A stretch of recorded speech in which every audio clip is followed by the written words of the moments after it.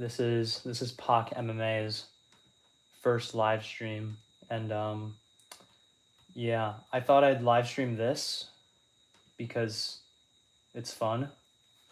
And I got I got nothing better to do right now, so I mean, I actually do have some things that I'd be better off doing, but we're doing this instead.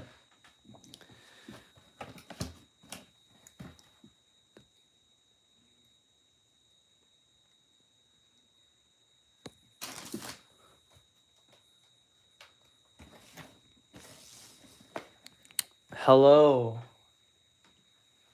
Hello, everybody. We're gonna be building some Legos.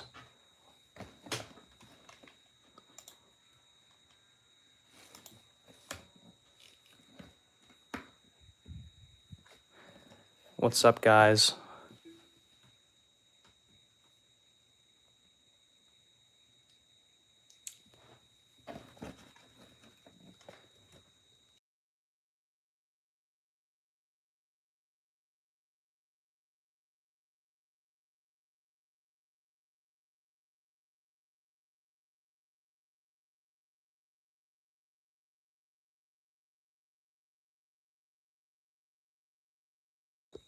All right, sorry guys, had a technical malfunction there.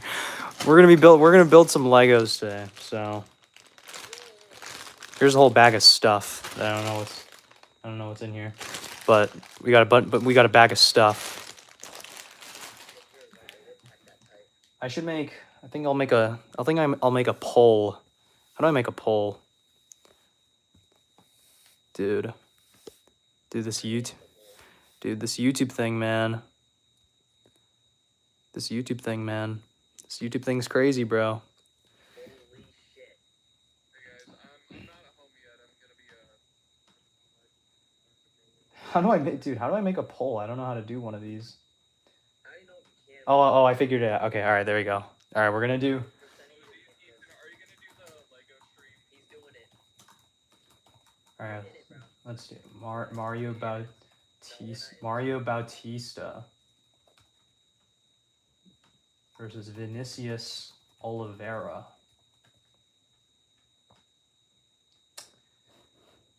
Oh, there you go. You guys got to interact, man. This is how we.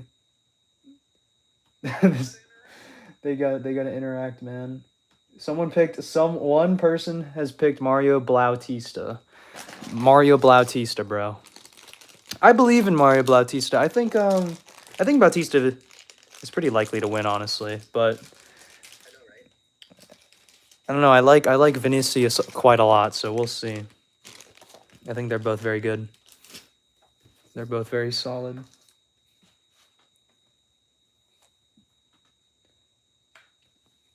All right, we gotta. Oh my gosh, this is like a billion. Do you see this bag? There's like 10 million things in here. All right, we're gonna move this box out of the way. So yeah.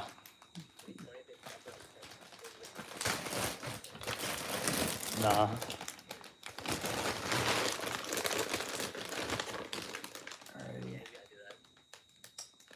Alrighty. How do I split view this?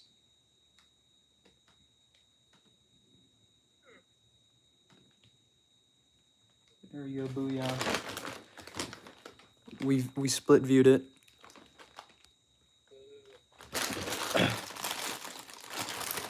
This is incredible.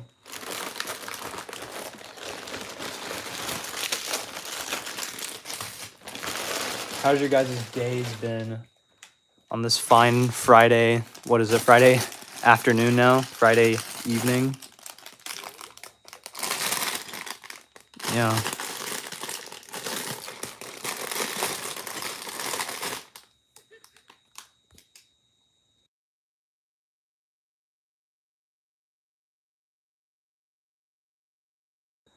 All right, let's see. Let's see if this is it. We got how many studs, bro?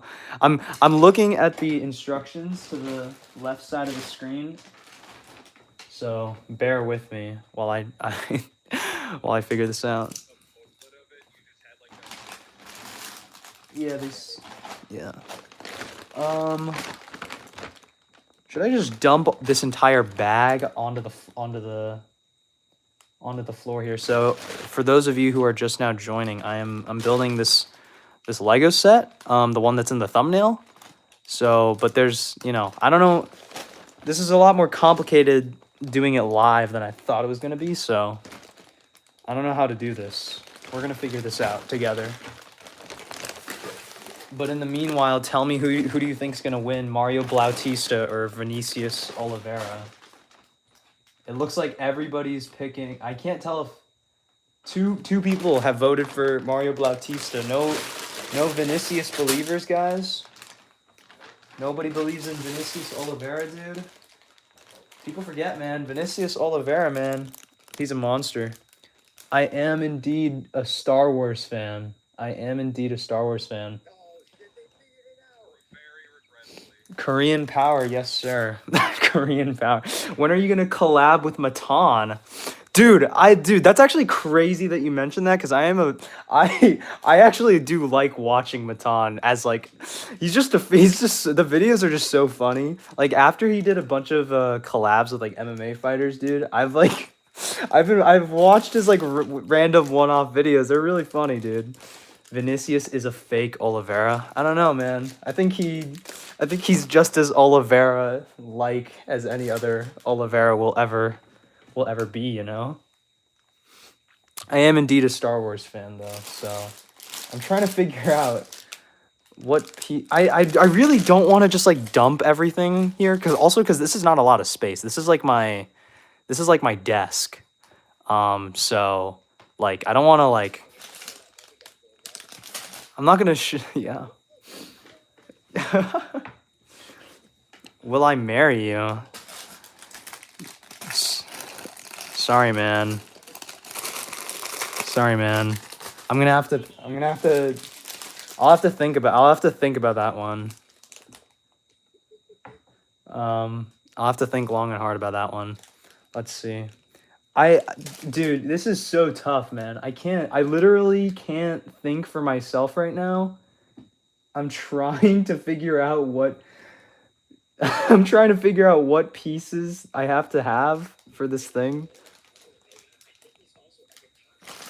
6 foot and loop like a K-pop champion.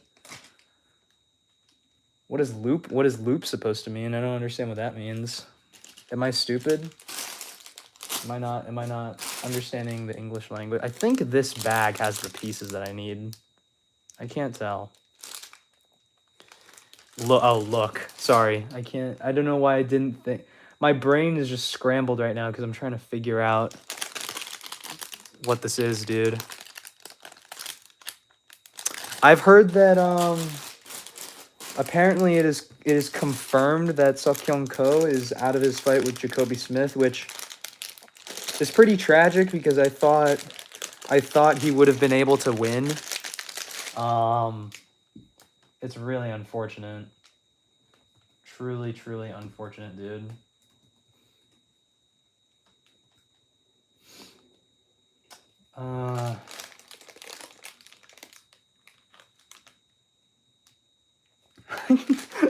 Bro. Dude.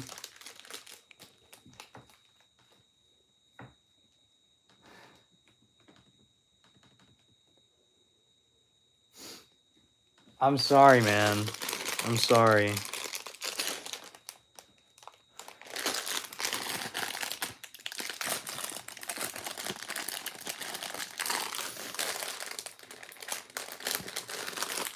Bro,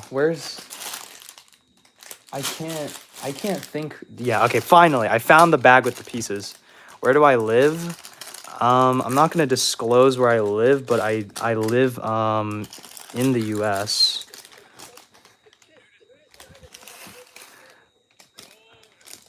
I'm not going to dox myself, but let's see. So, all right. Okay, finally, we're going to do step 2 of this set. We're going to do step 2, guys. We're gonna do step 2. steps are there? Probably a 10 million. Yo, I don't know if this is messed up because you both Asian, but you sound just like Anaki. Sorry. I do not sound like Anaki MMA. I don't sound like him. Anaki MMA, some of my friends, I did not say this. I do not, just as a disclaimer, I am not saying this, but a lot of people have told me, a lot of friends have told me that Anaki MMA is kind of like, he kind of sounds really weird, which I do not agree with in any way. That's my thoughts, but I don't sound like him. Anaki has like a really like, he has like a weird, like, it's not like a lisp, but he has like it's not a lisp, but you know what I'm saying. Like he has a like a cusped voice, if you get what I'm saying. I feel like I talk pretty clearly. Maybe I slur my words a little bit. Maybe I'm a little punch drunk. It sounds familiar to me, but I get it. Yeah, that's fair. I think it's also a thing. I said punch drunk. I think it also is just a thing where like it's almost like tribalism. Like Asian people can tell other Asian people apart from each other really easily. But I mean, obviously I'm not like physically looking at Anaki MMA, but as in like just like even voice wise.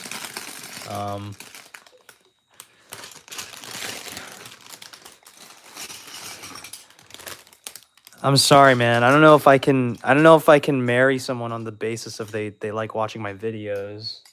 I would love to. I wish life was that simple.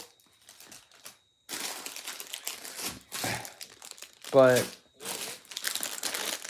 yeah, it's just not my style, I guess. If I were to call it that. Alrighty. So like, imagine like some timeline where like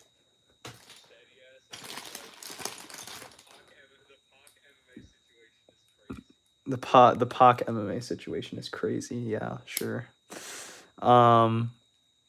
Okay, so we're this far. We're at step 2. We're at step 2. This is incredible. Still on step 2. He said we're on step 2. No. We just got to step 2. I do, by the way, I do really appreciate you watching all my videos. It does really mean a lot.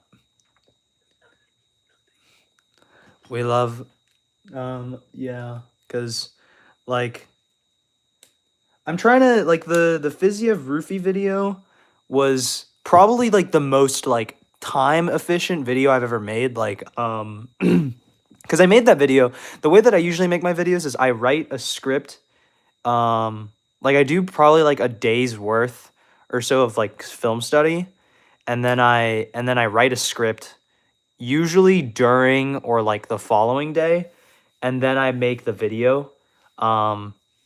And the issue is that like a big portion of editing my videos is editing the audio, which is like really time consuming, mainly just because like I kind of suck at doing voice, especially because usually I do them in the morning. So, but it becomes very tedious, I guess. Is this right? I did this right, yeah. How many? It should be showing 4. Okay, never mind. I guess I didn't do it right. I don't think. Or am I stupid? Is this the right amount of studs? Bro, this is actually an awesome idea. Yeah. Are you talking about the stream idea? So the last time I built a Lego set was like, when was it? Like last year, Christmas probably. Cuz someone gave me a Lego set during like Secret Santa.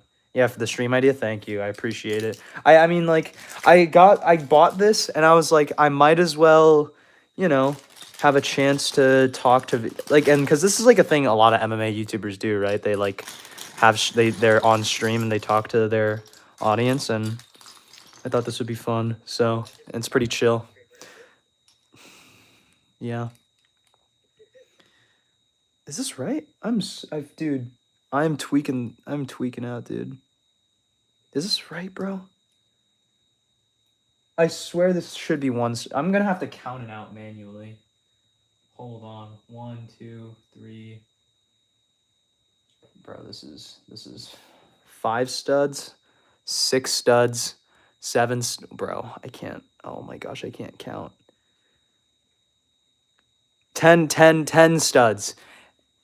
MMA YouTuber, by the way. Person who's supposed to know things about MMA. Can't count. Asian person can't count. I don't know. I'm just very tired. I just got back home from work, so bear with me, guys. Bear with me.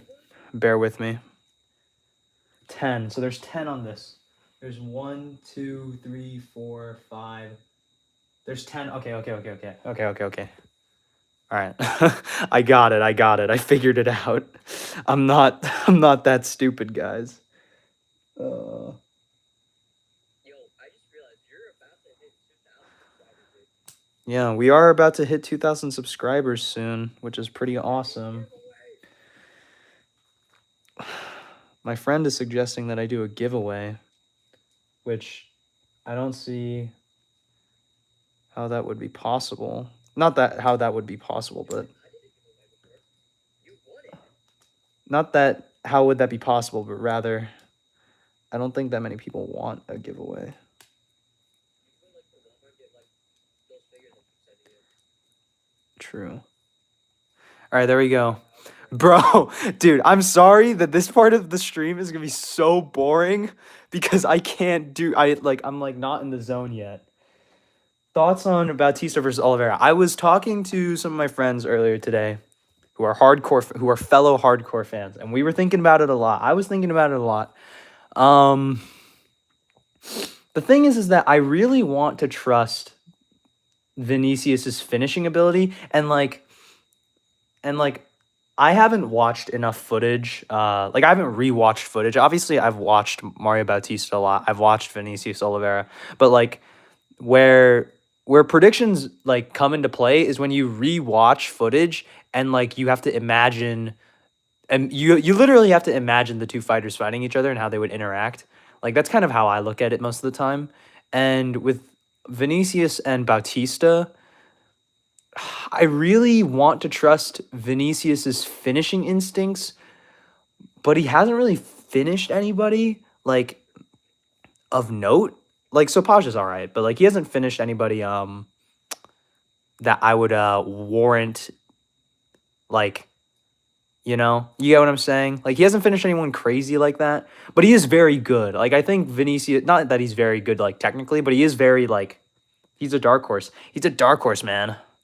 He's a marauder, bro. But he's very good. But Bautista's my issue is that what my friends have told me is that Bautista is very bad on the back foot, and that's why they're very confident in Vinicius. I haven't rewatched the tape, so I don't know that. I can only remember his fights versus Umar and his fight versus Patchy Mix and his fight versus Ricky Simone and his fight versus was it Damon Blackshear or was it Damon Jackson? I think it was Damon Jackson. Was it who was the fighter that he went to a split decision with that he should have lost? I don't remember who it was. Do you guys remember? The fellow, that one fellow. But yeah. Everybody voted for Mario? Bro, 7 votes, everybody voted for Mario. Nobody repping Vinny, bro. Nobody repping Lockdog, sorry. Lopdog. Who's Lopdog, man? Vinny a bum for real. Chill. Yo, chill, bro. Dude, Vinny would sleep you, bro. No, dude, Vinny would cold you. I'm kidding. Well, I mean, he would. I'm just. Maybe he wouldn't. Maybe Rado could take on Vinicius Oliveira. Maybe Rado could take him on. Who knows?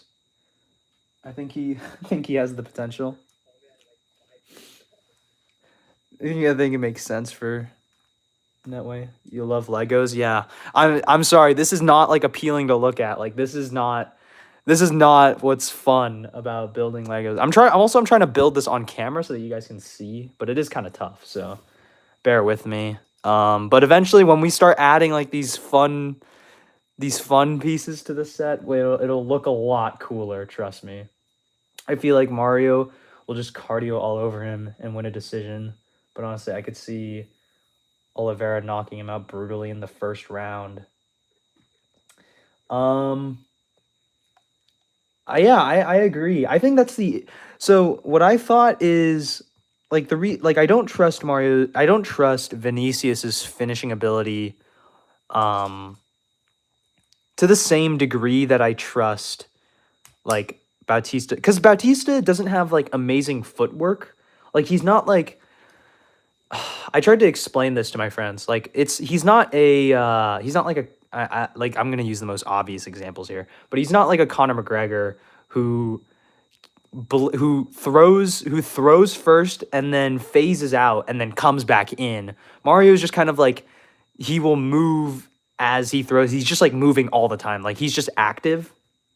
And that might be enough to beat Vinicius like on its own. But Vinicius is he's just very wild, and he's very good at sort of like dragging people to his own pace, like stopping fights to bringing fights to a crawl and just making people fight at his pace. So it is really interesting. I am really excited, honestly. Like I was watching some prediction videos, because I don't make like full card prediction videos, just because like I don't think it's like that cool. Not that it's not cool, but rather I don't know. It's not something like I want to do every week, to be honest. Because it's also kind of like, I don't know. I feel like it would be lazy content for me, and like I'm not gonna watch I don't have the time to watch film or like study every single fighter on the card. Like watch their last 2 or 3 fights back to get a read on the fight. Just because like when I like sit down and make a prediction, I like being pretty in depth with it. Like I don't mean to like sound like a nerd, but you get what I'm saying. Like I like the predictions to be a little bit more meaningful. So I'd rather make one video on like one particular fight. How am I filming this? Sorry, I went on a little tangent. I'm filming this on my phone, so it might not look that pretty. I should probably get a light on here. I thought I was gonna do that. Let me. Yeah, gotcha. I gotta get a light on here. I don't know how I'm gonna do this. I have a lamp. There we go. This is not amazing, but that's like all right. It looks kind of cozy, don't you think? With this, looks a little cozy, I think.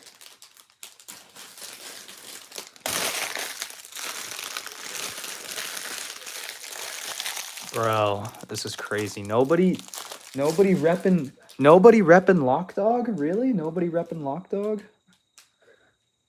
Nobody likes Lock Dog? Nobody messes with Lock Dog, bro? Come on, guys. Who doesn't love Lock Dog Oliveira? Ain't nobody repping Lock Dog? That's crazy. I mean, I think... man, if I were to pick, I'd probably... Just because I think my friends have convinced me, I think I'd pick Vinny. I think they've convinced me that Vinny is relatively likely to win. One thing that I thought was that because Vinny fights at such a high intensity, I feel like if Mario were to be dragged into that sort of firefight, I think he would match the intensity, you know? Like I think he would rise to the occasion, like sort of unlike how he performed versus like Umar. Like he did well against Umar, but he just kind of like didn't do enough. So And, like, even in the round that he dropped Umar, I don't think anybody gave him that round, which is not, like, amazing. I'm just kind of parroting some of my friends' takes here, but I think they're pretty sound. You know, the viewership is actually way better than I thought it was going to be. It doesn't seem that bad. There's like 5 people watching this. I appreciate everyone who's joining. Oh, and it went down to 4. Tragic as soon as I said that. Okay. But as you can see, we're getting somewhere. You guys see this? We're getting somewhere. We're building something. Something's happening. So, good enough for me, to be honest. I don't know if I'll build the whole thing on stream, but I'll try. So, yeah. What was I gonna... Where's the thing? Bautista versus Umar was basically 14 minutes of Umar clearly. Yeah, exactly. What am I building? I'm building the thing in the thumbnail. I'm building a Lego set. Here, this is what it looks like. It's like it's from Star Wars. It's like a ship with this cool thing on it. This cool deco. I'm not gonna be a nerd and say what exactly what it is, but you can ask or something. Dude. Why can't I use my functioning human brain to figure out what pieces are what, or where these pieces are, bro? I wish these were numbered. This is really hard on like official Lego when you don't have numbered bags. Like when you have to actually look for the pieces yourself. This is pretty tough. This is not the most joyous experience. I think they're in here. I think they're in this bag. Hello, people joining the stream. We're building a Lego set, and I'm here to, you know, answer questions and, like, you know, just talk to the people. You know, that's what we do. That's what we do here. But I think one person voted Lock Dog. One person out of 13 voted Lock Dog. I think that's one person, right? Yeah, it's 92 to 8. Let's go. One Lock Dog believer. Incredible. I do think Vinicius has a really good shot, just because he's so unorthodox. And, like, typically I don't think that's, like, that much of a benefit, in my opinion. I don't think being unorthodox is always, like, great, because usually what that means is that you're bad defensively, like, and you leave your chin open. Like, when people are like, dude, Paddy Pimblett is so unorthodox, man, like, what they're really saying is that he is terrible on the feet, which he is. He fights so funny. I hope he wins. I think he will. I think he definitely can win. I think he probably will win, potentially. I hope he wins. He's a very cool fighter. And he just sets a really high pace. And I think he's very good at dragging his opponents into deep waters. Yeah. Is it in this bag?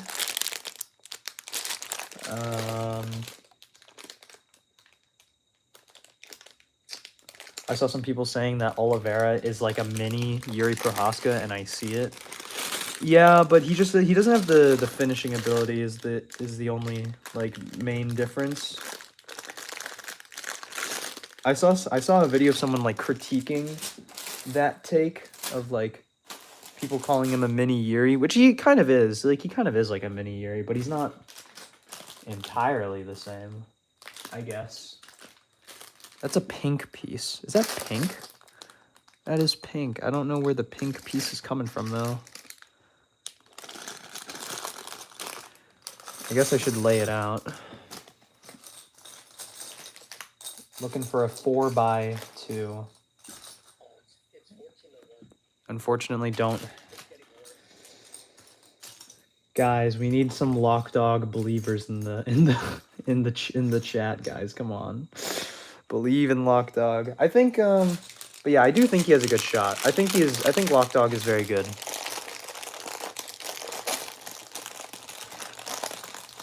Although I think if he finished one of his more recent opponents, I think I would be very inclined to pick him. I think I would pick him like with confidence actually.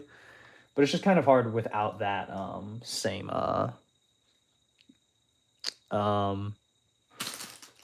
what's the word I'm looking for? I don't know. The same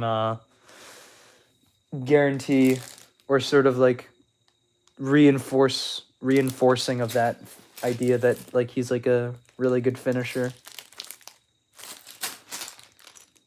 Where is dude? I cannot find this piece for the life of me. This is terrible.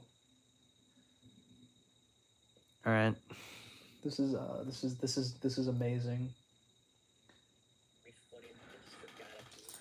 Have you checked the clones yet? No, I haven't. I haven't looked at the minifigures. I haven't looked at that yet. You should. I'll do it at the end. When it's over. I'll do it at the end when I'm done. Okay. Are those pieces in here? I think he did. I could see. What am I looking for again? I'm looking for that piece. I'm looking for this like pink piece. But I'm not really sure if it's in this set.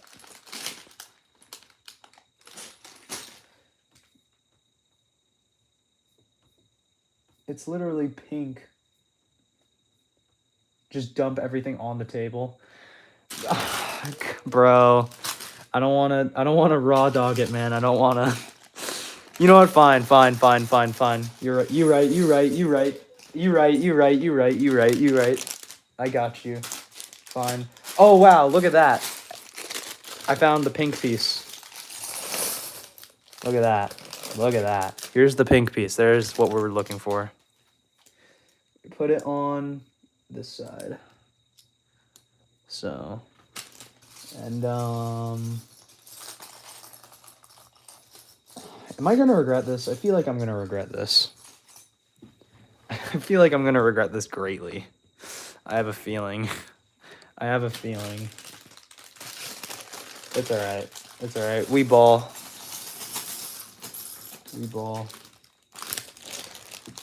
Okay. Alrighty. I was gonna try not to dump everything, but I might have to dump everything.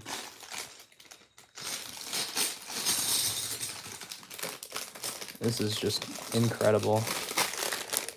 This is incredible. This looks like such a mess. Who's gonna want to watch this? Man?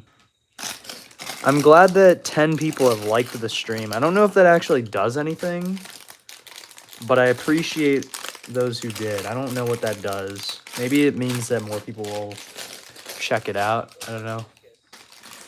We got 2 people for Vinicius Oliveira. Incredible. Vinny Lockdog Army. Inbound. Lockdog Army is inbound, guys. Watch out. Mario Bautista, your time has come. What isn't Bautista's nickname like? What's his nickname? He doesn't have a nickname, right? I'm just remembering his tattoo. The what is it? I don't remember. Do I like Star Wars? Yes, I like Star Wars. We're building a Star Wars set here. So, I do like Star Wars. Just a little bit. There we go. Wait, is this the right color? Okay, this one's, you can see this one's light gray, this one's dark gray, so. Death Before Dishonor, that's what it is, exactly. That's what I remembered. That, people really didn't like after the Aldo performance. Which, yeah. I gave him similar crap for the Aldo performance, but like, he's made up for it a little bit, sort of, not really. He's tried. He dropped Umar. That's enough for me. I forgive him. I don't forgive him, but I respect him. I respect all fighters, actually. I never said that. I respect all fighters. I respect all fighters. This is true.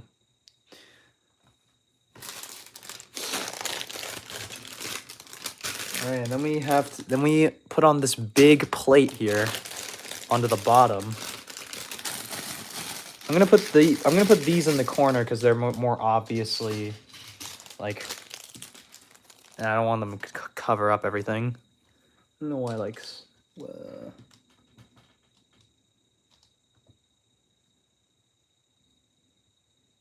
let's see here. So it looks like it goes like this.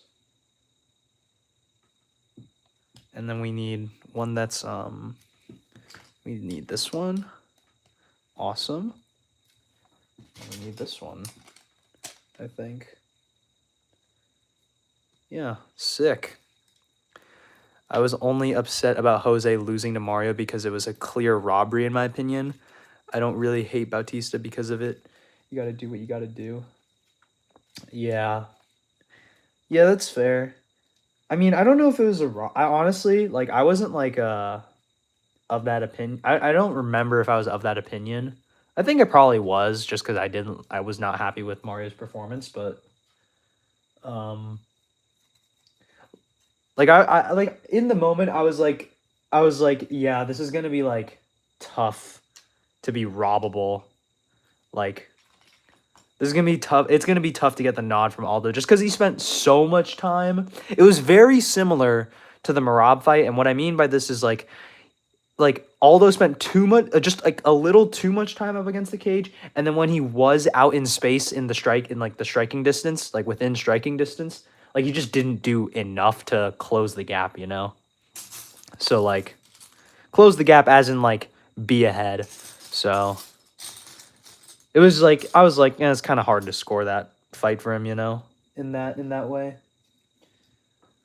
But yeah. I am definitely of the opinion, though, that Aldo did lose the Zahabi fight. I am for certain of that opinion. And I think that it's not as egregious, even if you think that Aldo did win, because at least, you know, Zahabi tried to win, you know? He nearly finished Aldo in the third round, so good for Zahabo. We love Zahabo over here at Pak MMA. I don't know if you guys know, but we love Ayman Zahabi, bro. We're Ayman Zahabi fans. And if you guys aren't, then sorry, my bad. But we are Ayman Zahabi. We are Ayman Zahabi fans. Lockdog low-key look like NBA Youngboy. Truth nuke. True. Like this comment if true. I think you're right. I think he does kind of, yeah. His I don't think his, you know, like the picture, I don't know if it's of NBA Youngboy, but it's like a picture of his nose or something. It's like where his nose is like super big. I mean, kind of looks like that. I just realized I keep building this off camera. Sorry guys, but this is what we got right now.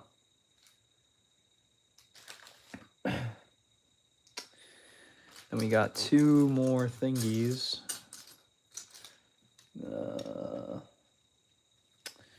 More of these pieces. Where is, there we go. Found it. And then, what am I looking for? I'm looking for these pieces. What do you guys think of the old Gooch versus Amir Al-Blazo. Let's see. We got 12% Vinny. I don't know how much this is. You were talking about Yeah, that's what I meant. Like Quandale Dingle, like the photo. I don't know. Is that is NBA YoungBoy though? Like the photo itself is like based. It's like using him, right? I'm pretty sure it's using him in that photo. I'm not wrong, am I? I don't know.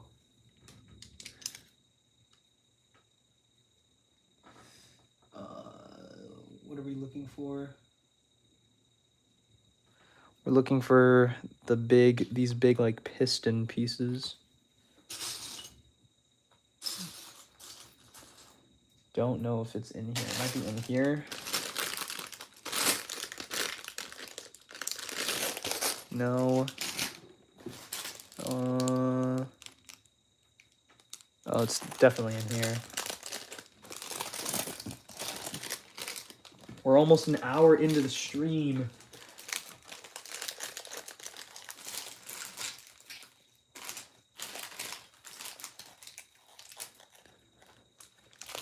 The Gooch is going to be Al Blazo, in my opinion. I agree. I think so too.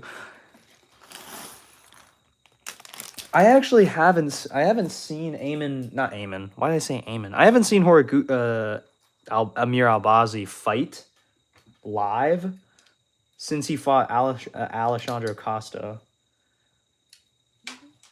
Alexander Costa. What do you guys say? Do you say Alexander Pantoja? Do you say Alexandre Pantoja? I think I said Alexandre Pantoja in my video. In my breakdown.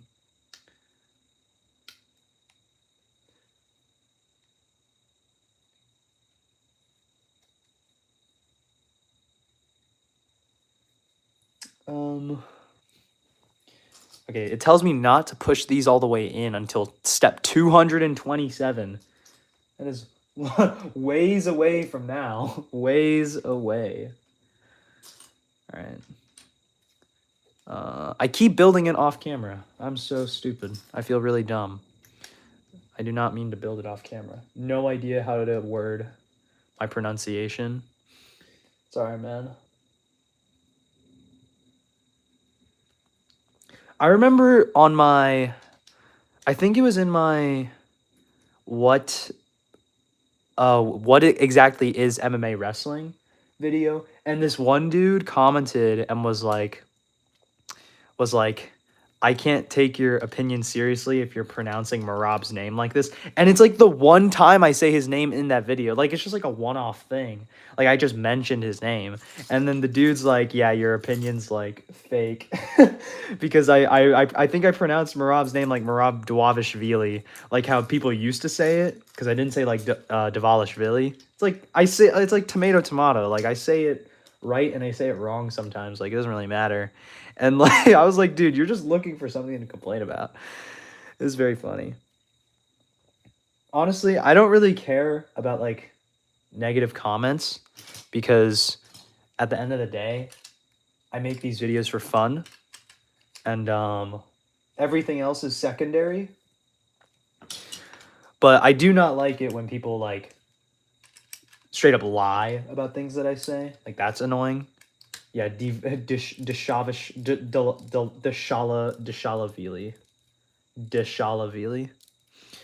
Dwavishvili. Dvalashvili. That's what I think. That's what I said. I said Dvalashvili. Like I combined the V and the D sound like immediately. I think that's what I said. I think I might have said it that way, which is wrong. But like, I don't know. To hold it against me is kind of silly. Kind of silly in my book. Oh yeah. Okay, so we do this part. Yeah.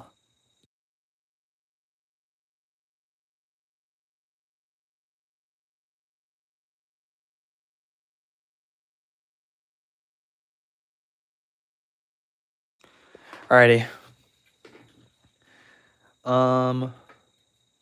Yeah.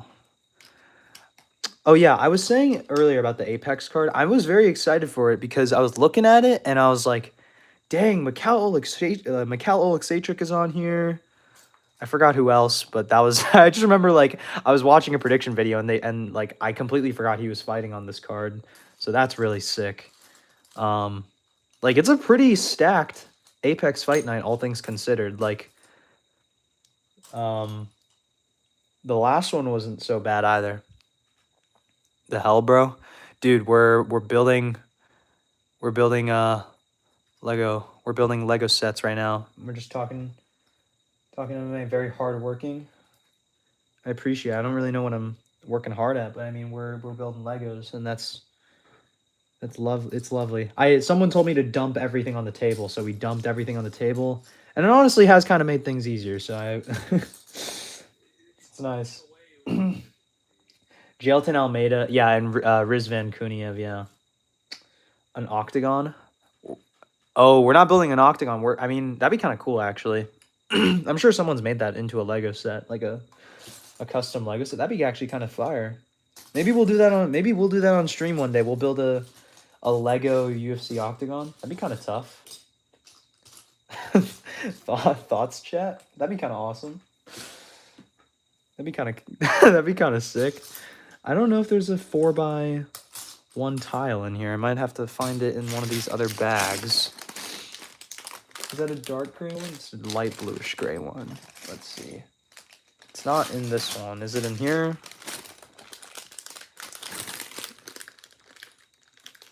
Doesn't appear to be. So you can see this one. This has helmets in it. So I haven't built any of the minifigures, but it has these pieces in it. So like I'm not going to use this for a while, so I'm just going to put this back there. And same thing with this. These are printed pieces, so just going to put them back there. You know, I was thinking about it earlier. I wonder how Jailton Almeida would do in like an older heavyweight era. Because like on one hand, like he is certainly he's certainly skilled enough to have success, but like there is something to say about like older generations, like older eras of fighters just being like grittier. Like there was a lot more wars back then, you know. Build an actual octagon on stream, a real octagon. That'd be kind of. I saw someone on Facebook Marketplace selling a real octagon, like a UFC size octagon for like, I don't remember how much it was. It was like a lot of money. I don't remember, but I thought that was cool. Why am I a fraud? Oh, true.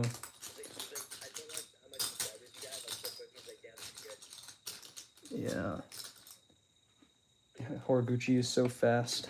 How good is DJ? Yeah, DJ's pretty good, man. I am sort of the opinion that DJ's like slightly overrated. Just a tinge. Because like people like say that he's like really good everywhere, which he is. But he is a little, because he's so Muay Thai heavy, he kind of is like defensively irresponsible sometimes. Like he was getting caught. I know obviously this is also an older point in his career versus Adriano, but like I was watching the second fight and yeah, like even before the finish, like it wasn't like DJ was dominating the whole time. Like he was getting tagged. He was getting tagged up by Adriano, but obviously there's a huge size difference there. So like take that with a grain of salt also. But I mean, like in general, I mean, he was kind of defensively irresponsible. Also, going 5 rounds with Henry Cejudo in a striking battle. I don't know, man. Not that Cejudo's that bad or anything, but like it's not like DJ like picked people apart, like completely dismantled and destroyed them. Like most of the time it was like he sort of gradually broke guys down and then like found his sort of like flash submission moment, you know? But obviously the Horiguchi win within itself is very good. I don't know why I went on that tangent about DJ there, but obviously DJ is very good. He's one of the GOATs. if Jailton didn't fight like he's waiting for the cops to show up after a dispute with his next door neighbor, he would be a lot higher. I think that's a really good. I've never heard that a better description of how Jailton Almeida fights. That is that's perfect. That is really perfect. That is exactly how Jailton Almeida fights. That's hilarious. Yeah.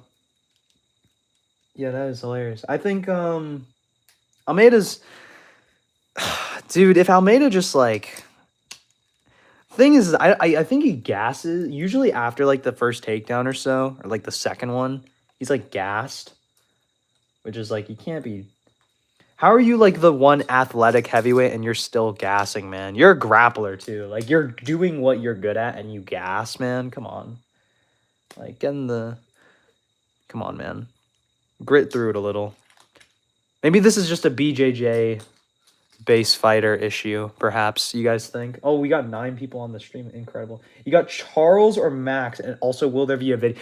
Yes, sir. There will be a video for that.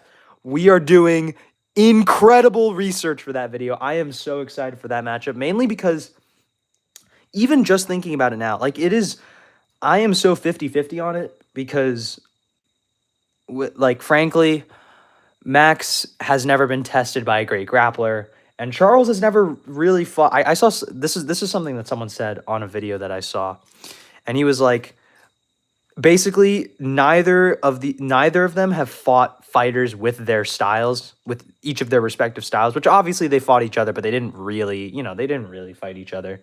Like it wasn't like a full length fight where we see, and it was also very early in both of their careers, so. I am very interested in seeing that matchup again. Very excited for that fight. I think my friend leans, one of my friends who's unrelated to my hardcore friends that I mentioned earlier when we were talking about Bautista and Oliveira, Vinicius Oliveira. He said like he takes Max Holloway very easily. I don't know, man. I'm kind of leaning Charles, dude. I just don't think Max's grappling has been proven against really anybody of note. Like he fought Frankie Edgar. That's Frankie Edgar at featherweight, and it's a good version of Frankie, to be fair. But like, it's not an amazing version of Frankie. He got taken down by Taporia. Not a terrible look. It's just like, I mean, he got taken down. And he fought Ortega, who's like not a wrestler, So I definitely lean early inclination before my video, before any research, before any like deep dive. I lean Charles a little bit, even though he's taken a lot. The thing is that if Max didn't get dropped and didn't look as weathered in his fight with Poirier in the trilogy, I'd be I would also have to I do have to rewatch it, but like just thinking back about it, it did look like Max aged like a significant amount between that, the Taporia fight, and the Gaethje fight. Like it looked like Max was up here for the Gaethje fight. He was about here for the Taporia fight, and now he's like sort of below, for that Poirier fight. Like he's sort of slowly trickled down, especially more specifically in terms of durability, How does he even have such a high finish rate? Are you talking about Almeida, or are you talking about DJ? Who's this referring to? I'm not very time efficient with this. As in, I wasn't paying attention when you sent that message. Where is this bro?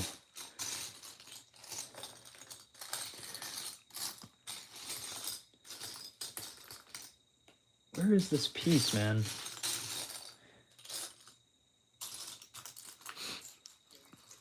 Yeah, Jailton. Because he fights a lot of fat heavyweight blobs who get submitted immediately.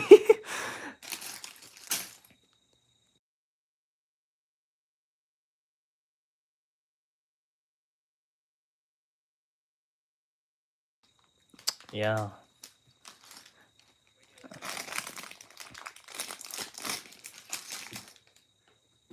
Trying to find another one of these plates, but it is kind of hard right now. This is a struggle. This is the struggle of putting everything down on the... Oh, found it. Incredible. Look at me go. Look at me go. Then we put it right here. And then we're looking for a grill piece, I think. Is that a grill piece? That's definitely a grill piece. Come on. Surely it's in here. Somewhere, I hope. Might not be. We might be cooked. I might have to go searching. Oh, I see it. You know what? I think you're right. I think I should just dump literally everything because I can't tell when something is not in the pile and when something is in the pile. But this is like about it. This is almost everything dumped out anyway, so it's fine.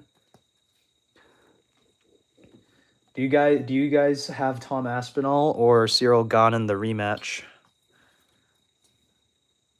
I feel like that's also I mean also because my channel is relatively new, but I haven't really talked about the grand scheme of the sports state, like Aspinall and stuff.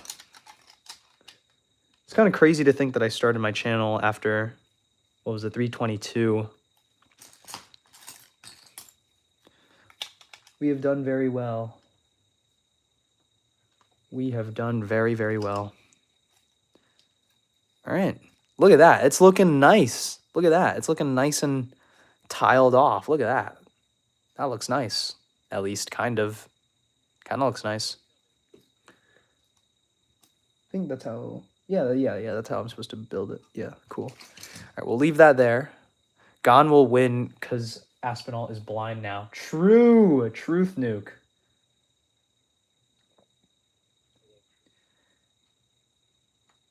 How should I say your name? Yummer? Yumer? Yumer Talik? Yumer Talik mech? Should I just say Yumer? I think I've said truth nuke like 10 times to your messages. But it's true. Truth nuke. He might not fight the same. And honestly, I kind of think that was crazy that wasn't a DQ, to be honest. Like, I'm not one to like cry about DQs. I was very upset though when that fight first took place. So, what am I looking for? I'm looking for this piece with the hole in it. I can't fucking see. Oh, that's the first time I've swore on this channel. That's crazy. I think Tom might catch him later on or in the fight, maybe submit him or something. True. All right, I'm going to put the tripod down a little so that I can see. Or so that, yeah. What was I looking for? I was so excited. Yeah, it was tough. It was a tough watch. I was very upset. The weird thing was that I was really excited because I was watching a lot of Tom Aspinall like content. I was watching a lot of Tom Aspinall stuff, and it just gutted me. It was very upsetting. Really sad. I was really rooting for him. But I really hope he gets it back because he's been on the back end of like some of the worst like accidents in UFC history, or like some of the worst like anything in UFC history. Like he got the knee injury from Blades, and then he had to deal with what else? Oh, he had to deal with Jones for like the whole, what was that? How long was that? Like 2-3 years almost. Something like that. I don't remember how long it was, to be honest, but it was a long time because he's been champion. He was interim champion until not that long ago, so but yeah, obviously really frustrating for him. And then now the eye poke situation, so like it's tough, you know. And you know, one thing I will say is that the narrative around that fight in particular is really interesting because like people who picked, because most people picked Aspinall, right? Most people picked Aspinall, but a lot of people are also simultaneously John Jones fans. Like, people picked Aspinall because they thought Aspinall would win, not because they love Tom Aspinall, right?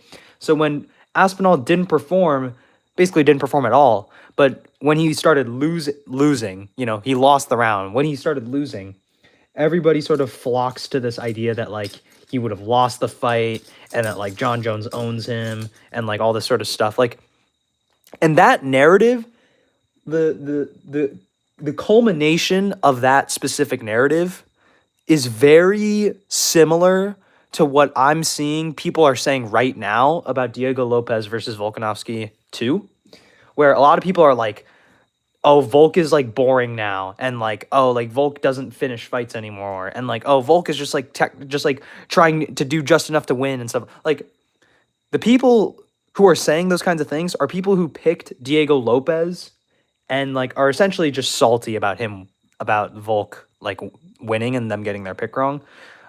Because if you watch that fight, the whole time Volk is throwing bombing overhands on Diego's chin, and Diego's just not going anywhere. Like, it's not Volk's fault that Diego has, like, Volk has fought some of the best chins in MMA history. He fought Max Holloway 3 times, Brian Ortega, Diego Lopez, you know. TKZ doesn't have the best chin anymore, but I mean, he would have been considered up there, assuming that he was in his prime. But you get what I'm saying, right? Like, it's weird how the narratives are formed, you know? Am I the only one who thinks UFC got even worse after the Paramount deal? I would happen to agree a bit. I think it's better mainly because I can watch the ads are terrible. It's really bad. It sucks. But it's not I don't know. I'm not too upset about it. Like, I don't know. It's okay. Like, I can live with it, to be honest. But I think definitely one thing I'm not happy with Paramount is the quality of the interface, because not every single fight, dude, there's like 4 fight night main events from last year on Paramount. It's like ridiculous. I can't find any like, even though I have Paramount Plus, I have to like go out to other sources to get footage for my videos, you know? Like, also, you know what's really funny is that for UFC 325, you know how they have like main event fighter, and then they have like a couple other fights, like their win streak or their highlights. For BSD, they didn't have the Roofy fight, which is, I don't know, I thought that was funny. So it's pretty cool that they're pushing Roofy though, because he's a great fighter.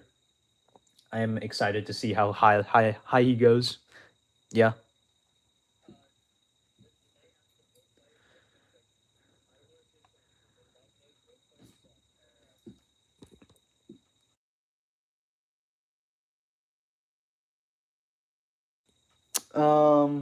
We're looking for this red piece.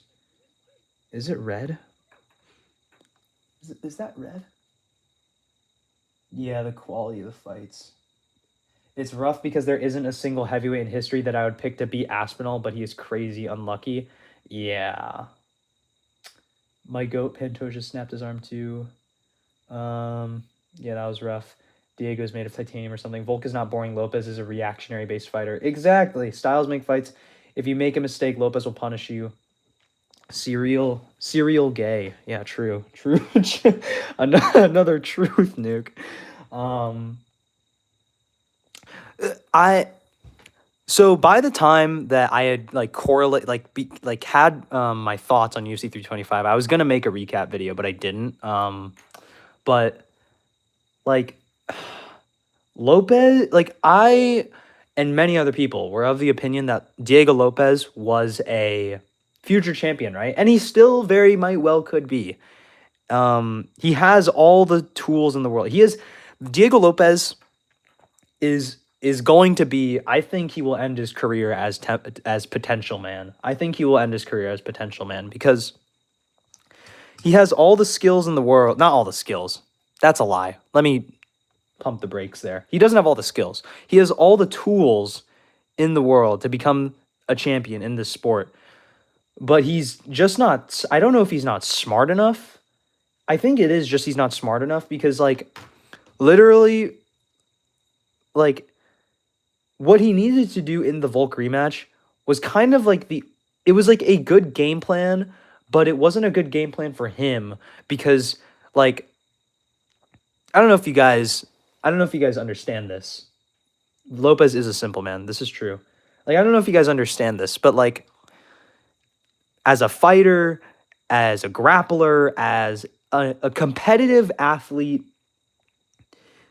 just even in life, right? In life, when you're so used to doing something this specific way and you haven't like and you've added stuff to how you perfect your craft, right? You know how to do this and you know how to spice it up. You know how to change things. But when you try to reinvent your craft, you can't do it in under a year.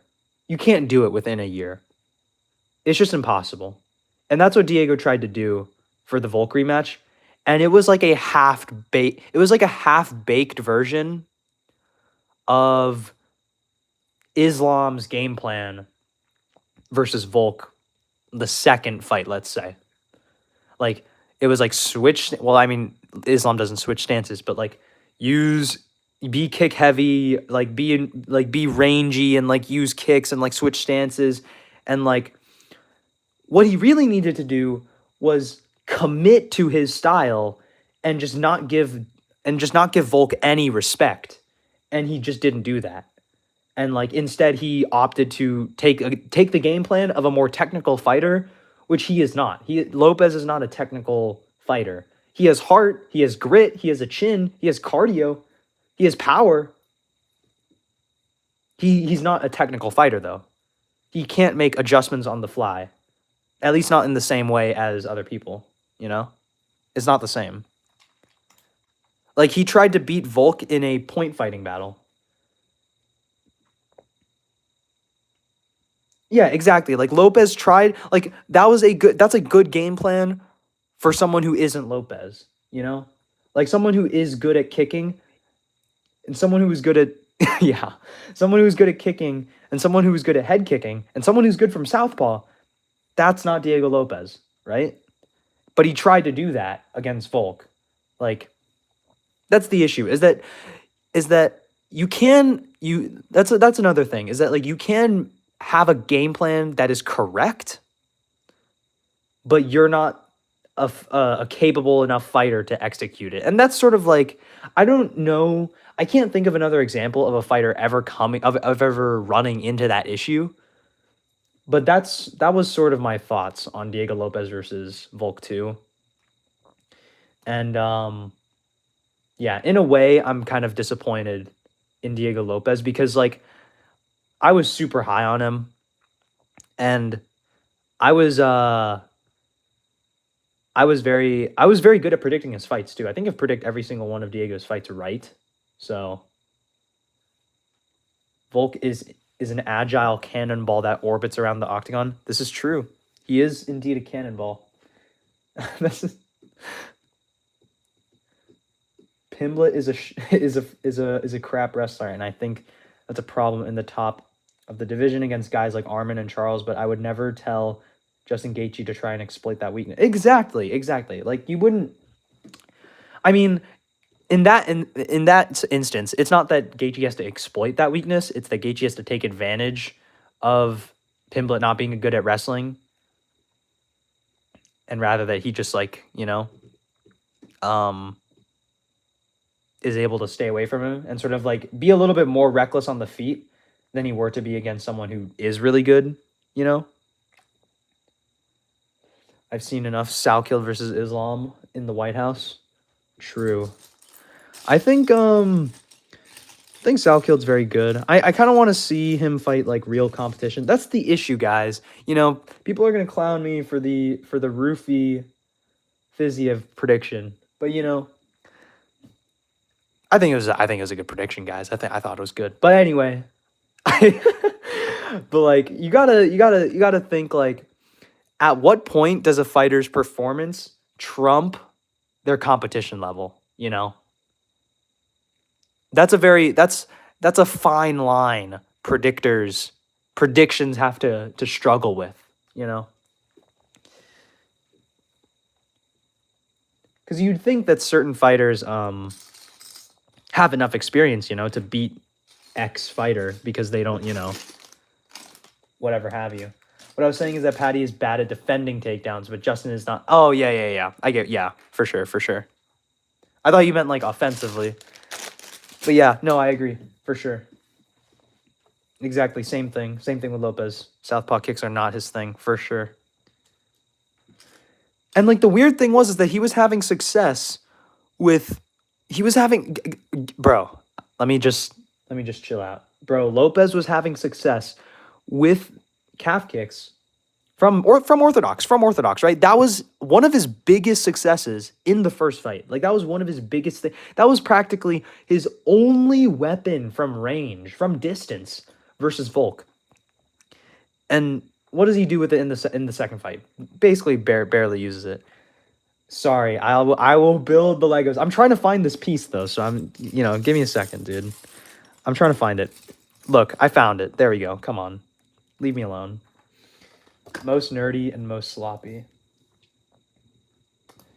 Oh, you know what? Oh, I wish I didn't mention this in the Pimblett Gaethje breakdown when I made it because I found out about it until after I made it. But I became so much more confident in Gaethje after I found out he had been sparring with Fares ZM all camp. Because Fares ZM, I kind of say Fares ZM is probably, I would argue, a more deserving ranked contender than Paddy Pimblett. Like, he just hasn't fought like someone of Michael Chandler's caliber or like of his name value, but he has fought a lot of great unranked. He has been in the Shark Tank of the unranked lightweight division. He has fought Matt Frevola, kind of a can, but I mean Matt Frevola is a good enough name. Matt Frevola. Who did I just say? Nazim Sadikov. He fought Terrence McKinney, lost, obviously. Mike Davis. Like, he's fought so many names. I think he fought Claudio Puelles. Like, obviously, some of those performances were bad. Like, he lost to McKinney. But, like, on the current run he is on, he is almost a perfect sparring partner to, like, he's a more technical striker than Paddy Pimblett, which is why I think he's a better, which is why I thought which is why I was so much more confident in Gaethje winning. So, yeah. All right, no more shutting. Fine, we're building. Sorry. Let me be a good little builder. We're building. Sorry.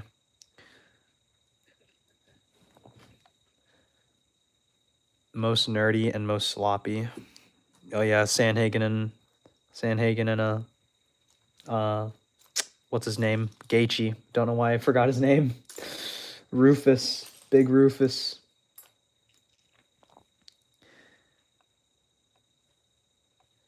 I'm really glad I got that prediction right. How bad is Hamzat cam shot? How bad is Hamzat? I don't think Hamzat is very bad, but I think he's very boring. And like what people don't understand is that like people are like, oh, this is recency bias. Like Hamzat has had like fun fights like his whole career outside of this, like outside of his one performance versus Drickus. But like when you think about it, that's his highest profile fight. Every fight that he fights from now on is only going to be more high profile. He is going to do the same thing as he did versus Drickus. He's going to be as risk avertant as possible against every other opponent he fights. So like it's no different. Or like we have the right to complain about it and judge it like it's going to be essentially like for the rest of his career, Like it's not that crazy to criticize him in that way,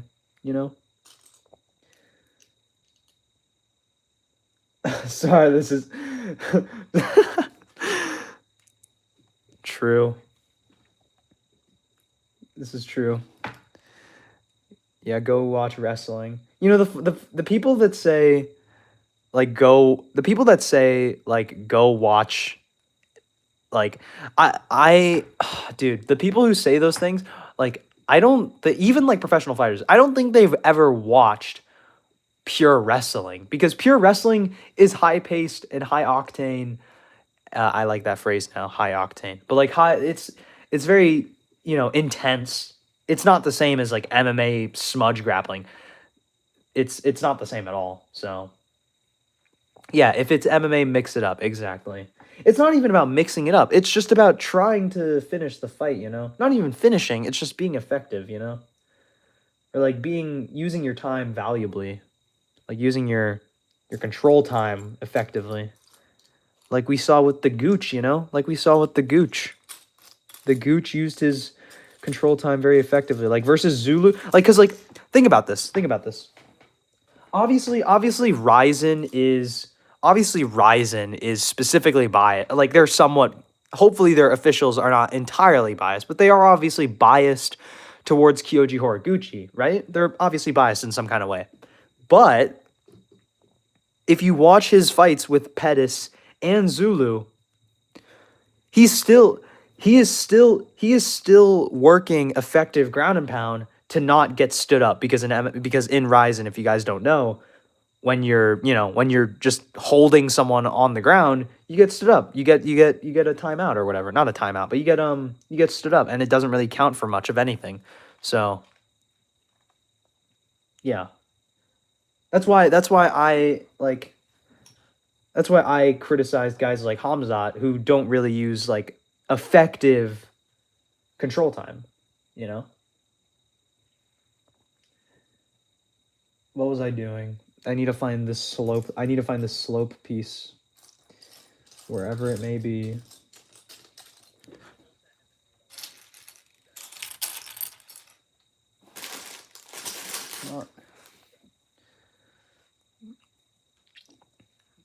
Okay, bro. All right.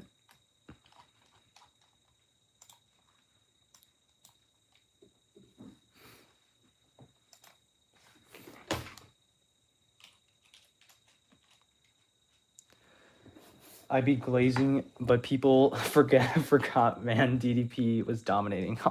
True, this is true. He was winning. Dude, imagine if mad, bro. I miss Drickus, bro. I miss Drickus. I miss him, bro.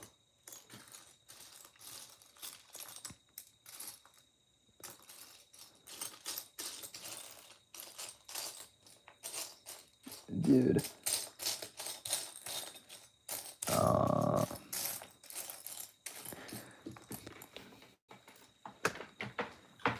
Bro, why can't I find this slope piece? So here's what we're building.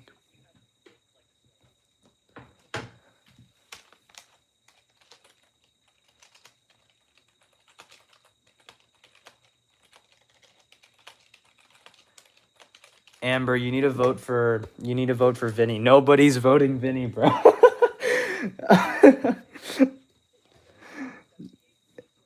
78-22. What's up, Pac man? What's up? We're still building. We are Vinny. Yeah. We are Vinicius. This is true. I'm trying to find this slope piece, man. It's not showing up. This is not looking great. I can't find it. I'm gonna put all these plates over here so that I can sort. I have to sort through this now. Great. I have to use my brain to sort through all these pieces, bro.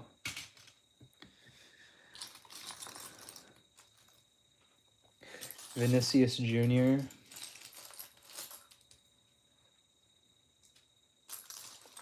More superior Korean than Pac. I mean, I don't live in Korea, so if you live in Korea, then I guess you would be. I have been to Korea. Vinny Vidi Vissi. True. This is true. I agree. I agree with that statement. Dude, I genuinely think I'm missing this piece. I might be missing it, honestly. I'm not even joking. I can't find it. But it is a relatively small piece, so I am also living in America, dude. Well, I am gonna bet that I could jab and leg kick you for 10 rounds and circle around and run away. So I'm actually the better Korean.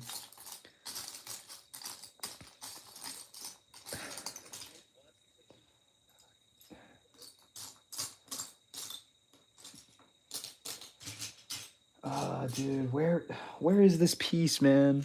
It's literally not in my set, bro.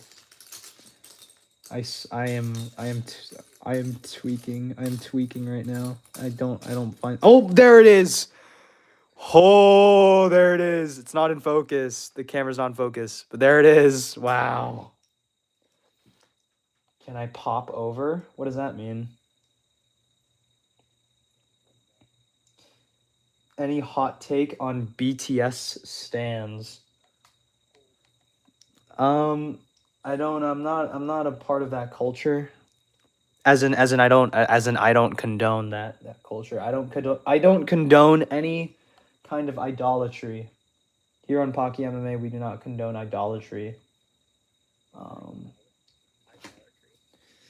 Yeah, so but yeah, if I were to say I'm not really the biggest fan of BTS stands, really. Do I listen to K-pop? No, not really. Like every now and then probably, but no, I'm not a religious K-pop listener.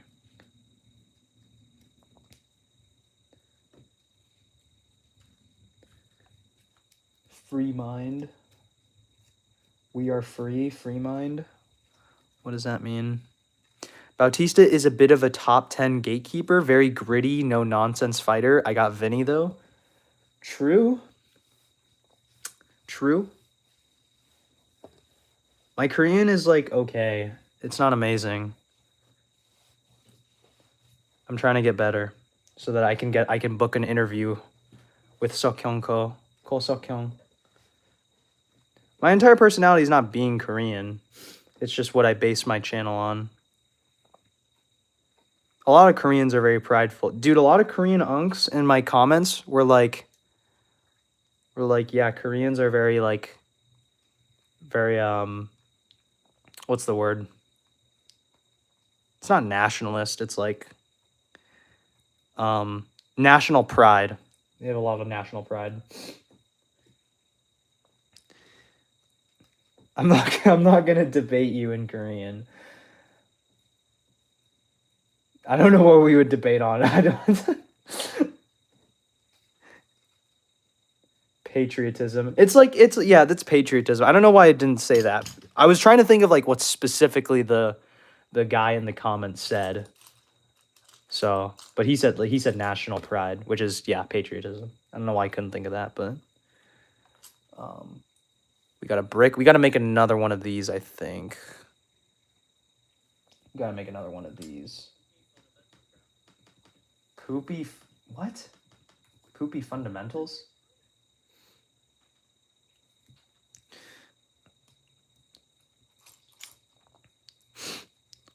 너무 예뻐. My YouTube channel is I don't know what I was gonna say. I'll troll you in Korean so no one else will get it. 알았어. 알았어요. Sigma Nation 08. Yo, what's up, man? How you doing? How's your day been?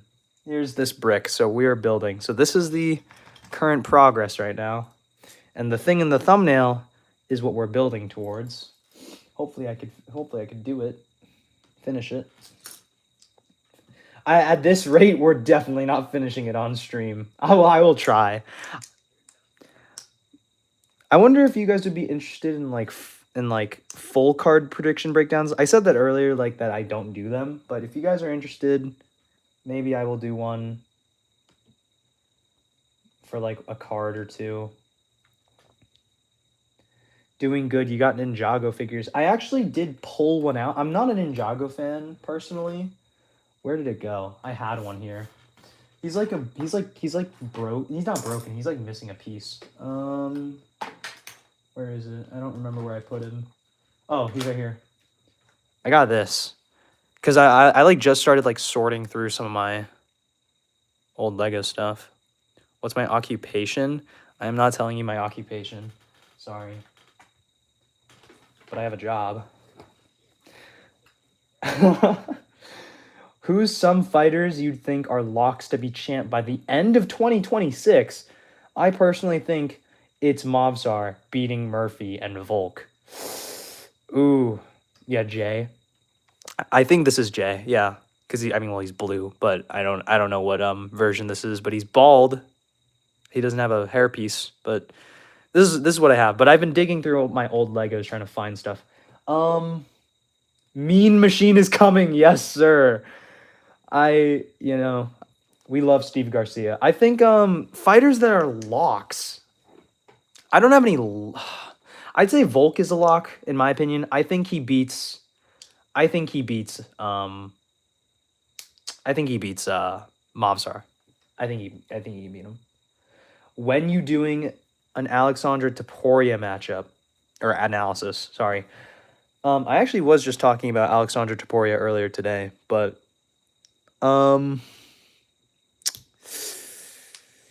maybe when he wins another fight, I will do like a cohesive breakdown of like his skill set if I really want to. My opinion of him as of now is that he just doesn't have the same footwork as Ilya. He's not as good at his feet. He's not as good as moving his feet, and I think he's a little too comfortable. If he fights Mitchell, I think he probably beats Bryce Mitchell. Probably. I'm not confident in that because Bryce Mitchell, like the shades of success that he had versus Ilya Topuria, I could see him doing all right against Alexandra. Felt like Alexandra was holding back. Yeah, perhaps. That's my issue, right? Is that he doesn't like he gets a little comfortable fighting at a certain pace, like fighting in his control, you know? It's kind of my issue personally. And I'm worried that will backfire on him when he fights someone who has high volume, you know? Yeah, man, true. Sure, yeah. Not that I disagree. I'm just trying to remain impartial. All right. Where's the brown? Oh, there we go. Found another one. I think we have to make 4 of these. I'm not sure. No, that's what I'm saying. I'm trying to remain impartial, man. I know that's you, ITP MMA. Who's ITP MMA again? I don't remember who that is. I sound like such a YouTuber when I say that, when like someone mentions another YouTuber's name and then they're like, bro, I don't know who that name is. I sound like such a like I'm trying to be I know who ITP MMA is, yeah. ITP MMA Live. Right? He makes compilation. He makes a bunch of compilation videos usually. You actually do kind of sound like him. ITP MMA? I actually don't know what he sounds like. What does he sound like? Is he cool? I know that he does videos with like his voice in it now. I know he does that now, so. But I don't watch his content. What MMA YouTubers do you guys watch? Who do you guys watch? Do you guys watch what do you guys watch? ITP MMA is the guy who does who used to do a lot of compilation. Like if you'll see a video oh, Khalil Roundtree striking is crazy, or oh, Max Holloway battered this guy, stuff like that kind of. I love Hopero. JG2, MMA Guru, Weasel, BXG MMA. Who is BXG MMA? Let me look him up. BXG MMA. Oh, I've never seen this guy before. This guy has members only videos, bro. That's crazy. Personally, I would never do members only. Like I would have to get to a certain threshold to do members stuff, you know. Guru Dogu, who is Dogu? Aniki MMA. I watch a lot of Joey and Kenny Okoye. I'm sorry. So that's gotta be, dude. Come on, come on, man. I don't really hate either of those guys. I mean, I don't like Kenny, but I don't really like care for either of them. I don't know. I can't jive in that space, you know. Like I hate the animosity that they bring to this community. You know, I just don't mess with it. You know, I just don't mess with it. Sorry, I don't mess with it. 750K in one of his live streams. That's insane. Did he have someone in his? Oh, betting my house on Joshua Van. Oh, it's probably because it's his thing says betting the house on Joshua Van. That's probably why. Because like with my prediction video, because it was like because I picked Joshua Van, like when the Van fight happened, a bunch of people from Myanmar like bombed my video. And like, yeah. Also, Jaden Cable is goated too.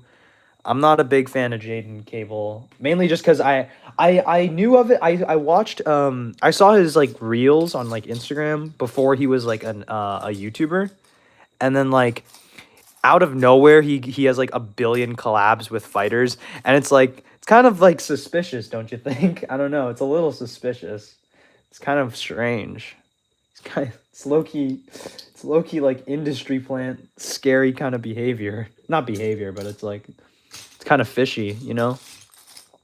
But Jaden Cable's cool. I just don't think he has like much of a personality.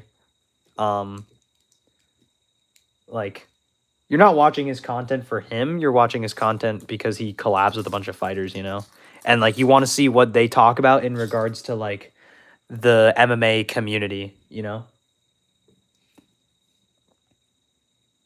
It's more than any Guru stream. Yeah, it's definitely like a Myanmar thing because his thing is based on Joshua Van. Like the title has Joshua Van in it.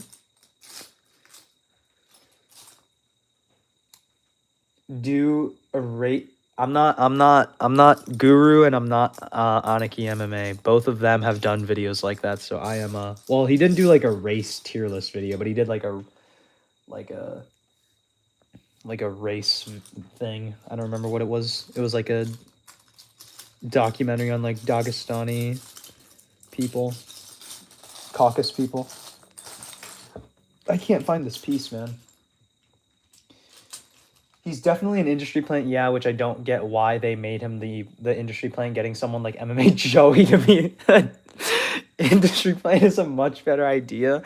I don't think Joey would be a much better idea. I think Joey would only make more people, because like you need someone who would like jive with a wide audience, you know. And MMA Joey isn't, not that he isn't that, but I wouldn't trust him to be the front line. I don't know.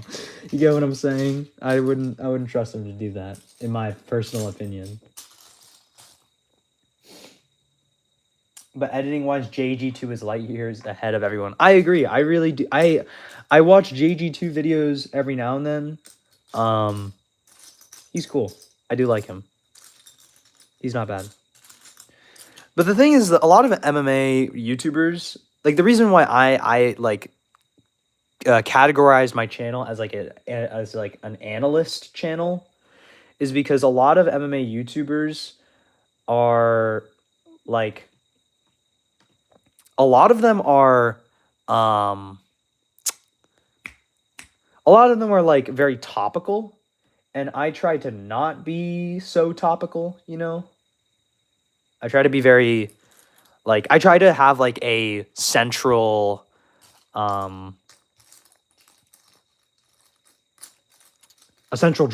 You get what I'm saying? Yeah. And also just because like I like talking about that more. Like I like talking about specifics more. Specifics.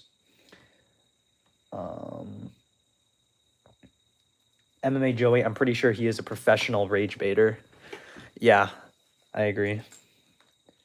I think Kenny is a better professional rage baiter.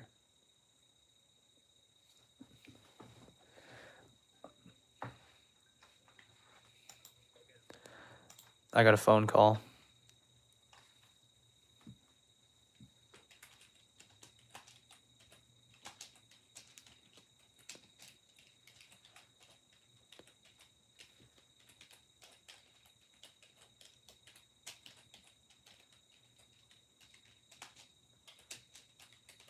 Bro. Okay. I just don't like MMA Guru too much. That's the only thing I don't like. Also, I think Bedtime and Lucas are casuals. The thing is I don't really like I don't mind people being casuals. Like also I don't consider Bedtime a casual. Lucas isn't a casual, like a casual. Like he knows stuff about the sport obviously, but he's very he's a lot more loosey. I guess more loose when it comes to picks. And like I guess you could call me a casual because he picked Rufy and I picked Fiziev, so what do I know? But you know, he's a lot more like and Bedtime picked Rufy, so I'm the casual actually. You're calling me a casual actually by indirectly. You're indirectly calling me a casual by calling them casuals. No, I'm just kidding, but Bedtime is a bandwagoner. I was an OG Bedtime fan. Pak MMA lore drop.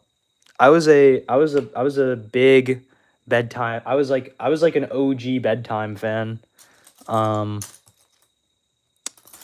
I low key he switched up on Benil Dariush, man. He switched up on us. I can't believe him. I could not believe him. He switched up on us. He doesn't say our name. He doesn't. He switched up on us, bro. I can't believe him. But nah, Bedtime's cool. We love Bedtime. And I just find Lucas really funny. I don't know. Even if you don't trust his views as like a fan, like as like a prediction artist, but like I don't know why I said artist, but like as an analyst, Lucas is so funny, man. I don't know. Did you know he got doxxed? I know, I know Guru got doxxed. I didn't know Bedtime got doxxed. I know Bedtime's government name.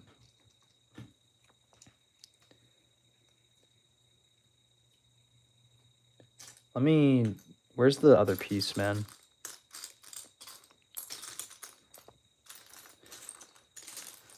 If I had a bigger table that I could spread the pieces out more on, this would be a lot easier. But I don't want to move it there. Is it here? I think it's here. Surely it goes there. Right?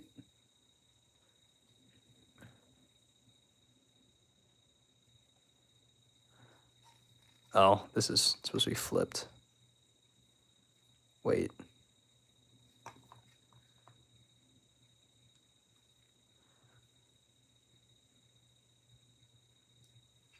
No, this is supposed to be flipped. Bro. Lucas changing his GOAT list for the 67th time. True. Lucas is low-key a prophet though, bro. He put Jan at what, 4, 5? I think it was 5. No, it was like 6. It was like number 6. I remember watching that video with my friend and it was hilarious. That video was awesome. He's literally a prophet though. I know that obviously the take at the time was terrible. Not terrible. I thought it was like somewhat reasonable. Not somewhat reasonable, but if you were to like if you were to believe in the criteria that he's setting, it's not a terrible take.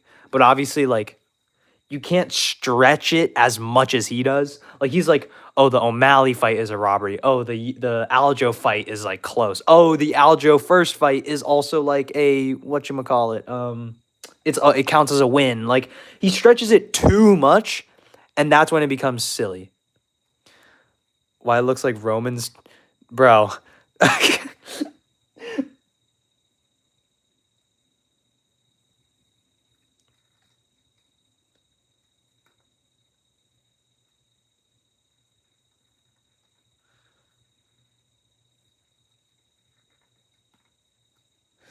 Bro.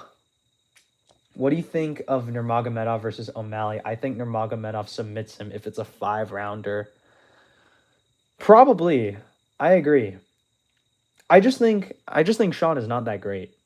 Like after that performance versus Song, he will never perform to the same level that he performed against versus Jan because of the Aljo fight. And what I mean by that is like in the Jan fight, he had so much success because he threw combinations, right? He threw combinations. He was active like the whole fight pretty much.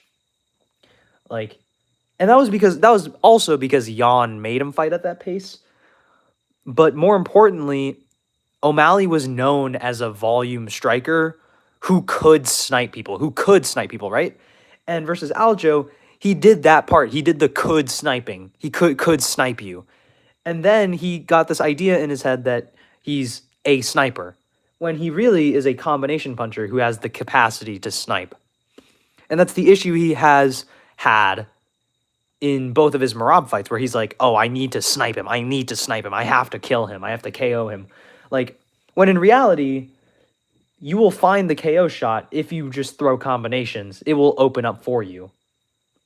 And he will never fight to the same level because he's convinced himself that he's a sniper and that he can one-shot people, which he can, but for the most part, he can't. Like, for the most part, he's not going to one-shot everybody he fights, you know? I don't think that's a bad take either. So, I think that's a pretty fair take. What do you guys think? Am I wrong? Am I wrong, guys? Flame me. I just don't like him considering every robbery in favor of Jan.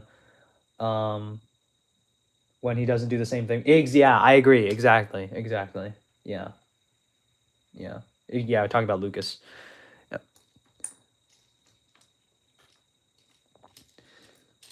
Like I think O'Malley actually will beat Corey.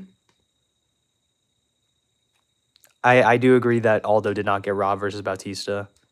I actually don't think he beat either Bautista or Zahabi, to be honest. But I get what you're saying. Like, Lucas doesn't count for everything. I don't think O'Malley's trash, but I do think he will never be the same. He will never have as good of a performance as he did versus Jan. That is a elite performance. That is one of the most elite performances anyone could possibly have. It is a terrific performance.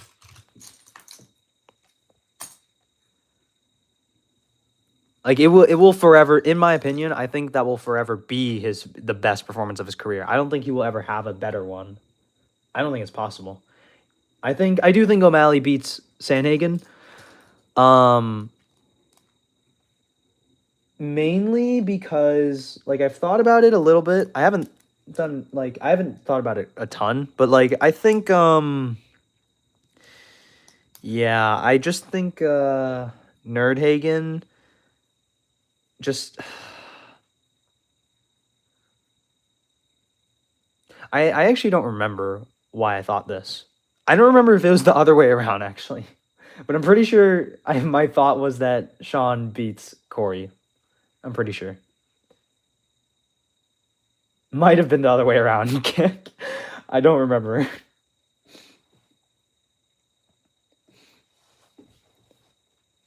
Don't quote me on that, because I might have thought the complete opposite. I just actually don't remember right now. I actually have no clue. But I think Oh, wait, no, I think it was. I think Sanhagen beats O'Malley.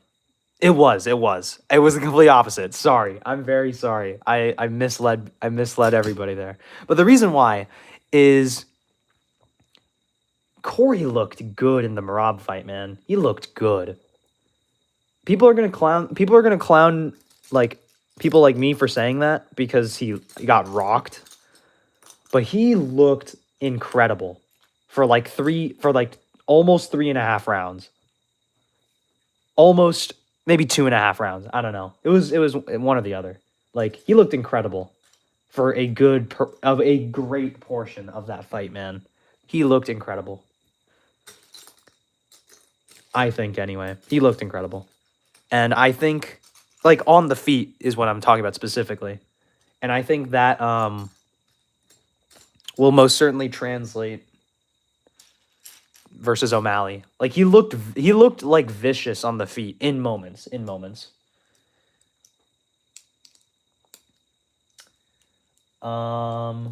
I think even Sanhagen beats O'Malley, but I think Nurmagomedov, Merab, and Jan beat him. Yeah, I agree. Sanhagen fumbles every single important fight. Doesn't matter how good you think he is on paper. Fair enough. That is true. This is true. I agree. You're right. You are right. It is very hard to pick Sanhagen. He does fumble. He does fumble very bad. Stylistically, Corey is your superior. I wouldn't say he's superior, but he has shown recently that he can actually be threatening on the feet, is what he's shown. And that's been an issue with him versus Merab, kind of versus not Merab. Who was it? What was Umar. Like versus Umar, that was like the fight that and Cheeto and Umar were the two fights where everybody was like, oh, now it's like Nerdhagen, like, oh, he's like a pitter patter puncher. But like versus Merab, he showed that and versus Figueiredo, he showed that he could turn it up, you know. So at least more than we thought he could, you know, more than what was previously thought of him before, you know. And I think that's a good look. I think it's a great look for Nerdhagen. I think that's good. And I think it's very telling of how he will perform against O'Malley. Like you look at their performances versus Song Yadong. I think Corey fought a way better version of Song Yadong than O'Malley did. And obviously he also fought one more round, but Corey busted him up, obviously with elbows. So that's not going to happen every time you hit an elbow, but you get what I'm saying. Justin Gaethje, 0 brain cells. True.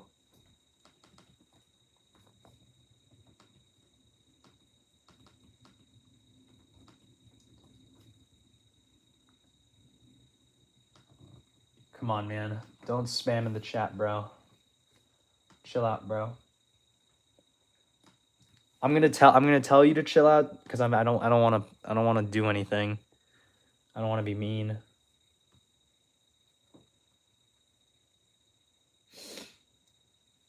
What was I looking for? We're looking for a piece right now. Is it this piece? No, it's 4 by something. Is it this piece? Yes, it is. Yes, sir. Yo, we're actually building the Lego set. Yo, crazy. I wonder how many people are actually watching this on the basis of like wanting to watch me build this set. And they're just like angry. They're just angry every single time I stop building, and I'm like yapping on. I'm like yapping on about some some stupid fight. Can we just trash on JDM real quick? Nah, man. I'm doing the Shaq stop.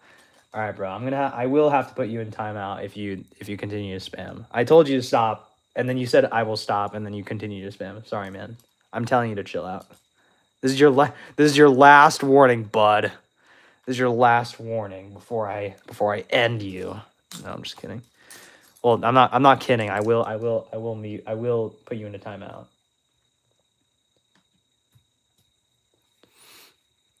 I will do it. Okay, I'm gonna make someone a mod, and they'll take care of it for me.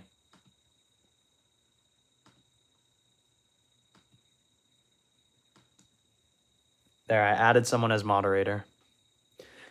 Dude, JD, dude, I don't wanna crap on JDM. That's my boy. I feel so bad because he had every tool. And people are gonna crap on him, but like, the thing is that I think Islam does that to most people, and I'm not gonna crap on him for it, you know.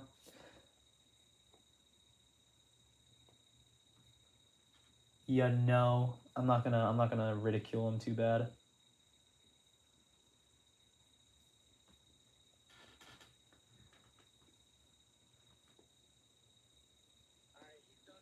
All right, mod. All right, mod, you got him.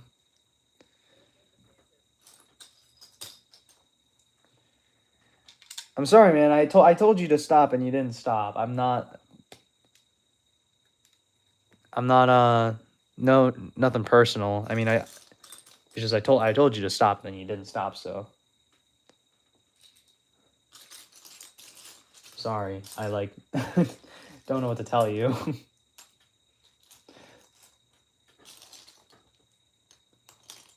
I was being very, I feel like I was being very, very nice.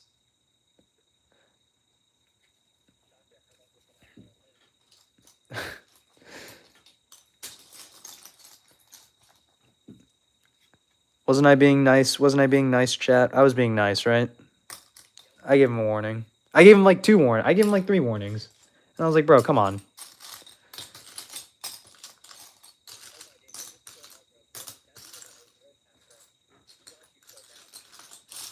Where is... You don't have to be nice. I'm a nice guy, man. I'm a nice guy. I'm not a... I would consider myself to be a nice person. I don't want it to be nice. We are toxic, true.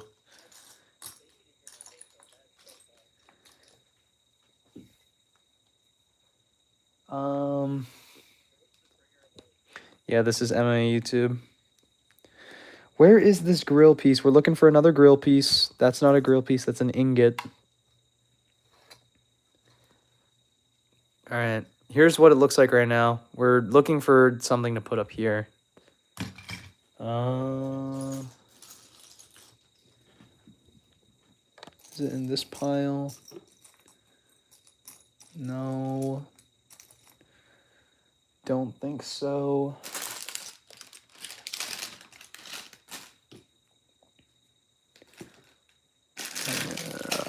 What am I looking for? I'm looking for the grill piece.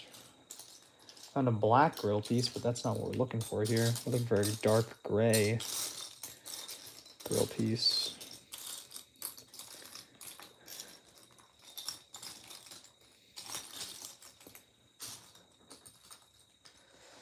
My problem with JDM was he was crying like a kid. Unfortunate. I mean, yeah, there's no excuse for that, but I'm not gonna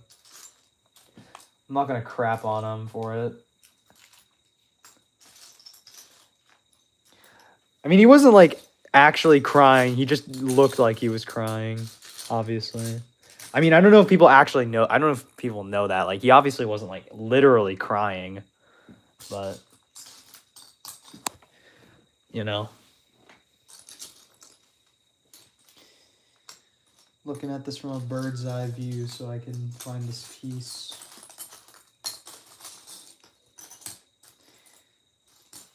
Oh.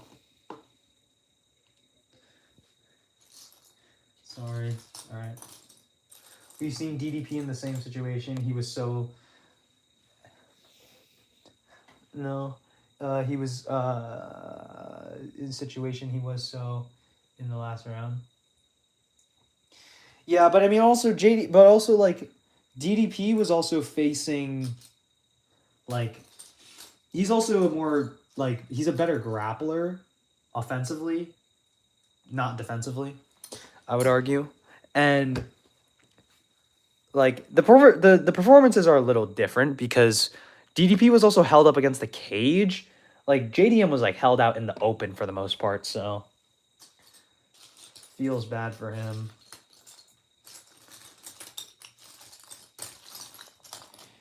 Dude, this grill piece just does not want to show up. Like, I see these black ones, but I don't see the dark gray.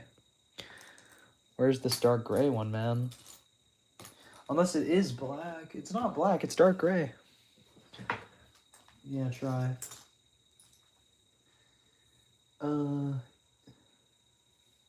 Yeah, he was so good in the last round. No, it's like it's a clear one. It's like a clear piece. Where?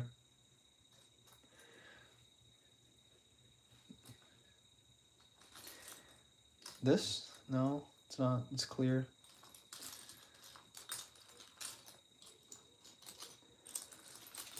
Yep.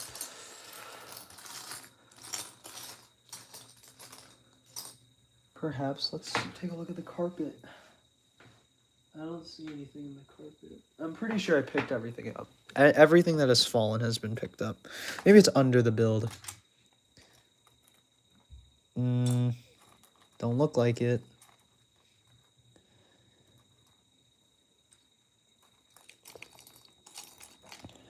Oh, it's not in there. We're looking. How long has this stream been going on? It's been going on for a while. It's been like an hour and a half.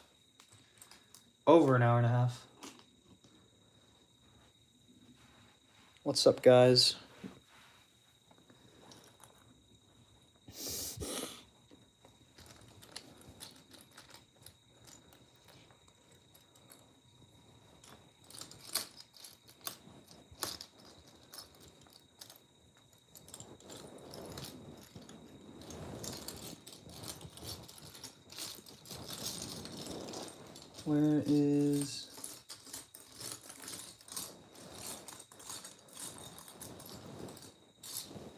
Where is this grill piece, bro?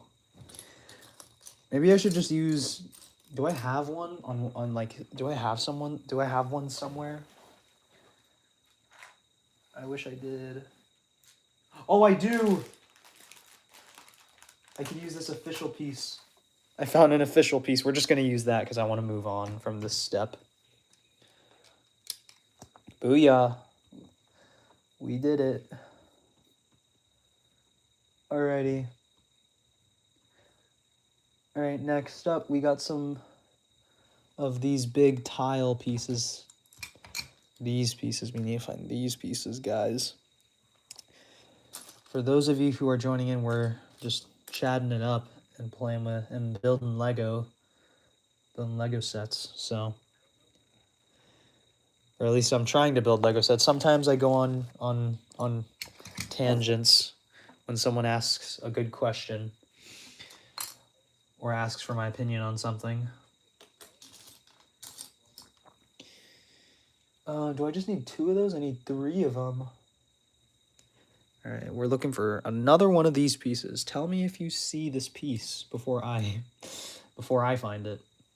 So hopefully I'll find it before you guys tell me where it is, if you tell me at all.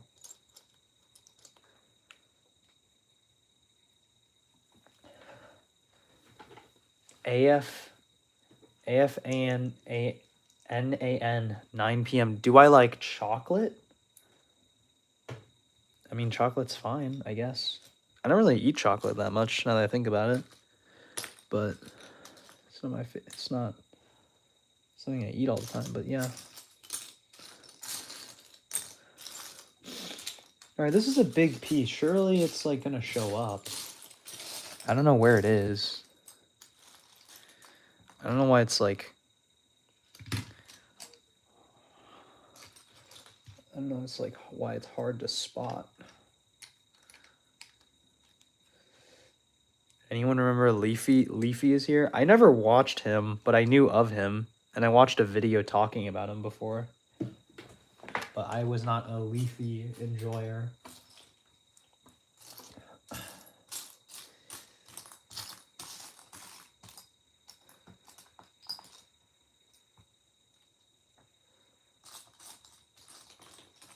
Did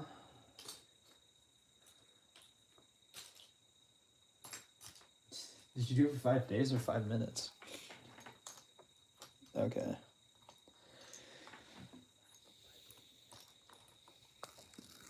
I think they pop in and out.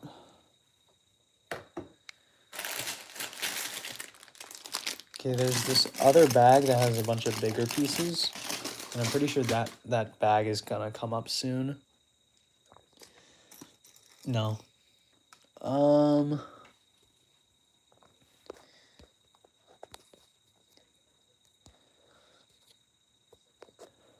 Yeah. All right, we got 4 people. Let me see. I'm trying to find this last piece that we're missing here, but I can't seem to find it.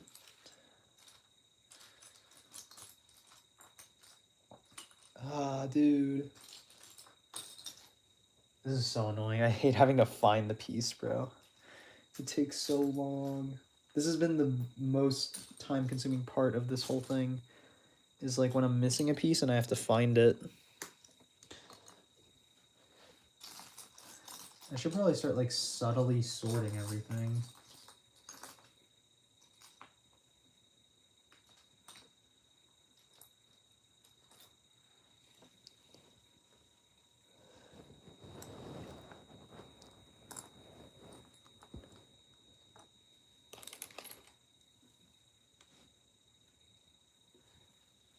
Okay, there we go.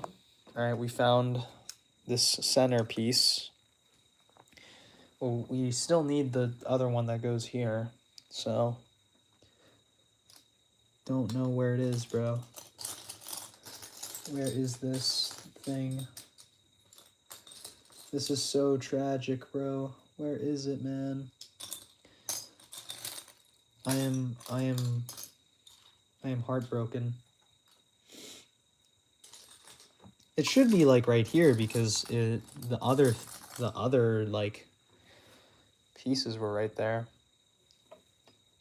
I think they were literally right in front of me.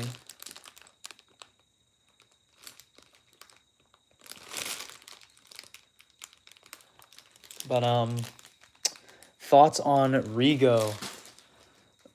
Rigo? Like the YouTuber.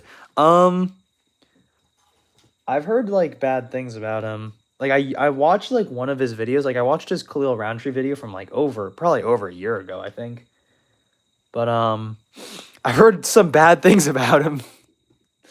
Like he's done some strange things recently, from what I know. I know he's like an alcoholic or something. Which yeah.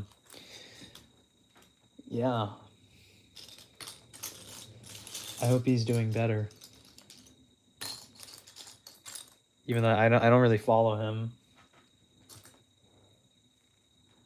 Yeah, he's in some nasty stuff, bro. Some stuff. Thoughts on Yuri Prohaska versus Hamzat. So if you're talking about Hamzat versus Yuri at middleweight, I'd probably take Hamzat. I mean, the thing is that I would expect Hamzat to do, like, obviously it goes either one of two ways, right? Like either Hamzat takes him down and smudges him, or takes him down and submits him, or Yuri's able to keep it on the feet and he beats the crap out of him, right? So it's only ever really going to go one of two ways. Which way do I think it would go?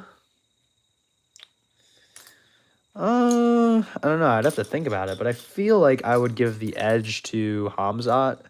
As much as I would hate to say it, Yuri is like one of my favorite fighters on the roster, but I just think it's more likely for him to win. There we go. We found the stupid piece. There we go. Booyah.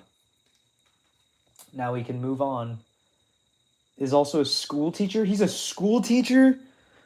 Yo, prayers for those kids, man. Prayers. Prayers for those kids. May God protect those children. May God keep those children safe, man. You all need to pray for those children, too. May God keep them safe, bro. I hope he teaches them, and nothing else.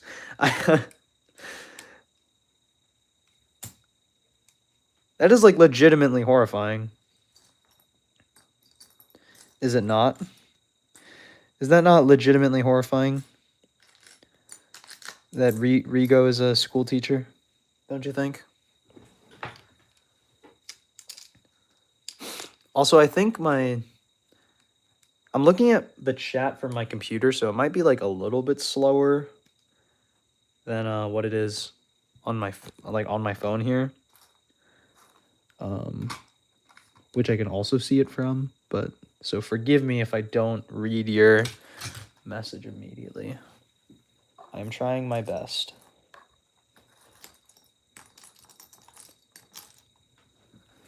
Dude, there we go.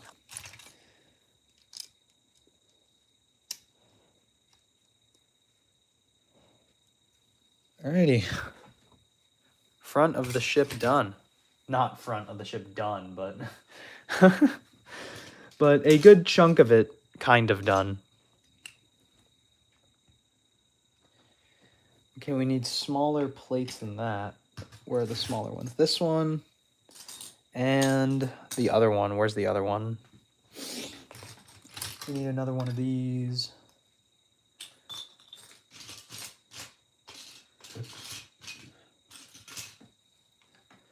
Need another 3x3 plate.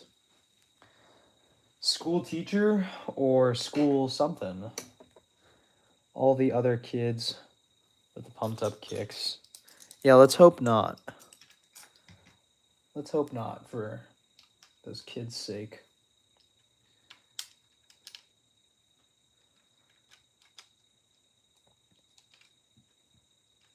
I pray that Rigo leaves those kids alone. Outside of just teaching them, because that's his job. And if you're wondering why I'm talking about Rigo, it's because someone asked about it in chat. What am I looking for now? Looking for this. I would imagine we need 2 of these. Yeah, we need to make 2 of these. So we need 2 red studs. Then we need a Lego. We need, not a Lego. All of this is Lego. I don't know why I said we need a Lego. We need that.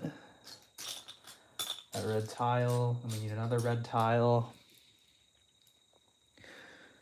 Wherever this red tile may be. The Bryce files.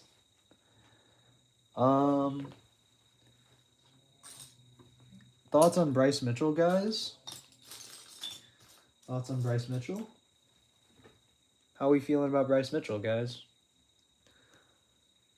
Are you guys fans of Bryce Mitchell in chat?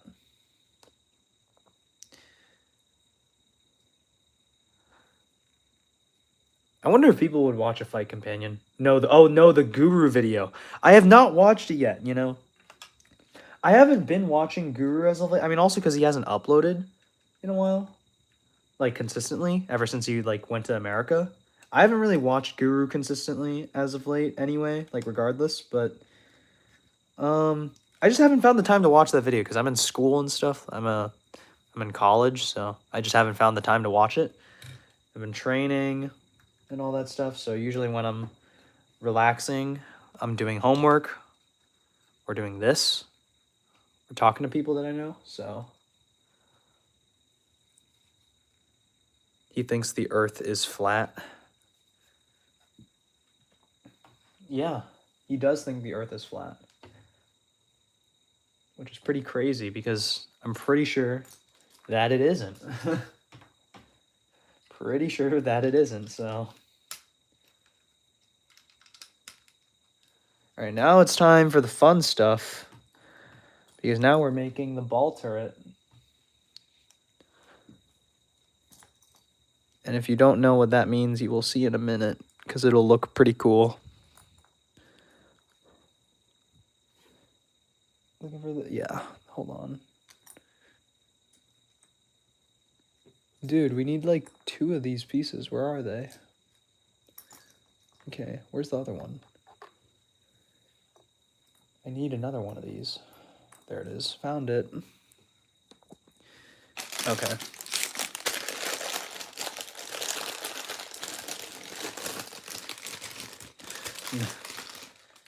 with zero proof. Yeah. Do you agree with Bryce Mitchell Nitro shorts? I would imagine you don't, but I'm asking anyway. You know, maybe you do agree for whatever reason, you know? I don't know. I don't know you personally, so maybe you do agree with them. It's a fun question to propose, I guess. You know, is there any fighter you guys would like to see me highlight again? Not again. Or the fighter you guys would like to see me highlight or make a video on?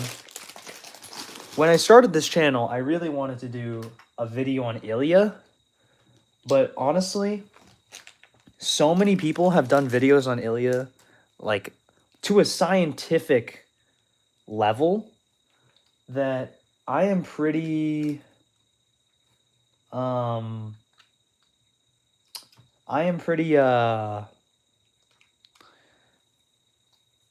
I feel like I wouldn't be adding too much to the conversation. Turns out she was lying. Yeah, Georgina, I don't remember her name, but you know who I'm talking about, so Georgiana.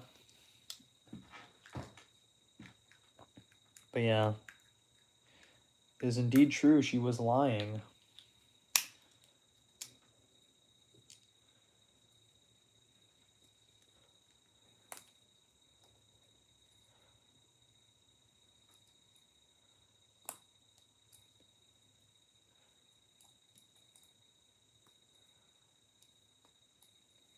Alrighty. Where is this other thing? There we go. I think you are. There are 5 people on the stream, but I don't know. They're not very vocal people.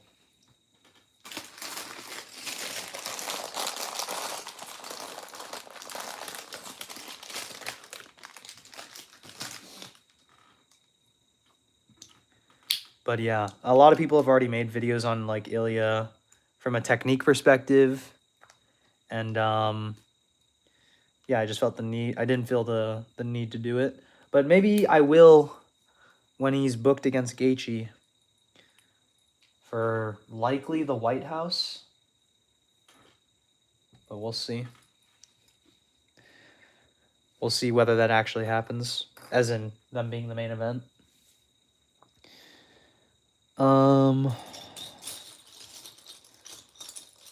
right, we're looking for the long piece, this thing. And then we need another one. There it is.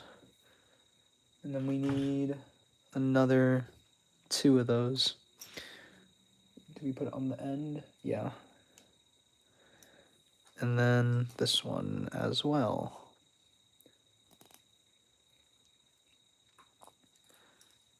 There we go.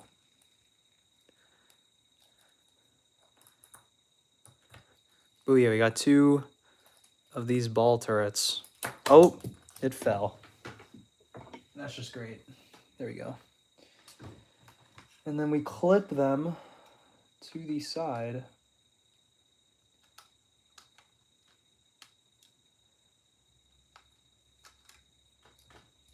What?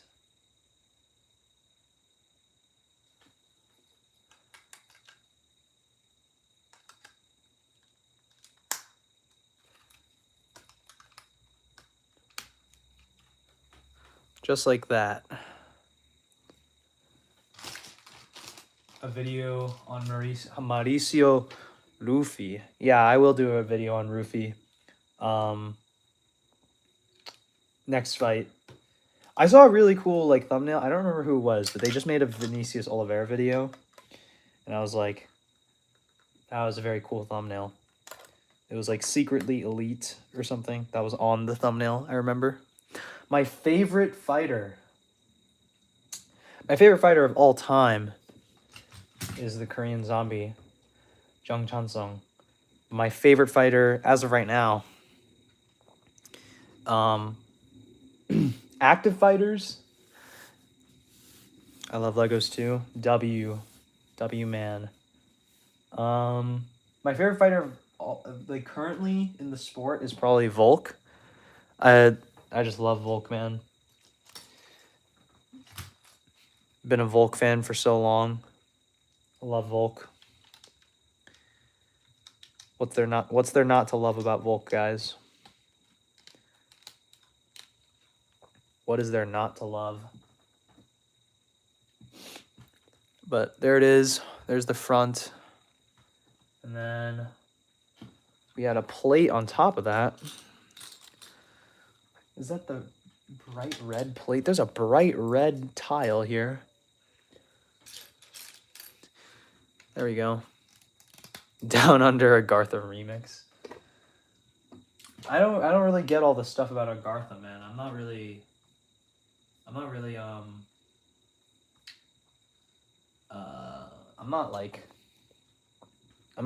in the loop about it, to be honest.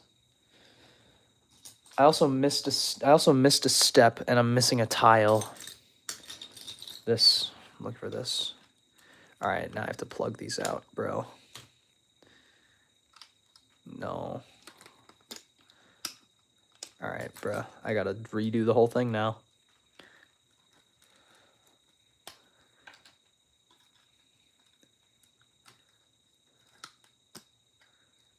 Bro, this is frustrating. Not frustrating. I'm not frustrated at all, actually.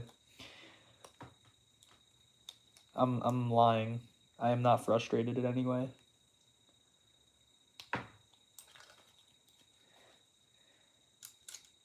I'm just struggling.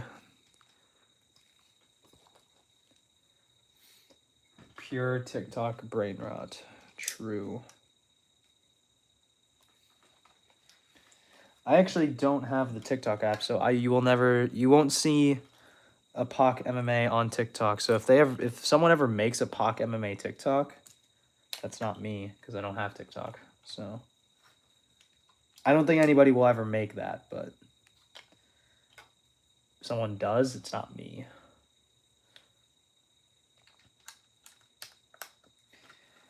I think eventually I'll start clipping my videos in some way and putting them on Reels. But at the moment, I'm not doing that, so.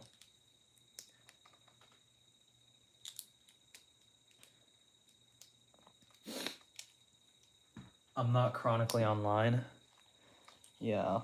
I mean, it's not that I'm not chronically online. It's just that I don't have a TikTok. Because I think specifically TikTok is just not much productive can come from it, so. I just don't have the app. Sorry. Sorry for those of you who care. Also, I don't know if this is the right panel. It's supposed to be white. There it is. Found it. Booyah. There we go. And now we plug it.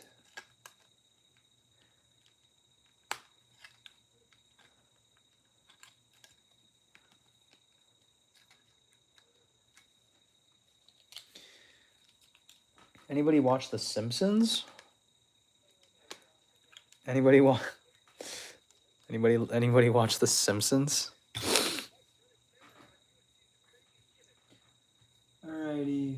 And then we put this back on. Alright, we can continue the process now that I've fixed this whole front section so that just this panel could be back there. Because I'm freaking stupid. Where's the brick? We're looking for a red brick. Oh, great.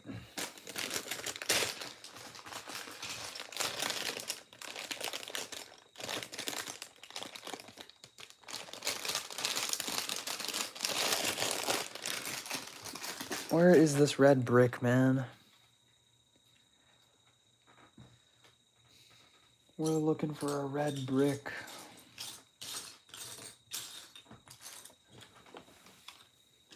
We're looking for a dark red brick. Alright. Now we're just letting pieces spill everywhere.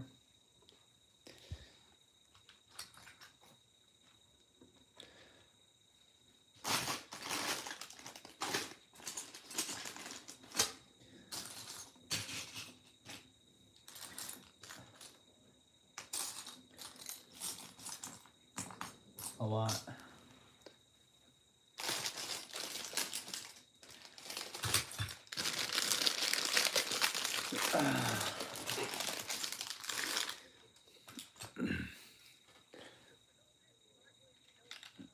No, that was just me sitting down. No, that was just me sitting down. All right, so here it is. I haven't talked. I feel bad because I'm not talking, but nobody's giving me anything in chat, guys. Come on, I was rambling. I was rambling earlier. I was yapping my mouth off earlier. Wasn't I? I literally was though. You can't even lie, guys. I literally was.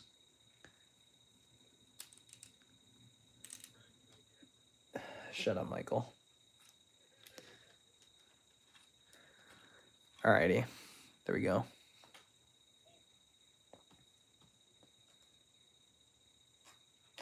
Looking for a long red brick. Thoughts on Yuri, thoughts on Big Ank. I'm not a big Ank fan, really. Thoughts on Yuri. Yuri is like one of my favorite fighters in the sport right now. Of all time, actually. One of my favorite fighters of all time. He's so fun to watch. They're real, like, I don't, if you ever pick Yuri Prohaska to win a fight, there's nothing better than watching him watching him slowly crawl back into the fight. It's amazing to watch. It's literally like one of the greatest things ever. Yuri Khalil was like the best thing ever. It was like the greatest thing ever. People are still going to continue to glaze Khalil, but like he was, bro, Khalil not. I'm a Khalil hater, to be honest. I don't know if you guys are, but I'm a Khalil hater. Pak MMA is a Khalil.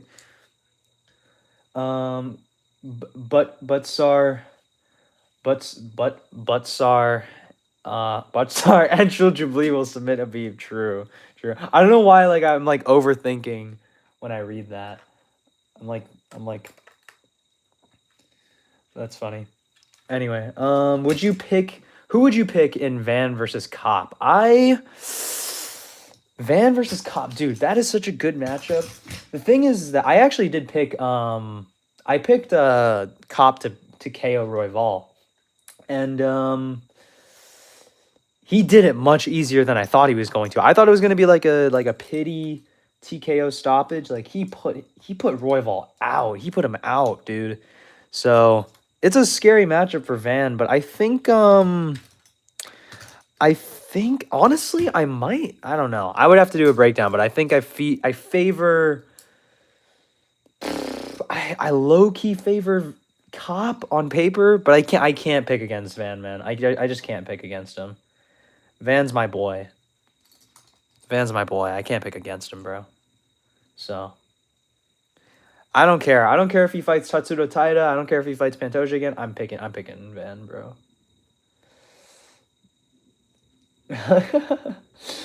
Thoughts on 9/11? I don't got no thoughts. It's rest in peace to all those who died in 9/11. But I do not have any actual thoughts about it, no. So yeah, I love Yuri. Why do not mock my Indian brother, sir? I don't know, man. I don't know. It's not I don't know. It's just not the first thing that I think of like when I read your message. Like I don't know. I try to read it normally. Thoughts on Jusong Yu? Jusong, he just got booked to fight Bolaños, and I think he wins that handily. So I'm very excited for him. I think he could pull that off very easily. I think he's very talented, but he does need to he could have beat Daniel Santos, man. He just got a little cocky, and it is what it is. But I think he can win regardless. I think he could beat a lot of guys. at featherweight, but he needs to slow his roll a little bit, you know.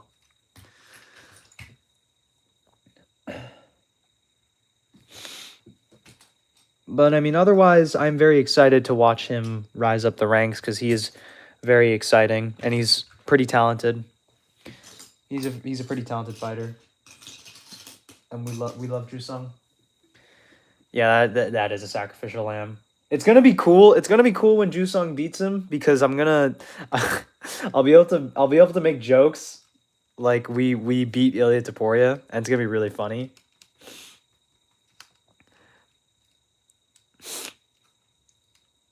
So how racist is America towards Indians? Rate from 1 to 10. I mean, I don't know. Like it's like a demographic. It's like a demographic. So, like, I would say I don't know. America as a country is pretty racist. So I guess probably like a 7. Probably like a 6 or 7. What do you guys think? What do you guys think? What do you guys think? I think that's fair. Very xenophobic. Isn't xenophobic like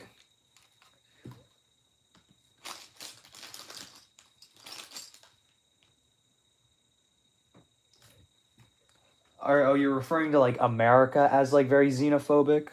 Is that what you're saying? Xenophobic means to be like the fear or hatred of strangers.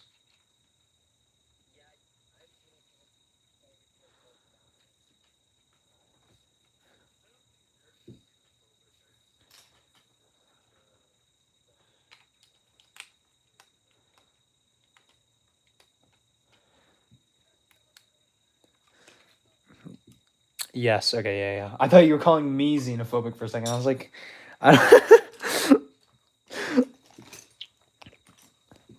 I'm not. Nah, I'm not. I'm not xenophobic, bro.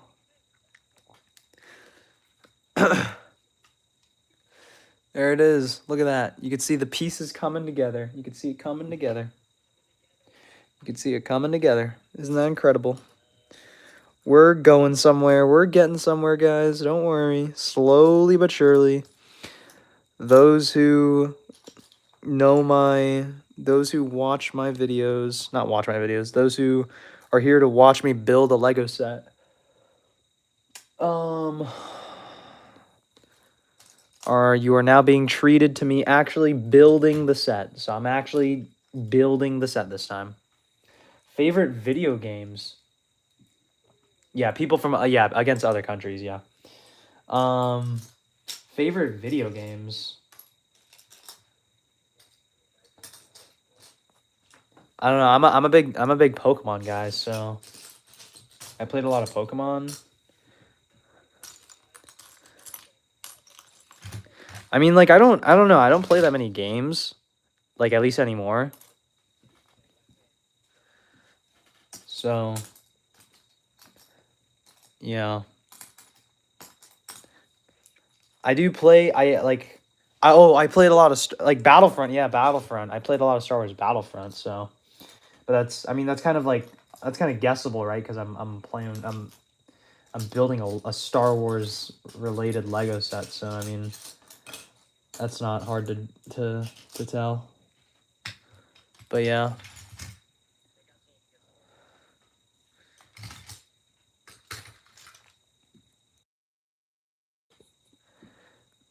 I play it too. Oh, you play Star Wars Battlefront? Yeah.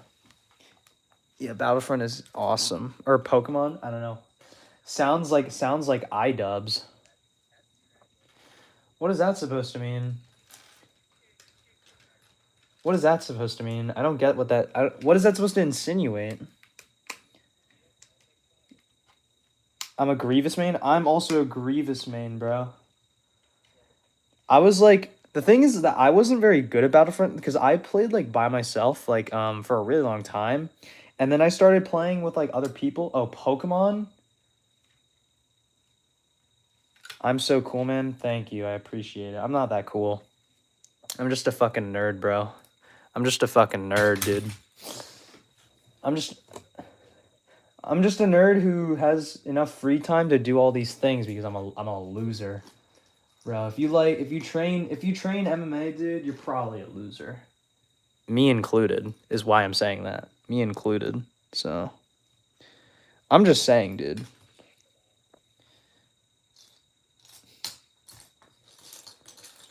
I just dropped the tie. I just dropped the cheese slope and I'm trying to find it. Oh well, we'll find it in a minute. 2016 era. Well, I know who iDubbbz is, but like Pokemon is like Pokemon is like iDubbbz now. Pokemon liking Pokemon means you're like iDubbbz now. I don't know. What does that mean? What does that insinuate? Did I drop it on the... Oh, I did. Okay, I found it. We found it.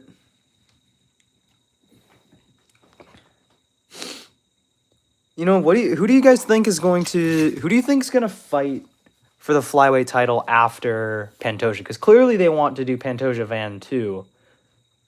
But after that, who do you think is going to get it? Do you think Cop is going to get it?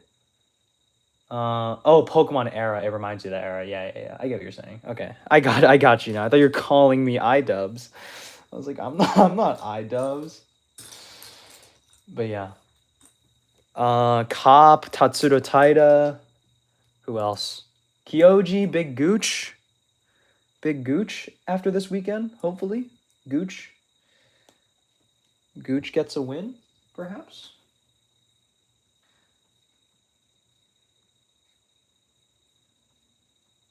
I think Gooch can get it done.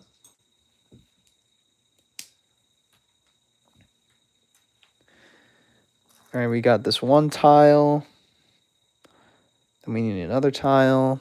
It's not a tile. It's just a one. Well, it's a plate, not a tile. It's a one by one plate, which I don't know if you would even consider that a plate at that point. I think Tyra or Albazi gonna get it.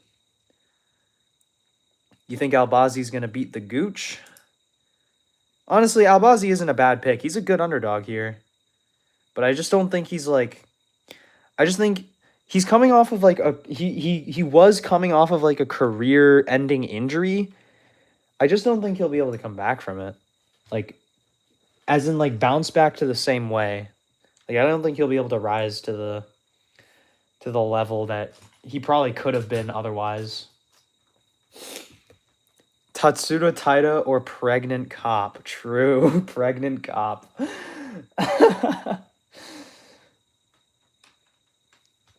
Yeah. Where, I wonder how many outlandish things I've said by indirectly by reading other people's comments in chat. I think he gets a UD against Horiguchi tomorrow. Very close fight though.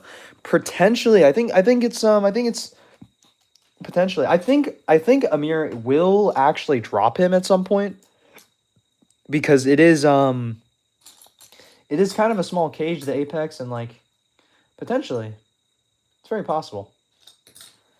I don't disregard that in this fight.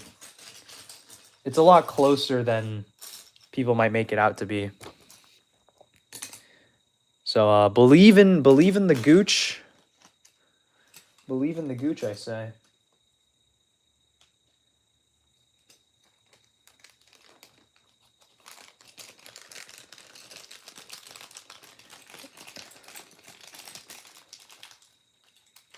Believe in the Gooch. Believe in Alblazo. Believe in Alblazo, man. Alblazo can definitely get it done. Alblazo has a ton of potential. Not a ton of potential, but I mean, he's like... He has the capacity to win here, for sure.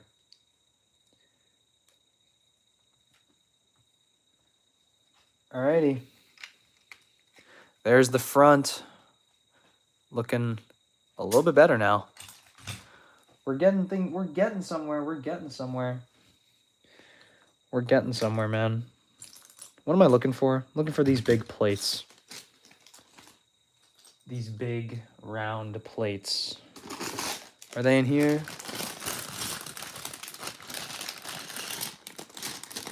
Doesn't look like it. I'm glad that we're finally starting to use this colorful blue. This very pretty blue color. Oh, I keep breaking this little column off. People forget, man, Armin is a streamer now. Yeah, Armin is like a streamer now. He's doing a lot of content. Or like on his little media run. I actually have like it has worked because I do like Armin now. Like Armin's like he's a funny guy. He's a fun personality, so.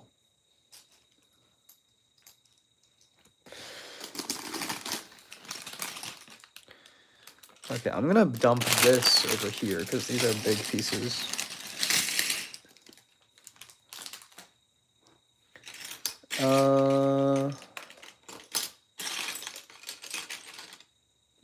Yeah, I can't seem to find these big these quarter like circle pieces. Still, Charles won that fight.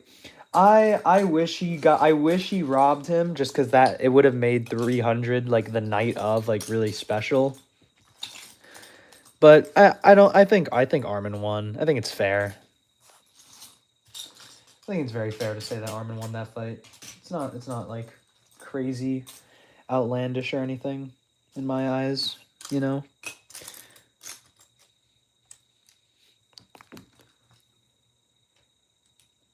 I'm more excited for the PFL tomorrow, I can't lie. That is a hardcore take. I don't know. I just like I'm not a PFL guy. I did watch Paul Hughes and Usman too. I think I watched one as well. I just don't remember where I was for that fight. I can't find this, dude. This is terrible. I can't find these round pieces. I don't know if I dropped the bag or anything. Oh, it's right here. I'm so dumb. It's in this bag with all these.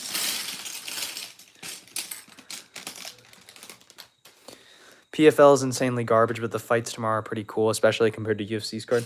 I don't know. I think the UFC's card is not that bad tomorrow. I think it's actually pretty cool. I think the top 2 fights are really good. Mikhail Oksachuk versus Marc-Andre Barrios is like a good scrap. Like there are some pretty solid fights tomorrow. So I'm excited. And like I said in my video, I'm a fan of Apex fights. Like Ilya versus Armin, who wins? Ooh. That's the fight, right? That's probably like the best fight in the sport.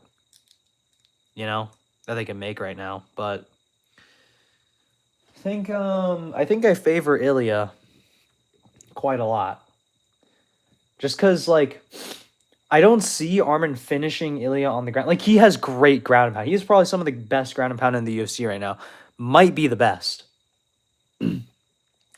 But Ilya is so much more ahead on the feet. I just think he can win. Thoughts on Ilya? I mean, he's incredible. He is one of the most technically perfect fighters in the sport right now. His mechanics are incredible. And the thing is that I don't think what Ilya is doing is impossible. Like, it's not unreplicable from the standpoint of other fighters in his division. It's just that he's the only one who goes out of his way to, like, really study. This is what happens when you have a fighter that truly studies technique and, like, tries to implement it effectively, you know? Ilya's, like, sort of, like, the perfect science project, you know, is kind of what I'm getting at. And I feel like it's not that hard for other fighters to just be a fraction of him, you know? And I wish, I hope we get to see that more in the modern era. You like Apex slop. I don't like Apex slop, but to a degree, I do say I do. Like, there was a time when I hated Apex fight. Like, it was probably like last year, like late last year, we were getting so many bad Apex cards. But like, I don't know, the last couple Apex cards have been fire, bro. Royval was really good, so.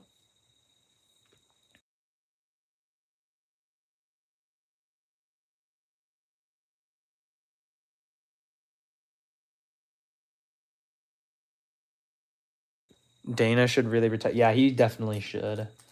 Because he's not even, like, doing anything for the company anymore. He's really just dragging it down by being associated, to be honest. Like, and by being inactive as a promoter. It's so easy to promote fights, man. It is so easy. And, like, I know people act, like, I know, like, people who are actually on the inside will be like, no, it's not, man. But it really is. It really just is that easy. It is that easy. And they're just not trying. Thoughts on Lopez's punching mechanics? I think they're terrible. Not terrible, but he is, like, you watch him swing, it's a lot of arm punching. He doesn't, like, when he throws his, like, in the first Volk fight, when you watch him throw his right hand, it, like, trails off like this, you see? Like, it does this. Like, he throws it like this, actually. Like, he throws it, like, with a bent wrist, which is, like, not great. But more importantly, that's not really my issue. My issue is that most of his punches, like even this cross, why I'm mentioning this, like this specific thing, is that that's probably his best punch in terms of like mechanics. Probably his best punch in general is probably his uppercut. But like in terms of like technique, this, like his cross is probably his best punch. Like that cross that he landed on Volk was, if it was turned over a little, maybe if it wasn't doing all this action with his wrist, maybe it would have KO'd Volk. But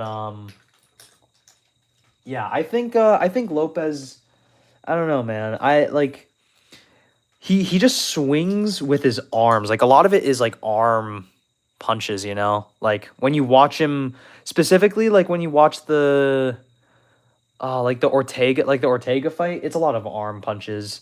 Like he doesn't have a lot of synergy or like kinetic chains between like his back and his shoulders and his feet. Like it's all mostly just his arms, you know? That's mainly what I think of his punching technique in particular. But like I said this earlier in the stream, but Lopez is like potential, man. He is like the potential man because he has every attribute to be a champion in this sport, but I just don't think he'll do it unless he moves teams, because he just simply doesn't have the mechanics down. And not even that. It's like it's also that he just can't, like, he can't find people who will train him to be smarter, right? Because thank you. I appreciate it. But like my issue is that Lopez has the chin, he has the cardio, he has the heart, he has plenty of heart, he has plenty of power, he has great offensive Brazilian jiu-jitsu, he has okay wrestling, and he has power, he has the size, but he doesn't have a real jab. He doesn't have real neutral offense besides a leg kick, which he doesn't go to very often. Like the fact that the reason why Volk had the main reason why Volk had such an easy time in this fight is him telling you, like, oh, well, he was trying to cut me off while I was going left, so I just went right. And the fact that Lopez struggled with cutting him off the other way just kind of goes to show, like, how shallow his skill set is. Like, when you put him in front of someone who has a really deep bag, in front of someone who has like a really high IQ, you know? So Lucas said he'd pick Lopez and Silva to beat Movsar right now. What do you think? I think he's insanely wrong, personally. You know, I would have picked Lopez to beat Movsar before this Volk rematch. Now I'm pretty confident that Movsar would beat him.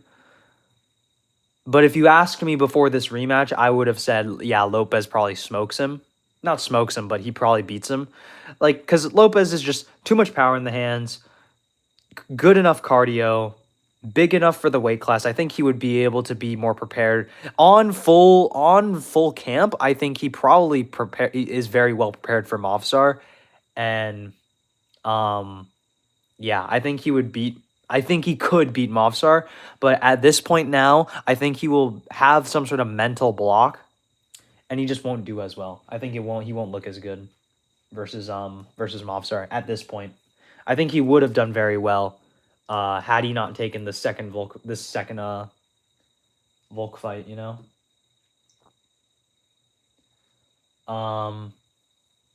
Silva to beat Movsar though. I don't think so either. I think Silva. I do think Silva probably beats him, or I think Movsar probably beats Silva. Sorry.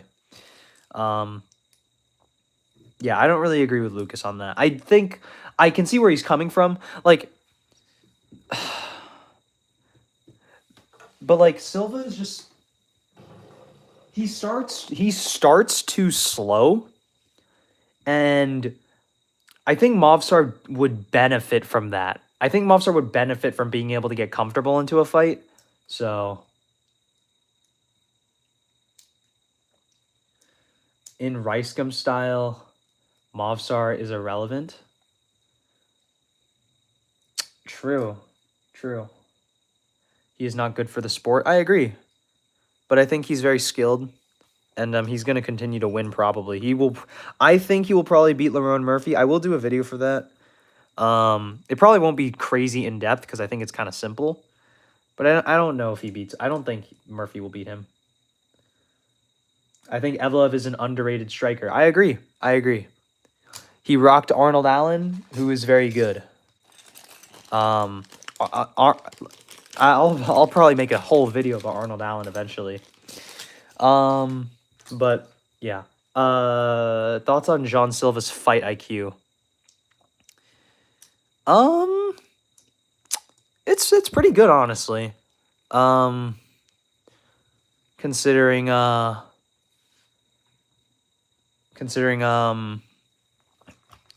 kind of like the thing is that the Diego Lopez fight is not a show of bad fight IQ. It's a show of bad emotional control, because he very clearly figured out Diego Lopez on the feet. He front kicked him in the face. He was landing the 1-2 constantly. Like, he was doing very well, but he got too emotional because like he got really beat up like bad the first round, and he had a point to prove, and he just wanted to pour it on. Just got here. What are you building? I'm building a Lego set, like this Star Wars set that I got. It's a gunship. It's pretty cool. So these are like turrets on the front. He will pull out, trust me. Oh, you're talking about Movsar? Yeah, probably. Even in their first fight, Lopez had a longer camp, 1.5 month camp, versus Movsar's 2-week camp. Both were on short notice for each other. Yeah, that's fair. But I think also, like, it being Diego's debut, I feel like Diego did very well, and like I think I would give him a really good shot against Movsar. But again, like I said, I would pick Movsar to beat him at this point. I think he would have been able to beat him before the second Volk fight. Sorry, before the second fight. I think. I think this is it, actually. I think this is this is the first stage. I think that's it. I think. That's what they wanted me to do. He is main character syndrome 2. Oh, referring to Jean Silva, yeah. Yeah, for sure. I don't like Jean Silva, by the way. That's why honestly, oh shoot. Honestly, that's why I didn't make a video. If you guys want the truth, this is Pak MMA lore. The reason why I didn't make a breakdown on Arnold Allen versus Jean Silva was because I didn't want to pick Jean Silva. Secretly did not want to. I will never pick Jean Silva just because. Don't like him. It's just he's just corny, man. I never liked him ever since he beat Charles Jourdain and he missed weight for that fight. I don't like him, man. I don't like him, man. Sorry.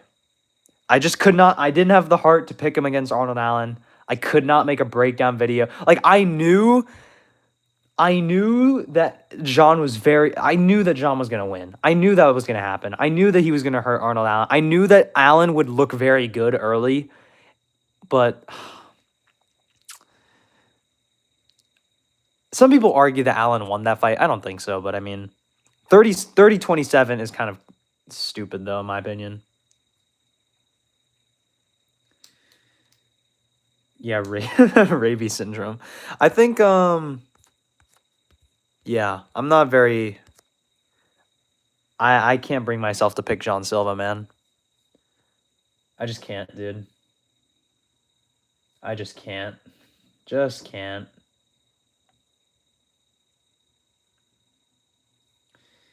Just can't, bro. I can't do it. I just don't like him. I most certainly wasn't going to make a video talking about how he would beat Arnold. The thing is that, like, people will get mad for, like... People will get mad at me for, like, picking a favorite or picking an underdog and then calling it a bad pick, like they're the underdog. It's kind of like, yeah, man, they're not as likely to win by as given by odds makers, you know. Gaethje being a 2-1 underdog versus Patty, though, that was easy. Come on, that was silly. That was ridiculous.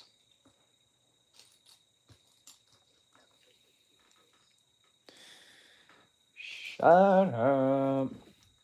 I think Aljo will outmuscle Silva early, but he'll get beaten up in the later rounds.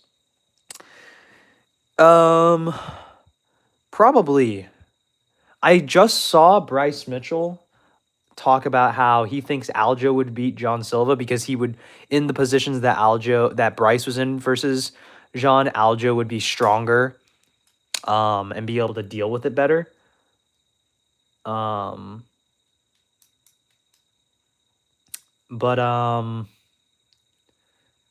Yeah. What was I thinking? But I don't think Aljo would beat John Silva either. I think he would be stuck on the feet with him, and he just wouldn't be able to do anything, and he would just get beat up.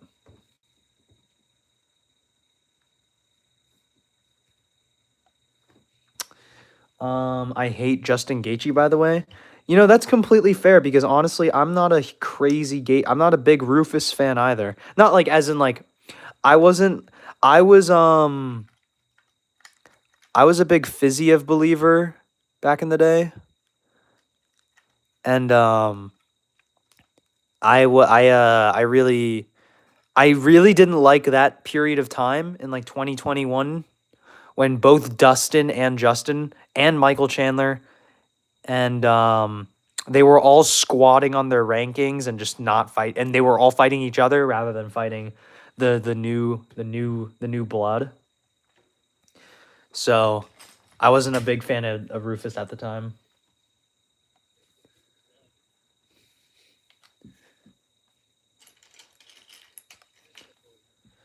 Should we do another poll?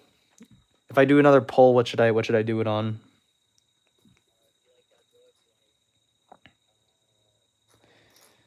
All right.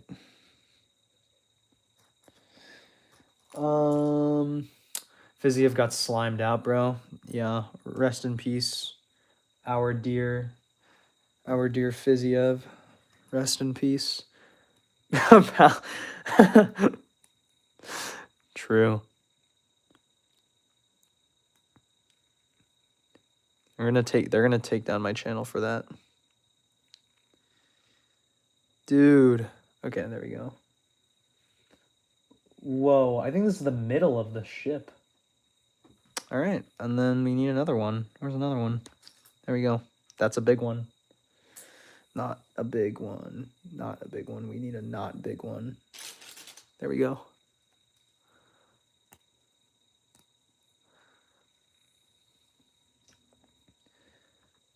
Then we need gray ones. Let's see here. It's not these pieces.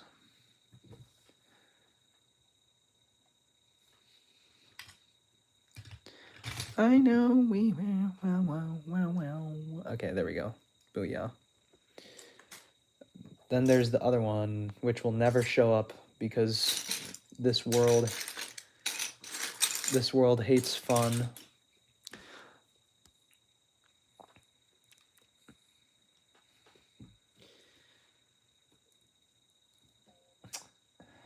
Bro, what's the point of spamming, man? What's the point of spamming, dude? What's the point of spamming, man? I told you, like, I warned you. I was very nice about it. I don't know why you're spamming again. Like, I appreciate the kind words, but you can ask it once and then chill out. Where is...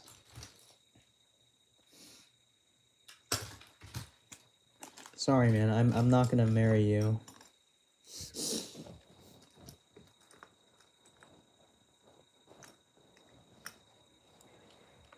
Yeah.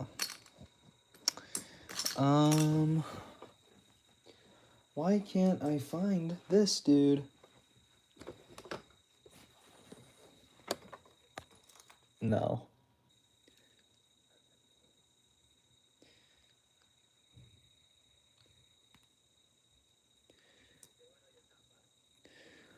Who's your top 5 of all time? You know, I haven't thought about it that much. Let me think about it for a second. All right, I'm gonna be a little bit of a fake hardcore, guys. I'm gonna be a little bit of a fake hardcore. I'm gonna exclude John Jones from my list. I'm sorry. I'm going to exclude John Jones from my list. I don't care. I'm excluding him. Why would I exclude? No. Fedor? I'm not an old head, man. I'm a young buck. I don't include Fedor on my GOAT list. Not that, like, I don't appreciate Fedor for what he's done or anything. He's a legend. I just don't, like... I am a bit of a progressive goat list kind of guy. You're joking. Yeah. I get you. But I am a bit of a progressive goat list guy who does prefer, like, new era wins compared to old era wins. So I would say the thing is that, like, if I'm not including Jones, I wouldn't include Islam either. But the thing is that they're a little different because I think Jones has had more egregious things to say about him compared to Islam, like, on top of steroids, what I mean. Like, I don't want to consider him a go to the sport. Sorry, personal opinion. But I would have GSP 1, probably. I don't know. I think GSP and Islam are very interchangeable for me. But I would have probably GSP, Islam, Big Volk, and I'd probably have DJ after him. I might have him lower, to be honest. I would have to think about it. Thought on GSP's book. I have not read GSP's book. I used to, like, follow GSP kind of religiously, but I don't really as much anymore. Like, I don't follow what he does as much anymore. But I will definitely see what book he's what book he's made. That sounds pretty cool.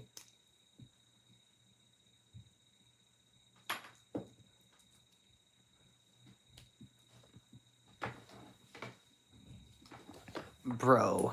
Okay, there we go.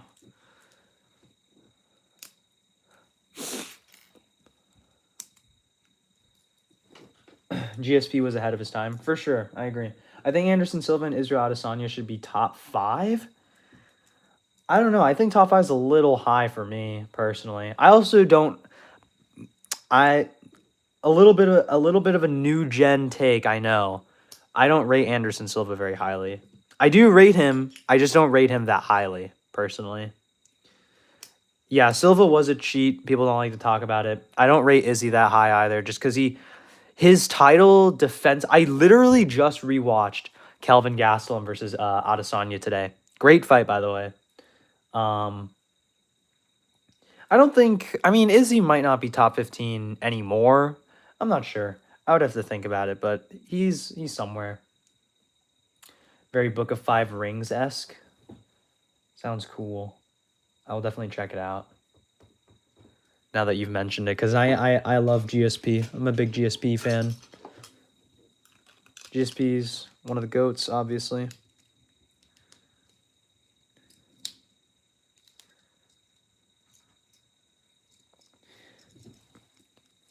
All right, we got this right now, and we need these weird looking pieces. Don't know what they are. And he loves dinosaurs too. Yeah, we love GSP, bro. GSP just like us for real. There we go. Here are the pieces. Found them. Yeah, aliens.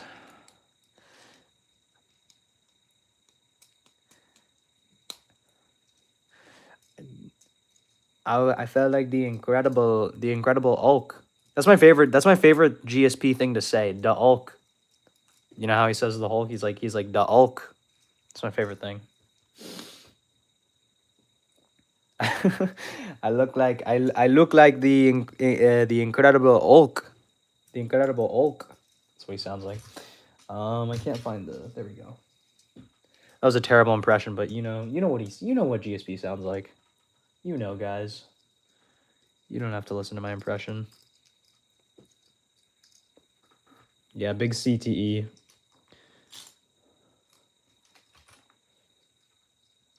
Yeah, his French. I know it is his French accent. It's just funny. His Canadian French accent, not his French accent. Get it right, man.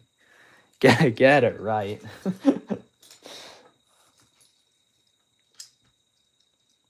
Very phonetic.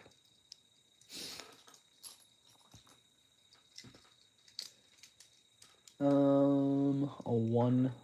Let's see, 4. And then 2. Wait, 3 tiles. Not tiles, plates. Let's see. That's the tile, bro.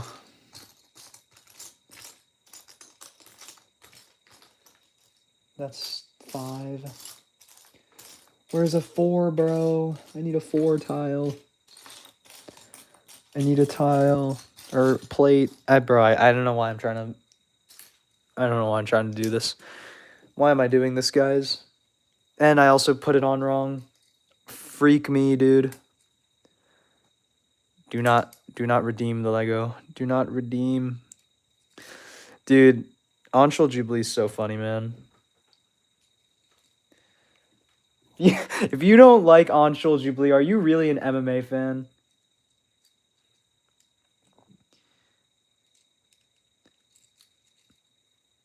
Are you really an MMA fan if you don't like Anshul Jubilee? Hey, Michael, could you do something about that?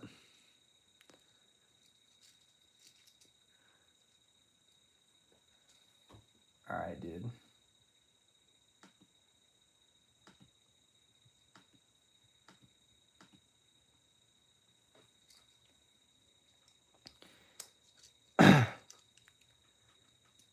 Sorry, guys. Okay, well, this piece is stuck on here. I gotta try to get it off.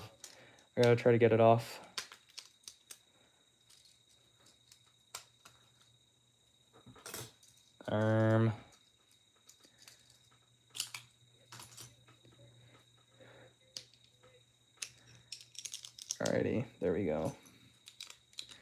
Alright, we fixed it.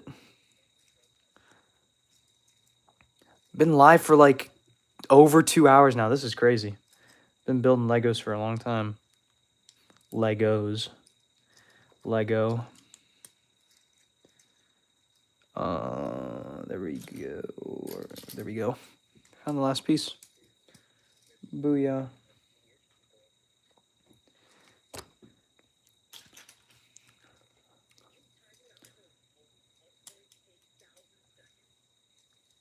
Yeah, that's 30 minutes. All right, there we go. So we got thing. And then where's the door?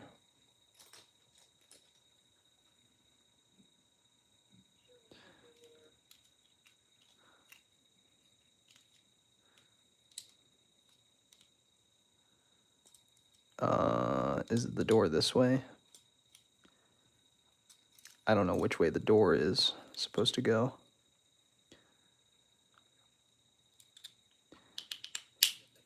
Oh, there we go.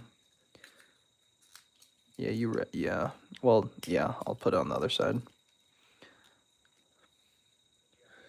Serial Gay versus Alex. Serial Gay versus Alex. Who wins? I got Alex, to be honest. I think Gon is just not dangerous enough. Like, at all. That's kind of my takeaway, to be honest.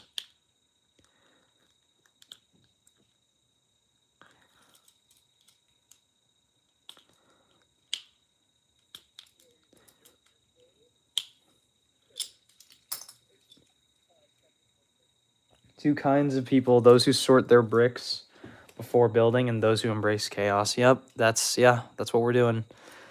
It's mainly because someone told me to, and I don't really regret it, but it definitely has been a lot of time taken up by just me trying to sort through this. It's a lot. Thoughts on Iwo Baranuski? I can't pronounce his name. Baranuski, right? It is Baranuski. Iwo's really cool, man. I loved... Dude, that fight was crazy. Versus Ebo. That was crazy. That was insane. Loved it.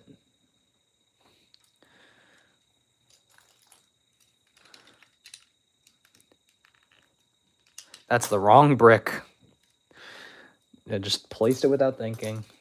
Or nearly.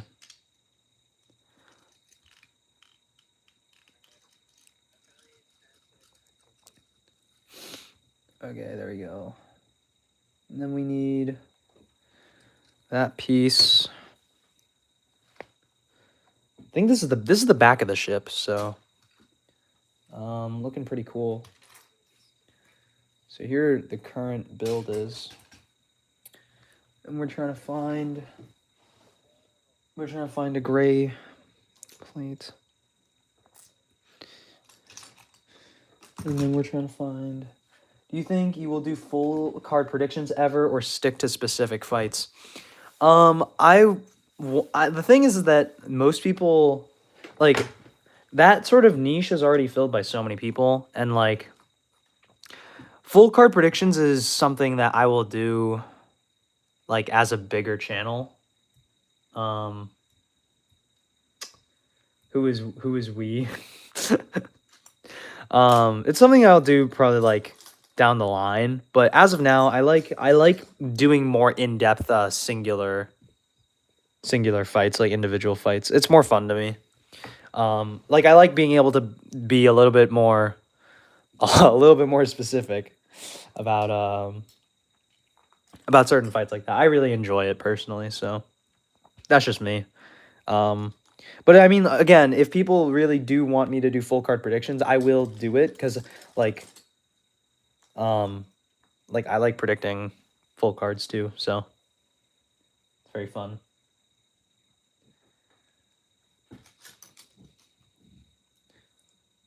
I enjoy every aspect of MMA except smudge grappling. The thing is that smudge grappling is awesome when you pick the smudge grappler. It's very funny. That's how MMA works, man. You love the smudge grappler if you are the smudge grappler. That's how this stuff works, dude. Yeah, no, I like the content, but yeah, I was just curious. Yeah, for sure. I know that there's like people who are curious on that. And I definitely want to deliver on that interest. But I think this is also a good outlet to do that from without me having to do like a really in-depth video, you know, or like a whole video on it, as in, you know what I'm saying. But eventually I will do it for like at least a card. I probably will eventually do it for at least a card or so this year. Like a really good card, I will probably do full card predictions. We'll make full card predictions like a special occasion, I guess, you know. Or I guess you could ask me on like Instagram or something if you want like my specific thoughts on certain fights. Darren Till was too good for the UFC. True. Dude, imagine if they gave Andrew Tate Darren Till. He would have actually chewed him up so bad. Oh my gosh, that would have been hilarious. Would have loved watching that. We want full card predictions and more live streams. This is the first live stream, so you know it's gone pretty well, all things considered. We got 16 likes, and I haven't had like less than 3 people in here all stream, so really happy about that. And we had someone trying to marry me in here, trying to spam that they wanted to marry me, which is kind of annoying. But I mean, other than that, it's been fine. Just that one guy. They all getting it. I should stop doing impressions. The only impression I can do is Kyle Bahalio because he has a funny voice. Kyle Bahalio is pretty funny. Scouse rat.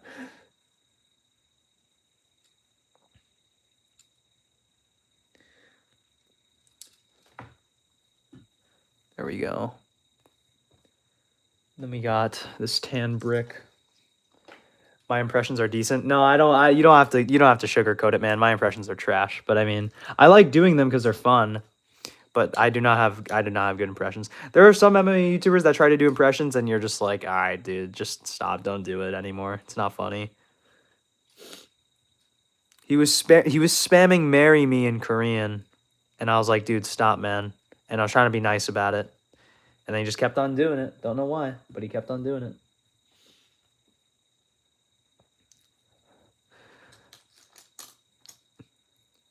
You're allowed to spam in my comment sections, though, by the way. You can do that in my comment sections. Just don't do it in my live streams when I'm trying to read what other people are saying, you know? I don't appreciate that. Looking forward to the future content. Enjoy your Friday, guys. Appreciate it, man. Thanks for popping in. Have a good one. Did you live in the West? Your accent sounds like a native English speaker. Yeah, I'm a native English speaker. Oh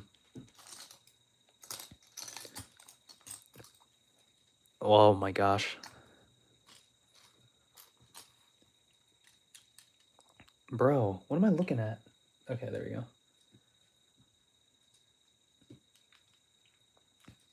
I am a what would it be? I guess I'm a first generation immigrant.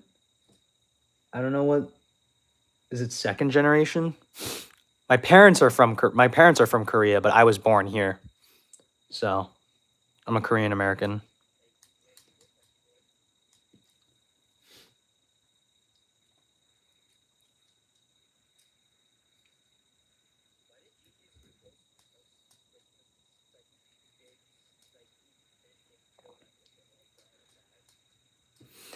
No, I do not live in Korea. I have been to Korea. I was in Korea for like a month. Yeah, made in the US. Anybody whose fighting style you hate outside of smudge grapplers, like I hate watching MVP fights. The only reason why I like, the thing is I haven't watched MVP hasn't fought in a minute. Like he fought Cannonier, and then before that he fought, was it Shara? I think he fought Shara last. And then before that he fought was it Ian Gary? So, and in all those fights, except for the Ian Gary one, I believe. No, I think I picked him to beat Ian Gary, which I got wrong, oh well. But I mean, the thing is that I don't know. I don't find him that boring. I would have to watch him live again. I need to watch him versus Sam Patterson. But I know a lot of people hate watching him fight. So I would like to see where this is coming from. I need to watch it. I need to watch him again. But I understand where it is coming from. I haven't watched him again. Thoughts on Manuel Torres? Manuel Torres is a monster, dude. Manuel Torres is sick. We love Manuel Torres over here. We are El Loco fans over here. Manuel Torres is a beast. He's a beast. He's gonna do great things. He's a beast, bro. He is tough.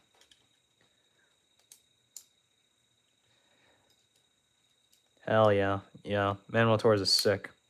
I was very surprised that he lost to Ignacio Bahamondes. That is not the best look, to be fair.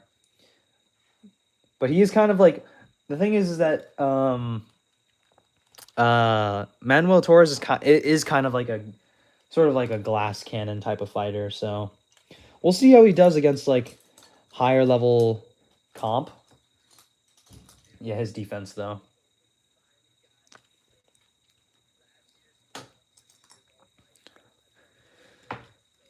Topuria, wait, hold on.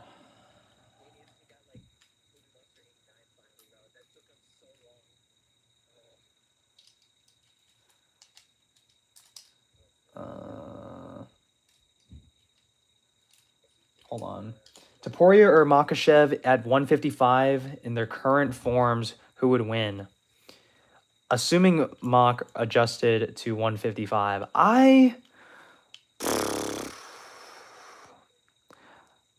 it's a tough fight, man. It's tough, man. I would favor Makhachev, like, to beat him, like, statistically. But I would probably pick him. I would probably pick Ilya to beat him at 155. I just think Islam has never fought anyone as devastating.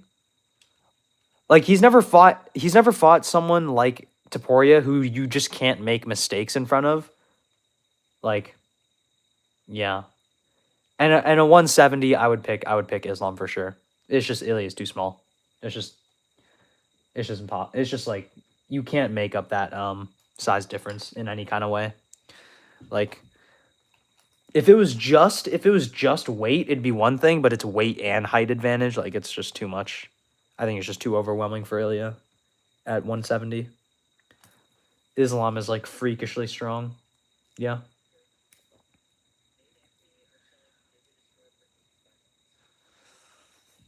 Yeah, that's cool.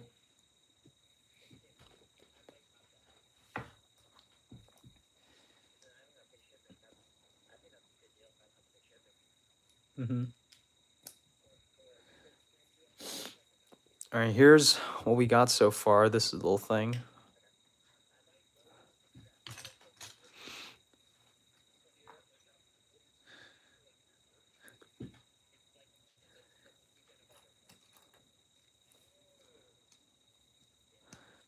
Nitro, I'm half Jewish, by the way. That's awesome, man.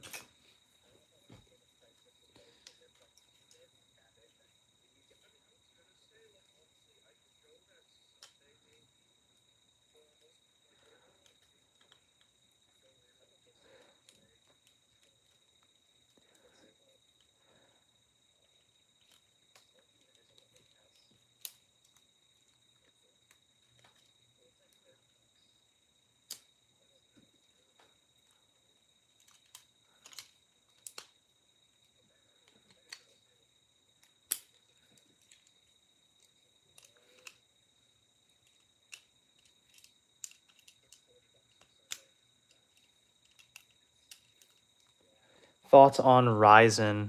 I'm a big Ryzen fan, honestly. I haven't seen a Ryzen card live since besides the New Year's Eve one, because like it's just like time wise it's just like so inconvenient. But I honestly want to continue watching Ryzen cards from now on because that card was so good. I didn't get to watch the full thing because I fell asleep, but it was incredible.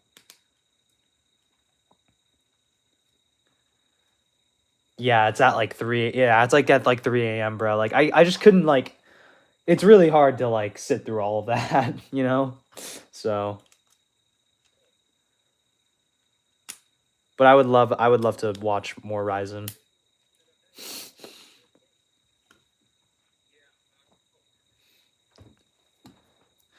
Where? There we go.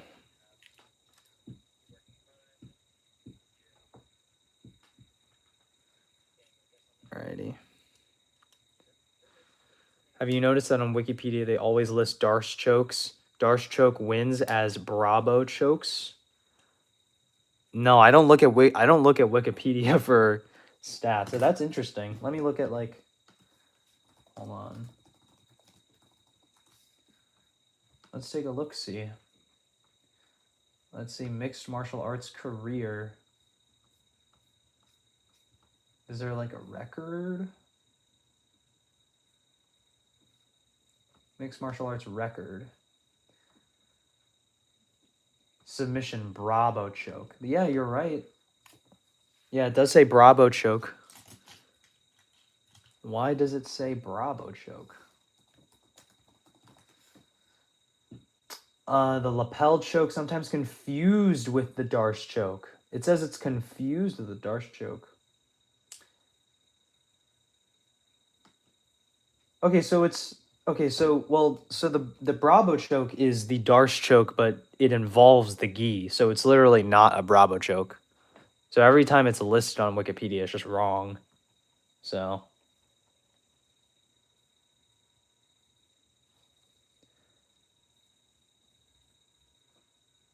it's literally just wrong.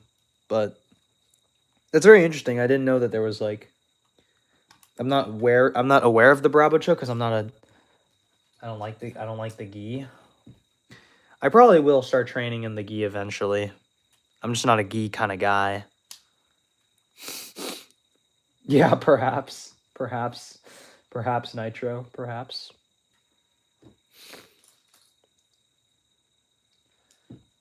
Six stud. We need 4 of these. I think we got 4. I mean, 2 of these longer pieces.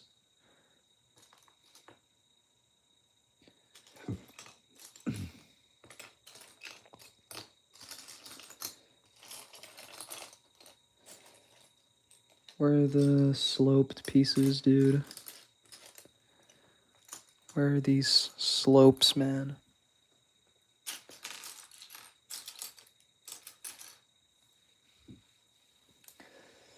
My brother, love your logical analysis and takes, bro. Fiziev was winning that fight, then went blue screen of death. Did you hear Rufy supposedly had influenza that fight? Yeah, I heard. Yeah, I heard about that. Apparently he was like, he had influenza and he was like, pretty injured, like he couldn't move and stuff, which is pretty crazy that he fought through that. So real credit to Hoofy. But also like, if I were to have made, if I were to have adjusted, like if I were to have recapped that fight, like Fiziev was doing very well. He was winning the first round, and you could argue he won the first round. Most people give him the first round, is what I'm saying. But you could see throughout the round, Fiziev was very kick heavy, right? But he wasn't giving as much respect, he wasn't giving Rufy enough to respect with the hands, but he was sitting in punching range, right? So Rufy was like finding a lot of success with the jabs and like the check hooks as he moved in, like as he moved into pressure, because he had Rufy up against the cage for like the whole fight, right? So pretty interesting in that way. And then in the second round, Fiziev essentially it essentially backfired on him where he was too kick heavy, and eventually Hoofy was able to find the shot because there was nothing to respect with the hands, so he was just able to throw whatever he wanted, and he was just getting clipped too much with the jab. So Fizzy was doing well, man. He was doing well until he wasn't, which is unfortunate, but that's how the cookie crumbles. But again, he also like he had a good game plan, but he also was missing an element of like, but one, the grappling. That was very important. He should have grappled more. He didn't grapple at all, which was like a big, like, I did say in my prediction that I think Fiziev could outwork him on the feet even without the grappling, but I did say that he should grapple early, and that should have been his game plan, but he didn't go for it, which unfortunately probably would have been very important to win that fight. Sorry, Diego. I'm going back to your first message because I saw it earlier. Thoughts on MMA Che? I'm a big fan of MMA Che. I do like, now that I am, because I used to watch him as a fan, right? But now I'm watching him not as competitor, but like also as a peer. So I'm like watching his videos and I'm sort of thinking like, I mean, because the difference between me and MMA Che as like content creators is that, well, I mean, the the main difference is that MMA Che doesn't make predictions in his videos, and so he kind of takes like he kind of takes off all the stakes of having to make of having to, like, you know, risk any kind of reputation when he makes a video, which is, I nothing wrong with that really. I just think it's kind of funny comparing me and him, because I like making predictions because I think it's cool to see the analysis, you know, face the music, right? You know, like put on display for people to observe. And sometimes it really works and sometimes it really doesn't.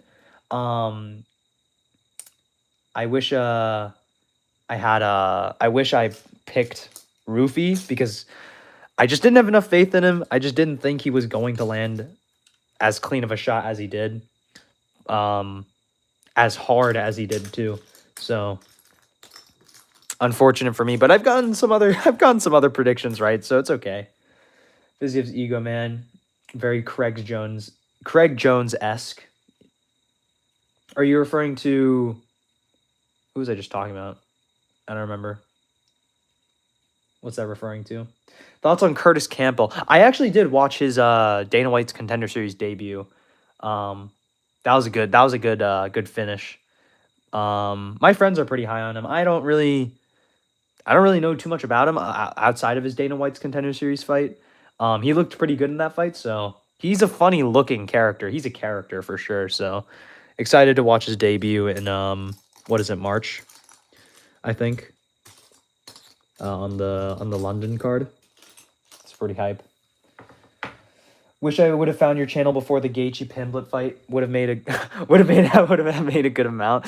Well, I mean, yeah. I think honestly, I think it was crazy that people were as split on Gaethje Pimblett as they were. I think most people who like did enough like research, like you just watch them side by side, you just think about it. Like, it was just never, I don't know, I just never saw it going Patty's way. Like, unless it was like really fluky, you know, which to be fair was likely and was what people were banking on, but I don't know, I wouldn't have picked based on that, you know.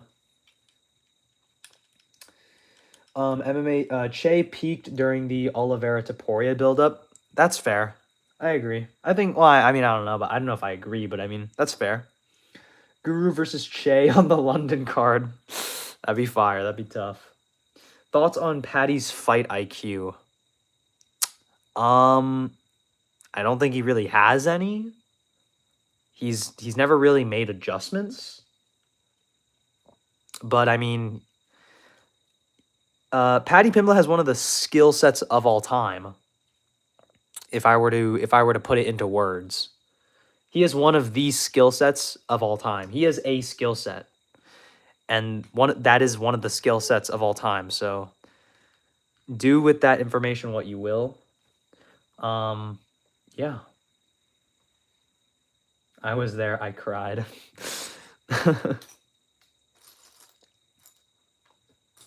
Let me see.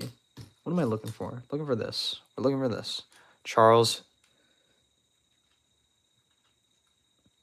for slimed out. Charles was slimed out. Got slimed out. Yeah. I was very I was very confident that Ilya was gonna win that fight. I think most people were. I don't see. The thing is that Charles had the blueprint, though. Charles did have the ideas.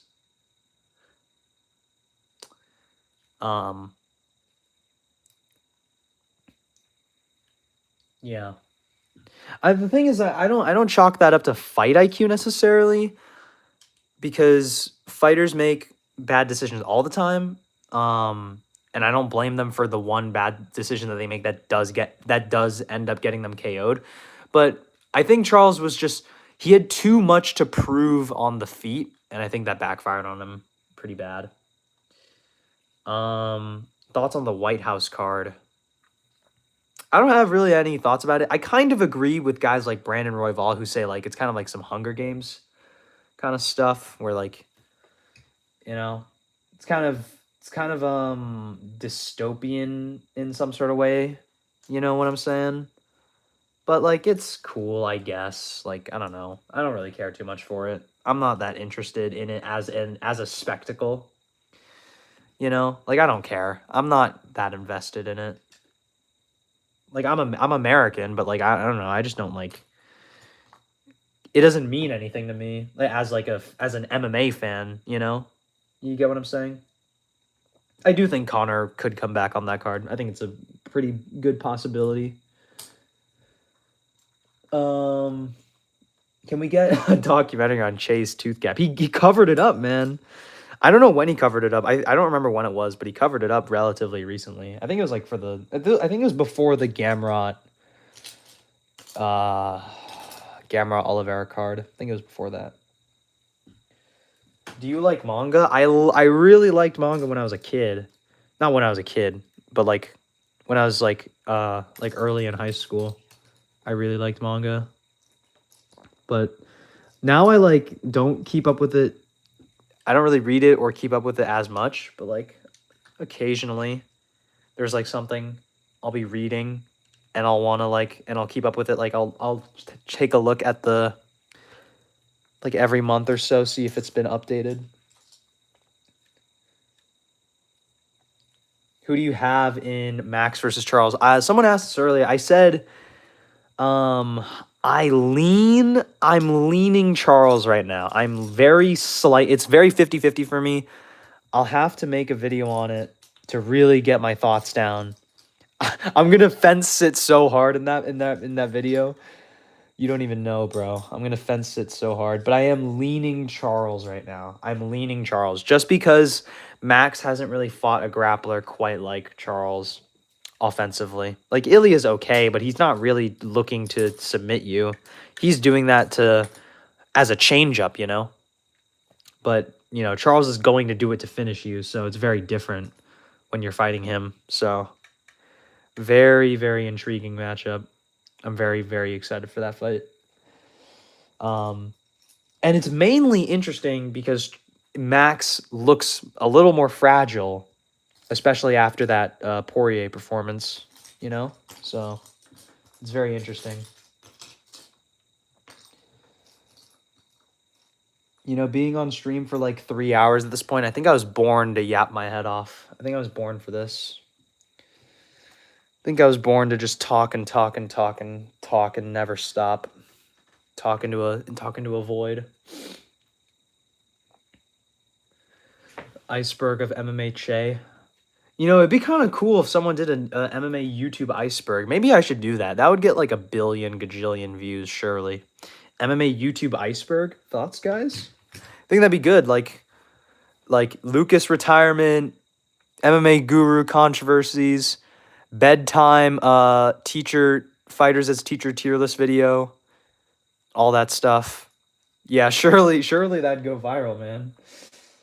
Thoughts on Damian Pinos, bro? Dude, oh man, I love Damian Pinos, bro. Dude, that was so funny. Dude, when I tell you this season of Dana White's Contender Series was like the best like entertainment ever, it was great. It was lovely. It was so good. It was so good.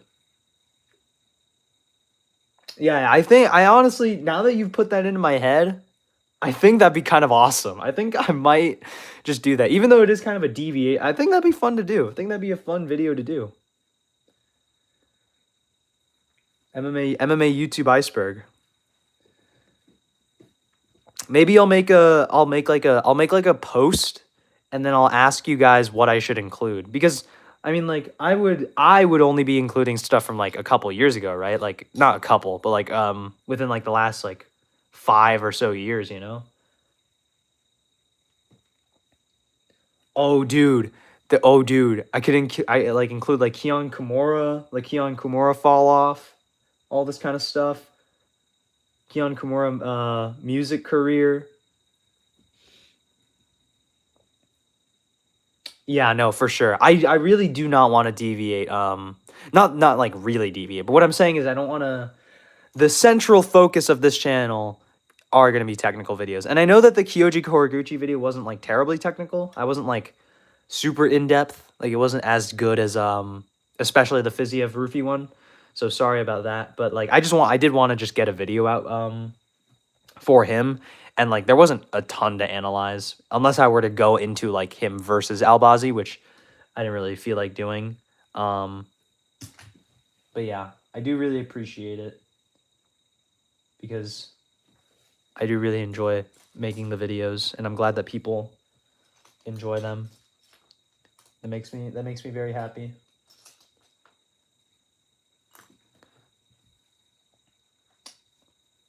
Let's see here. Are you going to talk about Rigo? Ooh, he might be down the iceberg, but I probably would mention him. The thing is, I don't know what would be at the bottom of the iceberg. I might not be crafty enough for it, you know? I might not be crafty enough. Might not be crafty enough, bro. Might be out of my element for that one.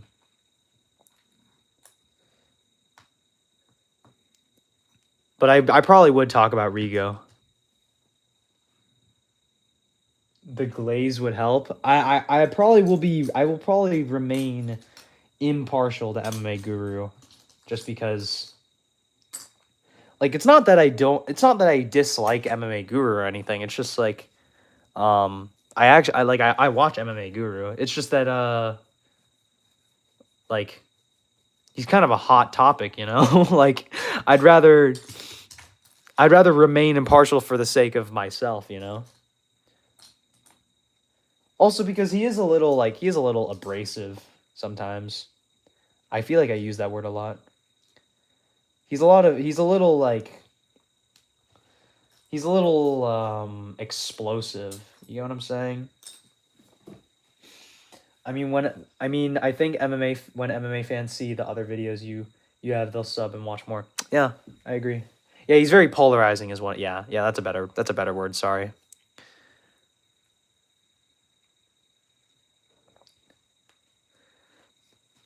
Yeah, I don't know. It's just like it's like I don't have like an issue. It's just if I were to seem biased one way or another, it would definitely like not be good for me, you know? So I would rather remain impartial.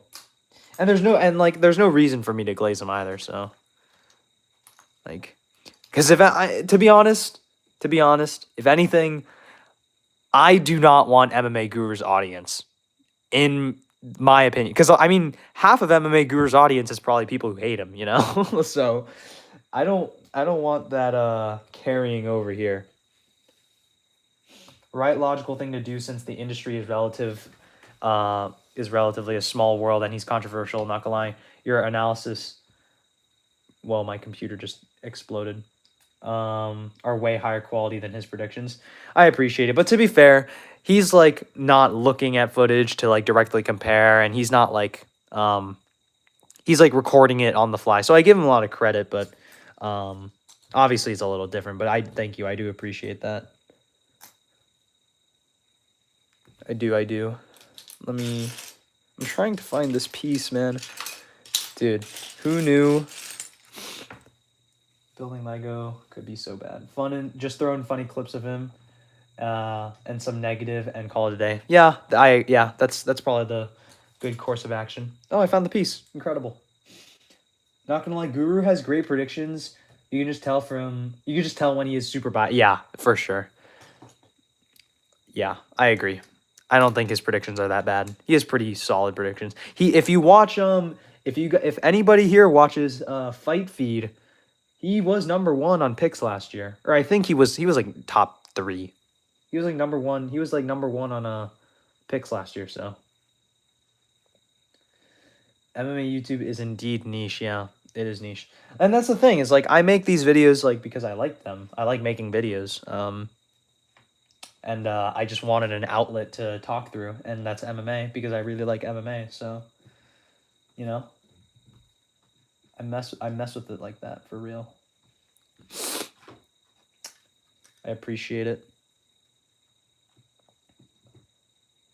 Left lane MMA. Yeah, he was up there for like he was number 1 for quite a while, is what I remember. I know that he was overtaken on number 1 like recently.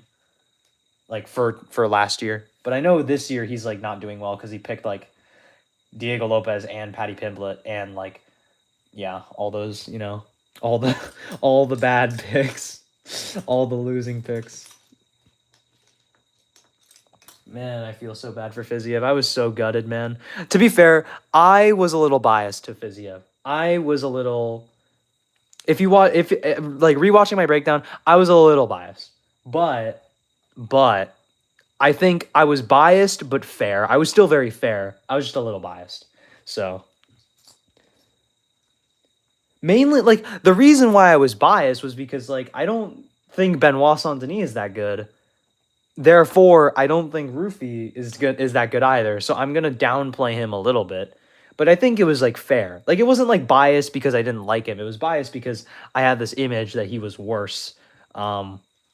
Which I think was a fair image to have, you know. Like I don't think it was terribly unfair. So, thoughts on Kenny?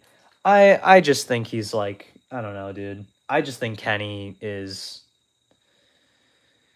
I have stopped following, like I have like I think I have his YouTube channel like not interested like from everything. Just like I do not follow him in any kind of way. I just don't like with people with creators like Bedtime, like Lucas, like MMA Guru. They have some controversial takes here and there. Yeah, I mean, with MMA Guru, you might argue that sometimes he makes a controversial take just for the sake of it. But with Kenny, it just like, come on, man. I just like everything he does is in bad faith, you know? Like most things he says like most of his takes are in bad faith. Like you guys remember when MMA YouTubers were doing like these like debate streams, you know, and Kenny was in a lot of them.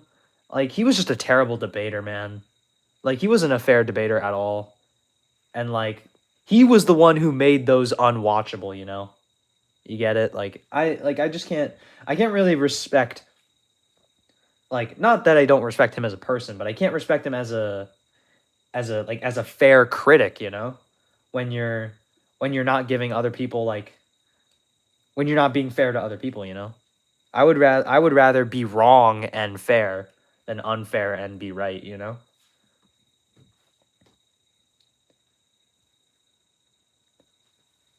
I think that's a good motto to have, you know? Don't you guys think? Kamaru Usman is the greatest of all time. I'm not a Kamaru believer, to be honest. I know that you're reciting Kenny, but I'm saying personally, I don't I don't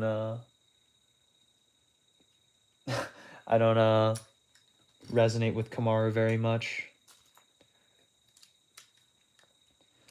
Kenny and Ali are the two greatest are the two people keeping Usman Islam fight afloat. True. Sorry, but he is. I don't know, man. I don't know. I am both Izzy and Usman are. It's weird to say this. This is a little bit. This is another little bit of a somewhat of a progressive take, you know. But they're a part of two very transitioning periods of their divisions. Like they're in the bulk of like the blending of the middleweight and welterweight divisions where they were evolving like at a very slow pace, you know? Especially because they were a part of the COVID era, right? So they had like what, like 2 years, a year or two of like their reigns where they were able to sort of not get away with it, but they were able to fight contenders that were sort of behind compared to like the new, like significantly behind compared to the newer gen, because the eras like were sort of slowing down like in terms of a progression, you know? Like you look at, I hate it when people like boil Usman's resume down to this, but it is kind of true to a degree. Jorge Masvidal, former lightweight, good welterweight, had good wins at welterweight, but still kind of a journeyman. Gilbert Burns, former welterweight, not amazing, like has proven to sort of fall off. He is old, he is older now, obviously, but I don't know, he was never like the most skilled fighter. Colby Covington, essentially just a weaker, more cardio efficient, less powerful Kamaru Usman, you know? Like his reign consists of like Tyron Woodley being his phenomenal Hall of Fame level win. And then everything else is just kind of like yeah, obviously Islam beating JDM is better than Kamaru Usman beating Colby Covington for the second time. You know what I'm saying? Like, it was very clearly a transitionary period in terms of skill. Like, the welterweight division now is full of killers. Not the same kind of killers like Jorge Masvidal and Gilbert Burns. It's Michael Morales, Shavkat Rakhmonov, Ian Gary, you know, and all the new guys coming up like Orobai, Mike Malott. Obviously, some of those guys aren't killers, but you know what I'm saying. I tried to conduct my own analysis to identify value in underappreciated odds or angles, which I feel you do a good job of. A recent example that did well for me was Ethan Ewing versus Wellmaker. Before the fight, I watched Ewing's A1 combat fight and clearly saw how good of a technical fighter he was. Saw there were good odds value to bet the fight going over 1.5 rounds. Well worth the risk versus reward and that hit. Other examples that have done well for me was Pereira fights moneyline, KO TKO, and DDP before odds values started diminishing as they kept winning. I'm not a bettor, but I did. I mean, in my analysis, I don't look at I was actually gonna mention this in a video, but I don't give betting advice. My videos aren't for gambling. I don't condone gambling. But I have picked some good underdogs. Like Gaethje was a good underdog. I picked Joshua Van, who was an underdog, I believe. But like, I don't think I can't think of like the last time I got a really crazy underdog. I think Beneil was a good underdog versus Moicano. I think he was an underdog. I didn't say Shavkat Rakhmonov because he might be retired now. That's why I didn't say Shavkat. But yes, obviously he is in that discussion. Yeah, of course, not financial advice. Not financial advice. I don't know why I couldn't speak there. Can't find this plate or this tile.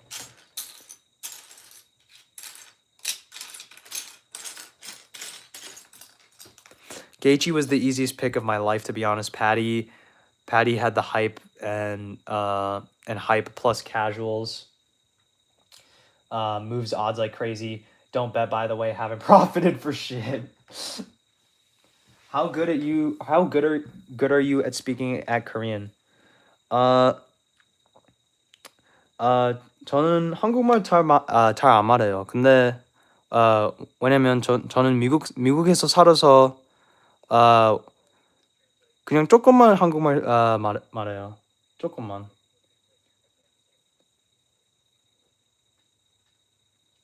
I'm not the best.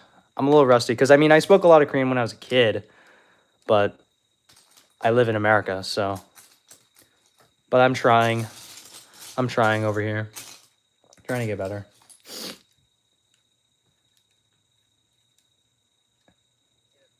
Yeah.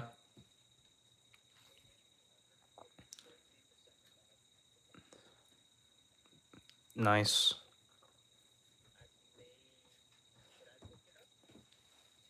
Yeah. Yeah. We got more pieces here.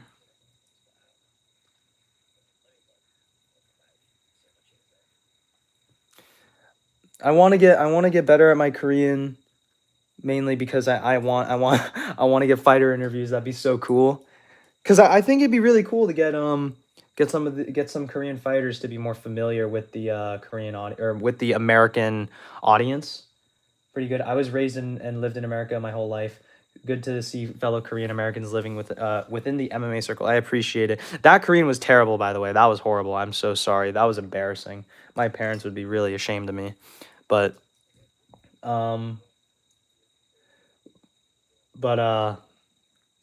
yeah, my Korean is not amazing. But I need to get. The thing is that I learned Japanese in college last semester. And I think it's broken the ice for me. I need to get better Korean because Japanese was pretty easy for me. So let's see here. I'm trying to find. And if you're wondering why I took Japanese and not Korean, it's because my university didn't offer Korean, and I was pretty upset. I wish it did. Probably would have helped me. Unfortunate. Oh well. It's cool to know that like a good portion of my audience is Korean. No, I'm not Japanese. I'm not claiming Japan. Yo, no. Oh, I should have mentioned in the Kyoji Horiguchi video that I do support all Asian MMA fighters unless I do root for all Asian MMA fighters unless they're going up against Koreans. When did you start watching MMA? I started watching MMA around 5 years ago. A little around 5 years ago. Even all right, okay. What would that be? East Asians. Specifically East Asians. Not Russian. I mean, I do root for like Orlbai. I root for most Russians. By the way, hey guys, we by the way, guys, we claim Pyotr Yan. Pyotr Yan is 25% Chinese, by the way. He's 25% Chinese. We claim him. Why do you think he has the name Yan? We claim him, bruh. We claim him. I'm obviously joking, but he is 25% Chinese, so hey. It was that Chinese blood that won him the belt, dude. Doesn't he hate whenever that gets mentioned? If he does, that's hilarious. That's really funny. That's really funny if he does hate it. I have no idea. I love Pyotr Yan, man. Ah, dude. Oh, dude. I should do a Pyotr. Dude, I can't believe I haven't thought to do a Pyotr Yan video. That's crazy. Jubilee is 0.1%. Okay, you have to be like a quarter or above Chinese. You have to be a quarter or above like East Asian for me to say that we claim you.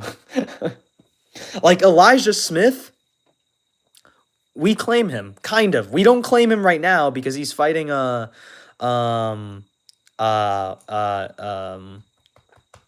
He's fighting you. He's fighting why can't I think of his full name right now?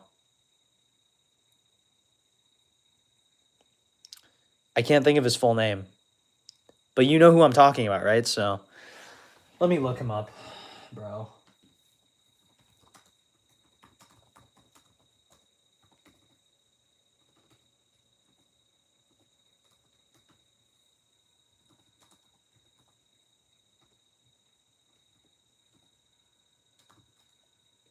Bro, why can't I think of his name, dude?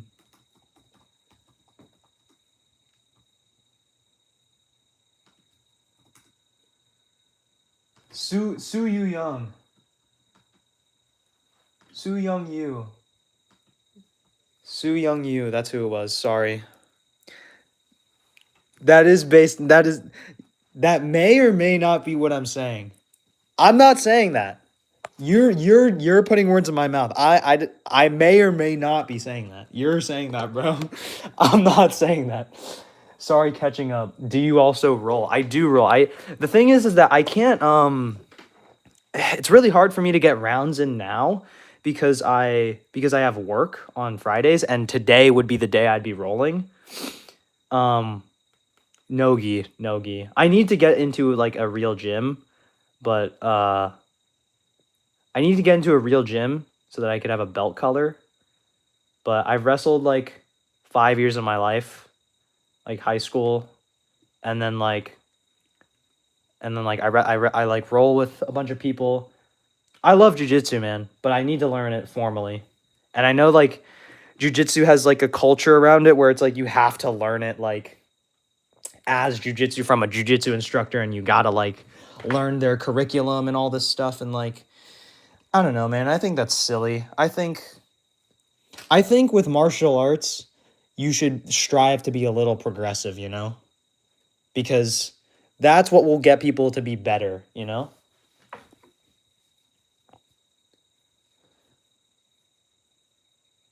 Pak MMA is probably the biggest Quillen Sawkill fan. I am a Quillen Sawkill fan, but I'm not super high on him, to be honest. I think he's good, but he's kind of like a casual name right now, you know? So I always sort of like try to separate myself from the fighters who are surrounded by a bunch of noise, you know?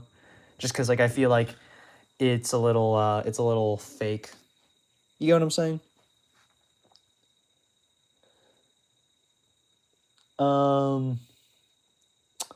Hikaru Nakamura, is that the guy who is that the guy who got the flash knee KO last weekend? Do you have any good gyms around you? I have some good I have some good ones that are far away. I'm not going to dox myself, but I do have some good ones that are relatively far away. So there are some good ones that are relatively close to me, which is good. But eventually I do want to start training like pure like MMA, cuz I do striking rounds. Like Wednesdays I have a striking practice, which is really fun. I really enjoy striking, man. Striking's great cuz I come from a wrestling and a boxing background. So one thing, dude, the hardest thing about transitioning to MMA striking is our body kicks. Like not like round kicks, like teeps. Because this one guy, he is phenomenal at Muay Thai, and it is just a pain to spar with him, dude. And that's the thing, is that a lot of people avoid those hard sparring rounds, and that's exactly how, like, that's how you don't get better, right? Like, you should be getting, not that you should, but you should be losing in sparring rounds, you know? Like, you should be specifically be putting yourself in that scenario where you're losing so that you can get better. You get what I'm saying? That's very important.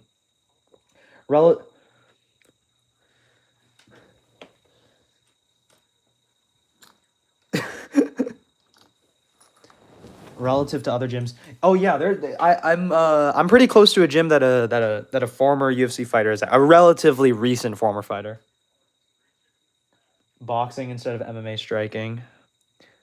I do like boxing. The thing is that I just don't like I don't like I haven't boxed with boxers in a minute. I think I will soon because my university has like a boxing like club with a pretty big pool of people.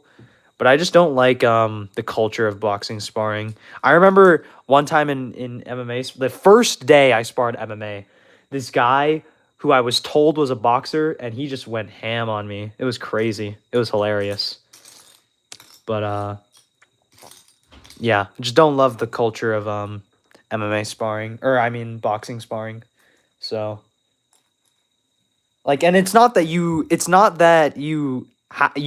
can't throw hard in sparring. It's that the pace is set by both of you. It's not by one of you. You know what I'm saying? Like it's a give and take. It's not like a one man dance, which is how some boxers kind of treat sparring. Like they treat it as like a showcase. Thoughts on the recent Shavkat situation? Very unfortunate for him. I kind of find it a little strange that Ian Gary's like celebrating him retiring him, or like quote unquote retiring him. I don't know, man. Like you shouldn't be doing that. That's not something to celebrate. Like he's a great fighter and he deserves to have a very good career. Yeah, it's very corny. Ian Gary is kind of a douchebag, but I respect him because he is very skilled and he has earned his respect by being a skilled fighter, you know? And he deserves that respect, at least as a fighter, but obviously as a person, do not resonate with those sentiments.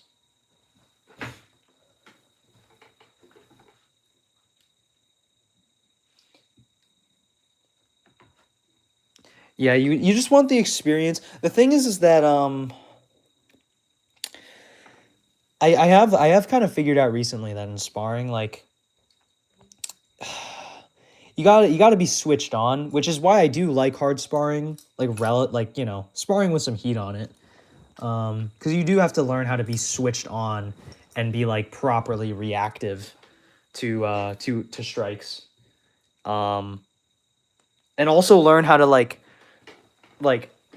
take shots, because like the thing is that in light technical sparring you could throw a leg kick that would probably like normally cripple someone in a fight if you threw it that hard, if you threw it harder, I mean. But obviously in sparring you can just walk through it, so you gotta there's some pros and cons to technical sparring in my opinion. What about John Jones? I don't mess with John Jones, man. I don't mess with John Jones. I'm not a big John Jones fan. And that might be a little a little different, but I don't know. I can't, sorry. I just don't resonate with John Jones. I can't resonate with him as a personality, as an athlete, as like a, I don't know. It's just everything about John Jones, you know? Everything about John Jones. Everything that comes with John Jones. But yeah.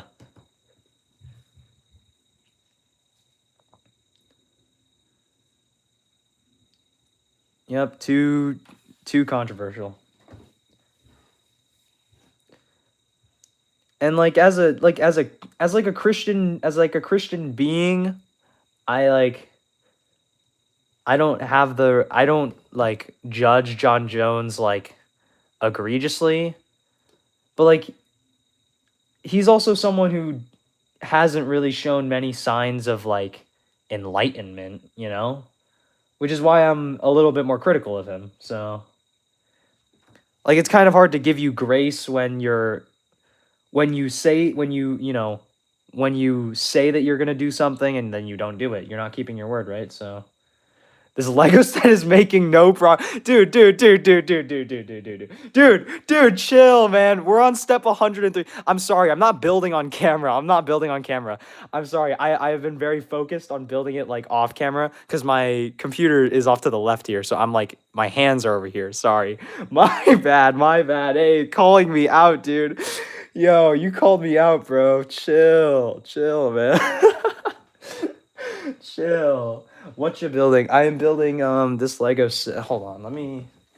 I don't have the. It's the set in the thumbnail. It's the set in the thumbnail. That's what it is. It's a Lego Star Wars set. It's a fake Lego Star Wars set. No, no, no. All right. It's a lot better to get hard sparring in first with someone, yeah, you trust too. Yeah, especially. Of course, yeah.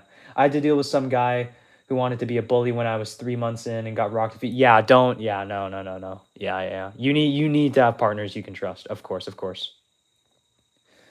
Yeah. Drooling over these Lego pieces. The MMA brain rot is a real thing. It's a really cool set, though. I want to see. I know. I'm sorry. I will. I'm trying, bro. Dude, this is like we are like a quarter of the way in. This is a really long build, bro. I don't know how long I'm gonna be streaming this. It's gonna be forever, dude. I'm so sorry. I feel so bad. Because there are actually people who want to see me like finish the build. I feel so, I'm sorry. I'll shut up. That's what I was saying earlier is that I was literally, I think I was born to yap my head off. I think I was born to talk into the void forever and ever, given questions and just speak forever. I think I was born for this. All right, but this is a piece. Having a good teacher around is good too. Some bullies start going too hard. Yeah, exactly. Yeah. You gotta have people that look out for you, you know? And I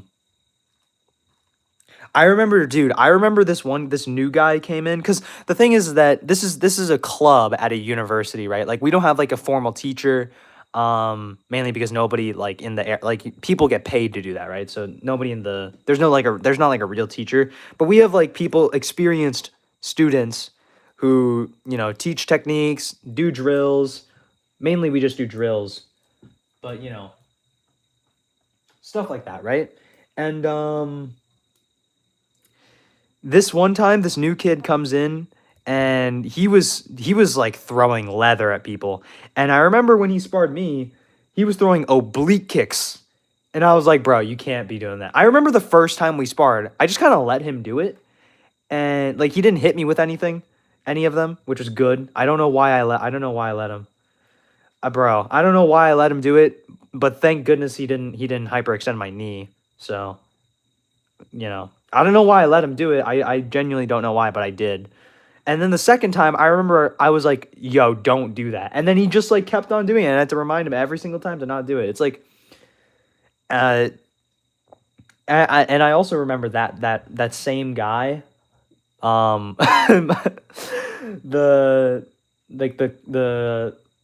coach told one of my friends to go beat up on him, which was funny. And then he left early so he couldn't beat up on him to teach him a lesson. So that was funny. But yeah, you have to watch out for yourself. You have to stand up for yourself, and you have to stand up for other people too. You got to have people who look out for you. I got oblique kicked by a guy who came from a Bushido karate background. It pissed me off so bad. I almost got spiked on my neck in my first week of Jute. Dude, these training horror stories, man. Bro was training with Patrick Starr. If someone keeps going hard when I tell them I'm going light, I just switch partners. Not worth the risk / damage. Of course, yeah. Of course.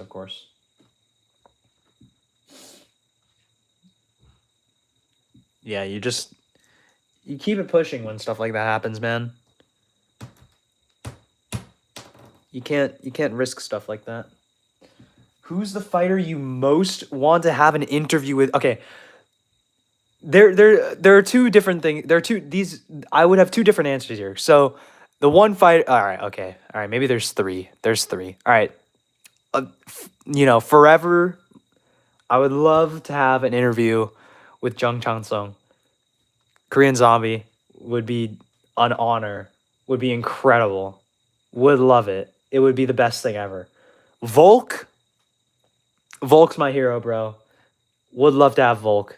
But these are like 2 all-time like pipeline. Like these 2 interviews aren't like important to they're not important to my channel in terms of like I want to push this fight. Like those are some of the biggest names in the sport. I don't need to like do anything with them. Like they don't need me. I would like to have them on the channel because it'd be an accomplishment for me, like as an MMA fan or as like I guess as an MMA content creator.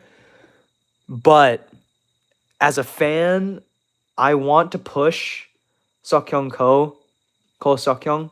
I want to push him, and I would like for him to be known to the American or I guess Western audience. I think that would be awesome. I need to get better Korean first to conduct a full interview with him. I would love to get him on an interview. That would be incredible. We'll keep leveling up, man. And the thing is that we did this in 2 months. I say we, but it was only me. I'm the only one doing this. But I did I mean like but we did this in 2 months, you know? This is only well, it's not 2 months now. It's been like 3 months. It's almost 3 months now. But 3 months, you know? More live streams though. I will do it. I'll start like timing them, you know? I'll start timing them. Ko Seok-hyung would be an awesome interview. Yeah, would be lovely. I would love to have that interview because, you know, it would just be so sick to push him, you know, for the people. Yeah, I hope so. I think definitely the way to go is like these bigger high stake name fights, like detailed predictions, because a lot of people like that stuff, or it gravitates to a lot of people, mainly because, you know, it's big. They're the big fights, you know, so they're the big high profile names, big high profile fights. So a lot of people are gonna want to know my thoughts on North Korea. Not many. I don't know, man. I'm honestly not very familiar with like the current affairs of North Korea, so I cannot answer that question in good faith, really.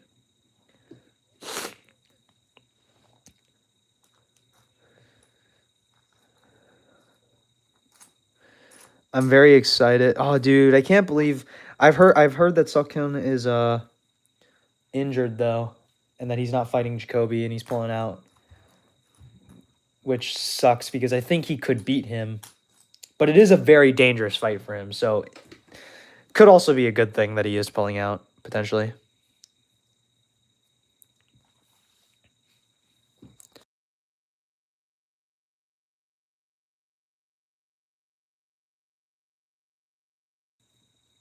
Yep, it's a big market for logical / technical / high quality analysis. That how Mighty Mouse channel started getting traction. Yeah. I'm sort of the opinion that, I mean, like, this might be a hot take, guys. I'm not a big fan of Mighty Mouse's content. I used to watch DJ a lot. This is sort of like, I feel like this is something that evolves with people. Maybe, I don't know. This is also might be another progressive take. I don't know. I don't love Mighty Mouse's content. I think you watch his breakdowns. He kind of says nothing, dude. He low key says nothing. You know, he's like, this guy's like, look at him and the distance and the void, and then look how he crosses the void. That's his video. That's the video right there. He crosses the void like this. And that's the video. So, I don't know. I like Mighty Mouse. Would love to collab with him one day. I don't think he's the greatest analyst. And people praise like his ability as an analyst, even though like he hasn't really done anything. Not done anything, as in he hasn't like said anything terribly revolutionary. And like specifically when I like one thing I can't agree with is that he said his fight of the year. This is such a fake hardcore take, man. This is like fake hardcore-ism. Is he said his fight of the year is Charles Oliveira versus Ilya Taporia. That is, come on, man. Come on, man. Like, oh, it's like a technical masterclass. Like, come on, dude. Don't be like that. Dude, like, he's like, oh yeah, I have seen a million brawls at bar and like a fight, like bar fights. I'm in it for the technical. Like, this whole channel is about technical like technical analysis and like all the, the ins and outs and all that. Come on, man. You can't say that. That's ridiculous. It's not Piotr Jan versus Corey Sandhagen. That's a fight of the year, like, oh, based on technique and all this and that. Like, that's fight of the year based on technique. Ilya Taporia versus Charles Oliveira, man. Are you gonna call? Come on, dude. That's a fake take. That's fake. Come on. Maybe I'm being a little harsh, but come on. That's fake. In my opinion. You're like trying to sound like a savant. Come on, dude.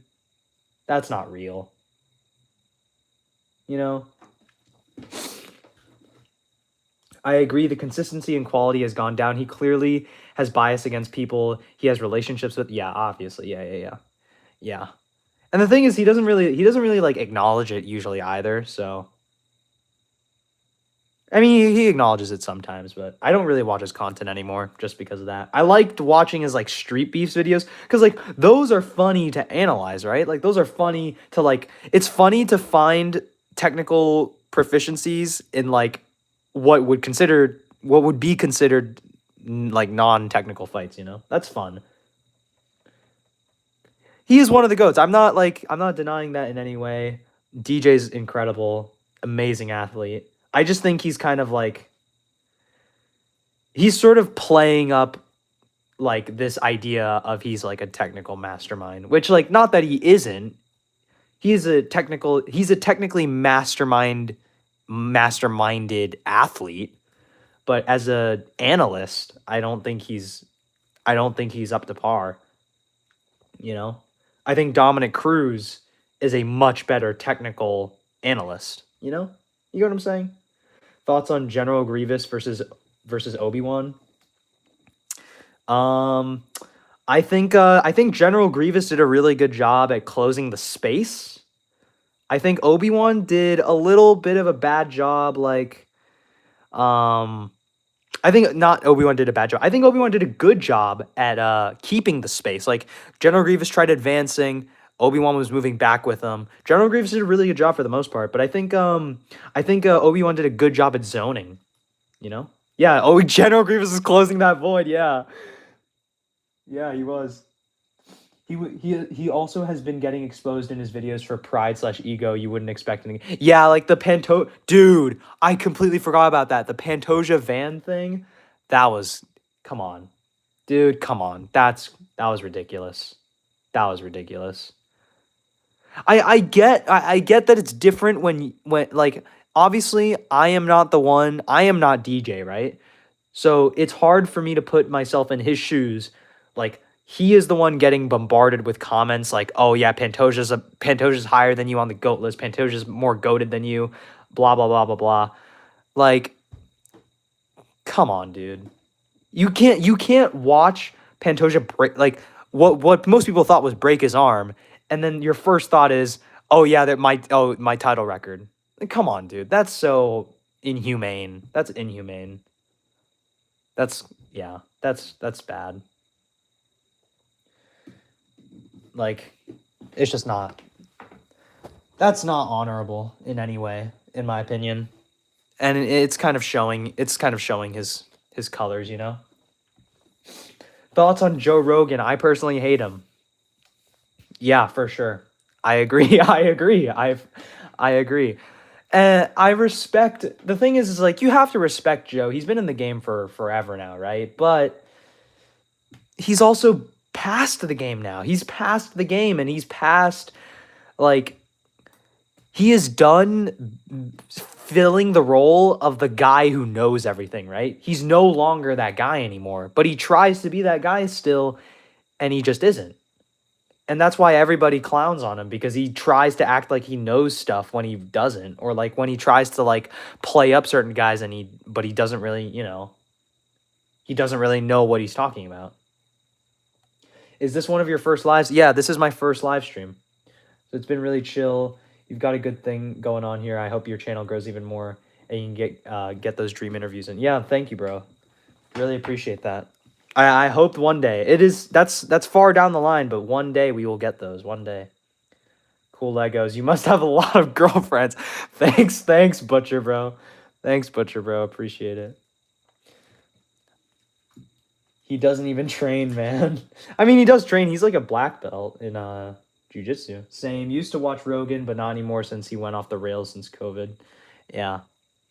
Rogan's also such a soft interviewer. It's like insufferable, It's insufferable. It's insufferable.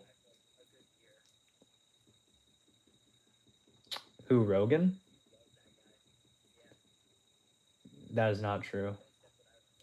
Yeah, what a crafty kid. Oh, yeah. Dude, John Jones, he doesn't even train, man.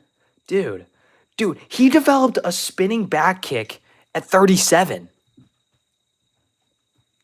Who does that? Who does that?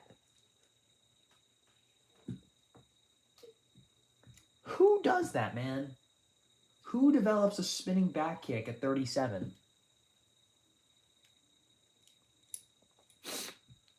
Yeah, we hate the John Jones plays, bro. I think we all do. I hope we all do. If you're a Pak MMA fan,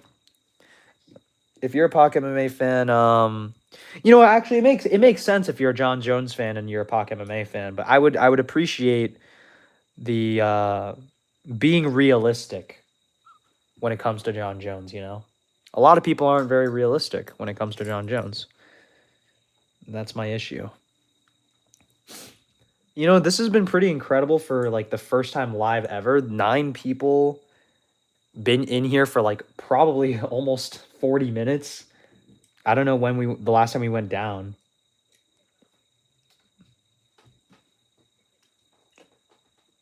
Big dichotomy. Dude, where is this piece, bro? This is tripping me out. High quality chat Lego. Yeah, thank you guys. I really appreciate it. This is what makes streams fun, is when I have people to talk to, people to make me yap my head off. No, you are. All right. Dude, I genuinely don't know how long this is going to go on for. I don't know if I want to go on until I finish building this, because this is going to be insane if it goes on for that long. It will be crazy. I wonder how many people would stick around if I did this for like another 5 hours to just finish this set. That'd be crazy. Imagine I don't finish this until the card starts tomorrow. That'd be crazy. That'd be hilarious. That'd be actually hilarious. I'm not gonna do fight companions. I don't think fight companions are for me. Whenever, I think so.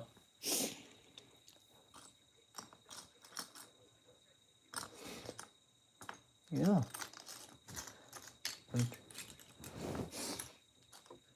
What about your homework?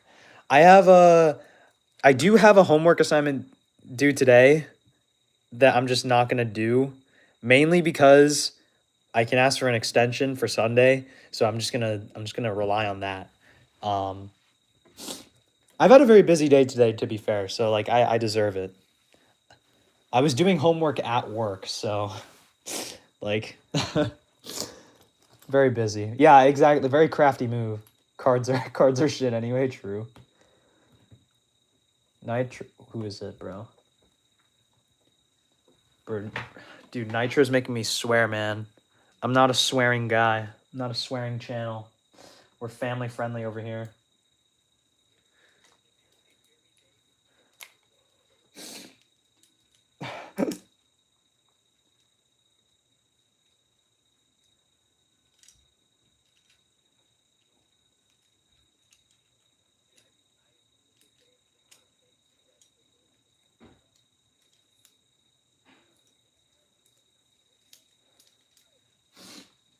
Crafty vet, very crafty.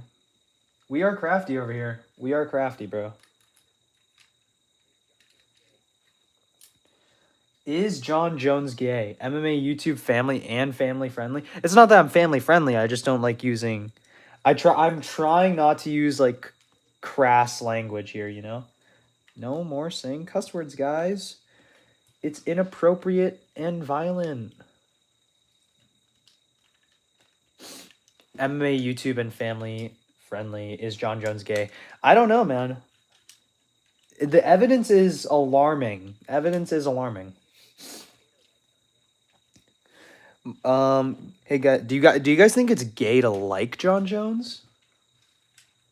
Do you guys think it's gay to like John Jones? Thoughts? IMO, your channel has one of the highest quality for analysis compared to a lot of these other channels. It'd probably be a lot more work, but have you thought about editing and fight clips for technical points in your analysis as you go through them? I feel like this would take your video up another level.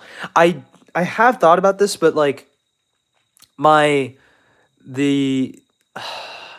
like, you know how my strengths segments, like I talk about, oh, this fighter has this, right? And then usually there's no footage or anything for that part. The thing is that like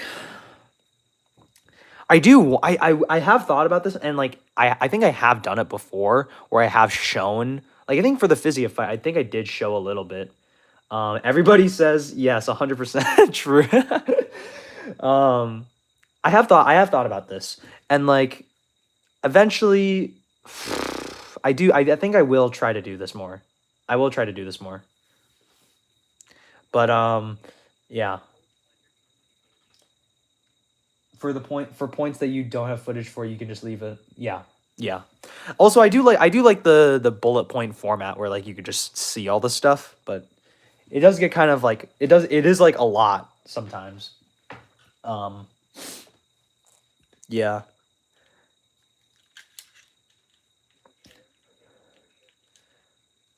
Also, guys, just real quick, this is a question. I have a question for you guys.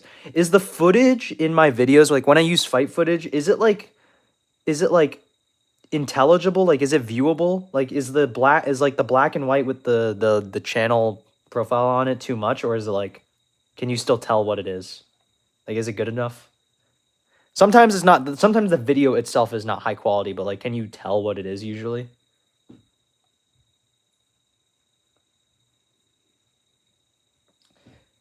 Yeah, I appreciate the suggestion. Focus. I really appreciate it. Thoughts on UFC Reddit? I don't have Reddit, but I'm always told that like UFC Reddit is like weird. I don't know. I don't think about it too much, but that's pretty funny. Funny as in I don't look at MMA Reddit. Sorry. I mean, I'm not sorry. I just don't.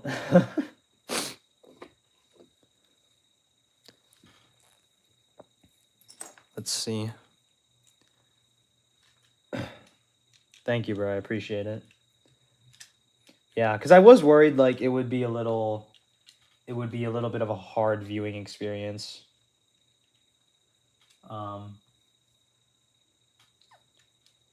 When I first did it.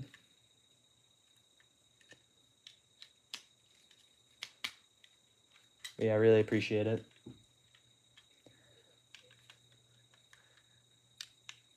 Yeah, I need to drink some water.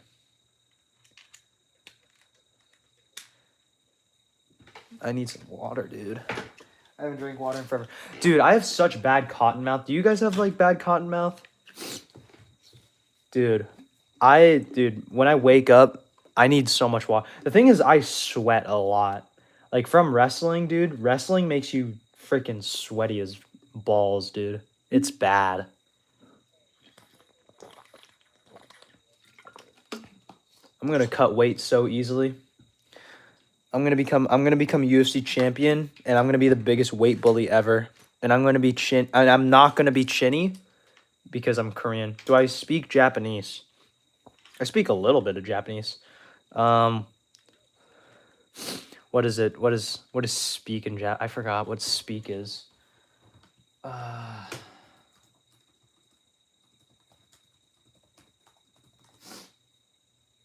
What is it? What's the verb?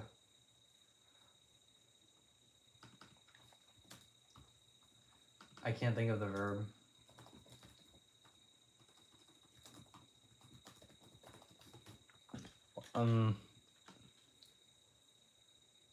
How tall are you?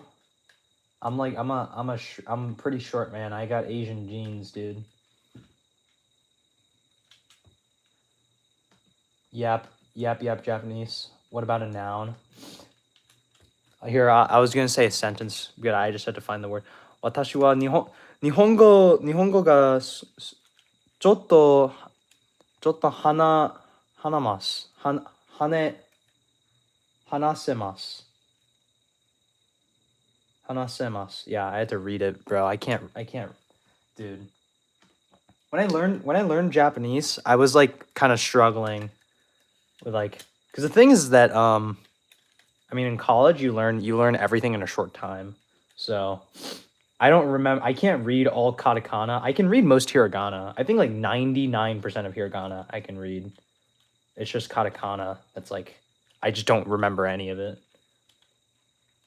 Japanese. Centimeters?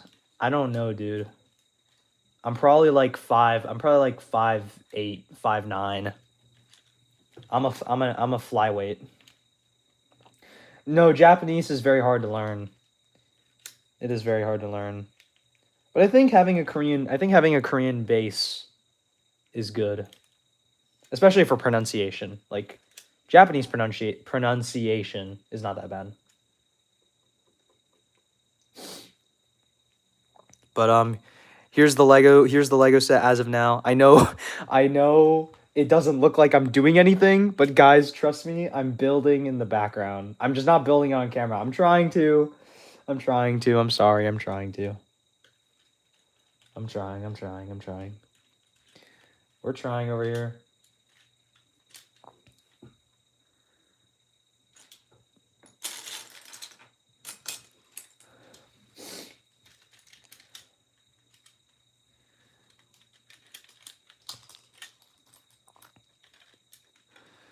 If me and MMA Guru were standing next to each other, he would probably mog me just based on height. But I'm a pretty tanky dude. I'm not tanky actually. That's a bit overkill. But I'm not a small fry, fortunately. I speak Italian, French. I can't see. My computer's bugging out. Spanish, Italian, French, and Portuguese. And Italian and French and Portuguese should be relatively easy languages to learn. Yeah, man. Especially Portuguese, right? French is a lot easier for Spanish speakers also, yeah.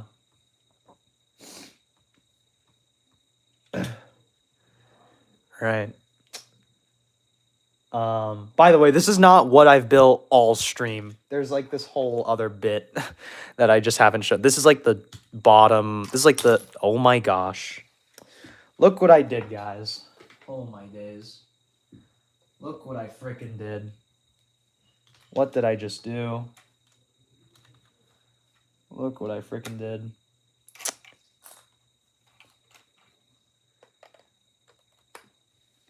Yeah, he would height mog all of this. All right. Yeah, I'm not that terrible, bro. If this was all I built all stream, I think I'd kill myself. That would be horrendous.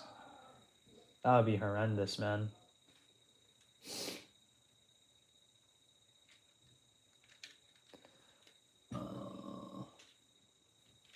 Okay, we're looking for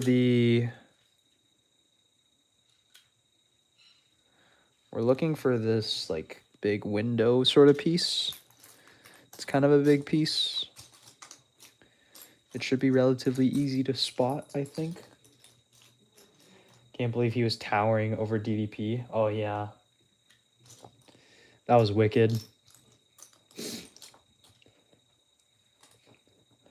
I like how that I thought it was funny that was such a big deal when it happened, because like, I mean, like, it's just like a lot of people having like just like biases against him for like no other reason other than they're not willing to hear him out, you know, because he's like a fat non-fighter making like criticisms about fighters.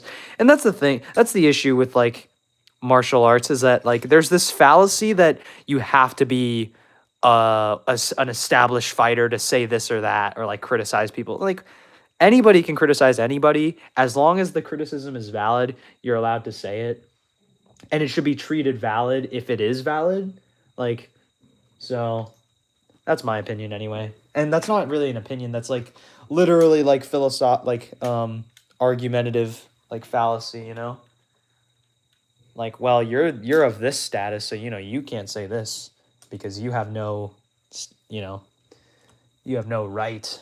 You know, that's like fake. Yeah.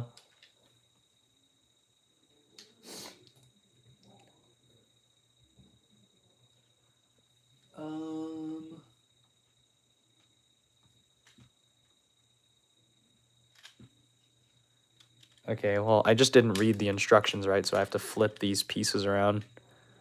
I could get it off. There we go. Look at me go. Yeah, I mean, I think it's just, I don't know. It's something that the MMA space is, at least like when it, there's two separate I guess three. There's three separate streams of MMA discourse. There's fan discourse, which is like us, like MMA YouTube, MMA, like fan media. Then there's like secondary MMA media, which is like fighter podcasts, like fighter interviews, like big name Twitter page. You know what I'm saying? Like those kinds of people. And then there's like mainstream media, which is, you know, mainstream media. And like for whatever reason, people feel like fan discourse, like the third stage is like, for whatever reason, less valid than everything else, just because like they're not fighters, they're not athletes. Some of them don't train, which I think it is fair to say some of them don't. Yeah, appeal to authority. Yeah, but I think it is fair to say that some of them don't. Like you can tell. This is specifically with Lucas. You can tell when he makes a prediction, and like you can tell that he doesn't train, which like is fine. Like you don't have to know the ins and outs, or you don't have to like know specifically things about training or things about martial arts, like to, you know, make a prediction or to have a correct analysis or a correct prediction, you know.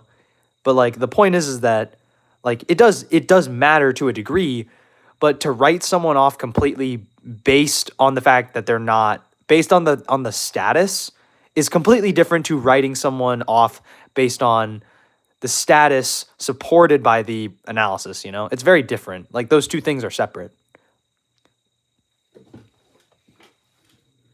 And I think like the people who do write off like MMA fan discourse and like only listen to like secondary discourse usually are people who are just getting into the sport, people who are usually casuals, or people who are usually old heads who only like who try to be elitist in some kind of way, who doesn't yeah, he does lack a little nuance, but we love Flukas, and like who lack nuance in some kind of way, or not nuance.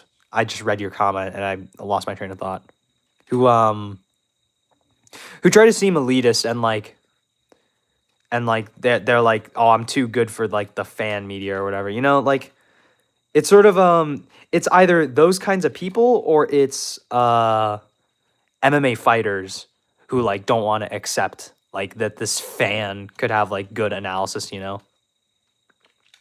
And that's sort of like why people like the Weasel, right? Because he's like a fan who makes good analysis, you know, like, or I guess like good breakdowns. I don't really know. He doesn't even do analysis. He just does like robbery videos. So I should be a teacher. I've thought about it. But I've thought about it. I just don't want to go to school for it, man. School for teaching is a lot. A lot of fighters / podcasts have such low quality points / predictions, it boggles my mind sometimes, but then I remember they get in the head for a living and they're human just like us. Yeah. That's why there's definitely a hole in the market for high quality analysis, which is a hole you're filling. Hey man, there are other people who are doing it. I think MMHA is like MMHA is good. Like the thing is that he's very good at like sort of simplifying stuff. And like one thing that I've realized that I have done that guys like MMHA have not done. There are other people who have done this, but a lot of people don't like break down technique into systems, right? And something that I did versus with the Joshua Van thing was break his striking system down into systems, right? All right, bro. I'll build the set, bro. But like my point is that a lot of people like isolate techniques, and which is what I do also. Like I also isolate techniques, and I'm like, oh, this technique will work versus this fighter because this guy's worse. Like yeah, tomorrow. This guy is like bad at defending said technique. But there's also systems to get there, right? And sometimes that's where people fall flat, where they just see this thing that works and then they just assume it will work against this fighter because of this reason, just because. Like MMHA has the right ideas for the most part. I think he's a great analyst, but I think sometimes I think he maybe dramatizes some of his points for the sake of YouTube, I guess. Or sometimes sort of like almost tribalizes. He definitely does that. He definitely tribalizes techniques. Like he's like, oh, this is like something this is something like Muay Thai fighters do. And this is something that he's adjusted recently. Like in his most recent video about Fiziev and Muay Thai, this is something he adjusted. He low-key, bro, people low-key be stealing my takes. I was the one who was like, yo, Fiziev isn't completely immobile, dude. He's not like a statue. He is immobile 60% of the time, but he is capable of moving. And then MMHA's like, oh yeah, Fiziev has tried to change his style. So I'm not saying he's stealing my flow. He might be. I'm just kidding. He's obviously not. That's kind of funny when I make a prediction and then I see other people making like similar takes. I do wonder if they're watching my videos. It's kind of cool. I only watch because of his sister. Yeah, he does generalize sometimes. Yeah, I agree. But sometimes he does know what he's doing. How the fuck are you still doing it? Dude, I'm telling you, I was built for this. I could talk all day. I could talk all day, man. Slack, like Jack Slack. Yeah, Jack Slack is cool. The thing is that I think Jack Slack was like he was a guy who did videos like back in the day, but now he's like a Patreon guy. I will hurry up, bro. I am. You guys are asking too many good questions. That doesn't mean stop so I could build. That doesn't mean stop, bro. Please. Okay. Okay. Fine. I'll shut up.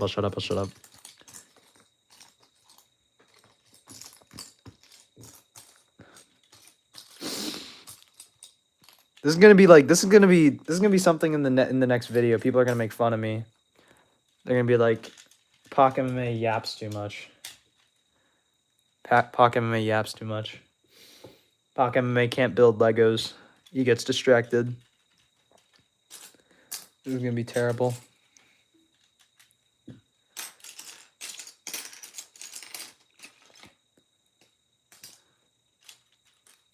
Shirt off MMA Jay is kind of cringe. Yeah, I mean, I haven't. I just try not to think about it, I just try not to put too much put too much thought into it, you know.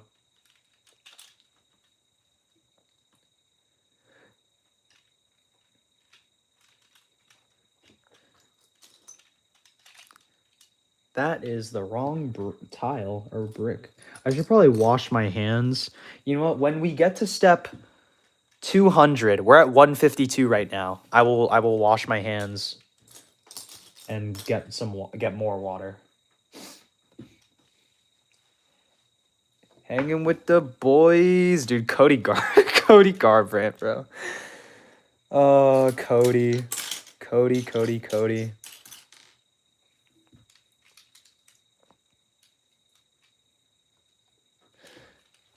bro. Freaking Cody.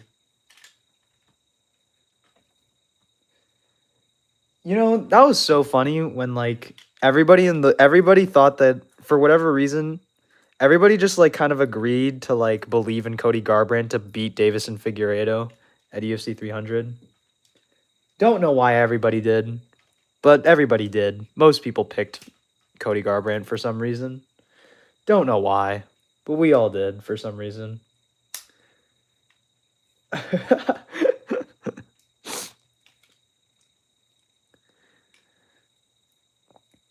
I genuinely can't remember why. People just were high on Cody Garbrandt. Like, he was coming off of a win of like, who was it? It was that guy who sucked, man. I don't remember his name. It was like the average bantamweight, like unranked guy.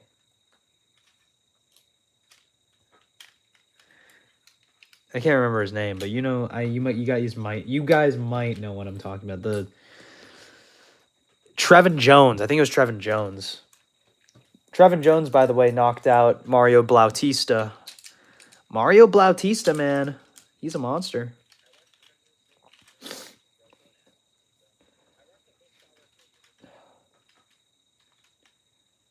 T Jones.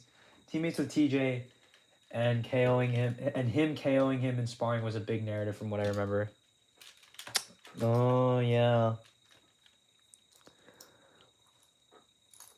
Well, I mean, going into the Figgy fight, I mean, like, everybody picked Cody.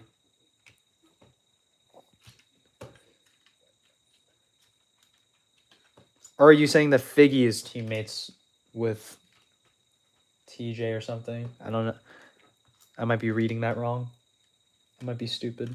Because, I mean, obviously, TJ and Cody were teammates. Obviously, but... By the way, guys, I just want to let you know, I don't know if you guys care. I don't know if you guys, like, care about this. I have not built any of the minifigures. So if you guys want me to do this while we wait, I could do that. Or not as we wait, but, like, you know what? After I come back from washing my hands, we could do that if we want to. If you guys care about the Lego. Let's see. Looking for this curved piece, this one, and a tile. So you got this. Yes, gotcha. I got you, my man. I will use this to sleep later. I appreciate it.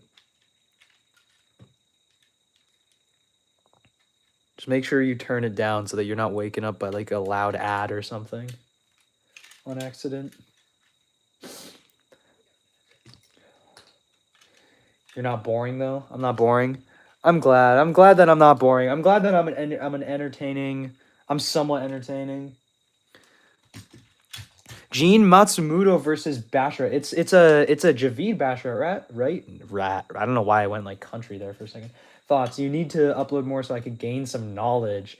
I'm a year into watching the UFC as of like 5 days ago. It's pretty crazy that you're interested in Farid Basharat versus Gene Matsumoto for only being a year in, man. That's some hardcore stuff, dude. That was also how I was too. Like I kind of delve into the deep end. Like I was like a casual for probably probably a little less than a year. And then I like really like wanted to sort of like get into it, you know? Trying to learn it all, brother. Of course. It's a great mindset to have, dude. I don't mean to be like corny, but that's yeah, that's great. But honestly, because Gene Matsumoto fought Rob Font, right? Was that who he fought last? I don't remember. Gene Matsumoto. Did he fight Rob Font last? I don't remember. Oh wait, he fought Miles Johns? I think I watched that fight, but I can't remember. And then I know Javid is coming off of he's coming off of a win? No, he is not. He hasn't fought since the Simone fight. Jeez, ooh, that's not a good look. I know a lot of people are picking Javid. I think he will probably win also. I think it's very possible. But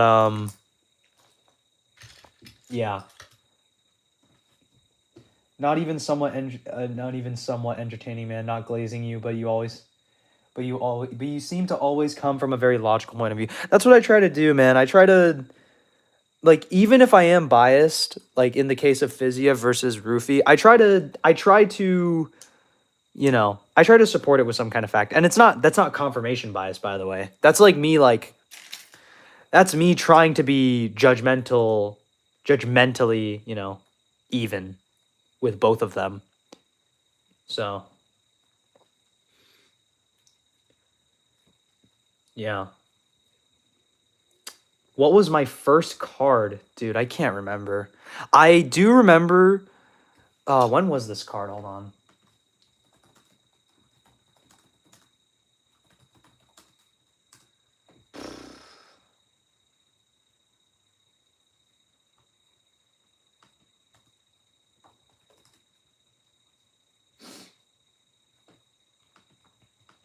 I remember I didn't watch many live cards, and I said I started watching around 5 years ago. So like around COVID time, but I wasn't able to watch live cards for a really long time. I had to like watch them after the fact, like on movie like pirating sites. And I remember the first live card that I watched, it was Anticipation to UFC 273, which was Volkanovski versus the Korean Zombie. And I watched Calvin Kattar versus Josh Emmett. And that was the first live card that I watched, I believe. And I watched that with my dad. Or at least that was the first live card that I watched with my dad. And for around like the first 3 years of me watching the sport, I watched with my dad, so yeah. Adesanya Imavov was my first main event in 2025, February 1st. It's a good card, man. Also, it's kind of surprising that that a fight night is your first card. That's it's definitely abnormal. But I did watch DDP versus Adesanya. Yeah, my dad does like MMA. I mean, my dad likes MMA because I like MMA. But obviously my dad was a fan of the Korean Zombie. He was a fan of Fedor. He was a fan of Fedor actually back in the day. My dad's an unk, bro. My dad's an old head. My dad's an old head, dude.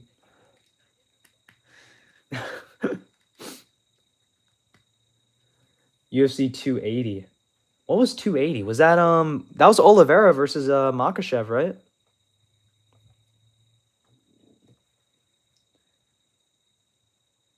Been hooked since. Was that like did you see that when that fight happened, or was that like a couple of years, was that like a decade ago? Is he a nostalgia merchant? Yeah, no, he definitely is. No, my dad believes that there's not like a scarier, more invincible fighter than like prime Mike Tyson, bro. He is an old head, dude. He is dude. When I tell, like, the way that the reason why I speak so technically Like, not technically. The reason why I make videos like this is because I never had an outlet to talk about fights like this, right? Because my dad is not that kind of person. Like, not that he doesn't care about that, but it's more so that he just doesn't he doesn't really care that much, you know? It's just funny. It's just funny. It's just funny in that way. I thought it was hilarious. I think. Oh, what did I just do? Oh wait, I did a good thing. I just started to watch when I saw one of those emotional heartstring. You have what it takes, and it's just a fight UFC video as well. Made me very interested in the UFC. Yeah. Yeah. No, I mean, fighting is. It's one of the most like intimate sports in the world, man, because it's like every fighter is so important, dude, to a fighter's career, you know.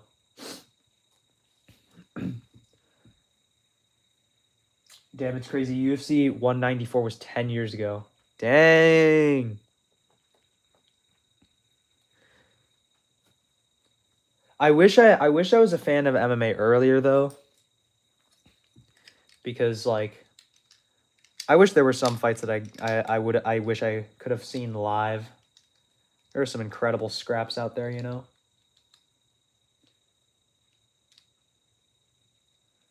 Incredible scraps. A lot of good scraps, man. But now that I thought about it, here are the video ideas. We got Piotr Jan technique video. That will be in anticipation for his upcoming fight versus Marab. Then Izzy or not MMA YouTube Iceberg eventually. We'll get to that. We'll get to that when there's like nothing going on, or I might be working on that in the background. I wonder if that video already exists. I'll look for that if it already exists before I make that, but definitely a good idea. Yuri is my hero. I started meditating just because of him. Man, I love Yuri, dude. Yuri is one of those fighters that is just like inspiring, you know? He is just one of those guys that is just inspiring to listen to. Like, I don't understand how you could be a fan of this sport and not be a fan of him. I just don't I don't know. You know? Oh yeah, one thing. My dad is very very against Yuri just because he has the samurai shtick, and my dad's my dad's a Korean man, so think about how think of how he might think about that. I don't know. And if you guys don't know, well, I guess it's just for those who know, bro. Yeah, yeah.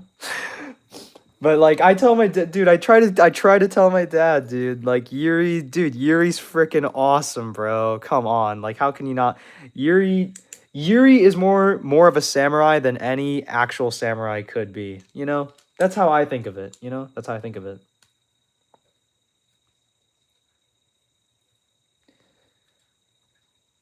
You just don't get it if you don't watch the sport, man. You just don't get it, man.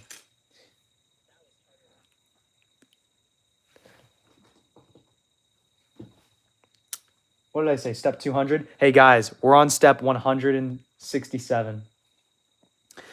I mean, yeah, not that specifically, but like, just like more, yeah, like specifically, I guess it is specifically that, but it's like in general, you know, Japanese and Korean history.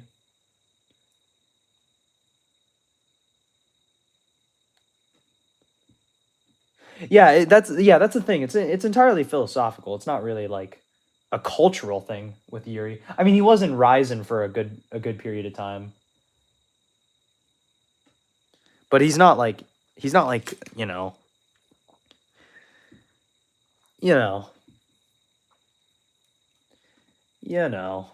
It's not the same. Like he doesn't actually like do the things that samurais do, you know, otherwise he probably wouldn't, you know. Like like he says, it's just a lifestyle. Even though that lifestyle isn't necessarily indicative of what samurais do, but you get it. You get it. You understand. Y'all understand. I'm glad that I have a smart audience. I'm glad that I could rely on you guys. And no, it does not include the moderator in this chat.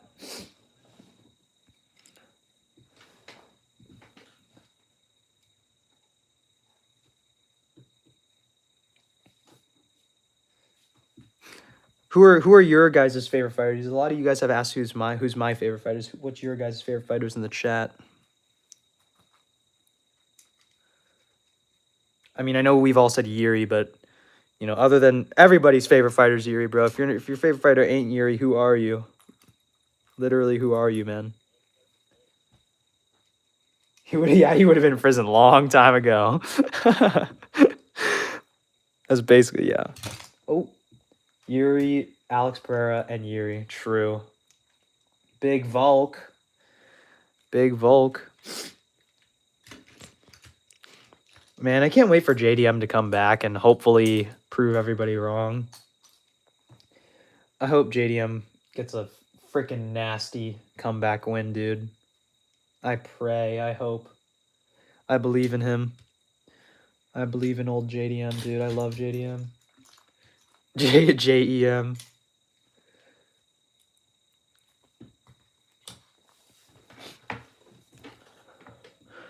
The thing is, I have a lot of favorite fighters.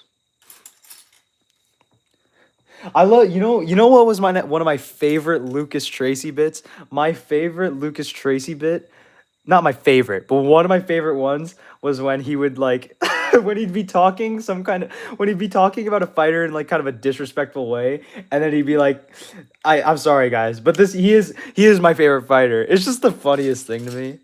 It's so funny. He's like, he's actually my favorite fighter. It's so funny, dude. The funny part with Lucas is that if you like are watching him normally, you'd never know like that he's joking if you're not like an avid viewer. It's so funny to me. One of my favorite fighters. I'm a big Yan guy. I have a list here, but I don't want to like look at it and not know my own favorite fighters. All time, like the thing is that like a lot of my favorite fighters are like kind of on skids. Holloway is one of my favorite fighters. Also, he's also sort of like tied to me like culturally, because my dad also lived in Hawaii for a really long time, so we root for Max all the time. We root for Max hard, bro. Michelle Pereira pre-Hernandez. Dude, people crapped on him so hard. I crap on him hard more so for for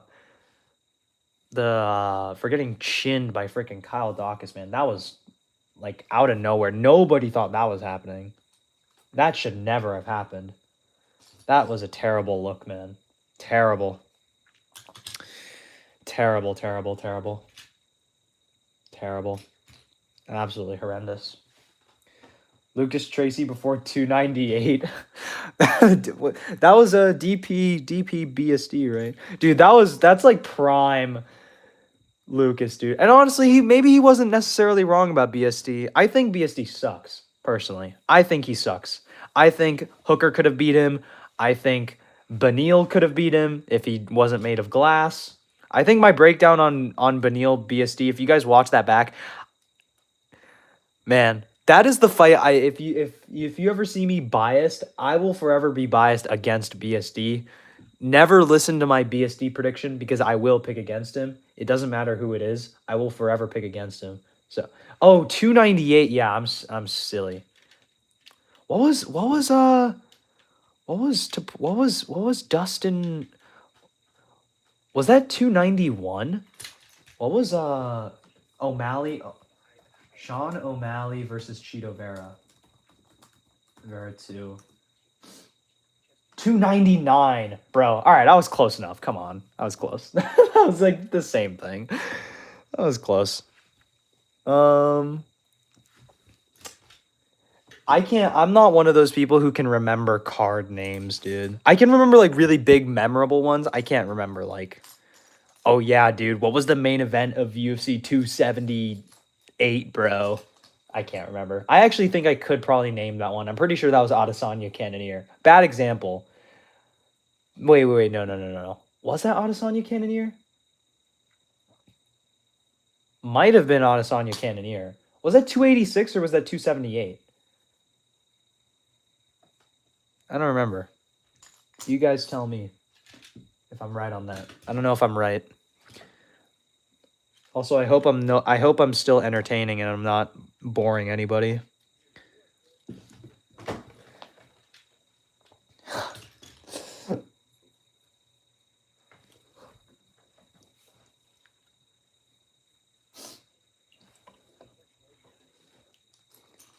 Dude, I got all the gas in the tank, man. Izzy, Pereira, Zombie, Holloway, Poirier, Lewis, Derek Lewis, Stephen Thompson, Paul Costa. Yeah, I'm also a pretty big Paulo Costa fan, to be honest. Andy Ree is back. What's up, man? You can do it. All right. Well, the guy who's spamming is back. Yeah,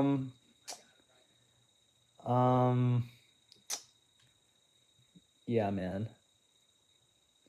I don't see why you have to do that. I don't see what the point of it is.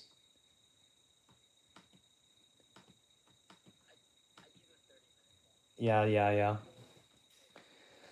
I don't see what the point of it is, but I mean, he's done that like 5 times, by the way. Like this is like the 3rd millionth time that he's come back and like tried to spam in the chat for no reason.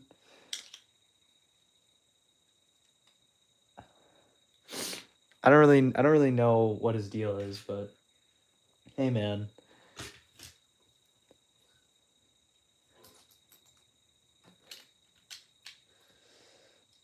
Yeah. Let's see. This is a 4 brick. Oh, nope, that's the wrong brick. Great. Lovely. This is the right brick. I really hope I could get this done before the stream is over, but I highly doubt it because there are a lot.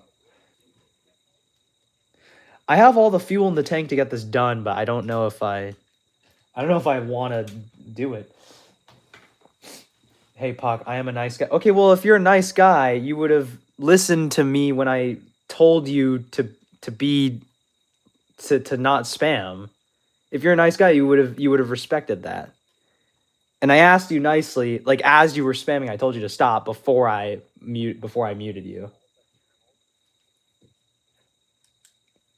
We did it for 5 hours because I mean, Diego, you've been here for a minute, so I mean, he was here earlier. I think you were here earlier when he was doing it. I mean, I told you, man, to not do it, so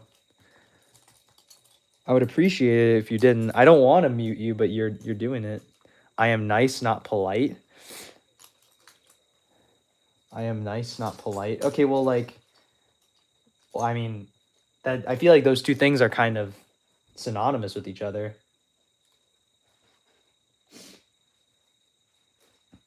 How big is your Lego collection?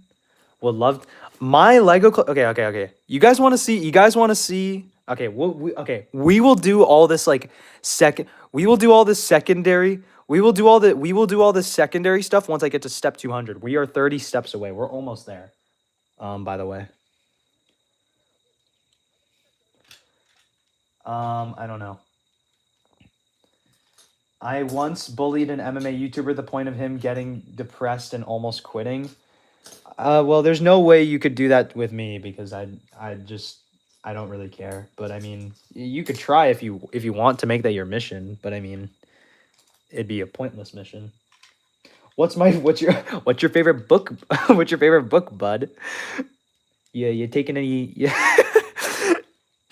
How's the morning routine, bud? My favorite book.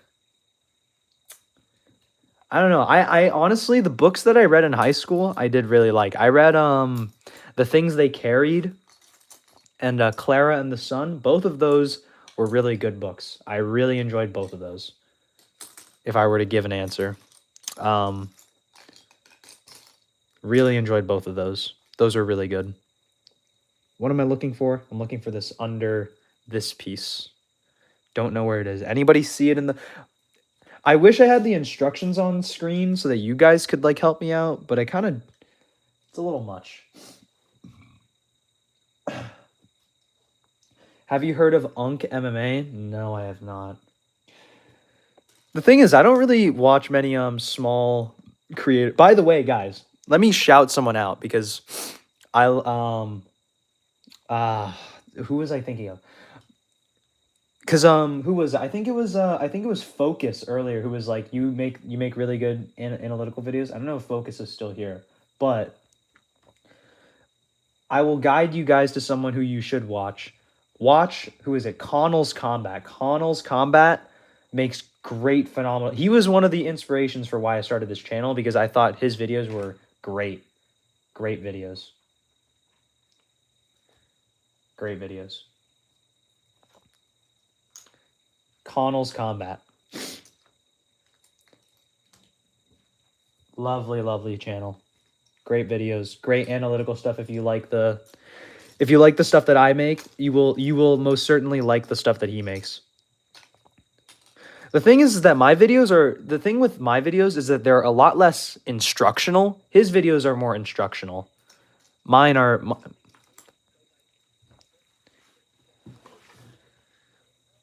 Yeah. Dude, where is this piece? I can't find it. It's disappeared. Nowhere to be found. Oh, there it is. Shout out to my boy Doom MMA. Shout out Doom MMA. I appreciate it. I appreciate the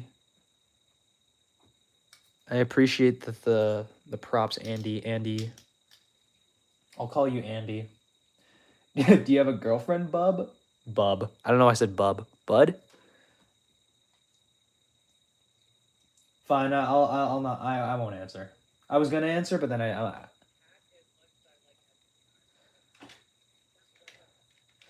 No, it's fine. Leave him be. Is it... Wait, does this go here? Where does this go? Oh, it goes in the front. Guys, look at that. Hold on. We're going to connect it. Oh, booyah. Look at that. So this is like the front part of like the wings. How old am I? I am 18 years old. Maybe I shouldn't have said that. I probably shouldn't have said that. It's all right. It's all right.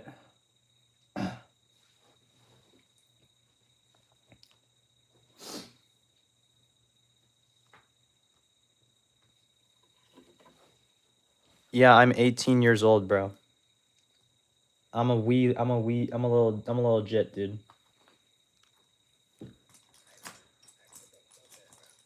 I feel like a failure. You shouldn't feel like a failure, man. You have all the time in the world. Everybody has all the time in the world when you think about it. You would be my Hyunga. I'm a little jit. Bro.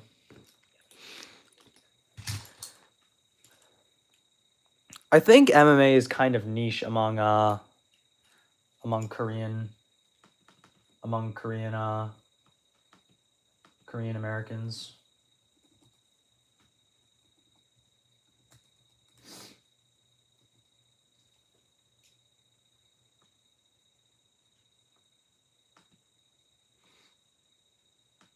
Do you root for Southeast Asians?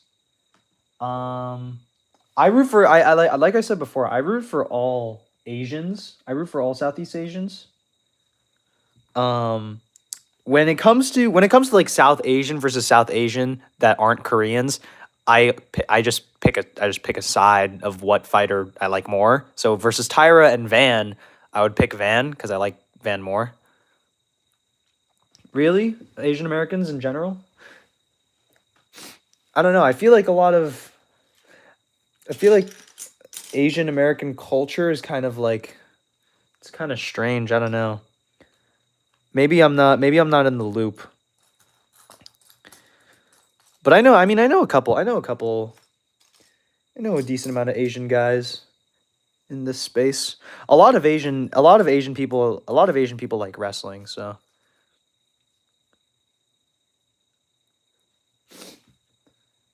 we all human regardless of age. That's one thing I never liked in Korean culture, of the age thing. I've dealt with so many immature and slash or unintelligent older people. Just because you're older doesn't mean. Yeah, exactly. It looks like we have like 4 Korean people in the chat. I think we got Focus, we got Andy, and we got someone else. I think there was another person. I think there was, who was it? It was Kim. It was Christian. I think their name was Christian. I don't know if they're here anymore, but they were here earlier. I'm looking for this tan piece. I'm really stupid. I can't seem to find it. Dude, I'm tweaking.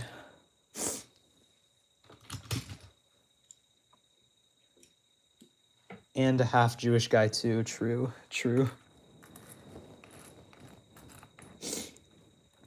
Dude, where is this stupid piece, bruh?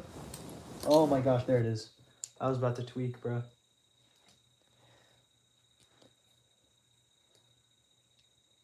And then there's me. All right. And then the white piece. Where's the white piece? The one piece. Does anybody here watch Beowulf MMA?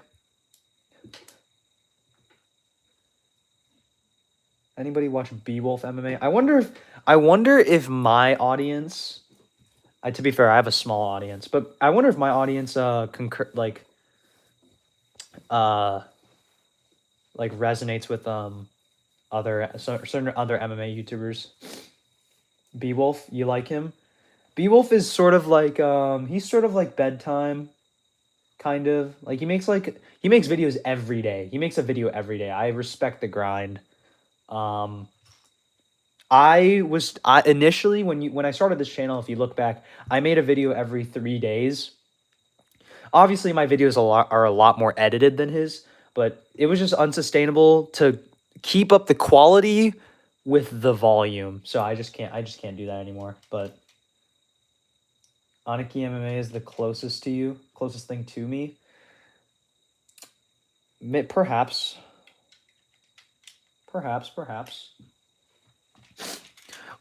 You know, I think for the Oliveira Holloway fight, I think I'm gonna title it the ultimate prediction. I think I will title it the ultimate prediction. Or the ultimate breakdown, sorry, not prediction. The ultimate breakdown, because I think I want to make a really in-depth video on that.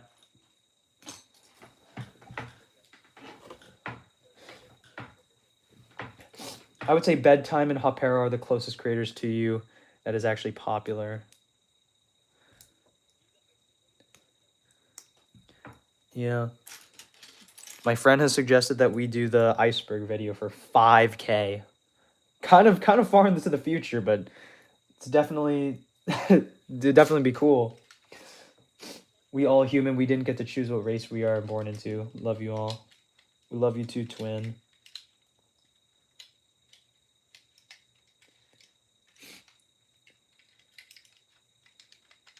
And like that's the thing is like don't let like the stigma of like the culture, you know, define you in any kind of way.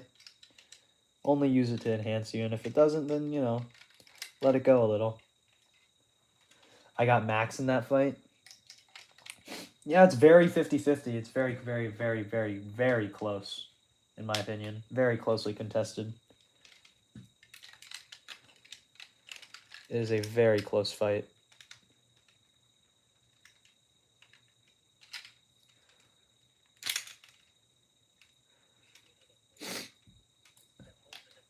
Yeah. Hey guys, should I do another poll? What should the next poll be? My friend is suggesting that I do another poll.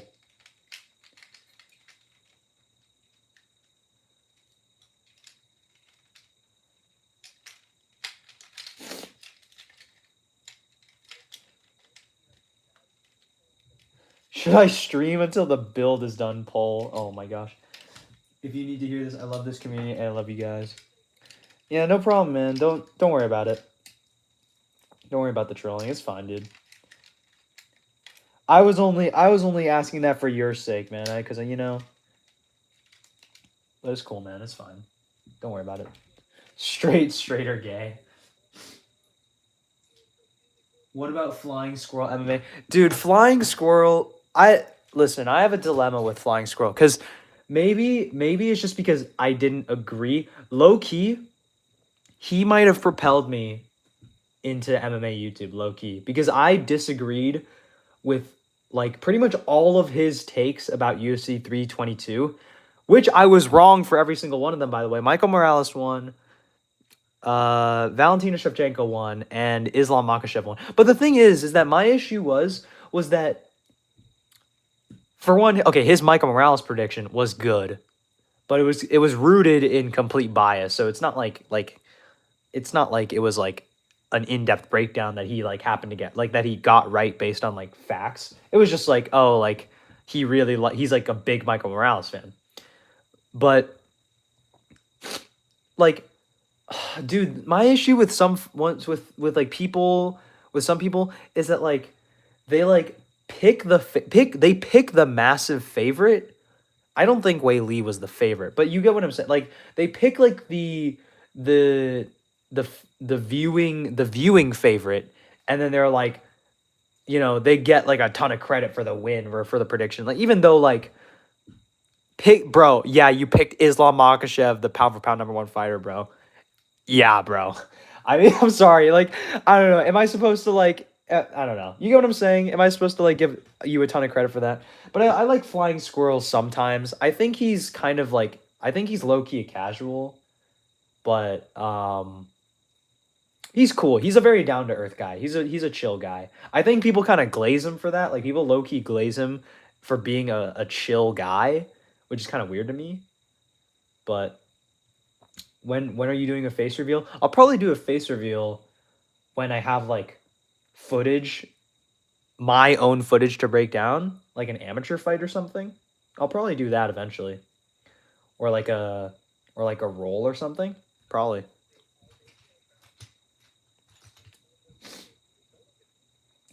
Yeah, I started this channel around 3 months ago. Just been grinding, dude. Just been grinding.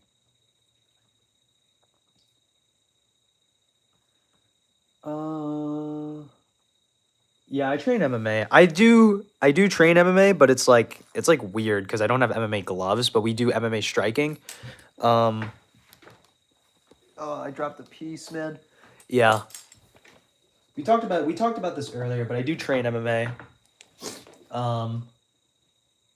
I would like to train like formal MMA, as in like train at like a big or like a good gym.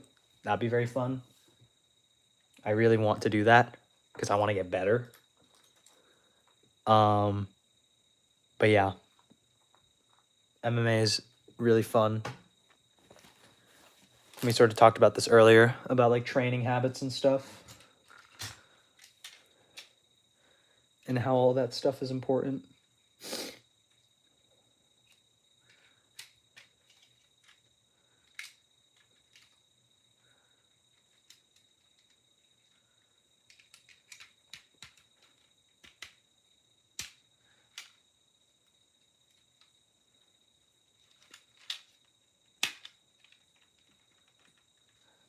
Alrighty. And then we need one white brick for the back here. There we go. How many of you guys train MMA? I know quite a lot. I know quite a lot of you do. But I'm curious.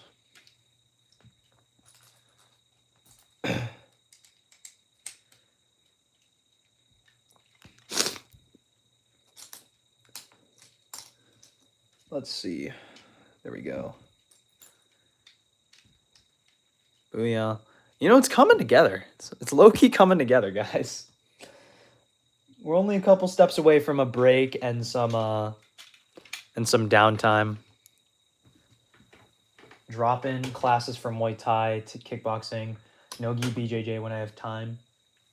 Lovely. Yeah, that's great, man. Like, the best thing you can do... Also, by the way, MMA rounds... I have good cardio. Like, cardio is one thing that I've never had an issue with, just because, like, I think, like, one of the biggest parts of this sport is like, mentally being able to push yourself when you're tired. And that's, like, I mean, that goes for any sport, really, but, like, MMA specifically, obviously, it's one of the biggest parts. And that's the same thing with, like, wrestling, and that's, like, one of the things that I started with.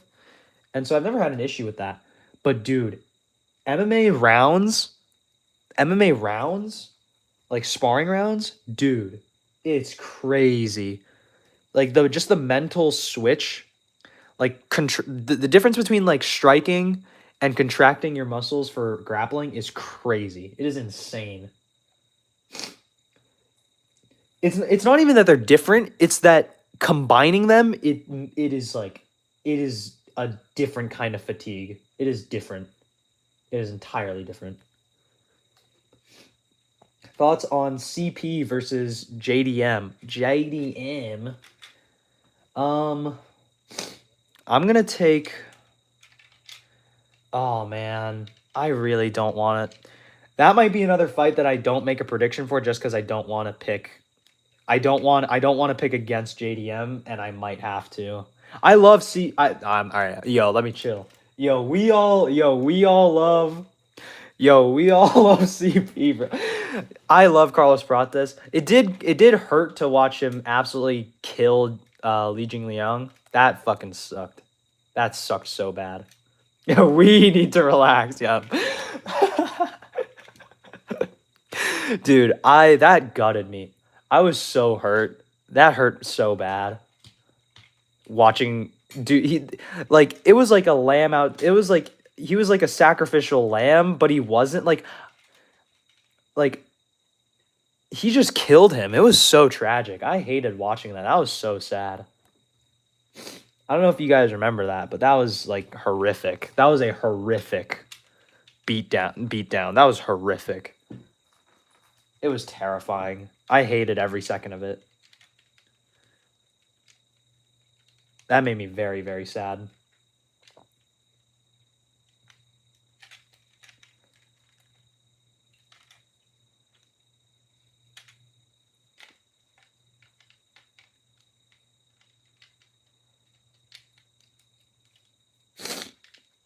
But yeah.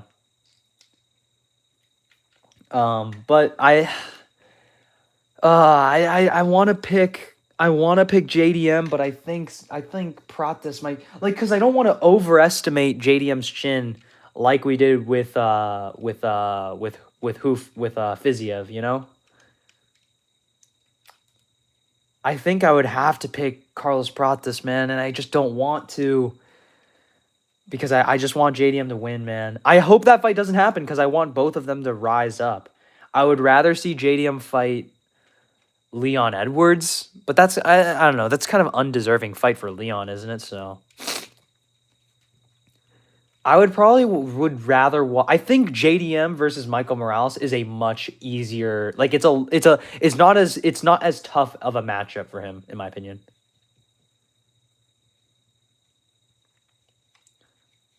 But you gonna find out Saturday night, brother. We gonna find out Saturday night. Is my Max Holloway impression any good? It's all right. I am the Heat, brother. I am the Heat. Yeah, welterweight is a shark tank now. That's what I'm saying. That's why I don't rate Kamaru Usman. Imagine Islam with Michael Morales, Sean Brady. Obviously, Sean Brady's not as good of a win now, but like he's still relatively good. JDM, Carlos Prates, Shavkat Rakhmonov, Bilal Muhammad, Ian Gary. Imagine those names being on his resume. Now think about Kamaru Usman's resume. Gilbert Burns, Colby Covington, Jorge Masvidal, Leon Edwards, I guess. You know what I'm saying? Tyron Woodley is very good, by the way. Tyron Woodley, very good. But the other ones, I don't know. It's hard. It's harder for me to rate. It's harder for me to rate when I put it that way, you know? It's just not as good. And I feel like I feel like sometimes I feel like I'm kind of biased against Kamaru because I've always thought he was overrated. I was very happy when Leon beat him. That was like a celebration for the MMA, for like the MMA fans, because a lot of people thought Kamaru was like a roid cheat, a bad champion, all this and that, which like I'm not gonna claim either. I'm not gonna claim any of those things, but like I think those are fair. I think it was fair to think those things, you know? I think it was fair to push those kinds of narratives based on factual evidence, I guess. Yeah, it's definitely not Kamaru's fault. I don't blame Kamaru at all. Like, imagine if Kamaru fought Khabib. I think he would have beat Khabib. Like, imagine that on his resume. He would be a certified GOAT. Not GOAT, but like he'd be a certified top 15 fighter of all time. But people don't really include him sometimes. Most people do, just because after a certain point there's just not as many people to include. Like, there's not as many fighters like that need to be mentioned.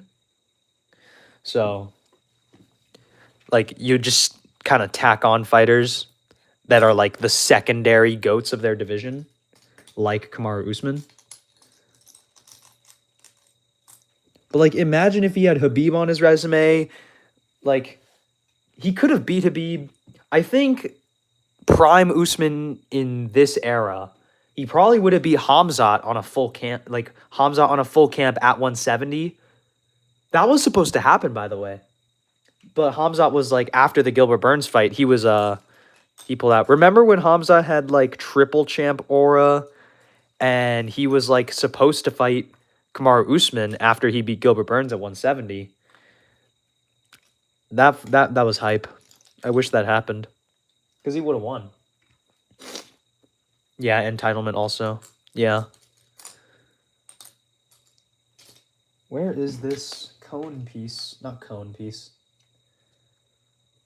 It's like a slope. Looking for this slope piece.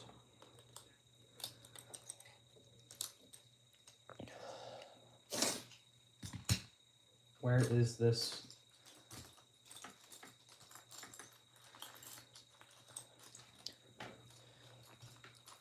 Are you guys bored yet?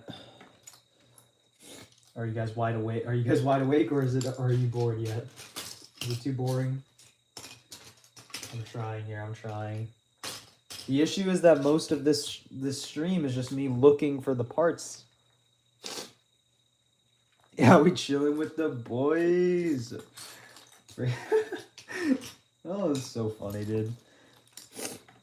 Where is this piece, bro? We're like, I'm literally 10 steps away from having our break. It feels like I'm at, dude. We're gonna have our first break at the 6-hour mark. Isn't that insane?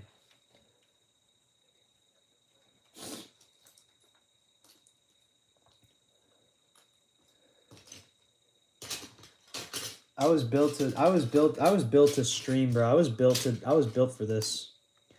I was built for this, man. I was built for this. Sometimes it might not be. Rado is indeed my friend. He doesn't know anything about MMA. He's just here to moderate.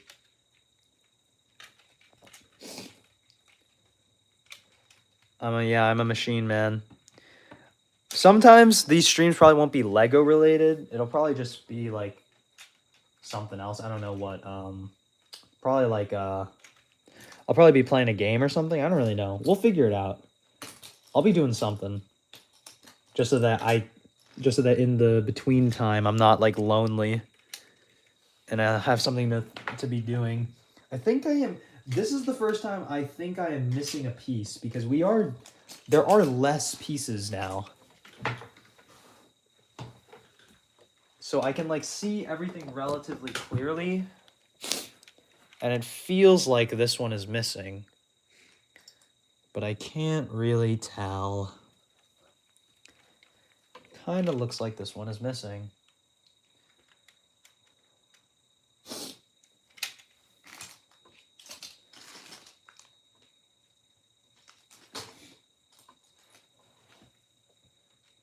Thoughts on Curtis Campbell versus Danny Silva?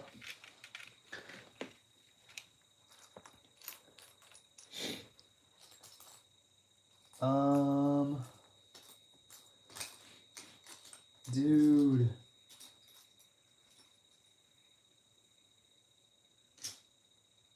Dude, man.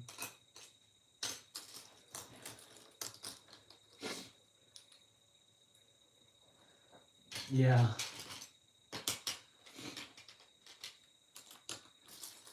Incredible. Incredible.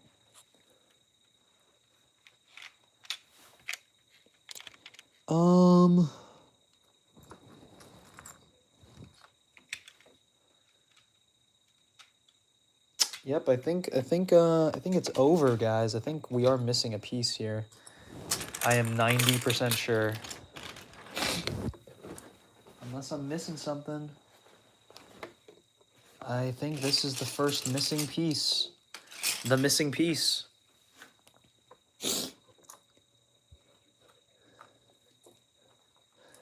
MMA Chase parlay picks are low quality. Not gonna lie, it's like he's blindly throwing. That's definitely true. Only missed one, which was Rodolfo Vieira versus Bo Nickel.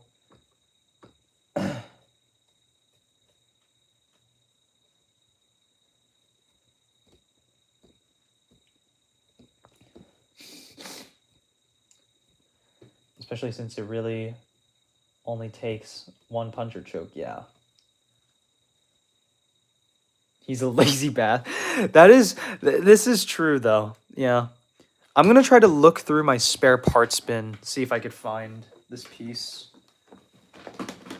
Or anything similar.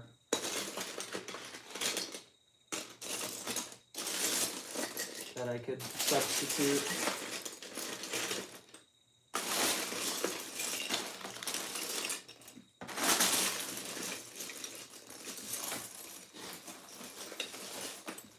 It'd be pretty awesome if I had this exact piece in here somewhere.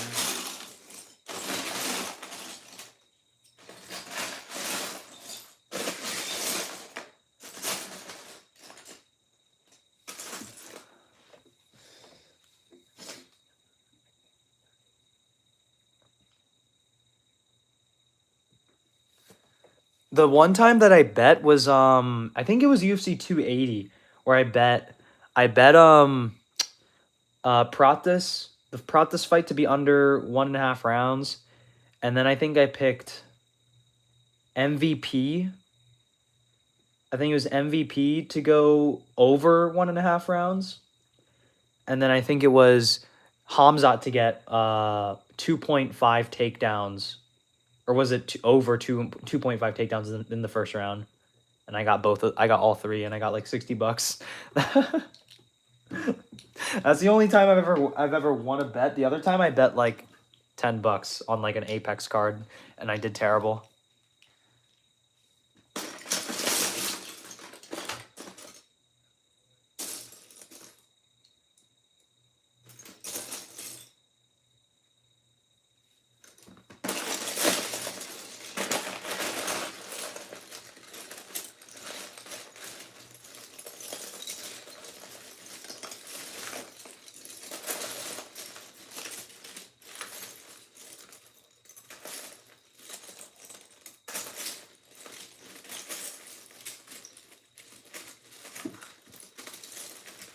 Okay, I found the piece but it's the wrong color.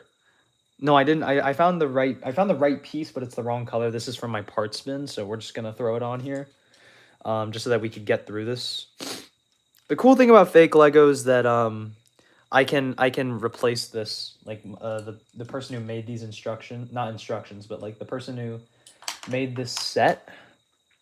I could like contact them and they can get me like the parts that were missing, which is very nice of them. But it's fine. Like that's like, it looks ugly because it's the wrong color, like on the thingy-mabob, but it's all right. On the thingy-mabob, I'm great at English, guys. Trust me. I'm good at this stuff. I'm good at English. I know how to speak English.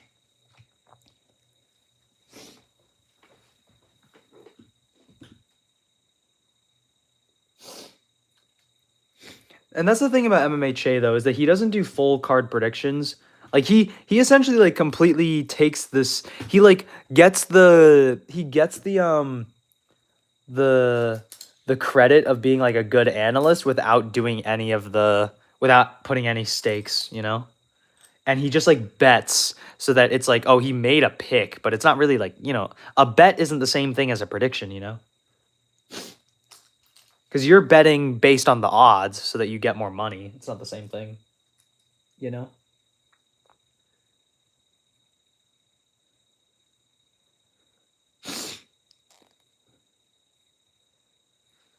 I think, no, it's not that. There it is.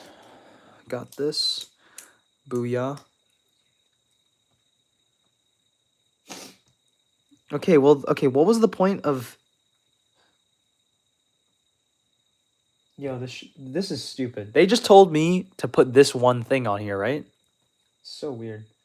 Have you talked about Rico giving up his glory title and there being attorney tomorrow for it? No, I have not. I didn't know that there was an attorney tomorrow for it. That's pretty cool. But he was supposed to fight Derek Lewis. Apparently, he did not take that fight, which now it's kind of looking silly on him for not taking it, to be honest, because he probably should have. But, yeah. I'm pretty excited for Rico's debut. I'm excited for him. I think he'll be a great addition to the heavyweight roster. But not taking a fight with Derek Lewis is a very bad look. Especially now.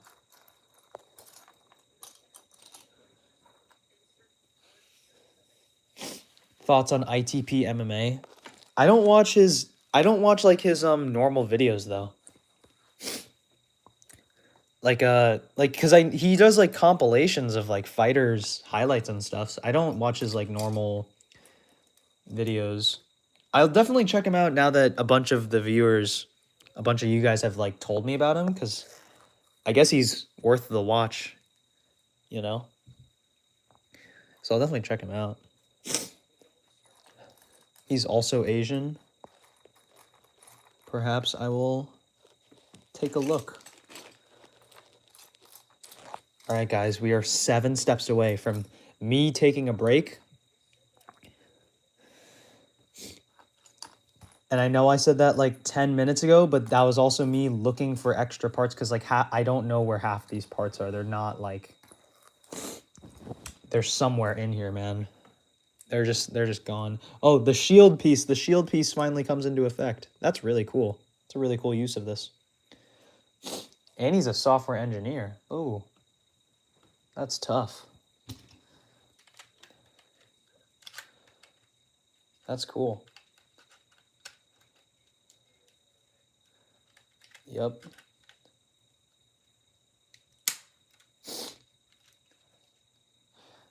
That looks pretty sick. Alrighty, and then we're looking for 2 tall things. These. This one, and then we need another one of these. Should be in here somewhere. That would make sense. Sorry, this is like headphone there's like a headphone jack. My bad. Thoughts on who is that? Backsate? I don't know who that is.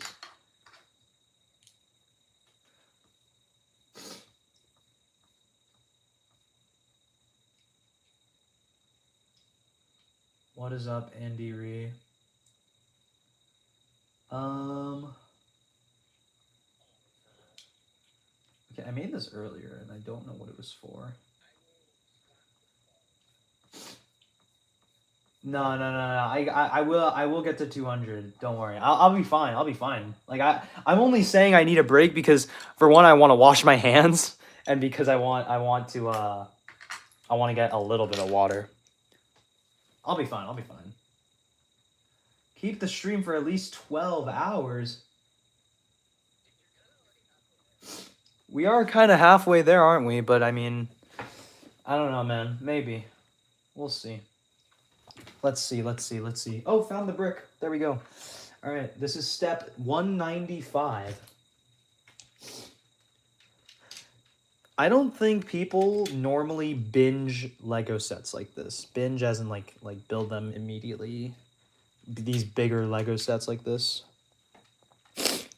I think the creator of this set will be very happy and pleased to know that I streamed this, like the whole thing.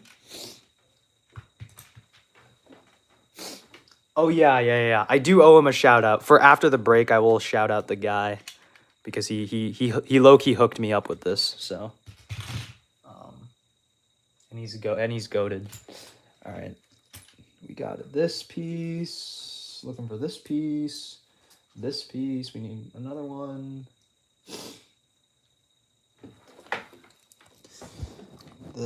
Not that.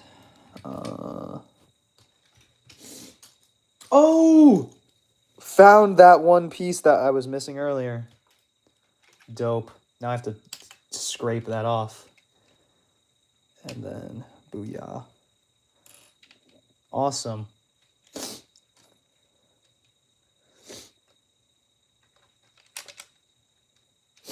I feel pretty awesome for that. W stream. W stream a moment. Okay, we gotta find one more of these. But let's just put them on first. Let's just put these three on.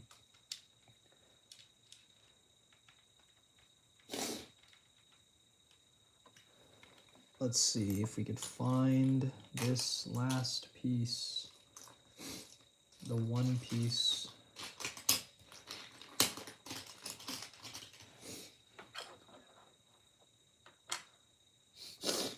Yeah. Before either of us signs off, do you have a Discord or X I can add you on? Always down to share analysis or takes. You know what? I will make a... You know what? The thing is, I don't want to make a Discord server. You know what? Fine. I think maybe I will. Maybe I will. We'll see. I might make a Discord server next video. Next video, I will make a Discord server. I'll make one. Fine. We'll make one. Fine. Sure. We'll do some community building. Yeah. Perhaps.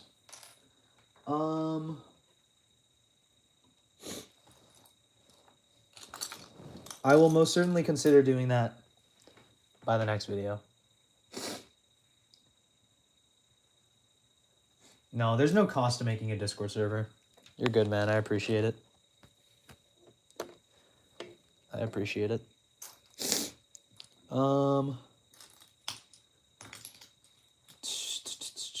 There it is. Last piece of this thing. Well, not last piece, but it's one of the things that I needed. And then just one of these.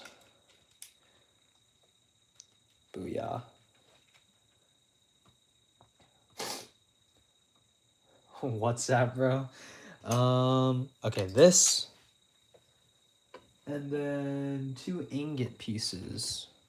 We have seen like a million of these ingot pieces throughout this video. Not this video, this stream.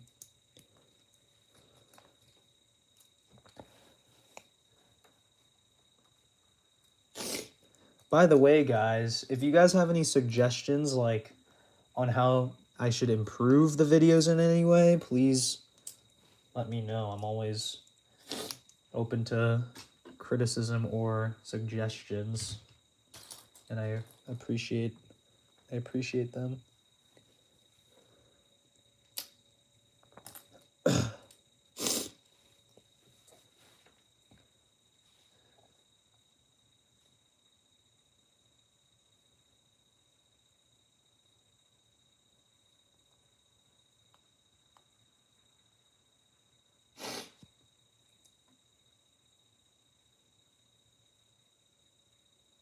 Yeah, I'm trying to figure I was trying to figure it out with the last video, like like what I could do specifically, but clearly the thing is I forgot that when I started this channel, I mirrored the footage and I didn't this time. So I'm going to start doing that again, even though it will make like I will always have to put some sort of disclaimer like, oh, the footage is mirrored, so it's going to be kind of annoying, but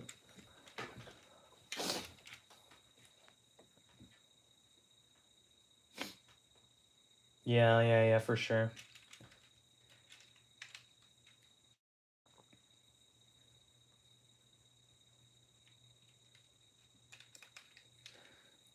Doom. All right, this is the last step. Last step before the break. So we just got to make the other side for this, which I already have the pieces for here. Well, some of them. Most of them. Just got to find the other ingots and also this other big piece. I don't know where that comes from, or like the other one, where it is. Let's see if I could find it here. I don't know. Oh, there it is. Nice. Right there. And then we need these ingot pieces, but in the light bluish gray. There we go. There's one. Okay, so they're kind of all over the place. I thought they'd be a little closer together. And then, oh, I'm stupid. Connects on this side. And then we're looking for one last ingot piece.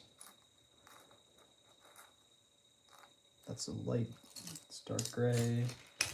There we go. Lovely. By the way, I like your approach to videos where they seem to be overlooked fights. If I were to bet on a card, I don't care to bet on a bunch of fights or the whole card. Yeah.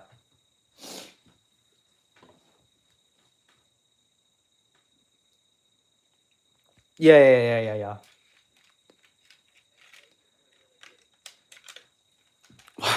No. What was I thinking about? Oh, yeah. That was like my main contention. That was like the focus of what I did with Benil versus Benoit, because I was like, I'm seeing something that nobody is. And clearly I was seeing it, but Benny wasn't feeling it. And that was very unfortunate, but it's all right. Thank you. The thing is, I try to make them more high quality now, because like I don't like the videos just being like a slideshow essentially, because like some of my videos are kind of just slideshows where it's just like cutting to different pictures and it's sort of like zooming in sometimes. Like that's uninteresting B-roll to me. And in these more recent videos, I'm trying to spice it up a little, trying to use different like videos of the fighters. The Kyoji one wasn't very great because it was literally just like a video of like an interview. It wasn't as good. The other video that I was going to use that was going to be a little bit more visually appealing had like watermarks on it, and I just didn't want to deal with that. So yeah. What does Gooch mean, Unk? Gooch is Horiguchi. So the Gooch part of Horiguchi's name, the Gooch. Well, Gooch also means like, I'm not going to tell you what it means otherwise, but you know. Yeah.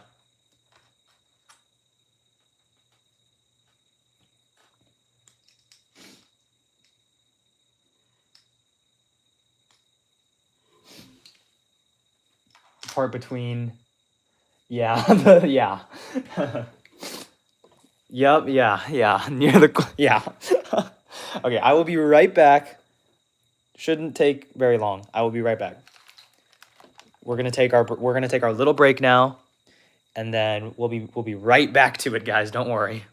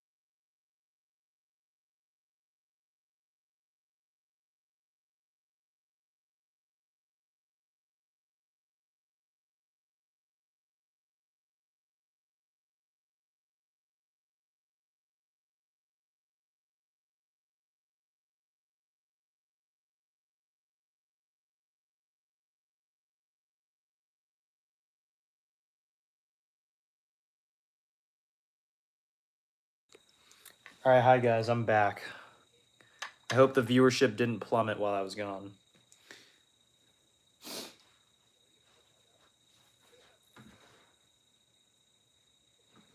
Hold on.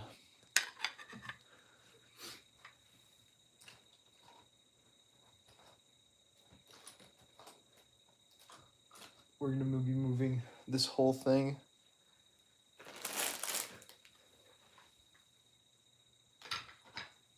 Okay. I put some food over there. Put some food over there. Ever looked into UFC cards at all? What do you mean looked into UFC? I mean, yeah, I look at the cards all the time.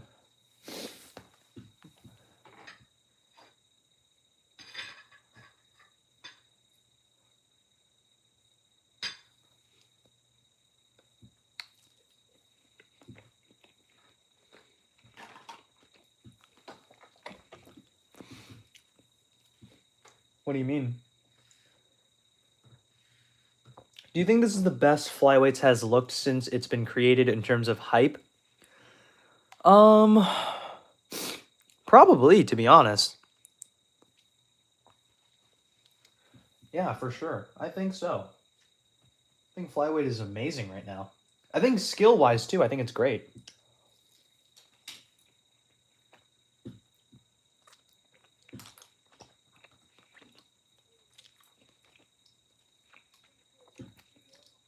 Oh, cards. Cards. My bad.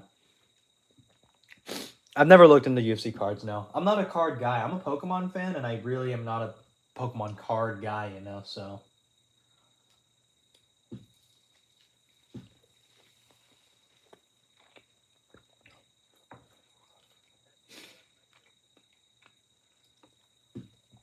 Connor's signature for $500 is crazy.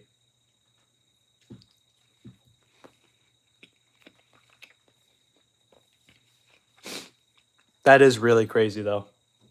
That is low-key crazy value. Yeah, sorry, I'm eating, my bad.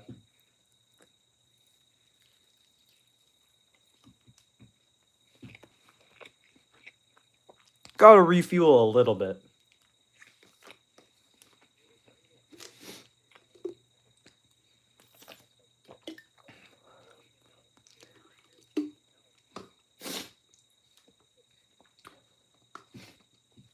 Yeah, you do that, Focus. But yeah, I'm not really a Pokemon. I'm not really like a Pokemon. The thing is, aren't UFC like booster boxes like kind of expensive? But they come with like all autographed cards, right? Or are those like separate things? Like one's like one that has no signatures, it's just the cards, and then there's one that's like has signatures, you know? I don't know how it works. I don't know anything about UFC cards.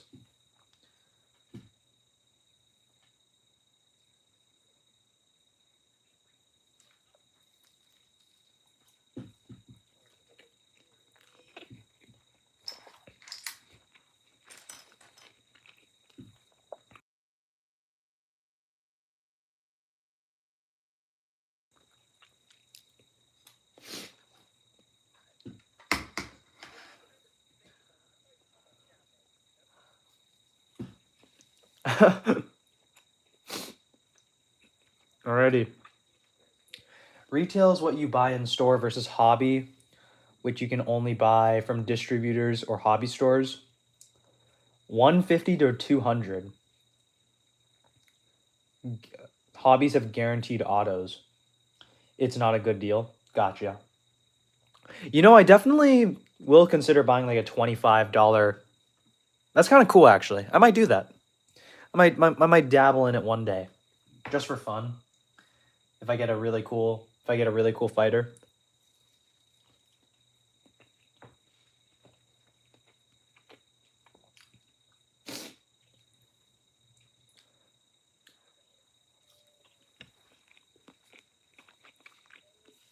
Yeah, me personally, I'm not really into Pokemon like trading cards.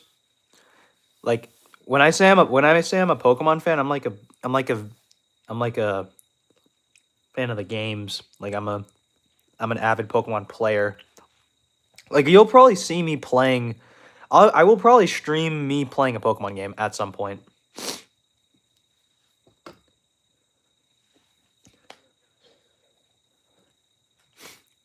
I probably will. Just as background noise, eventually. Eventually it will happen. Especially because a lot of people seem to like the live stream, so I will most certainly get into it.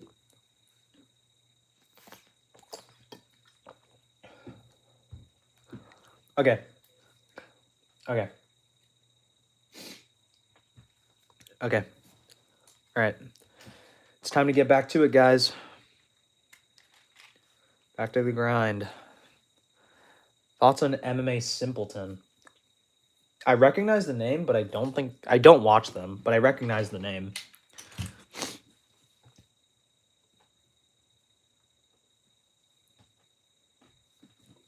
But yeah. Do you think Pantoja could have defended his title till about 38 years old despite the age? Since flyweight is known for being a division favoring younger people massively. I think... I mean, Pantoja definitely could have, supposedly, if he were to have beat Van. Well, the thing is, he's 37. Is he 36 or is he 37 right now? Is he turning 38 this year? I don't know. I don't know, though. Because, okay, well, he would have beaten Cop. He can definitely beat Cop still. Can he beat Horiguchi? I think he would beat Horiguchi, to be honest. I think he would beat Horiguchi. But does he beat Taita? I don't know. I think Taita is a very tough matchup for him. He's 36. Okay, so like let's assume he beats Van, which I don't really think he would have, but I think it's a very 50-50 fight. So let's just say like he did. Then he probably beats Cop. Then he probably beats either Taita or Horiguchi. If it's Taita, I think he would have lost, which means that he wouldn't have gotten to 38 because that would probably be in that 37 margin. He's 35. What part of Van's style do you think beats him? So in my breakdown video, I talked about specific things. So for one, Van, what was it? For one, Pantoja's submission threat ability is dependent on how long the position lasts for. At the moment Pantoja gains a dominant position is the most likely when he is going to attack a submission. If you defend that submission or if he doesn't end up going for that submission, usually he just uses the position to, ride it out or to stall or to whatever. So I thought that Van would likely be able to defend long enough to avoid being finished early.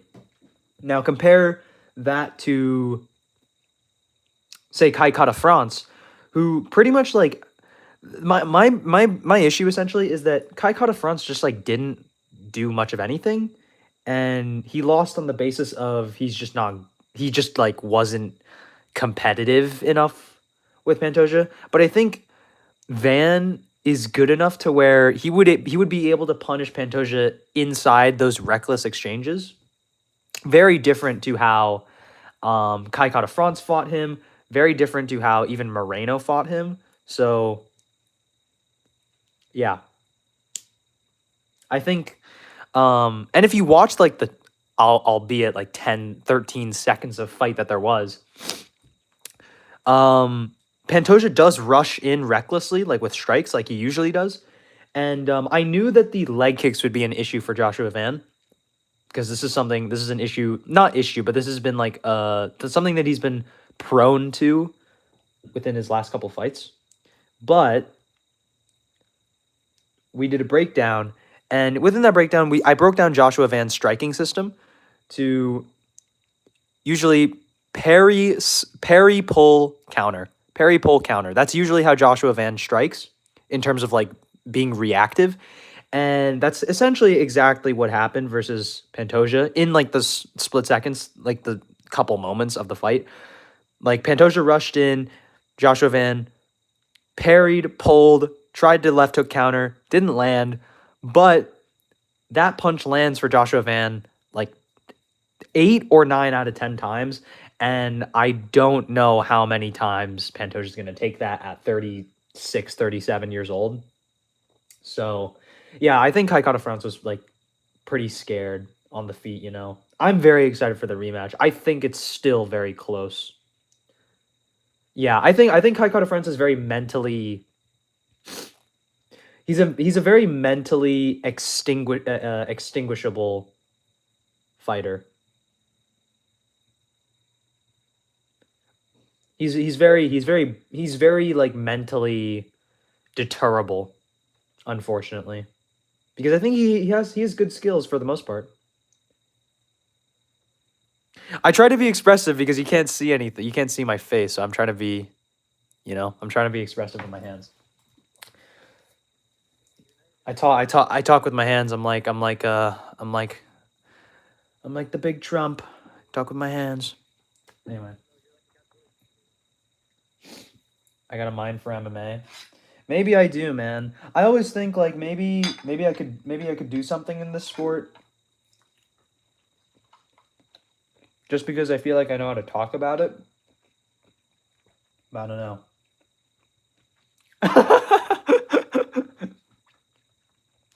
We're on step 200, bro. We're on step 200, bro. We got it. We got it.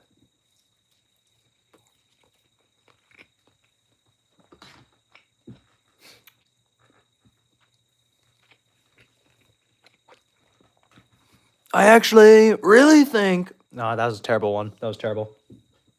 My bad. I actually really think Joshua Van is going to beat Alexandre Pantoja. This is still horrible. This is still a terrible impression. I could do way better, but I don't know why I can't right now. Usually I would do way better. It's all right. We will thug it out. I don't know why I said we'll thug it out. There's nothing to thug out, but it's all right. Okay. Nah, I thought it was bad. It's not as good as I could as I could usually make it. I think it's this piece. Let's see. Oh, we need another one. Hold on. Where's another one? We need another one of these. No, we don't. No, we don't. Wait. No, we don't. No, we don't. And it's not this piece. Great.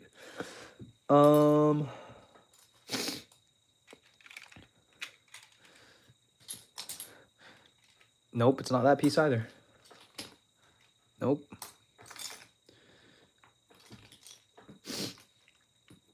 Are you guys fans of Dustin Poirier, or are you guys not fans of Dustin Poirier? I feel like Dustin Poirier is a very divisive fighter, honestly. I feel like casuals are very they love him, bro. Casuals love Dustin Poirier. A lot of hardcores I don't think love Dustin Poirier, to be honest. Like I think obviously everybody respects him, but not a lot of hardcores like Dustin Poirier. You get what I'm saying? Just because of his personality, like how he talks about other people. Now the thing is, I'm very critical on myself when it comes to impressions, because like the MMA the MMA market for impressions is so, steep. It's so important. Not important. It's so Okay, that's 2 studs short.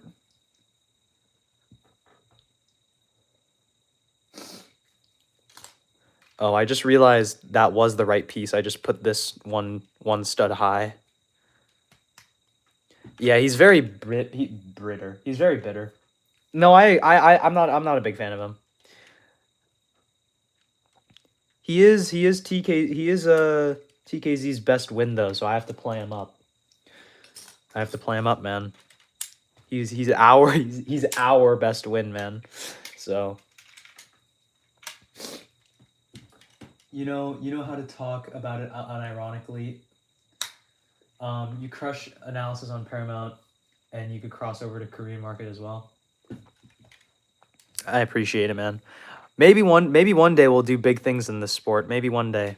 That'd be awesome. That'd be the dream.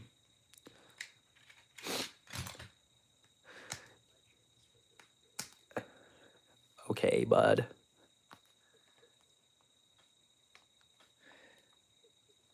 I started liking Dustin ever since Connor went on his little villain arc and he whooped Connor's booty.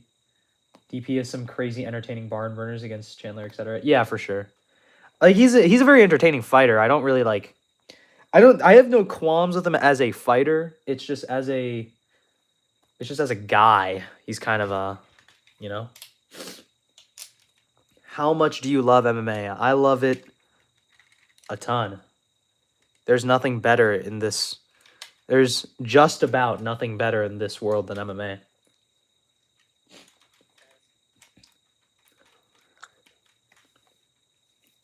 There's only a couple things better in this world than MMA. Only a couple things. And I wouldn't consider them better. I would consider them on par. I think the big issue with okay. This is something that's actually an issue with Lego right now. But this is also an issue with MMA. I think one of the things that is keeping MMA like especially specifically about Dana White, because Dana White, obviously, everybody knows he used to be such a big part of this sport and why it grew so much. And now he's like essentially holding it back immensely. And I think about it this way, like they're treating our escape, our hobby, our passion as a job over at the UFC. And that's kind of what's killing it. And what they really need, they don't need these Harvard kids. They don't need these Ivy League students who know the ins and outs of the percentages of Paramount. Like, obviously you need those. But what you really need are people who actually care about the sport, like, on a passionate, deep level to where they wouldn't, like... Obviously, there's going to be corrupt people regardless of passion, but people who, like, truly care about the integrity of the sport, you know? The antitrust stuff, Dana said he isn't involved making... Yeah. I did see that. Yeah. But that's what I'm saying, is the fact that he, like, tries to avoid the responsibility. You know, shift to the burden. You can't do that, man. That's intellectually irresponsible. You know?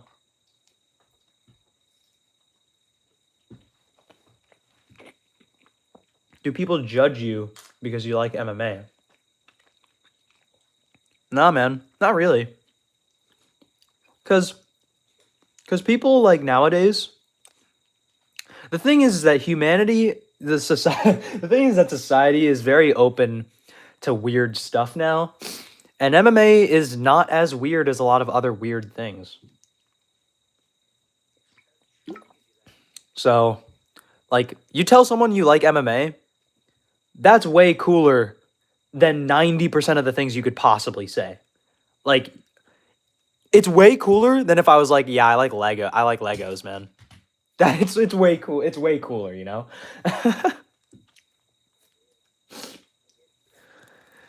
You know? So, yeah. If you can show people what fighting means and what it does for people, I think the vast majority of people will understand it. You can't see Jamal Hill and say... You can't see Jamal Hill and... You can't see Jamal Hill say, you don't know what this means to me. Oh, you can see it, I guess? Oh, yeah, as he cries. Yeah, exactly. You know? Like, fighting is so, like... It's just the most, like... It's probably, like, the most primal sport in the world. And, like, there's a beauty to it. And there's also... You know... There's also things about that would drive people away, but I think it's only good. No, it's not Jamal Hill slander.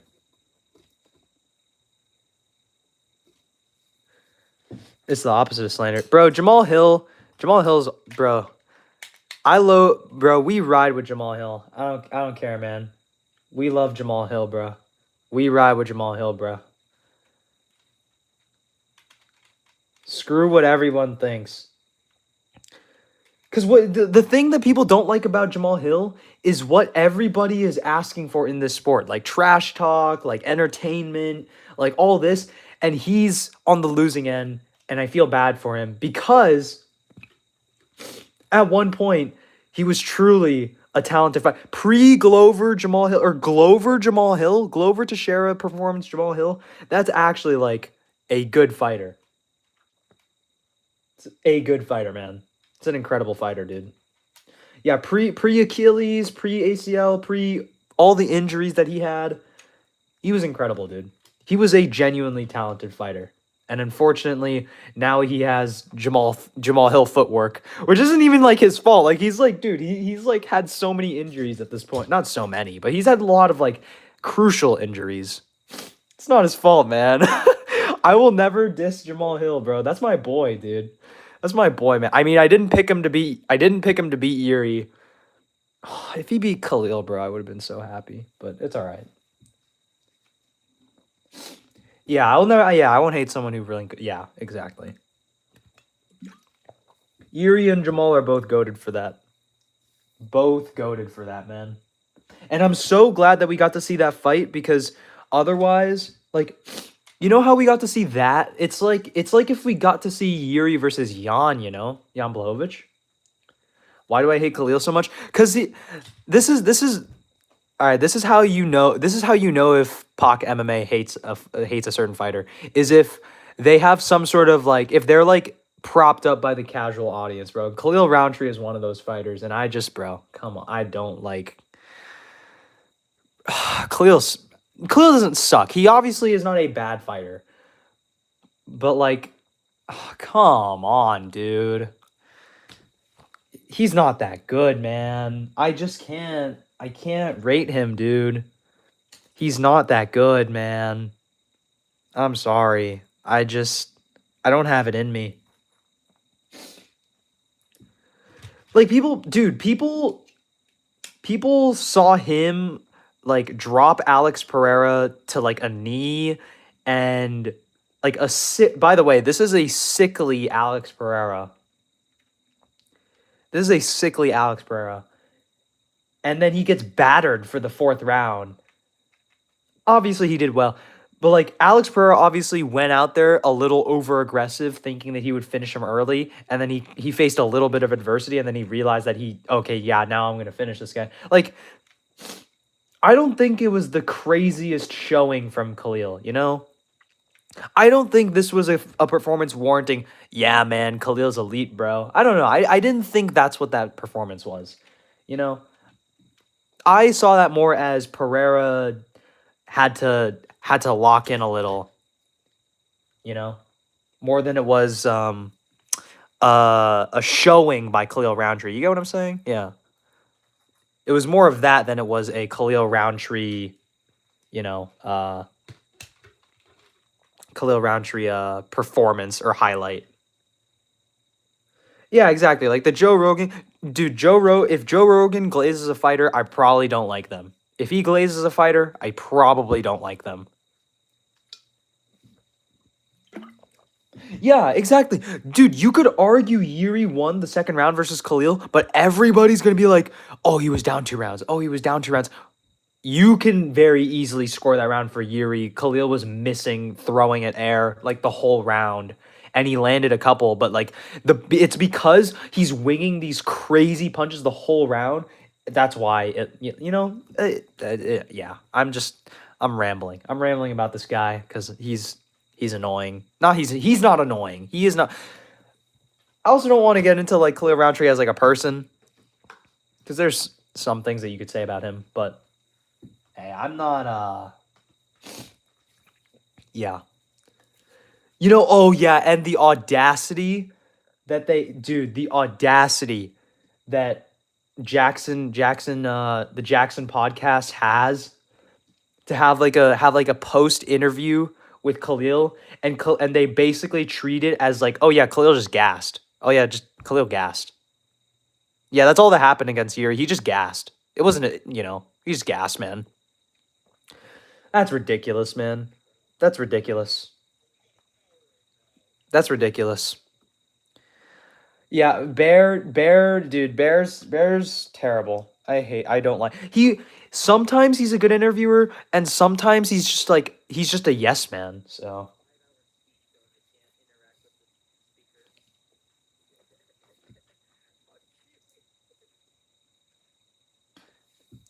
yeah, man. No, Diego, you don't get it, man. Not liver shots had nothing to do with it. Nothing to do with it. None of those teeps to the body had anything to do with it. Nothing to do with it. Don't know what you're talking about, actually. He didn't land any of those. Those were all blocked, actually.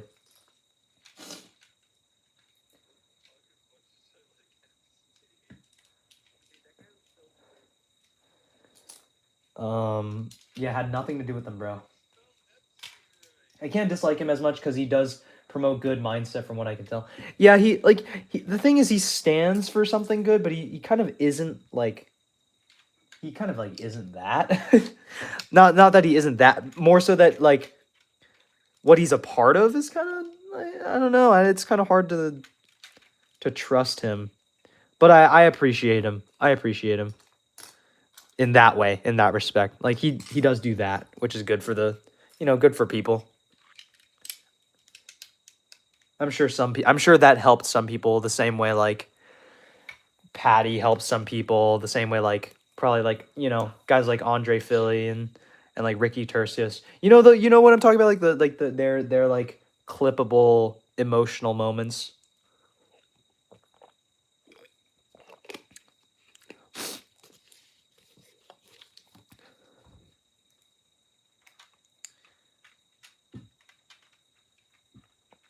It seems more like a multi-level marketing thing more than some weird cult thing, to be honest. Like, I don't know, because it seems to involve like Dominic Cruz and I don't know, some other people. It's weird.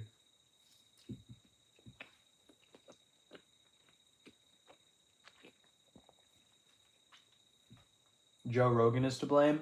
Yeah, I agree.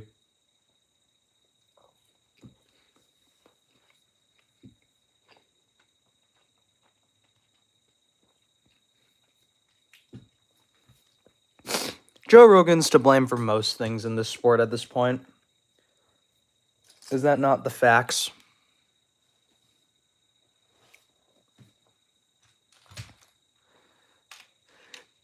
Dude, Jones Glaze might be like the most insufferable thing in this as a fan of this sport, it might be the worst thing to have to endure. It's the worst thing ever. I appreciate you being willing to talk about all this. Yeah, no, of course. Yeah, man. I'm here. I'll be here. I'll be here until we finish this, man. I don't know. I can't promise that actually, because I might have to actually just go to bed, but we'll see. I'll try to finish this in one sitting. It might take forever, but we'll see. I'm working as hard as I can. The Adesanya glaze. Yeah, the Adesanya glaze, man. All the talk about John Jones's fight IQ, it got me thinking, like, does John Jones actually have good fight IQ? This might be a video that I make, actually, because it's controversial and like it would be a good topic. But I don't actually think John Jones's fight IQ is that crazy. I don't think it's like the craziest thing in the world.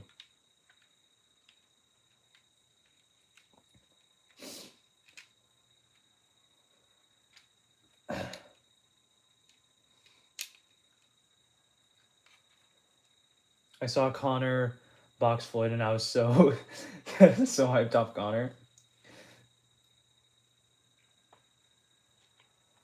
Yeah, the Joe Rogan experience, like his podcast has so much reach, it's insane. And it has like, it's insane. It's ridiculous. So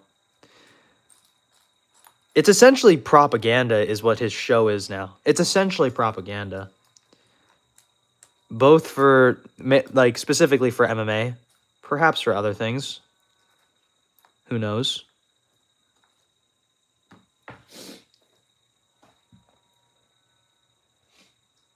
Common MMA fan understanding of fight IQ is just Chandler may have wasted energy doing something exciting, very narrow. Oh my gosh, I dropped my whole thing, bro. Anyway.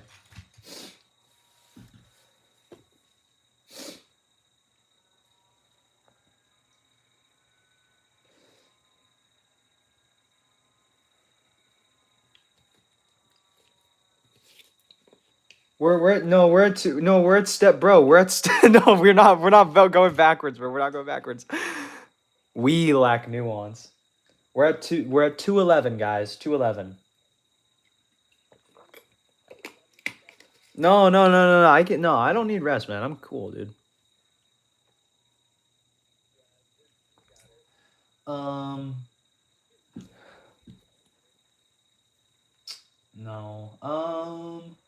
What was I reading? I was reading like fight IQ, because like gauging fight IQ is so weird because people just gauge it as like making adjustments or like setting up traps. Like, okay, John Jones throwing body kicks and then turning it into a head kick to KO DC, that's not fight IQ. That is a good setup. That is good execution. That is good, what would you call it? He has a good striking arsenal. He has good finishing instincts. I would not call that fight IQ, right? I think that makes sense to people. Yeah, conditioning, exactly. Yeah, it's a very common basic strategy: body, head, body, head. You know, it's very basic stuff. Fight IQ is when fight IQ is a little different because fight IQ involves like fight IQ does involve conditioning to a degree, but it also involves like reactionary. It's more reactionary than it is initiative, right? Because fight IQ means you're making an adjustment to another fighter. Like, it's very different. It's not the same thing as a high kick setup, you know? Yeah, I'm a John Jones hater.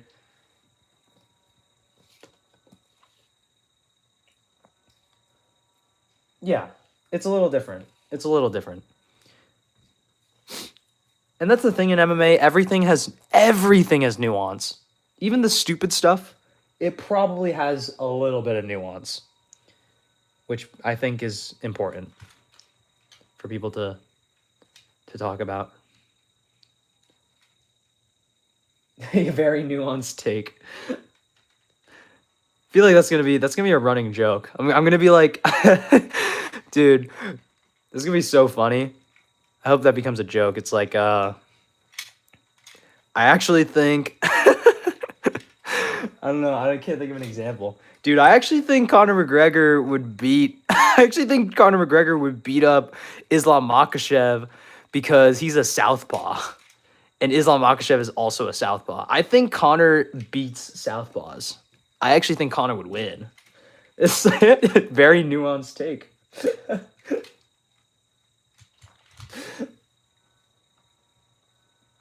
I don't know why that's very funny to me, but it's funny.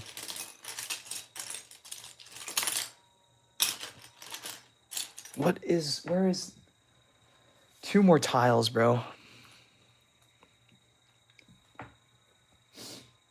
Yeah, very nuanced take. Finally, you say something worth talking about. Very funny. Oh. I hope that wasn't on the model. I don't think it was. I think we're fine. Right. We're fine. Nothing bad just happened. Nothing went wrong.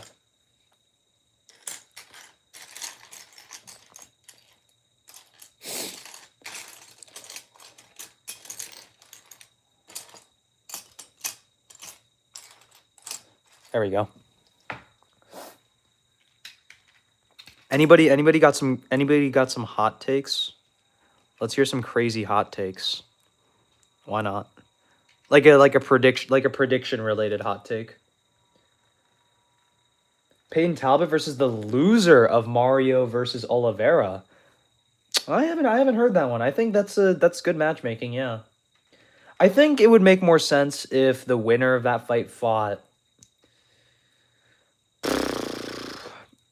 probably the loser of Zahabi and Sandhagen, because I think that's being made. I know that's not official, but I think that's what is being made. So I think that would matter or make sense. And I would rather see Peyton Talbot fight someone kind of high up the rankings. Peyton Talbot can beat Sean O'Malley. I haven't really thought about that one too much because they're very similar, and I just haven't thought about it. I think he could, yeah. I think he definitely could. But the thing is, Peyton is a lot more hittable than Sean O'Malley. So I feel like there will be moments where Peyton is getting hit and he won't be hitting Sean as clean.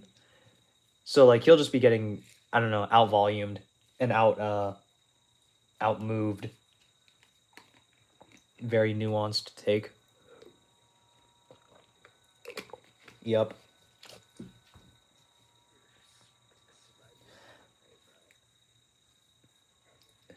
Yeah, I think Sean would outbox Peyton for the most part.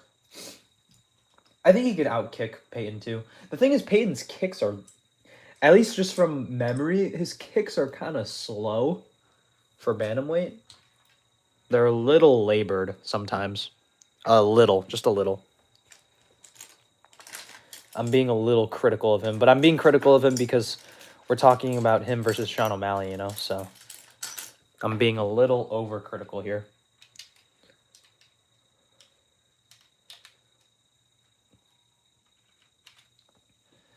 John Jones and Dana White are in a relationship. I don't think that's a hot take, though. I think that's very clear and obvious.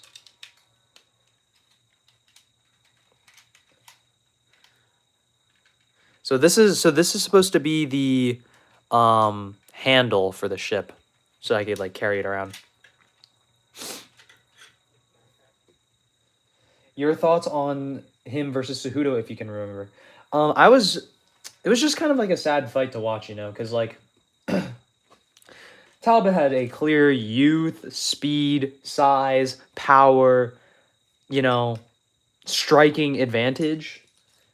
It was just kind of a sad fight to watch, but I mean, it was a good like show grit and show heart kind of performance for Henry, like sort of like a get the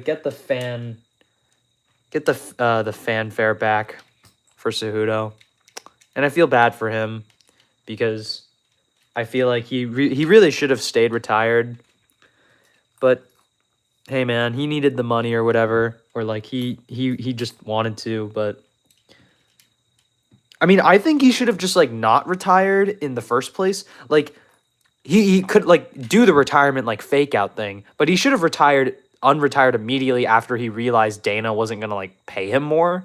He should have just came back, but whatever. BSD is overrated.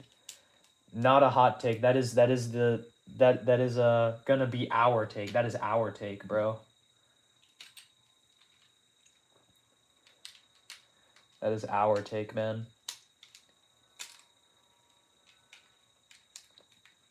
Yeah, couldn't even wrestle him, man.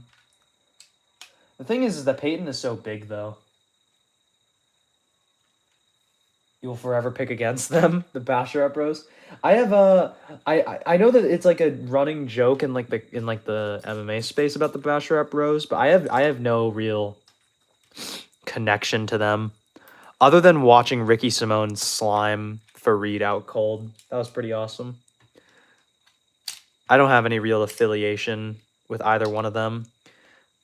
Is it just me, or does Fareed not look like Nazim Sadikov from memory? I don't remember exactly what he looks like, but doesn't he look like him? Don't they look alike? Am I silly or am I right? Don't they look similar? Sean O'Malley is overhyped / overrated. I think he is overrated now. But I think I said this earlier, but I think it was just a style shift for him. Like he started to sort of buy into his own hype, and like he thought he was a sniper, and he sort of like gave into that, and now he's like, oh yeah, I'm gonna one shot people when he really can't. Like he can, but he also can't.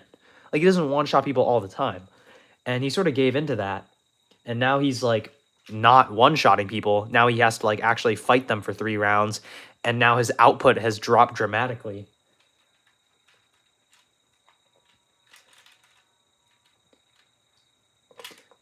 Yeah, I thought I was right with that. I thought I was right with that take. I thought I was right with that.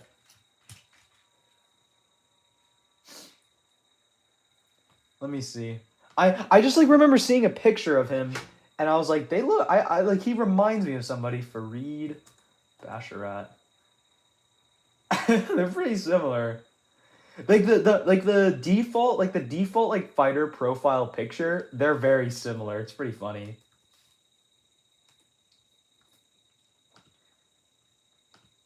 Like they're in like very similar poses. Like they're very similar looking. It's funny.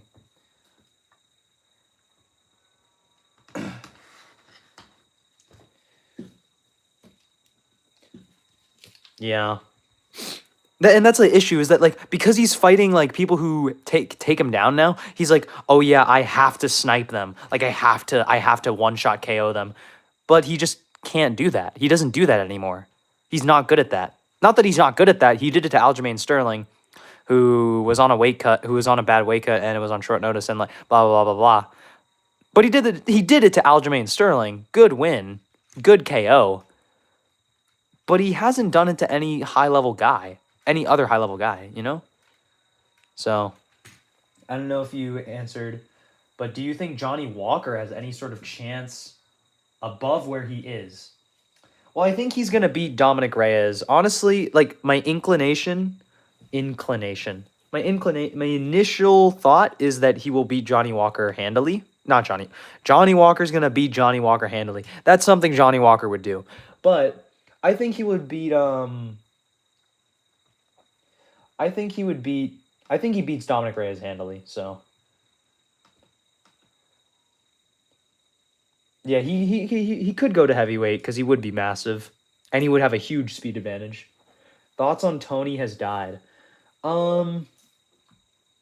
He's all right. I think he doesn't really have a personality though, in my opinion. He's like a.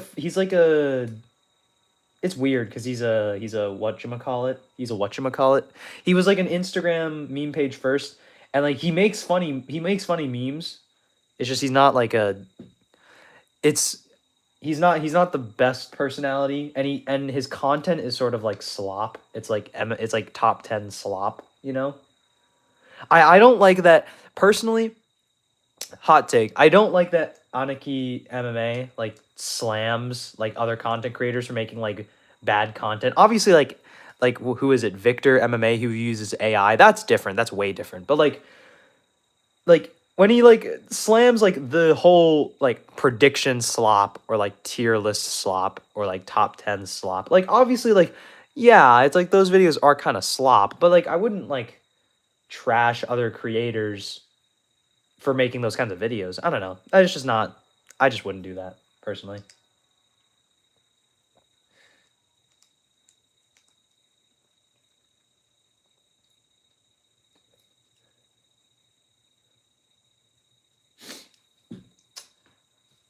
He has no boxing at all, just swinging tardly. True. But the thing is that Johnny Walker, I think he beats him. I think he beats Reyes handily because the same way that Olberg was able to sort of just like stay out of range until he just like waits for Reyes to like short circuit and crash in, because Reyes is a counter striker. He is not a front foot pressure fighter at all. He is very much a back foot fighter, and I think Johnny Walker can lure him into like short circuiting, you know? and wanting to go forward to, you know, finally have an exchange. I feel like he has gotten to a point where his athleticism is underrated. The thing is, like, that's his biggest strength, but it is being underrated because he is so chinny, you know? It's like people are overlooking all his like other skills because he is so chinny.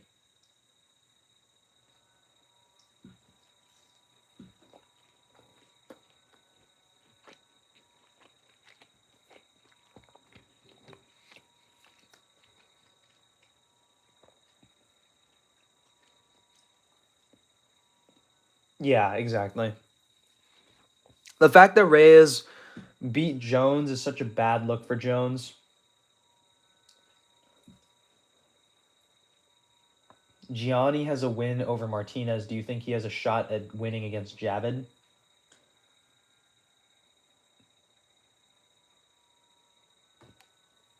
Am I not hardcore enough? I know what Gianni you're talking about, but I can't remember his full name.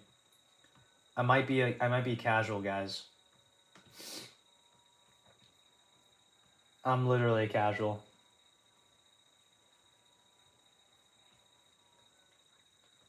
Gian. Wait, I'm stupid. I thought Javid was I thought Javid was or I thought Fareed was bad. No, wait. I thought Javid. Sorry, I thought Javid was fighting Matsumoto. Sorry, I didn't realize it was Fareed. My bad.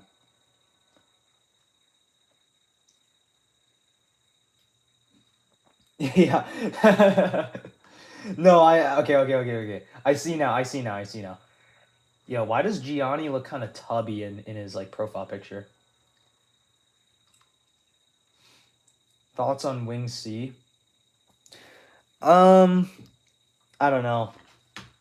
I'm not like too big on. I do like him. He's cool, I guess. I think he's kind of cringe though. He's kind of cringe worthy. I don't know about you guys. He's a little cringe, but he's cool though. He's doing a good thing for the sport in a way. In a sort of way.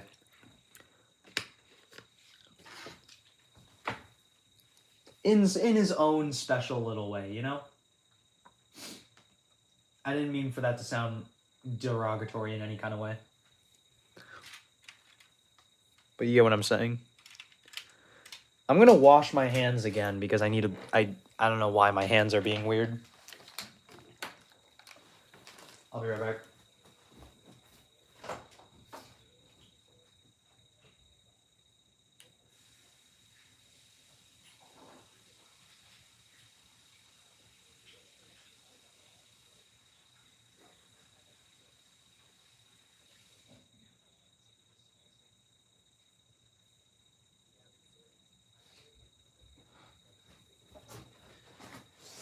Bow.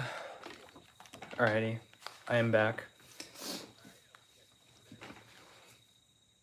I used soap. You could see soap on my hands.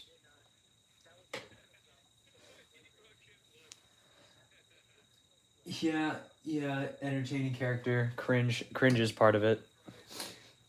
He's so cringe, he's relatable in a dumb way. Yeah, I mean the thing is that he kind of acts like someone who's like just coming out of middle school, you know? He can actually fight, but his dumb mistakes will make him will make it die out, yeah. Death sentence versus Pac? If I lost to death sentence, I would no longer be on the internet. I would no longer be on the internet, bro. I don't think I would lose to that. I don't want to make this like a thing. I don't want to make this like a big thing and like have to fight death sentence, but I will not. I could not lose to death sentence, man. There's just no way. I would low-key chin him, I think. I think I genuinely would chin him. He has zero technique. Like, there is nothing to fear on the feet besides like a flying knee, you know? Genuinely. I genuinely think that. And like there's always like grappling to fall back on if it is actually somehow going bad. Because he doesn't really have like great grappling. Like I know he's like I think he has a white belt, which is good for him. I know he's going to an actual gym, which is great. It's really good for him. I'm very happy for him, but I don't think I would lose to death sentence. I don't think so. I really don't think so. Yeah, he literally, dude, his cardio is insane. It's actually ridiculous. I could just run away for the first 10 seconds of the fight and I think he would gas. And then I would immediately chin him. The thing is that I'm kind of a body merchant, so maybe I'd get a body shot TKO.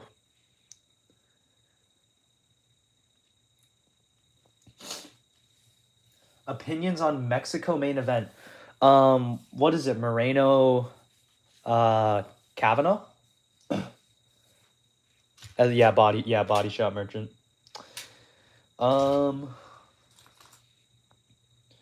Is it Kavanaugh? Is that Kavanaugh Moreno? Is that what that is? Or am I mistaken? Is it a different fight in Mexico?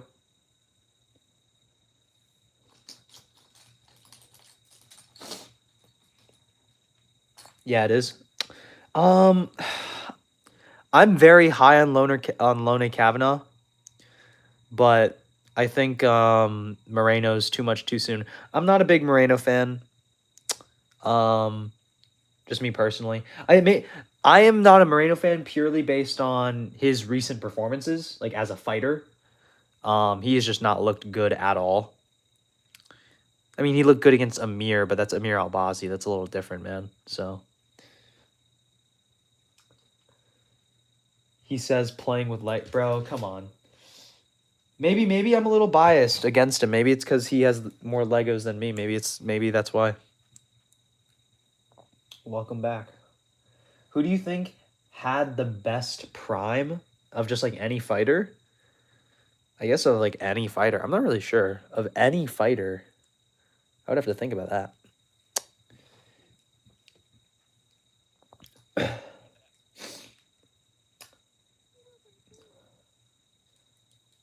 Best prime like career? Show the Lego collection. I'm telling you, it's a pathetic collection. I don't have that. I genuinely don't have that much Lego. Like, I just started getting back into this. I don't even have, like, a shelf or anything to show. I will next stream. Like, career... Like, prime career of any fighter. I'm not really sure. I feel like I'm very biased.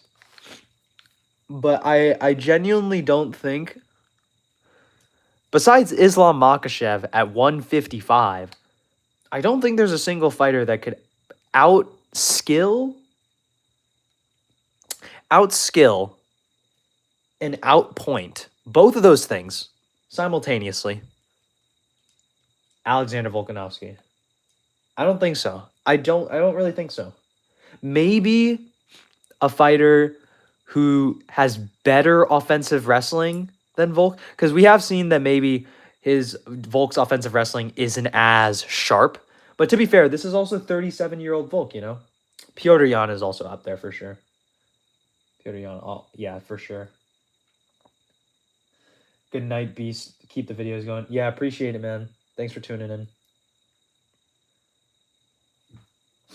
Thoughts on Charlie Olives? I was a huge Charles Oliveira. I mean, I still am. I was a big Charles Oliveira fan, especially going into that Islam fight. Really tragic. Very sad. That was a sad day for the MMA world.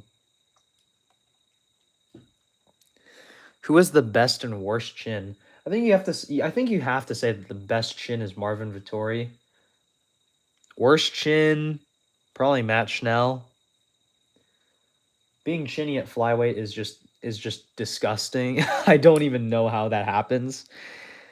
I think I would retire if I found out that I was chinny and I was a flyweight, I think that would be devastating. That'd be devastating.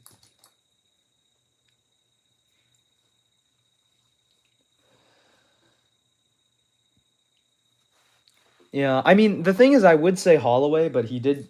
I mean, the thing is that I don't think anybody takes an Ilya punch, and I don't think he'll ever be the same after that. But I think Max is certainly up there just because he's taken so much damage. But to be fair, he has also taken a lot of damage off of, like, not crazy power punchers. Volk has power, but he doesn't have one-shot power. He has very good accumulative, like, thudding power. So...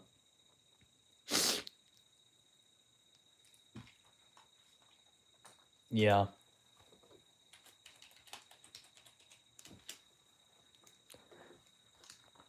Yeah. It took me a minute to get used to striking with my chin down when I first started. Yeah, it's pretty tough. It's also tough to do it within, like, combinations, you know?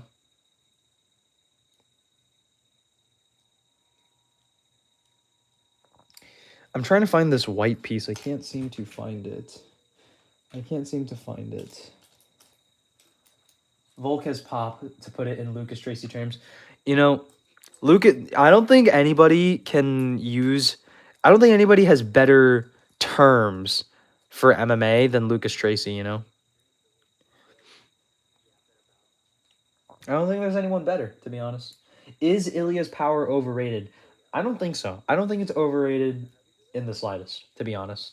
I don't think so. Personally, I don't think so. But I might be wrong. You know, don't listen to me as the end all be all. I hope nobody thinks that of me. I hope nobody thinks I'm like an MMA wizard. I have a just as valid of opinion as you guys. You know?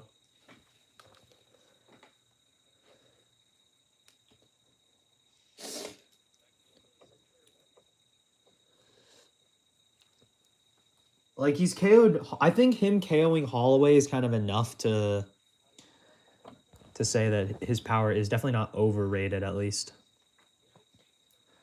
Bro, I'm trying to find this little white piece. If you could match up any two fighters in their prime, what would you want to see? Ooh. All right. Well, okay. Okay, so for a real long time, I really wanted to see Volk versus Jan. But I think I realized that wouldn't be as close as you might think. Mainly because Volk is such a good mover. And obviously Jan has fought good movers. But if you even look at the Sean O'Malley fight, Sean O'Malley doesn't really move a ton when he's in the fire with Jan. He usually, when he's going counter for counter with Jan, they're like in the pocket, like swinging for the most part. Like, they're not in the pocket, but they're standing right in front of each other. Even when it comes to Sandhagen had some success, but Sandhagen just isn't as effective, you know.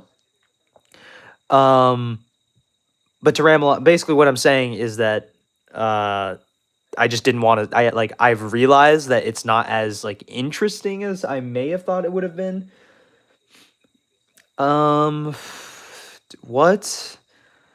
What two fighters prime for prime? Man, I think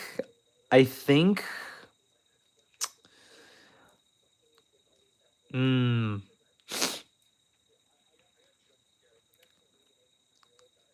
not really sure. I feel like I really would have liked to see. This is not like my number one, but I still really wish we could have seen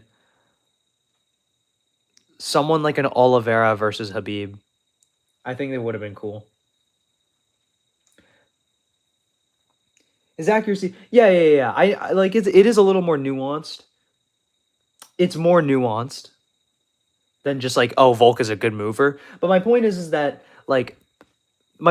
Jan, like, unloads these super heavy combinations versus guys who don't move a lot, versus guys who aren't intelligently moving, you know? The same way that Volk is essentially what I'm getting at. Like, I don't think Jan has fought anyone as smart as Volk. Maybe I'm glazing. Oh, you mean you're talking about Ilya? My bad. Oh, you're saying like his power on his own. I get what you're saying. Yeah, I get what you're saying. Like if he had like if he was like Josh Emmett, he wouldn't be putting people out. I get what you're saying. But I think I think then like that comes to sort of like a semantics question. That's like, oh, then what really is power? Because like it's kind of like impossible to measure power like uh what's the word that I'm thinking of? Exclusively like with or without biomechanics. Like it's always going to be an integral part to it, but I obviously do think that a big part of it is because Ilya's technique is like perfect. So Volk beat Aldo too, of course, but Jan beat him in a more of a firefight. Yeah.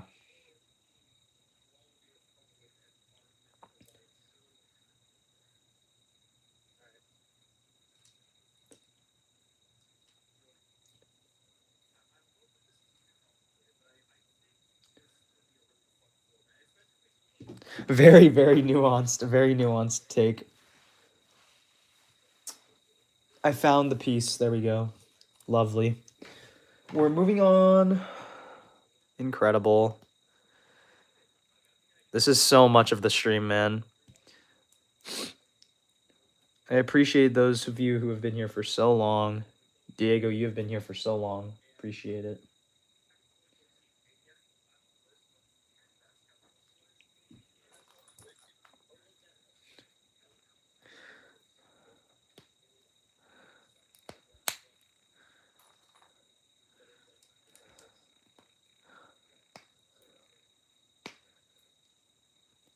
Bro, what the heck? I don't know, man. This is what I love, so I just like doing this. This is my free time, so like this isn't like a chore to me, you know? I'm enjoying this.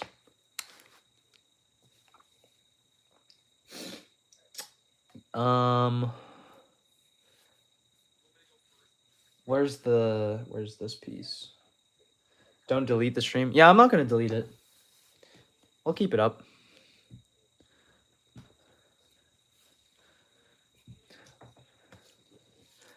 I wish there was a way to like unlist the stream, but have it private for only viewers. It's so easy. I'm really entertaining, man.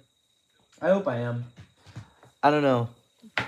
I think I'm just a very talkative, capable like yapper. I think I'm very good at just talking my head off.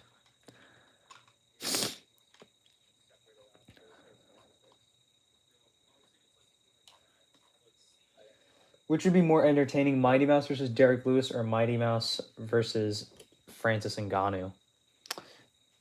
Probably. Well, I think Derek Lewis versus Mighty Mouse would probably be more entertaining. Probably because Derek would eventually give up. But I don't know. That's a tough one. That's certainly a tough one.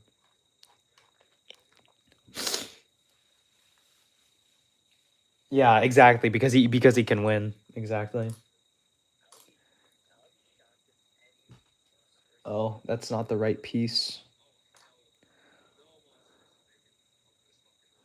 We're looking for like a big piece.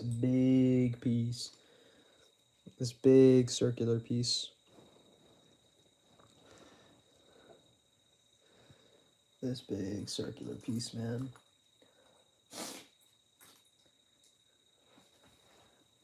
Lewis gassing out. Yeah, DJ would literally just like get his he would actually die. I think he would actually die.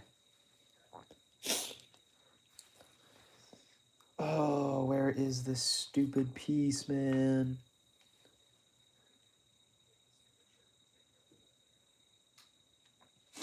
Where is this stupid thing, bro? We're tweaking. We're tweaking, man.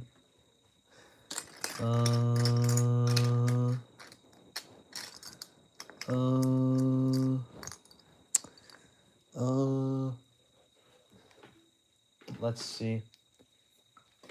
What are your guys' dream matchups? If you ask me.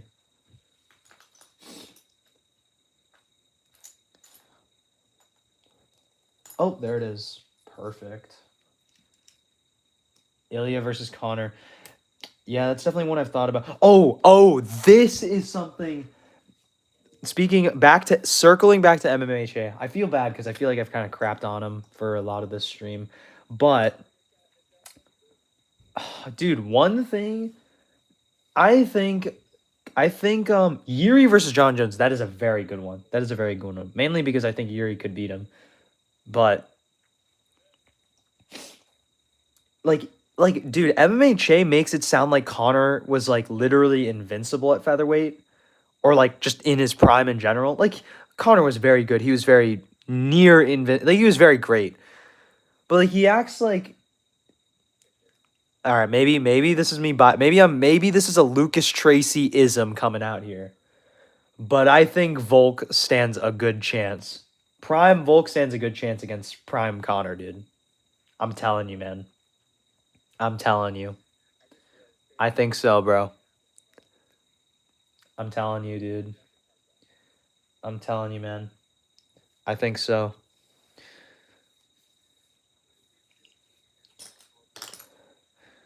Because like, he makes it sound like Connor was like his footwork was too good and he had one shot power. Like he did have one shot power, but like I don't know. I don't know, man. I just thought the way MMA broke it down seemed very uneducated, in my opinion. From what I saw. But I think Yuri would beat Jones just because Jones struggled so much with Reyes. Like Yuri is such a crazy pressure fighter. Not that Jones would break, but I feel like the defensive holes that Jones has shown in his game for like the last like however many long years, like 20 years or whatever, they would show the most versus what's his name? Yuri, for sure. Yeah, Volk with calf kicks, man. They change, dude. Benson Henderson, man. Dude, did you guys know that Benson Henderson was actually like the first guy? It was actually Benson Henderson who really reinvented the calf kick in MMA, man. It was actually Benson. He was using it versus guys like Gilbert Melendez, man. He was a killer. He was a killer, man.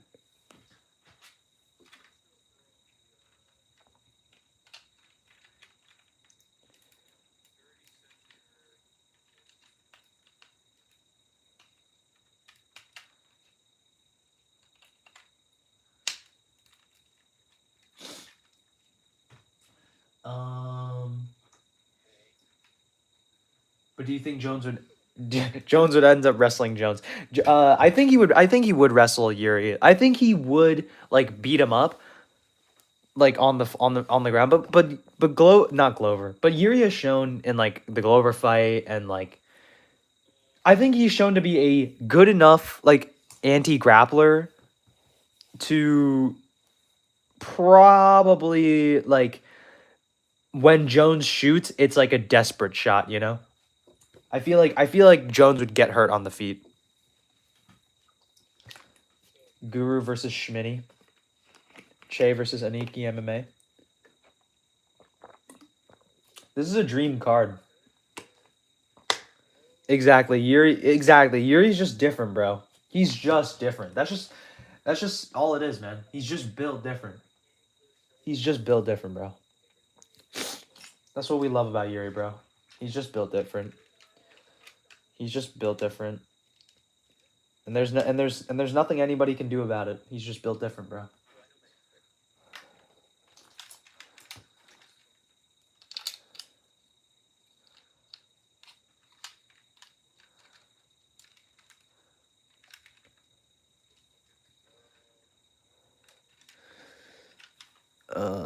Where is that? There it is.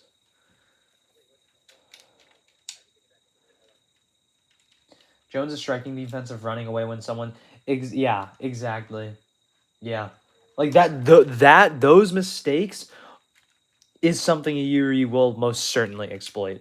You know.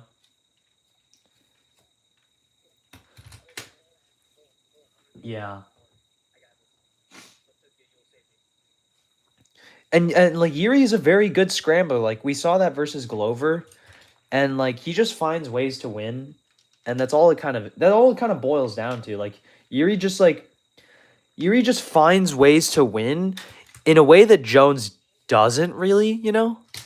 Like Jones finds ways to win when he's already winning. Yuri finds ways to win when he's in the fire, you know? It's a little different. Like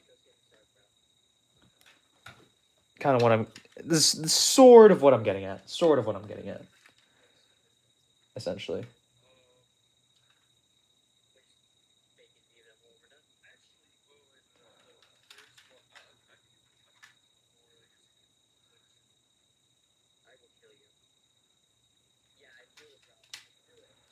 Okay, I just realized I built it wrong, and now I'm going to kill myself.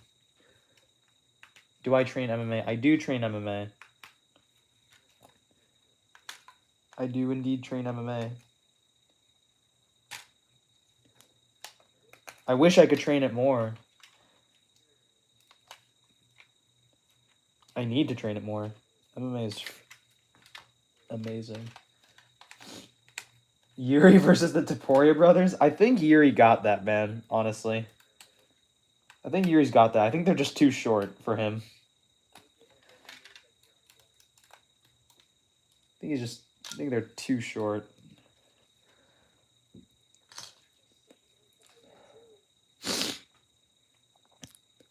What am I looking for? I'm looking for a 3 by something. A something.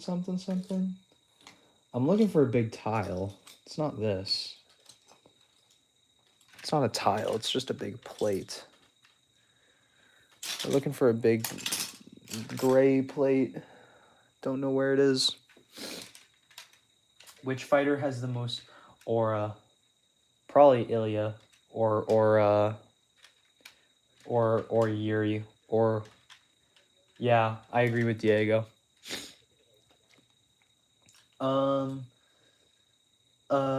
Anyone dabble in watching one? I have not. I know of the names, like, because I see it all over the internet, you know? I see it all on social media. Like, I see, like, Yuki Yoza. I see Takeru. I see the Muay Thai guys. I see, what's his name? Tawan Shai. I know the names. I just don't actually watch them. Like, I don't get to watch them live just because I don't keep up with it promotion-wise. Oh, wait, no, I did build it right. I'm just stupid. I built it right. I'm just really stupid and dumb and stupid. All right, there we go. It was these black pieces that I put on the wrong way. Have you had any situation where you had to use your MMA training, like, in the streets or not really? No, man, no, not really. I'm not a very confrontational person. I'm a very civil person, man. And I think you should use your martial arts training. Hopefully never. Yeah, the amount of Legos on the table has indeed decreased, hasn't it? Yeah, we're getting somewhere. It's looking kind of pretty. It's looking all right.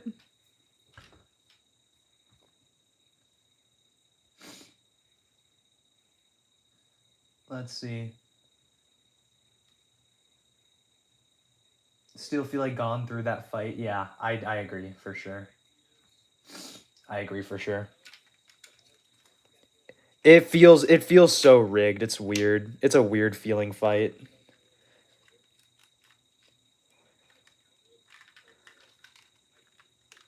I'm compressing the Lego down right now.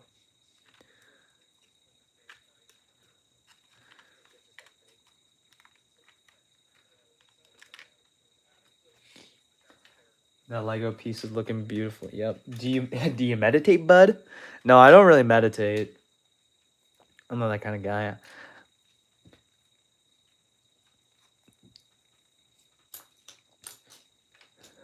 I mean, I think I'm like a relatively like philosophical person, but I don't meditate now. Have you had any amateur fights? No. I want to. I want to get like a PKB, a point kickboxing fight.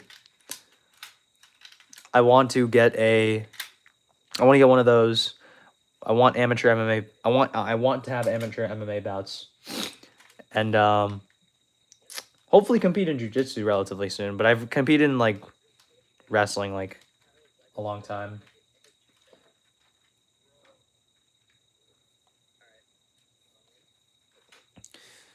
Thoughts on the BJJ scene? Oh, dude, it's sick. You guys know Dorian Oliveras? Dude, he's awesome. He is sick. He's like a wrestling base. He is sick. Love watching him. Because he's in the UFC BJJ right now, and I watched him in the ADCC trials. It's just been on 2 random occasions where I've been able to see him compete. He is sick. He's a sick grappler. He's like how I want to grapple. He's like pressure, wrestle, just smother people. Like that's exactly how I want to grapple, you know?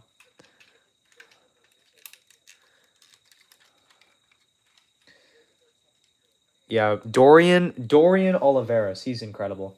Thoughts on Zuffa boxing? I think it's trash.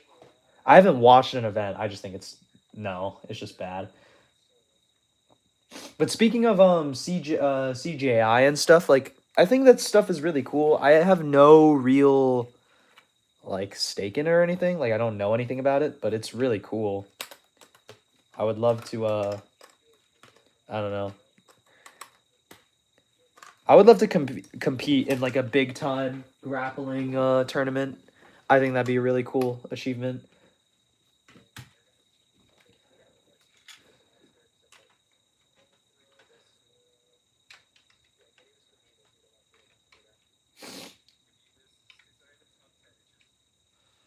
Um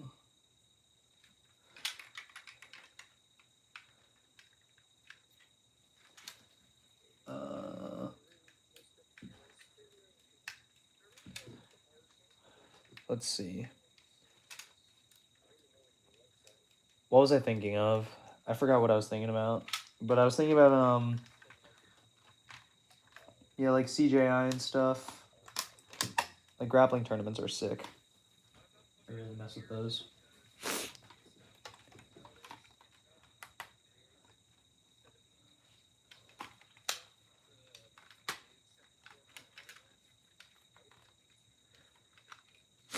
There we go. Look at that.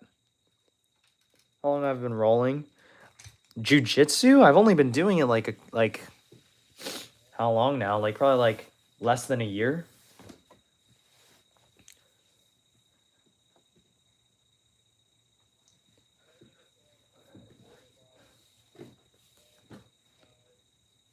Less than a year now, probably. Like just strictly like, you know, rolling like BJJ and stuff.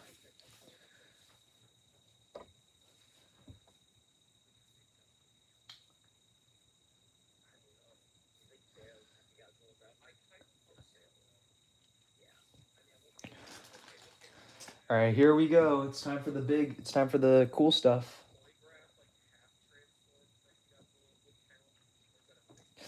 I'm studying writing right now. I'm not sticking with it though. Mainly just cuz like there's not really like a great job market for that. At least I don't think. Like so probably not going to be doing that. Maybe if I become a super successful MMA YouTuber, I I don't have to get a real job, you know? Perhaps. That'd be awesome. No, but like probably that. Something like that. I don't know. I might do something like very normal. Something very normal like accounting or something. But I don't know. I don't want to be a worker bee, you know? I don't want to be a worker bee, but might have to be. You might have to.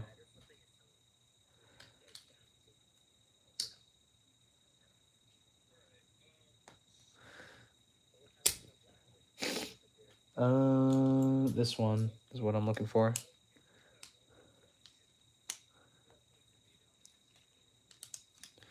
Is this dark gray? This is light bluish gray. There we go.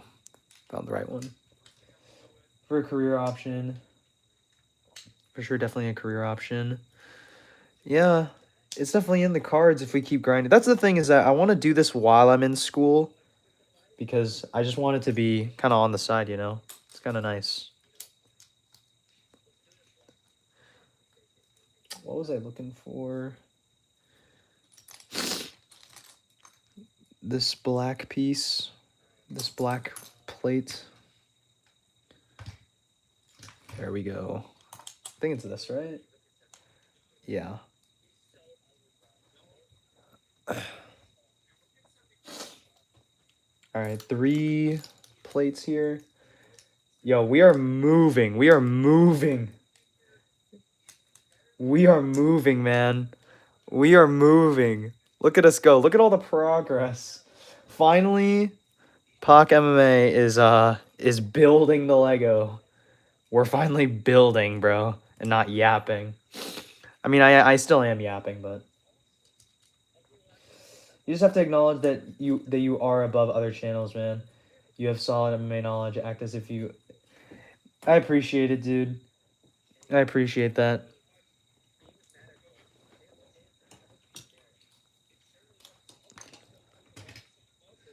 But I don't think I have more knowledge than anyone else. I just think I think the difference is that I'm very good at articulating it, you know?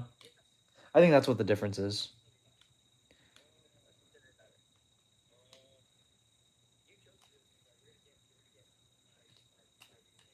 Freak, dude.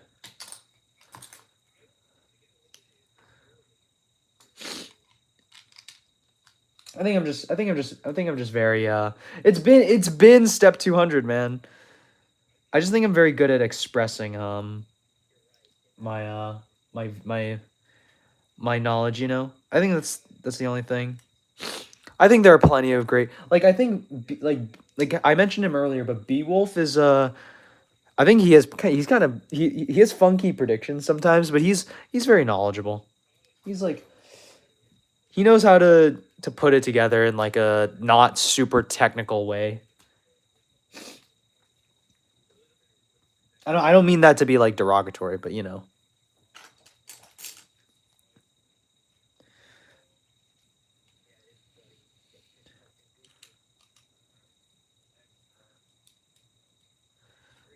But I meant that as a compliment. As like someone who isn't like trying to be super technical. This white axle sort of piece with this loop on it. The pieces on the floor look a lot less. There's a lot less pieces, which is nice.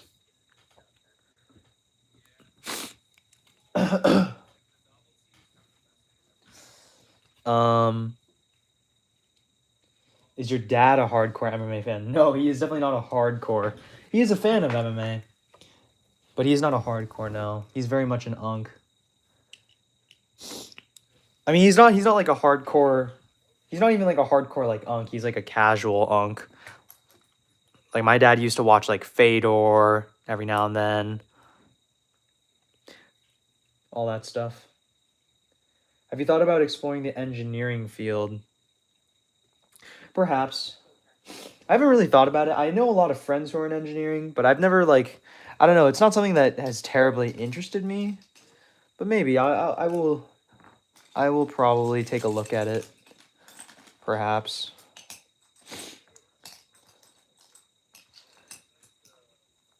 Oh. What is this? There we go.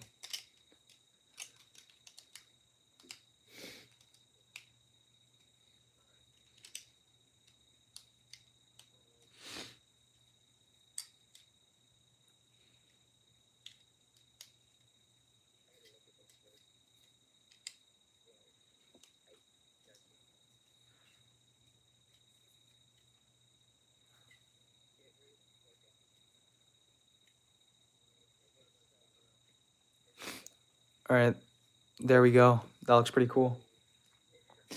Engineer your first pro fight. True. Maybe I'll become a pro fighter, and I'll be losing my brain cells, and like you'll see slowly the progression of my video, like the coherency and like the technical side of my videos. It just slowly declines in terms of like coherence. There's going to be like in 20 years from now, there's going to be like a video like Pak MMA when he started, Pak MMA now. It's going to be like it's going to be like Tito Ortiz and like that one other guy. I don't remember his name, the Asian guy. I can't think of his name. But you know the video I'm talking about. It's very sad. I hope that's not. I hope I'm like DJ who has most of his brain cells. You know? I hope I'm like that. I really hope.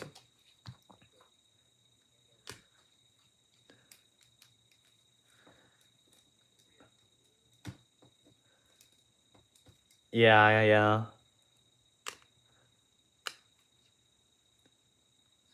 Yeah, I think that's who that is. Yeah. Nam fan, yeah. I think you got it, man.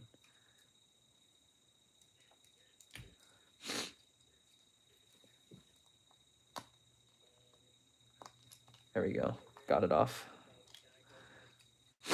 Where is this plate? Not plate, tile. Are you planning on having fights? Yeah, I do. Maybe not a pro. The thing is that I want to do an amateur fight to know if I want to like dip my toes into that, you know? Because I think I'm very capable of it. It is something I want to do once in my life, whether it be amateur or pro.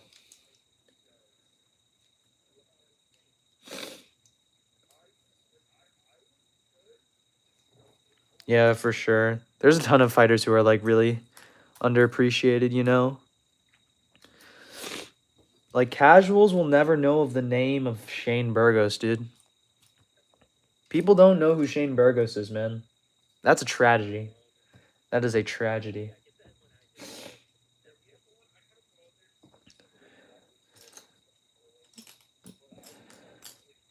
There are some people who don't know who that is, man. And that is a sad, sad story.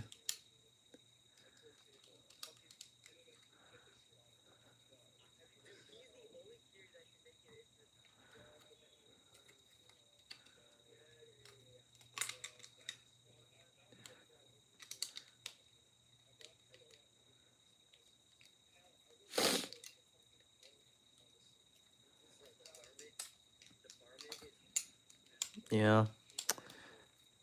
I'm taking my time here. I think this goes here. Yeah. Wait. No, it doesn't. Wait. I'm so confused.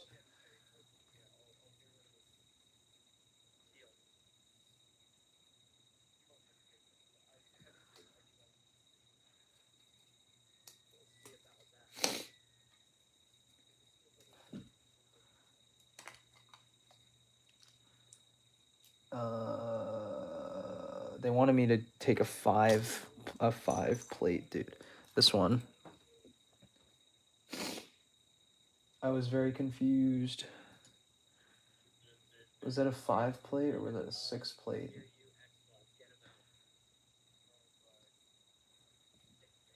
That's a 6. Okay, so I was doing this right. Okay, I was doing it right. I don't know what happened to the piece that went here. There it is.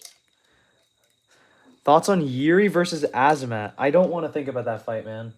Don't ever ask me about that fight ever again. I don't even want to entertain the idea that Yuri will get slept out cold. I don't even want to think. I don't even want to jinx it. I don't want to put it into the world. That fight gives me anxiety, and it makes my skin crawl, and it scares me to tears. Don't ever ask me about that fight ever again. Don't you dare ever ask me ever again. Never. Never ever ask me. Kevin Aguilar is my local UFC fighter. Had some dog fights. Most notably lost to Danny Gate. It's weird to meet someone like him because he is larger than life when you talk to him. Such a kind guy. Yeah.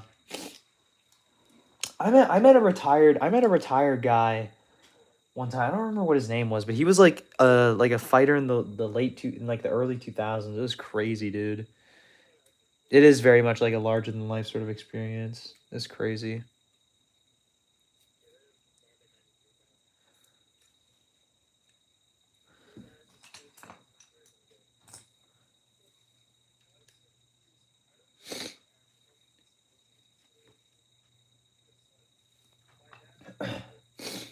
Peyton Talbot, my local UFC fighter. That's tough. That's pretty dope. That's a dope local fighter, dude.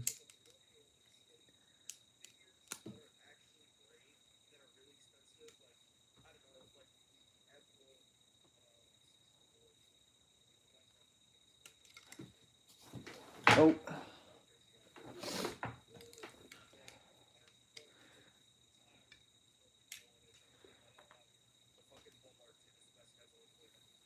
Alrighty.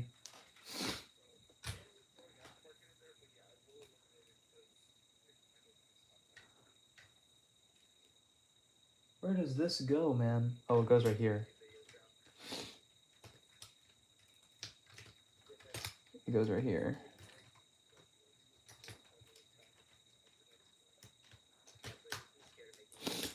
All right, there we go.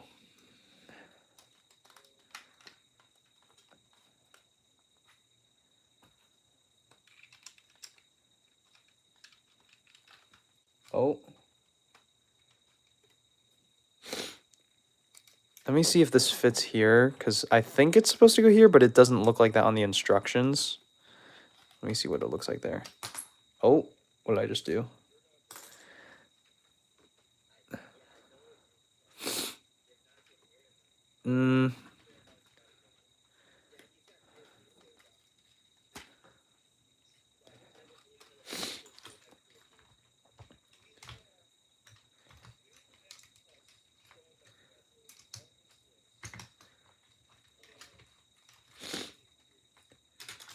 All right, look at that. You got half of it done. Not half of it done. Weirdest frick how accessible MMA is to pros. You don't go play. Yeah. You train at AKA?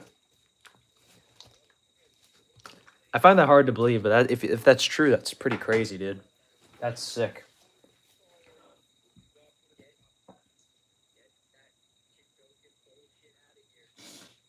We also wrestled at the same high school? That's tough, dude. That's sick.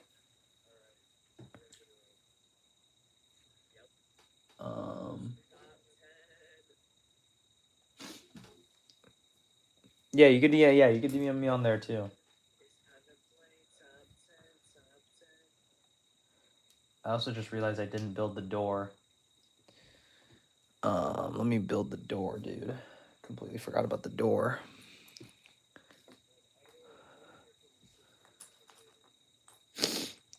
Where are the other pieces, dude?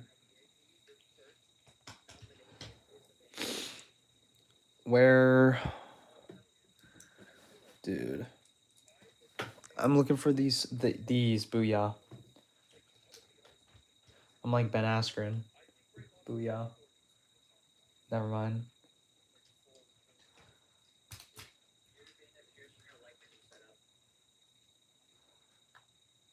Wait.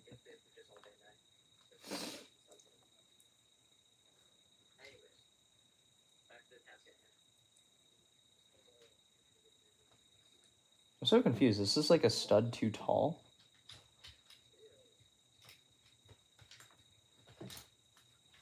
Is this supposed to look like this? I feel like I did something wrong. Looking at this, it feels like I did something wrong. Perhaps.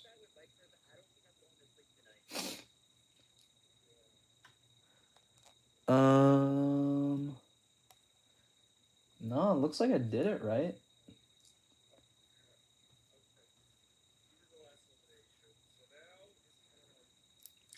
It's just these pieces are supposed to be... Oh, it's supposed to be three longs, 3 stud long. Okay, there we go. I'm just stupid. Once again, it's just me being dumb. That's the issue. Wherever the third piece is. Third piece, third thing. Where's the third thing?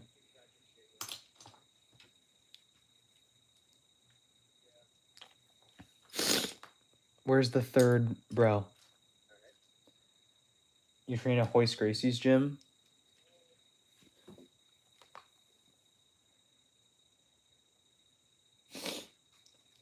Team Alpha Male, bro. I have a friend who really doesn't like Team Alpha Male. Mainly because, like, just like their fighters are like kind of low low IQ.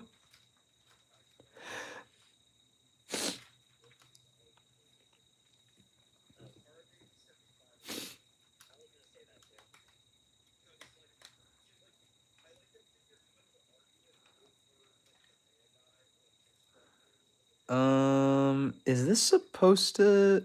I feel like this should be able to go in like deeper, but I guess not. I guess it just sits there like this.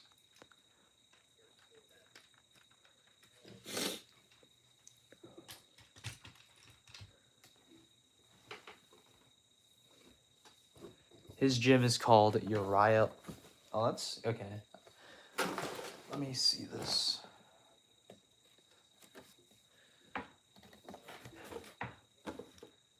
It's definitely not sticking as nice.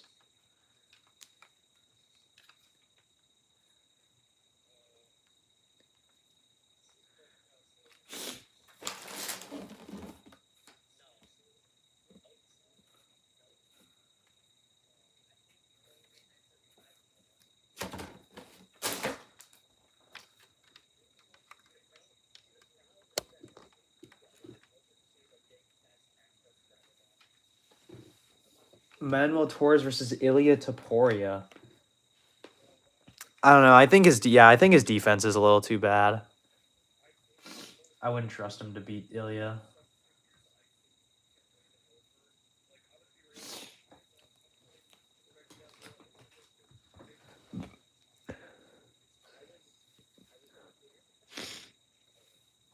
I don't know. I just couldn't trust him to do that. I really wish Song would have won versus... Yeah, I agree. It was so close, man. I root for Song because I've rooted for him for such a long time, and he just hasn't been able to get it done. He just always falls short, and it's really sad. It's really frustrating also as a fan. Just very frustrating. It's hard to watch sometimes, arguably.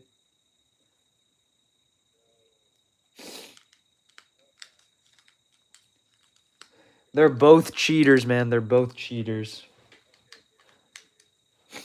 Cause Sean's a cheater too, man. People forget, man. Sean was accused of cheating, man. Not accused. He was caught. He was caught roiding. Song is a potential man, unfortunately.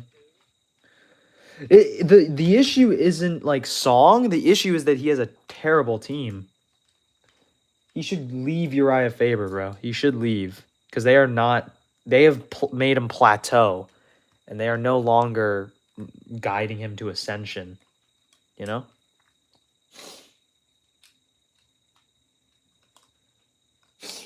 Yeah, Song. Throw that left hook on the bag for the 10 millionth time. Throw that left hook on the bag, man. That's what you need. That's what you need to beat O'Malley today, kid.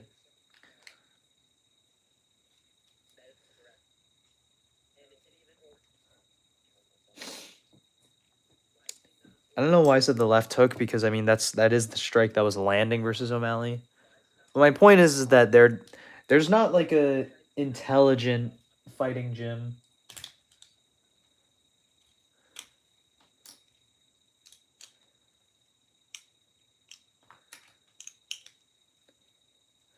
All right, we're looking for this. This.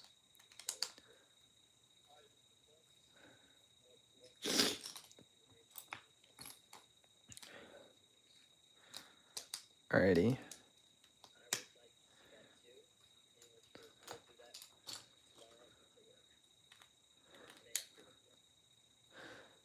Songs 1, 2 is Scariest Freak. What gym do I think is the best? Both questions at the same time. Everybody asking Gym is the best. I'm honestly, the thing is I would have to see them in front of me. I mean, clearly freestyle MMA is still just doing their thing. I'm just this is just a Volk. The whole stream has just been a Volk Glaze sesh, but man, like they're still doing it. They're still doing it, man. They're still doing it. Oh yeah, Jan. The thing is, yeah, like I would rate Jan's team more if he beat Hoofy.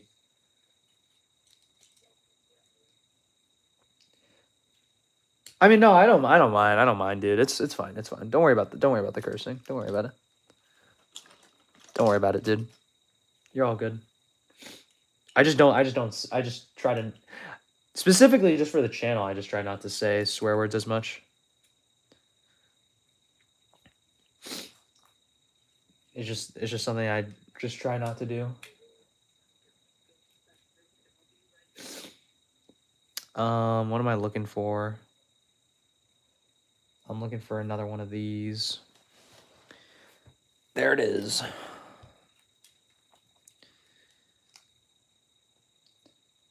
Volk is just different. Where do you think Hoofy goes from here? I think he fights a really big name next. I think he fights probably...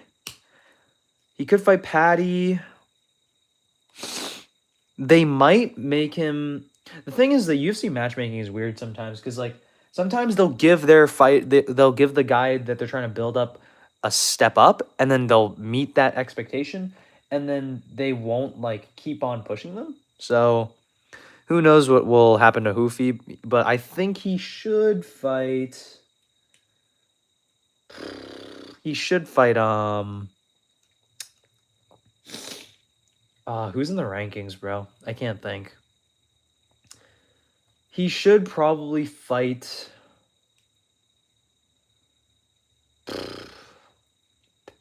You know, Patty Pimble would be a cool fight, honestly. I think that'd be cool.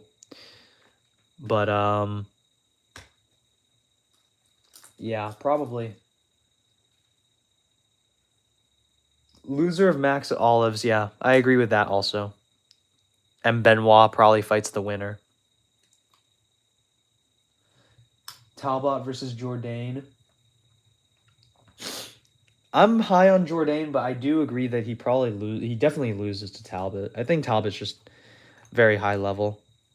He has people thought he was going to be very high level, and then he kind of fumbled the ball, but now he's back on it. So very good look for Talbot.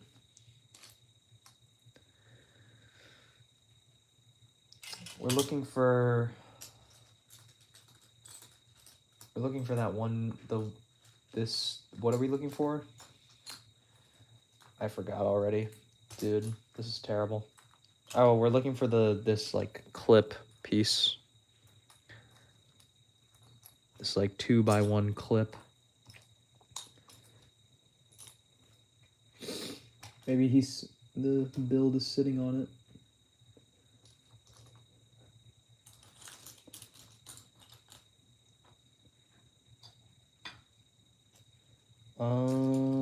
Not seeing it.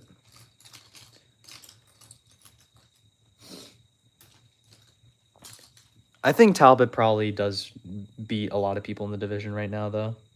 Talbot is very, very good. I'm pretty high on him.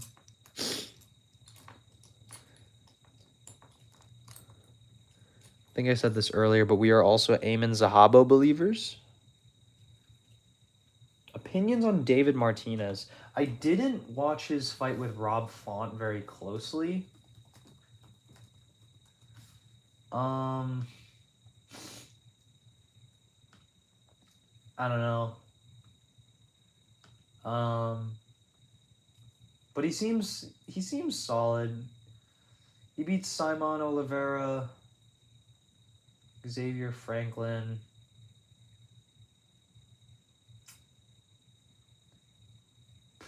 He seems all right. I don't mind him. I don't have any real thoughts on him because I haven't seen him fight other than like me like very like probably not half watching Rob Font versus David Martinez, but he seems solid. Like beating Rob Font is good. So like it means you're at least something in the division, you know? You ever thought of doing weekly picks videos? I know you're not cool with gambling for good reason, but it's still interesting regardless. Potentially. I don't know. It's just the thing is like I want to make like big prediction videos as in like a full card prediction, let's say. I'd rather have that be like a special thing. Maybe just for cards that I really care about, but I don't know. I would only do it for cards that I feel like are worthy of like having full card predictions. Like, I don't know.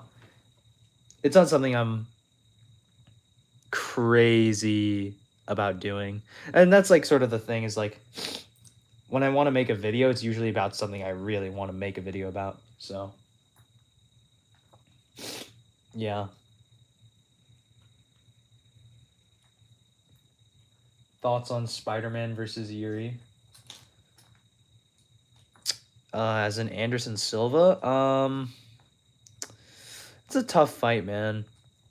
At 205, I would give the edge to Yuri, but Anderson is very good. Anderson has like the style to compete with guys at the top today to some people.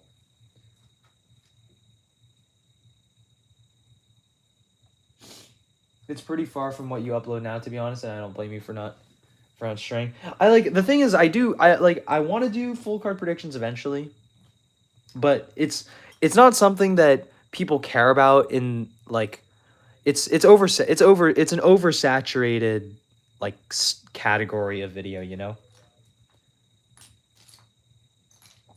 Oh, I finally found it. There we go. Finally found. Oh, that's the wrong way. Put it on the wrong way.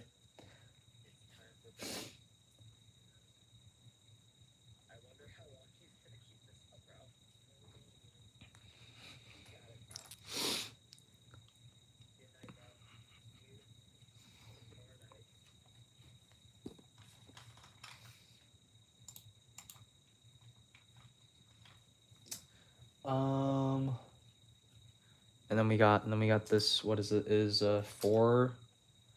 Is it a 5 plate? Is that a 5 plate? That is a 5 plate. There we go.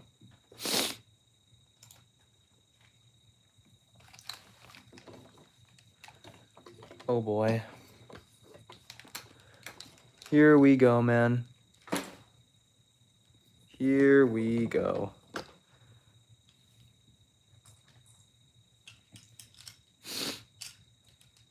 All right, here we go.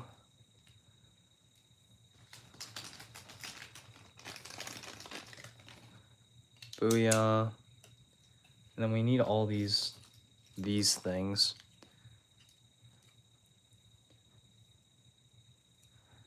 Yup. I'm definitely starting to slow down a little. But we could keep going. I could keep going. I do actually want to get this particular thing done.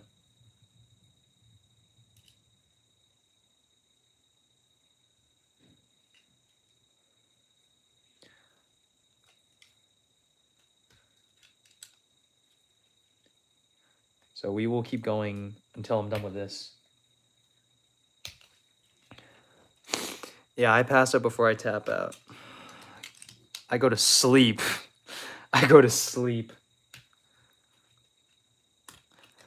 But we will at least finish most of this. I don't know if I'll do another stream like soon. Maybe we'll make this like an every 2 weeks sort of thing. Maybe every 3 weeks sort of thing. We'll see. I don't know. I don't think fight companions is something I want to do though. I don't know. I like I don't know. Thoughts on Jamal versus Jan Blachowicz? Wash off. I think Jan has that. Even in his old age. Jan is so good for being so old. It's crazy.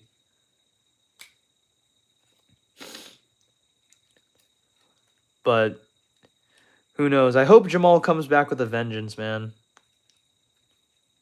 Jamal's great. It's actually insane how skilled, how competitive Jan makes it with these fights, in these fights, even though he's like literally like a fossil. It's actually ridiculous. It's insane, man. I don't know how he does it. He's literally he's one of the most underrated fighters of this era. Just on that factor alone. Close fights with Ank, Olberg, Pereira, ties with Bogdan. You know, it's crazy, crazy stuff. Crazy, crazy stuff. He is a legend. Legend, absolute legend. Thoughts on Yuri versus Bogdan? I just think if you're not finishing old Jan Blachowicz, not that Blachowicz is easy to finish, obviously. But like when you 10-8 him and you're not able to finish him when you already have him like hurt and he's on the ground like that, I can't see you finishing Yuri, man. I just don't see that happening. I just don't see it. You know? And obviously it's a little different because Yuri doesn't stay down when he is down. He likes getting back up.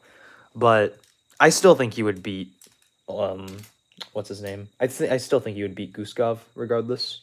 You know? Yeah, I think he would crush Bogdan. I think he would.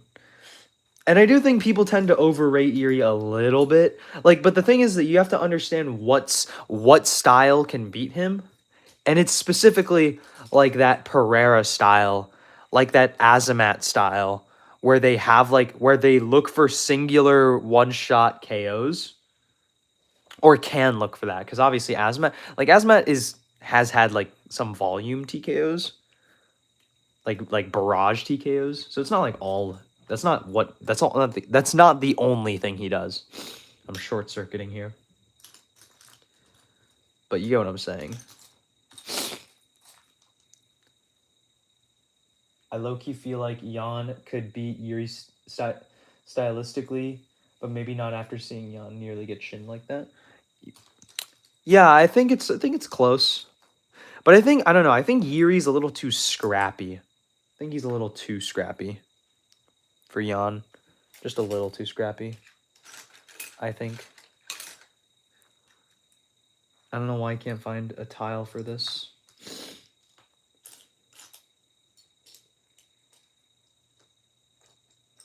Also, forgot about these. There we go. Found the tile. That's not the right tile. Here's the right tile.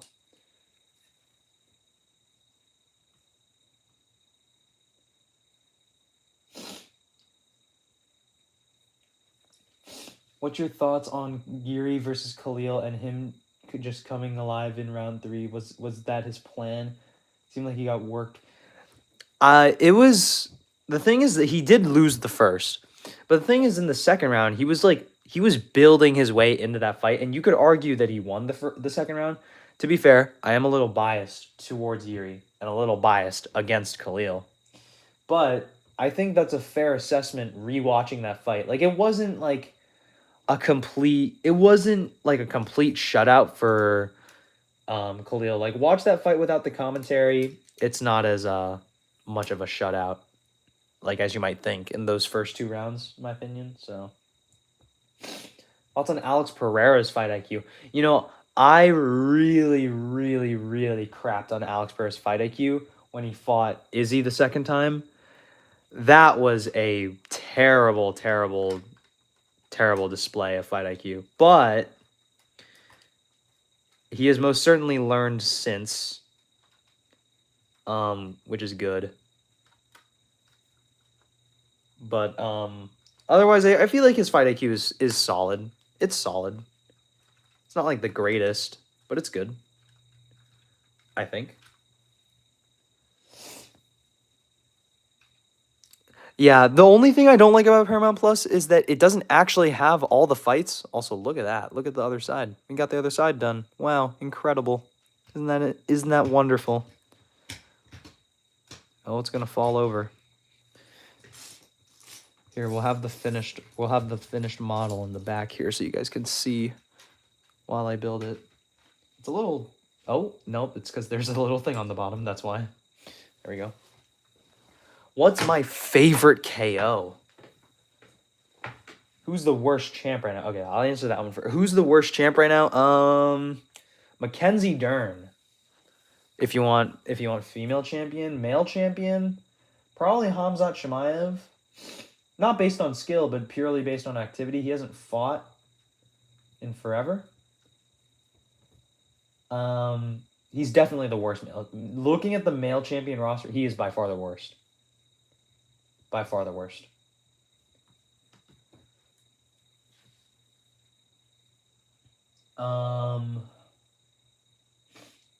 Apparently the Portuguese version has more fights. Bro, are you kidding me? Might have to check it out. What's my favorite KO? Dude, that's tough, man.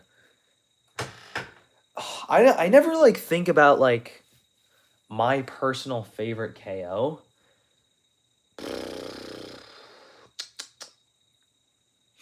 I do really like Yuri Khalil just because of the story. Just because of the story. What else? I don't know, man. I really like out cold, like sleepage KOs. Like those are incredible to see. Yeah, the Buckley spinning back kick. Yeah, is nasty. It's a nasty one. What Lego set is this? This is like a custom Lego Star Wars set. This is of like this gunship. This is the Munilist 10 gunship from Star Wars.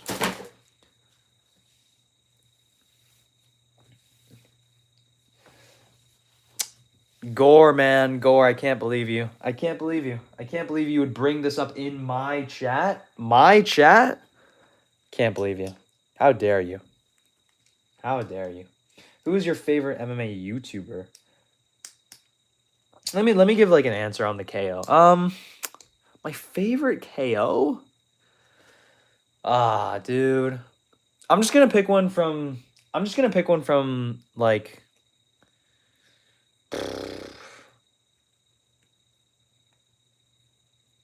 man, I'd have to look at like a list, but I don't really want to look at a list. I just want to think of one off the dome. I don't know.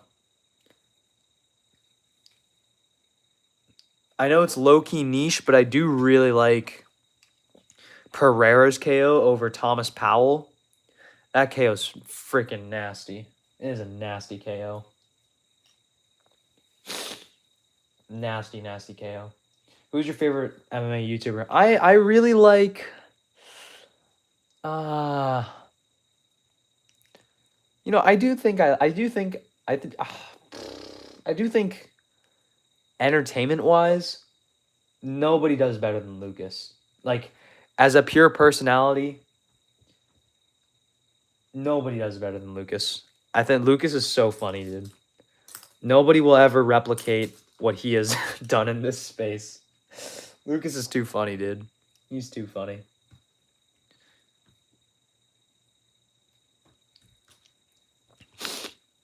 He's so funny that you like think his bit is like a character, but it's not. It's just who he is. And it's so funny. Do you remember the Lucas? Dude, do you remember both Lucas Tracy retirements? Both of them?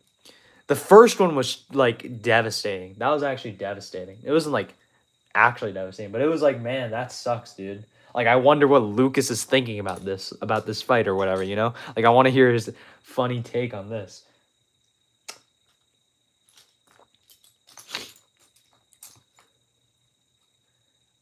I can only dream to have half the personality that Lucas has, man. Lucas is might be funniest MMA YouTuber ever. I don't think there's anybody who has been as humorous as Lucas, for sure. Also, am I stupid? I am stupid. Wait, am I stupid? No, I'm definitely stupid. Best retirement. I think TKZ had a good retirement. Who else had a good retirement? A lot of people put Robbie Lawler in there. I think that's fair. I'd put Robbie Lawler in there.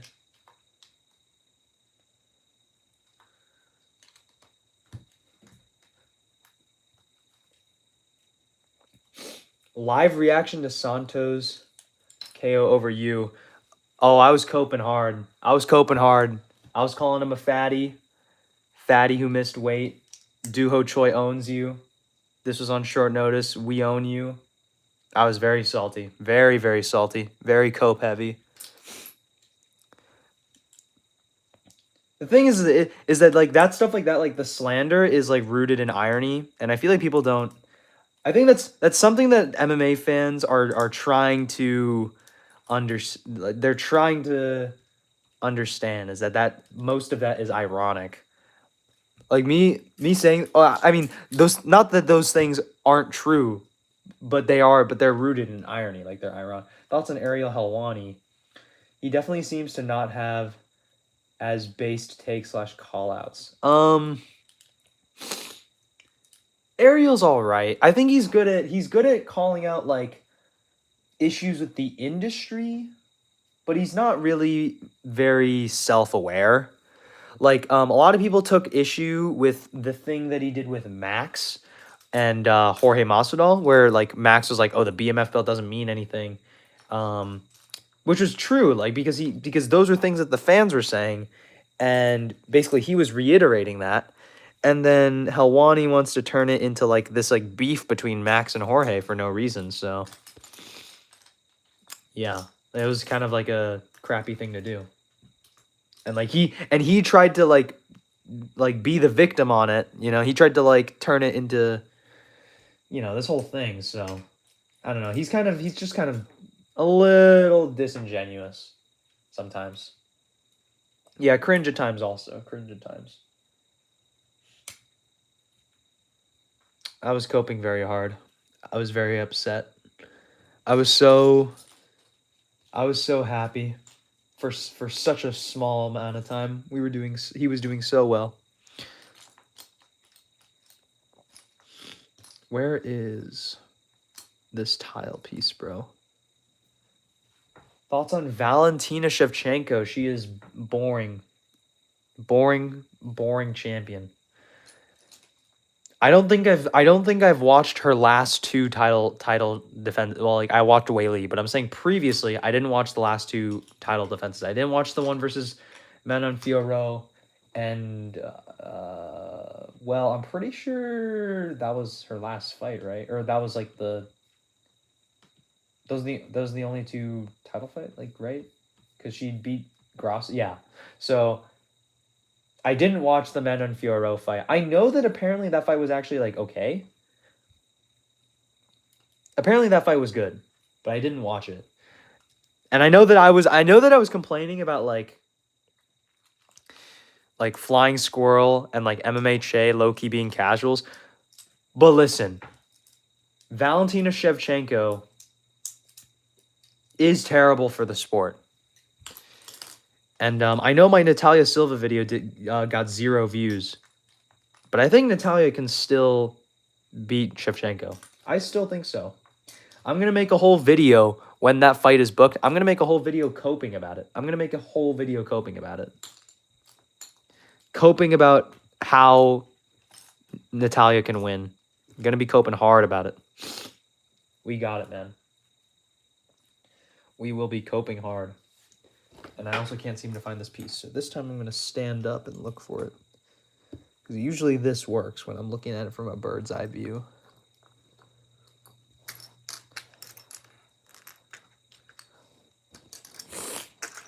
This usually helps a lot. This makes it way easier. Usually.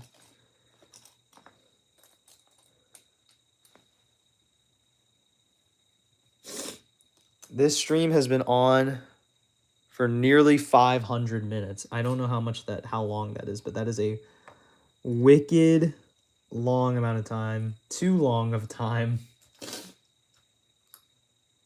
Worst pay-per-view of last year.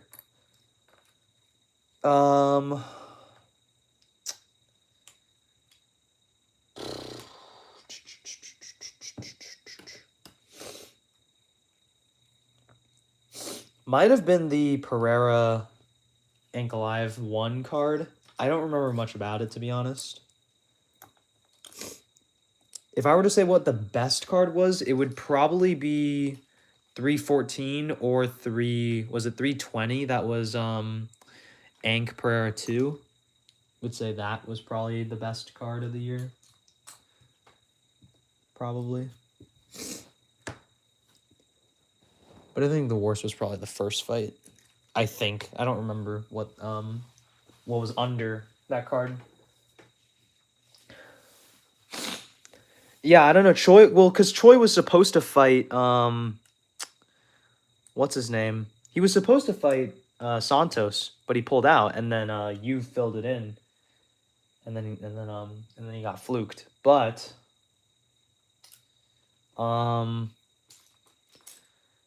yeah. I think I don't know what he's doing right now. So he's doing something. He's off in the wilderness, I guess. I don't really know. He needs to get back in the cage, bro. Get back in the cage. Also, that was not the right spot. Thoughts on Duho Choi? When he came off the Nate Landwehr win, I was very convinced that he could be ranked very soon, especially if he were to fight Bryce Mitchell, which I thought he could have won that. But unfortunately, he got injured or what have you, and he's not fighting. So I don't really know what he's gonna do. I mean, I think he's fighting relatively soon, so not soon. I think he should be getting booked eventually, hopefully soon. So maybe we'll see that. My opinion on that shift, but I still think he's ranked material. Like, he can get ranked if he, literally fights. He's like one fight away from the rankings, like one more dominant performance away from the rankings, dude. And I think he can easily get that, but he needs to fight. Like, he just needs to fight, bro. So hopefully he can get that done and get that ranking spot eventually. I am a little optimistic with that, though, because he might get Nathaniel Wood, and he will just never get into the rankings. So who knows? I'm very, very high on Nathaniel Wood. Kind of like a fake hardcore take, but very high on Nathaniel Wood. We love Nathaniel Wood, so.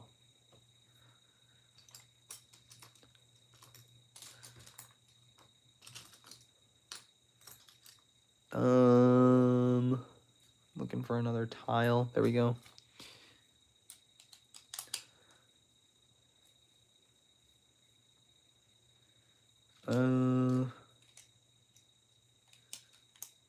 There we go.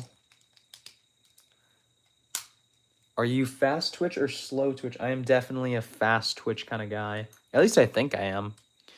But I have relatively solid cardio. So.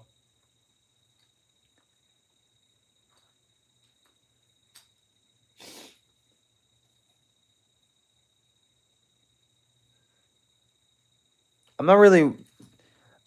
I definitely not that I don't believe in fast twitch and slow twitch, but I think the cardio thing is a little overblown, potentially.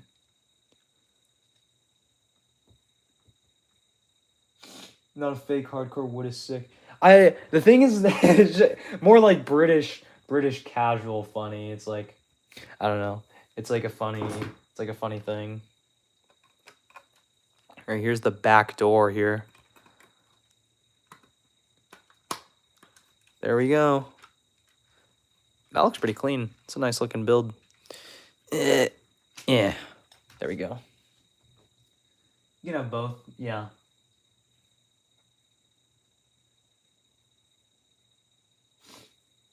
Featherweight rankings are low-key crappy, so Troy can definitely get ranked. Yeah, dude, if Duho got matched up with freaking David Onama, bro. Oh my gosh, we are soaring, bro. We are soaring. We would beat his freaking dude. Duho literally smashes Onama, dude. Smashes him. Destroys him. Incredible. He would absolutely smash Onama. I think anyway. I might take this to step 300. We're only 30 steps away. I think after that I might have to clock out just because this is getting insane. The time on this anyway. I think it's getting a little insane. But that's not gonna be in it for another like 20 minutes. So don't worry about that, guys. Don't worry about that. What am I looking for here? Considering my speed at the moment. I don't know how Onama is ranked. He robbed Giga. Bro. Oh, man. Onama sucks so bad. Onama sucks. I don't like Onama whatsoever. Like, all it takes for people to not like fighters is for there to be some sort of unfair treatment swung their way, you know? Biased treatment, you know? Or like a bad robbery, like some cringe moments, like Onama has cringe moments, like, you know, it's like nobody's, I don't know. It's very easy to not like fighters. Like, with that kind of stuff going on. I don't know what my point with that was, but you get what I'm saying. I had a point with that, guys. Trust me. I had a point.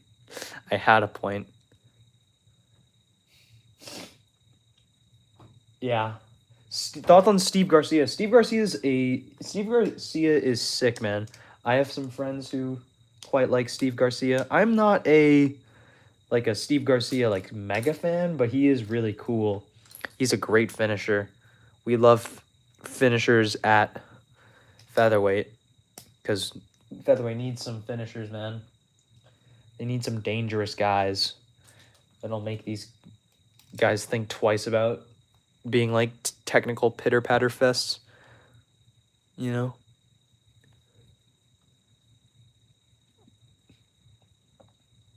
Was it the right brick? That was the right brick, yeah. Okay. Finally, we use a snot brick. Snot brick.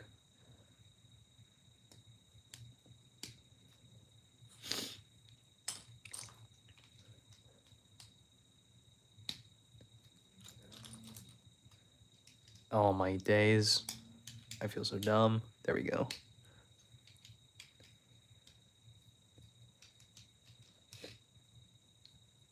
Yeah, man, dude, front kicks to the body.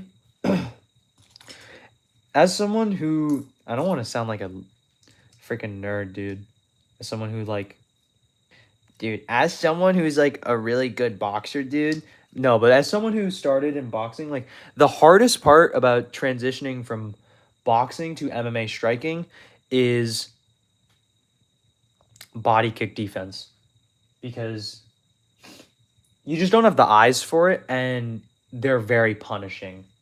Body kick, like teep kicks specifically. Teeps, front kicks, super punishing. Side kicks, suck. They just suck, man. Like they are terrible. Terrible to take. It is awful. You do not want to get hit by one, man. Horrific stuff. How good is your boxing? I'd say my boxing is pretty good. I've been told by people it's pretty good. In my opinion, like, technique isn't that hard to replicate, but the feeling of technique is what is most important. Like, as in, like, watching someone who knows how to do it, and then being able to replicate it, and then feeling comfortable while doing it, you know? Those are, like, the 3 most essential elements. Is that it has to look the same, it has to feel the same, and you have to... It should feel comfortable while doing it, like, is what I mean. It should eventually become somewhat cardio efficient, you know? Because when you do a new movement, it's not, you know, cardio efficient. Like, your body doesn't know how to do that movement effectively without, you know, wasting X amount of energy. I'm rambling. But with boxing, like, yeah, I think my boxing is solid. I've been told by people it's good. Because I started boxing when I was younger, like before I started wrestling. So, like, that was like my base, you know?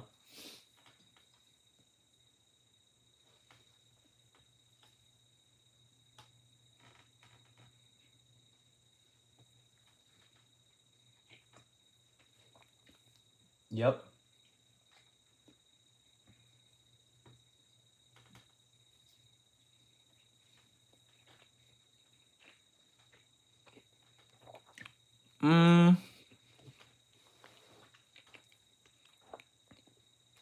I'd say you could. I mean, to be honest, you could start with anything. It doesn't matter what art you start with. If you want to get into MMA, I would probably start with like Muay Thai. But regardless, it won't matter what art you like eventually start with. Like, if you're gonna eventually go to MMA, because it will be different for you no matter what. So, like, it'll be good for you no matter what, is what I'm saying.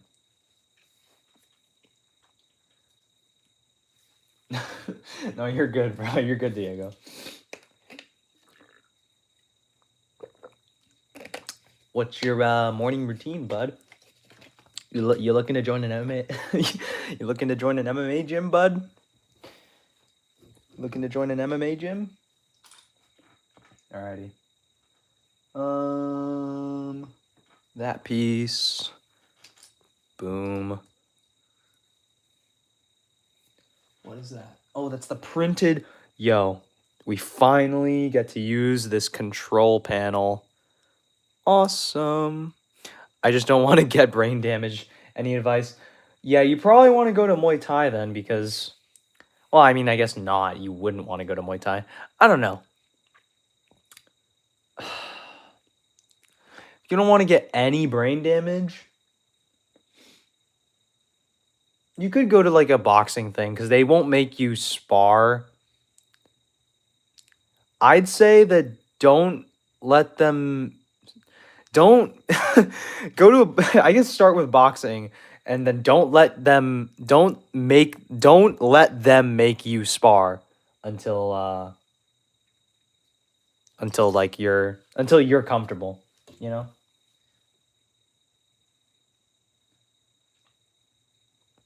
Yeah, like that's my issue with boxing, is like I would like, you don't want to get hit in the head. Like, boxing is probably, like, sparring wise, it's gonna be really bad for you. So I would not spar at all if you do not want to get hit in the head. But you kind of have to spar to get better at it. So I'd say, like, I don't know. Like, it doesn't... I guess it still doesn't really matter, but yeah, boxing sparring culture is like really bad. It's bad no matter where you go, really. It's just terrible. I don't know what's up with it, man. It's just so weird. I don't get it.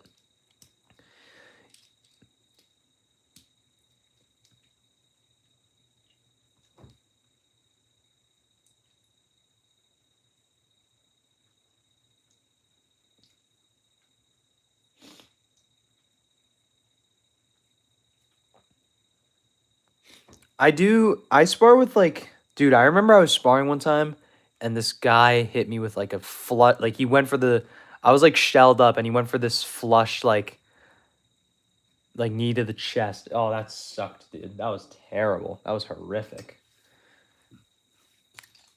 It was like flush. That was a nasty one. But it happens. That's what this sport entails. So you just got to take it, you know? You can't be like Bo Nickel and crumble up, you know? You got to take it. You got to No shade, no shade, no shade. No shade. I might meet Bo Nickel one day. No shade, no shade, no shade.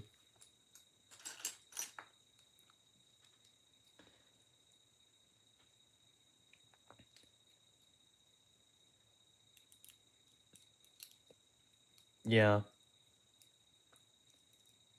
Exactly.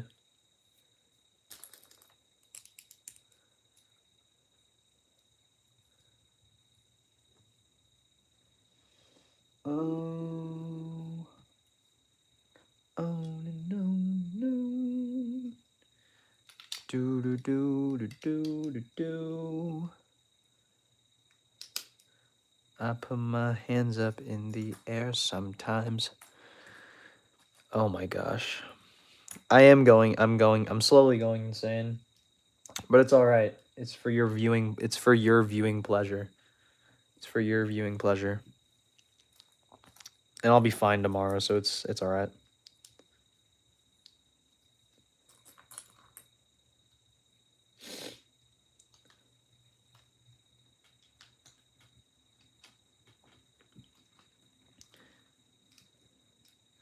The only thing I could say about like it's very hard to describe, but it's like you have to the reason why you have to spar sometimes with some level of heat is because you do have to understand how it feels to like responsibly defend and take shots, you know? So well, yeah, but I said I was gonna go to 300 and we're like a couple steps away, so it's fine. It is both that I value my fans.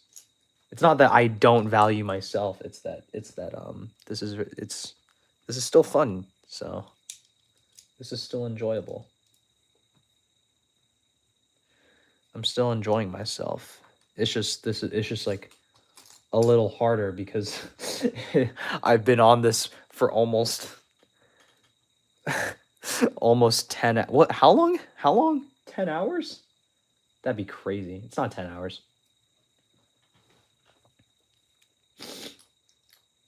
Definitely not 10 hours.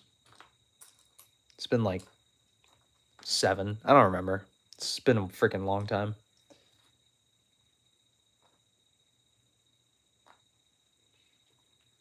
Yeah, like taking shots affect your cardio, you know? Taking shots hard throws affects your cardio, throwing shots hard affects your cardio. Like these are the things that you kind of have to, you know, consider.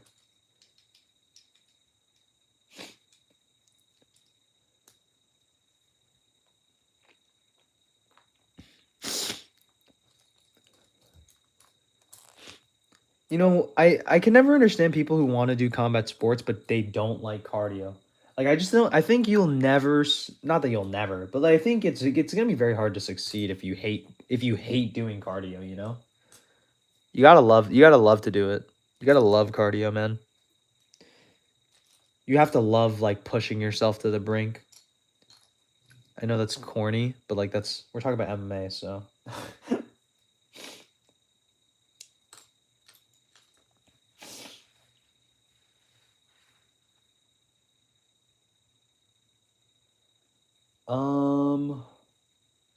There, we're looking for this. Hopefully, I can speed up and this won't take as much longer, so I don't keep Diego and all the rest of you here forever while I slowly build this Lego set. Yeah, yeah. I am trying to focus. It's just this is it's hard because there's a lot of pieces. Not that there's a lot of pieces, but that there's like pieces hidden, bro. It's tough, man. Looking for these 2 rail pieces right here and somewhere over here somewhere. Right there. Booyah. Gotcha.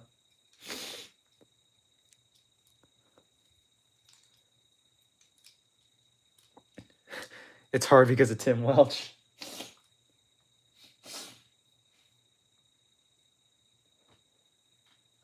Yeah, for sure.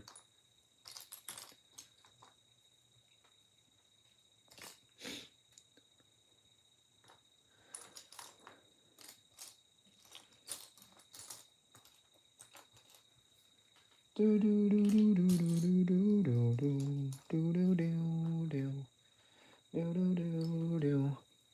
right. I'm better than MMA Guru, bruh. Has MMA Guru ever done a 6-hour stream that isn't a fight companion? I think this has been 6 hours. It's almost 6 hours now. Fight companions are easy, bro, because you have stuff to watch, man. It's easy. That's easy. I could sit here and watch a fight and do a fight companion easy. But I wouldn't do it just because I don't like I don't think that's very entertaining. I think he did a 24-hour stream. 12-hour stream is his record. That's crazy.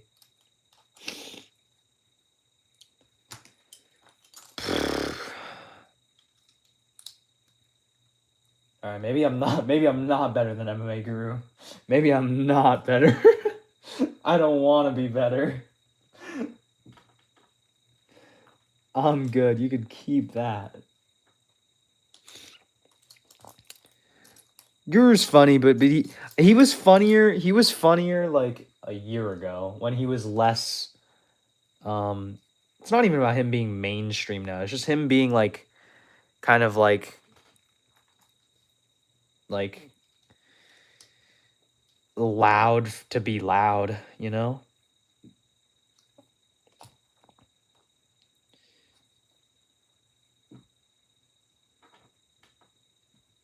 Trying to find... Okay, so we have another control panel here. I think it's this one. Wow, good guess.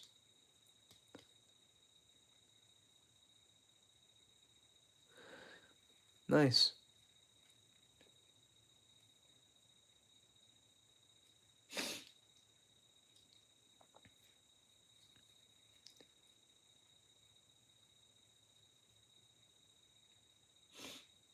Yeah, no, dude, it's an incredible ability he has. He actually is like... That is actually incredible. But the thing is that like... That's the issue with it, is that his videos are so low effort that it's made all these other MMA people, like fans of MMA, think that they could just turn on a camera and do the exact same thing, which most of them cannot do. You know? And now it's oversaturated the market of MMA YouTubers. Now everybody wants to be an MMA YouTuber because they're just like, oh, I could like turn on a camera and talk about MMA. I can do the same thing. Maybe I should stop editing videos and my video should just like be like this. I'm like doing something completely unrelated and I'm just talking about MMA. That'd be kind of funny, but I don't think I'll be doing that. But I could definitely do a similar thing. It's just I feel like the concept has already, been done plenty of times. I'm not too crazy on it.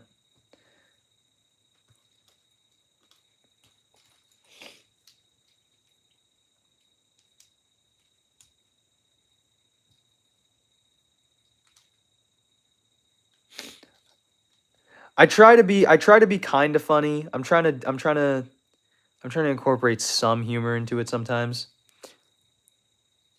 In my own special little way.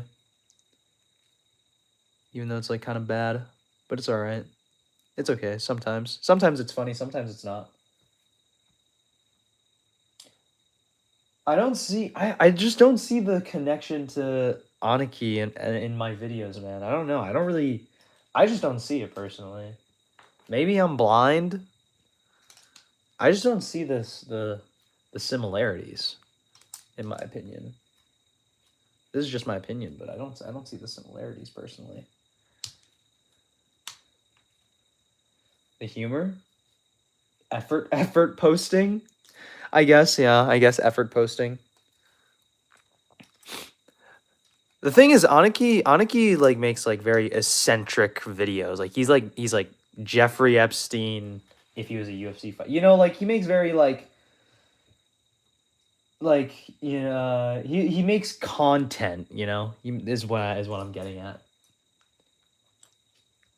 Which is like I could do the same thing. It's just I don't know. That's not what I find interesting about MMA. So like I like the storylines of MMA. Like I like the narratives of MMA.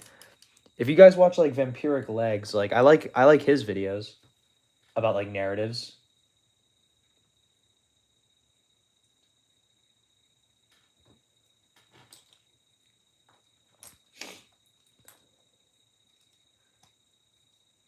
I was gonna make like a funny picture of Horiguchi for my video, but I didn't remember. Or I was gonna make it for this thumbnail. The thumbnail originally for the live stream was supposed to be Jean Silva screaming at the belt, but I couldn't really get like a good enough photo of that. Because it was supposed to be like screaming at like the Lego set. Let me see. We're actually almost there to 300. We're like two steps away. Uh-oh. Stream coming to an end soon, guys. You guys are all gonna have to go to bed. I'm telling you guys, go to bed. I might go past 300. Okay, all right, I'm gonna break a rule because I want to finish this cockpit. I don't know how many more steps it has. I'll check in a minute. After I finish it, just so that we know. Yeah, I'm glad there's demand for like high quality content.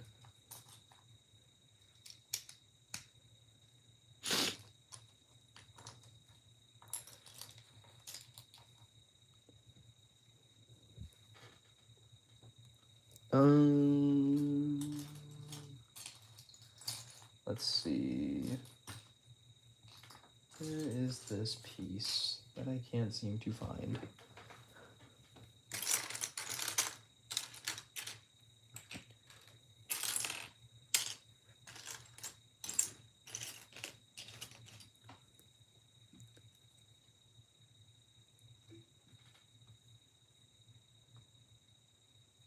Someone just now commented on a video.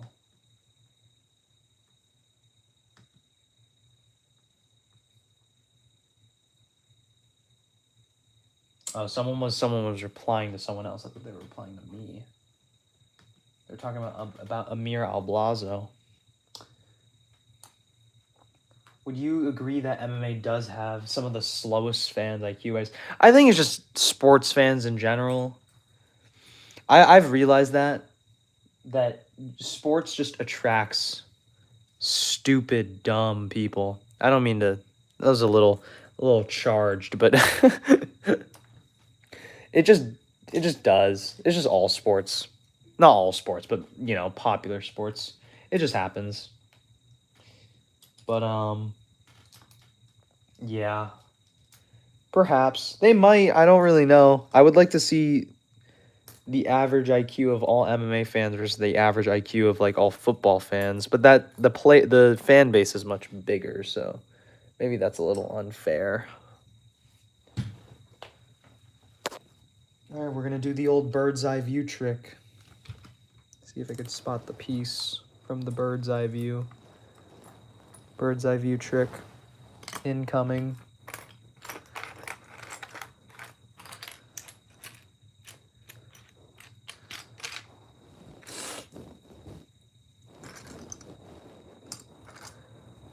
I always say I feel like the piece just isn't here, but then it usually is here, so let's see.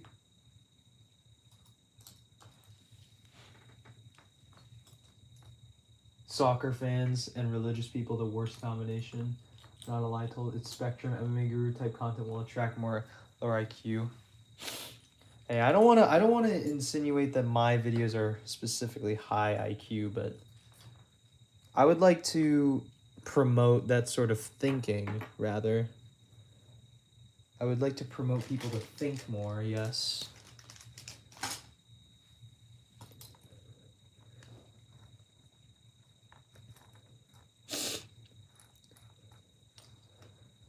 Dude, where is this piece, man? Freak. Kind of worried it's not here. Oh, there it is. It's right in front of me. There, yeah. Incredible. All right, let's see how many more steps it is to be done with this specific cockpit.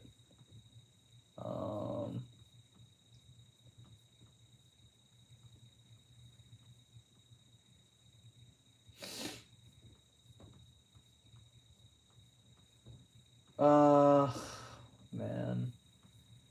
All right, it looks like it's like 50 more steps. It's like 40 more steps.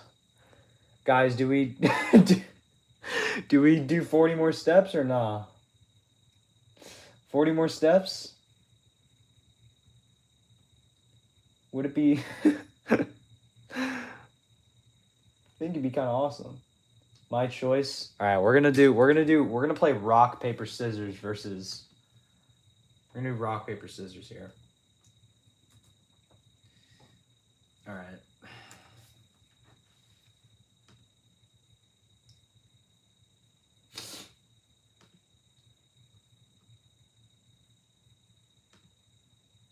All right.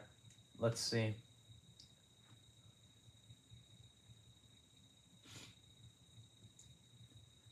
I kind of want. I don't want to leave this unfinished. I kind of want to have the satisfaction of finishing this.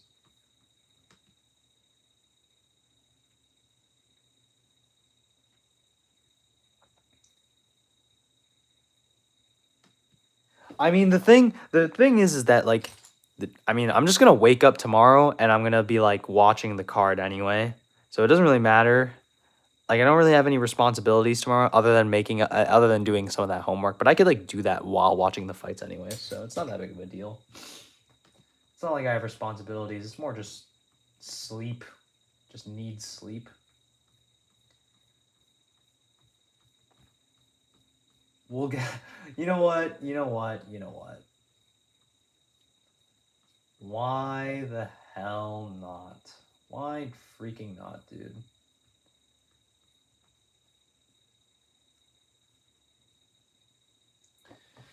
Why the freak not? Why the freak not? Just we're just gonna raw dog it. We're just gonna do it. Brandon Royval, in my inner Brandon Royval. Thoughts on Brandon Royval, guys?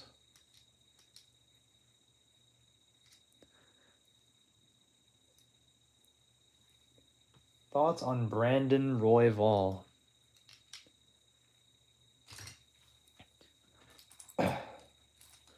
Very zesty. I agree. I completely agree. He is kind of like a zesty. He fights very strange. And I'm not really entirely surprised that he got slept by Manel Kopp. Not entirely surprised, to be honest. I mean, I picked him to do that, so I didn't make a prediction, but I picked him to do that. I think I was gonna make a video on that, but I didn't. I don't remember why. What were we looking for? We're looking for this piece. Right. There we go. See, I know where stuff is now that there are less pieces. It's much easier to look through and dig through this stuff. Much easier. Yeah, I think you're thinking of Brandon Moreno. Brandon Moreno likes Legos and like Funko Pops and stuff. That's Moreno. I'm like 90% sure. 99% sure that's definitely Brandon Moreno.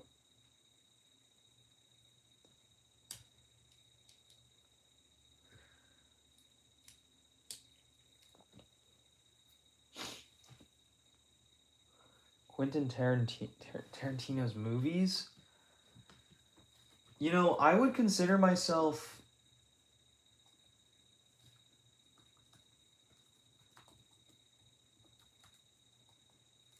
I would consider myself a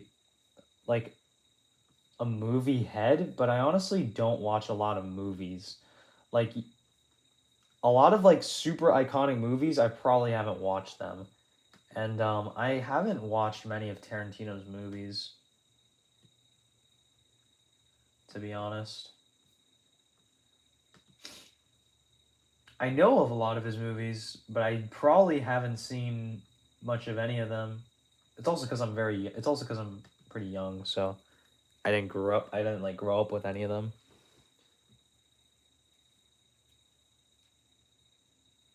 Watch any anime, bud? No, not really. Not as of late. I am waiting for JoJo's Bizarre Adventure Part 7 to be released. I think that's coming out in March. Very excited. No, actually, I'm not that excited for it because I've read it. I've read all of JoJo's. And I am keeping my expectations relatively tame. You're 1 year older than me? Yeah, but I mean, like, I'm like... No, I'm gonna make you feel old. Nah, dude. Nah, dude, you're old, man. Come on. 1 year, that's like a lot. Come on. You're old, dude. I'm just kidding. Make you feel old.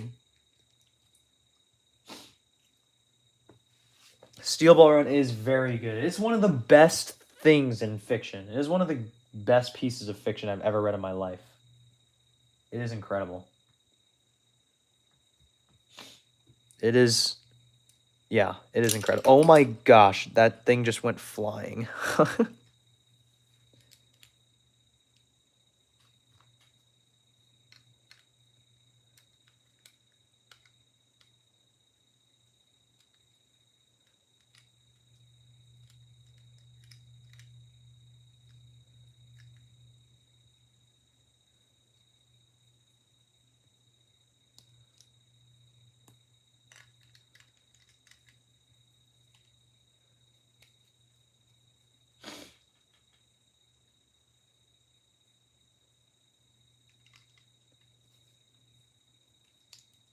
Oh, I think it was like this, right? Nope.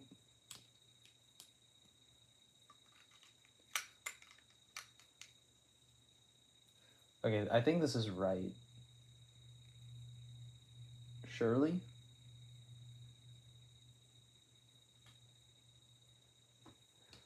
Okay, it's not right, apparently.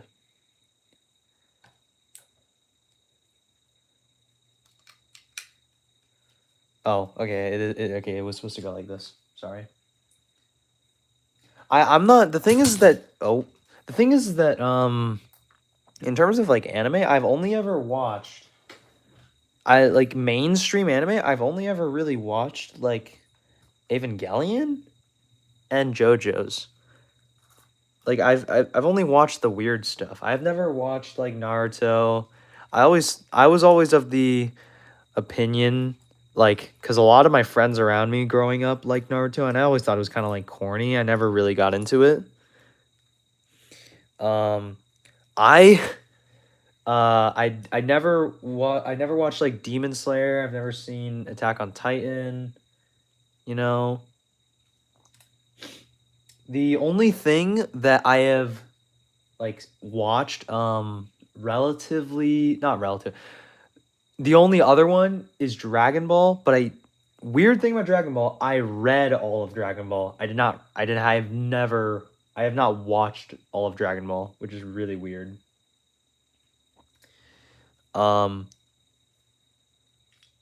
Ava's okay. I used to really not like it, to be honest, but I've eased up on it a little. I think it's good. I think it's good. Well, the show is very good. I'm not a fan of a good portion of the end of the show, and I'm not a fan of end of Evangelion. The show is very good. Most of the show is very good. that is my summarized issues with Evangelion.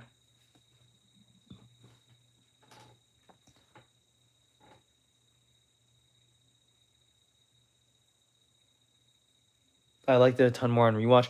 Yeah, the thing was like I was like I rewatched it to try and like get a bearing on it, but to be fair, this was also like a couple years ago, so like I don't remember. I don't know what my current thoughts on it would be, so maybe I'd have to rewatch it.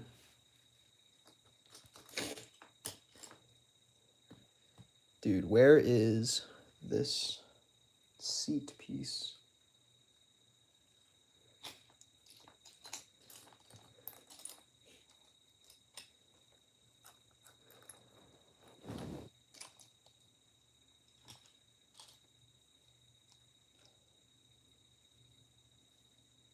Okay, we're just gonna move on without that.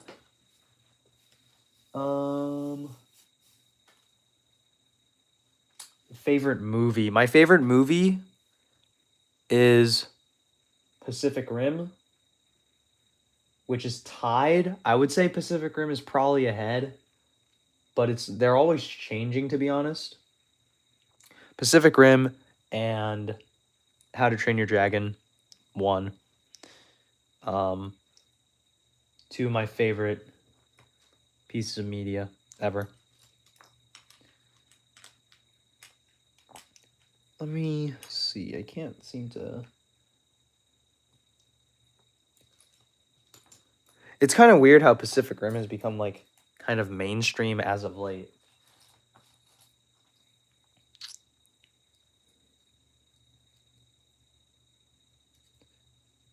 It's on TikTok and stuff. What do you use to edit your videos? I literally use CapCut on my computer, dude. I need to get a better software, but honestly, it works good enough and it's like free, so I just use that. It's pretty terrible. And how long do they usually take? The full process of making a video can take anywhere from like a day to like 3 days, usually, maybe 4 days ish. Usually takes around that long.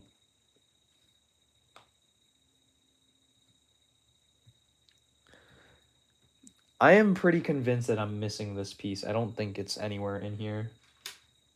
I don't think it's here. It's okay.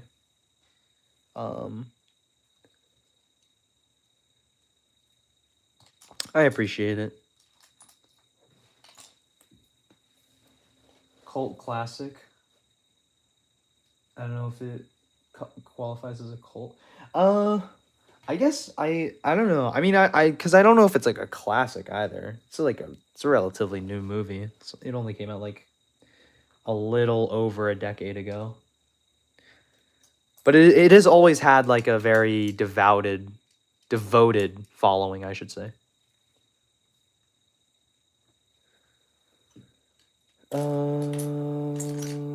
This piece. And then we need another one of these.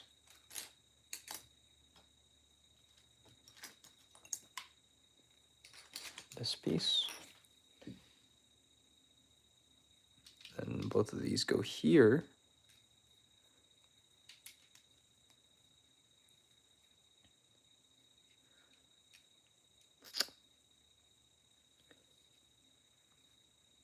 And then we got these big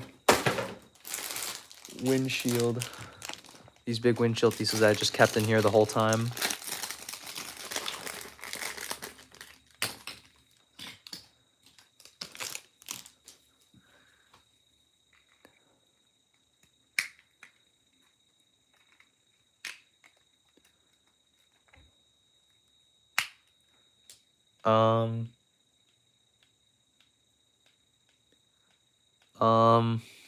I'm stupid. I'm glad I could just rip it out there. That makes life a lot easier. There we go.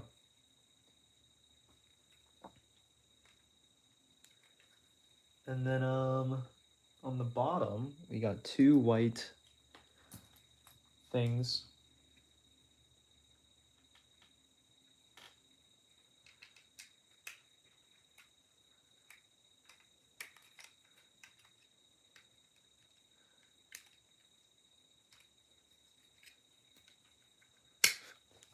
Wow, I just sent that piece flying.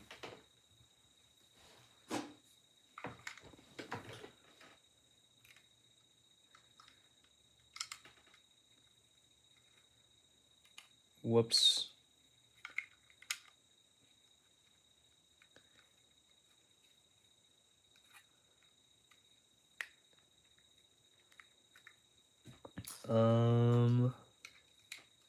There we go.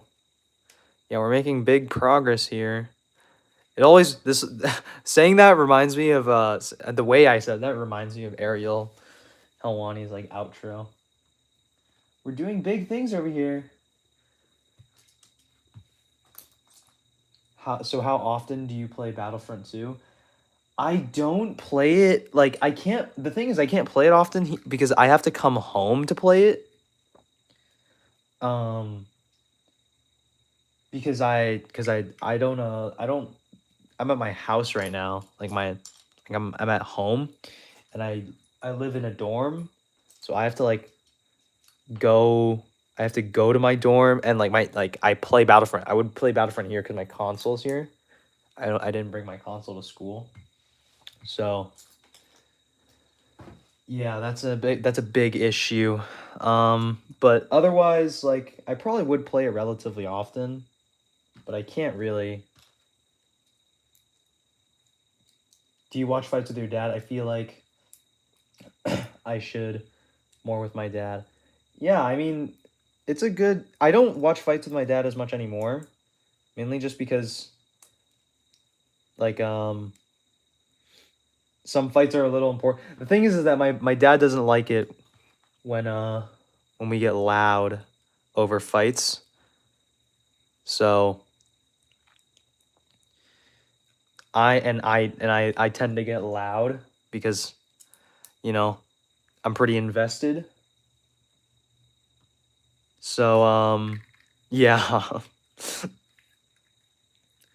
in that way it's pretty important. Do you live with your parents, bud? What's your morning routine, bud? I don't live with my parents. I do live with my parents, but I live in a dorm like at school because I have school, so yeah, exactly. Dude, I remember, dude, this is why I will forever, I think, oh, best KO of all time, Max Holloway, Justin Gaethje. Don't know why that didn't immediately come to my head. But that is probably my favorite KO of all time.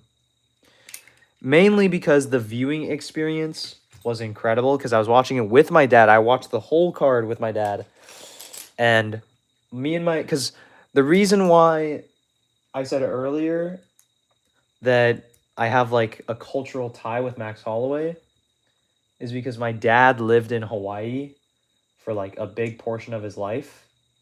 Like his like adult life, his teenage life in America. So I have a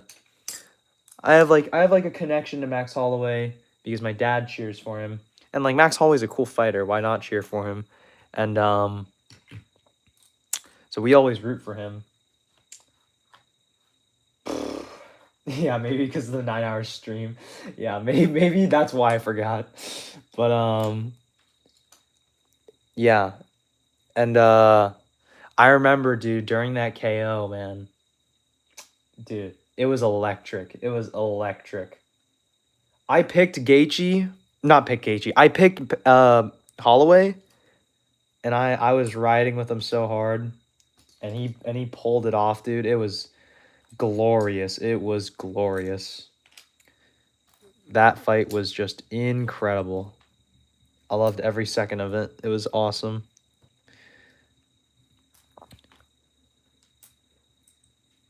I specifically remember like when the KO happened, we're like jumping up and down, like literally like a war, like literally like a war has just been ended. It was like incredible. It was it was awesome.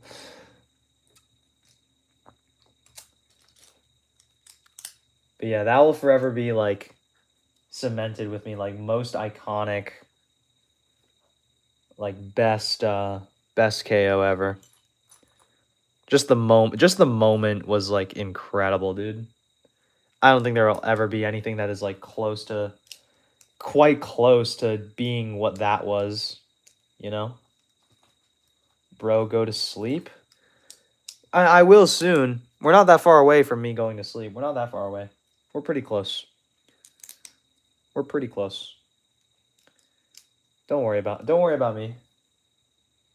I'll be alright. I'll be alright.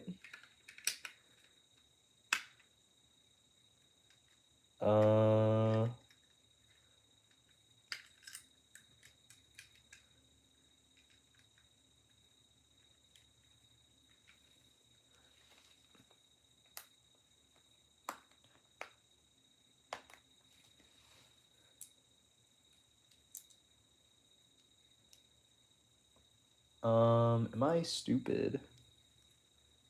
I may be stupid. Hold on. Gotta figure this out.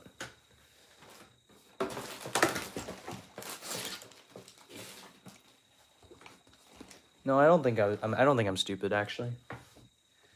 I wish I would have heard your take back then, lol. They both have such solid chins.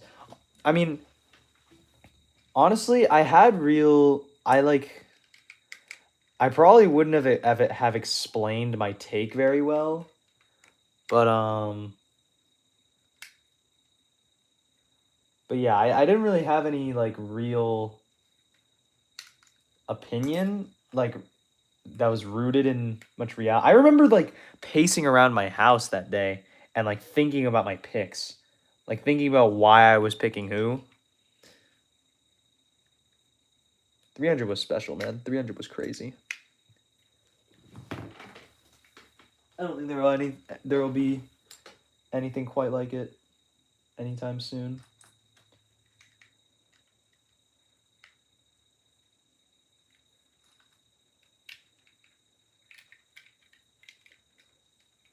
At least I don't think.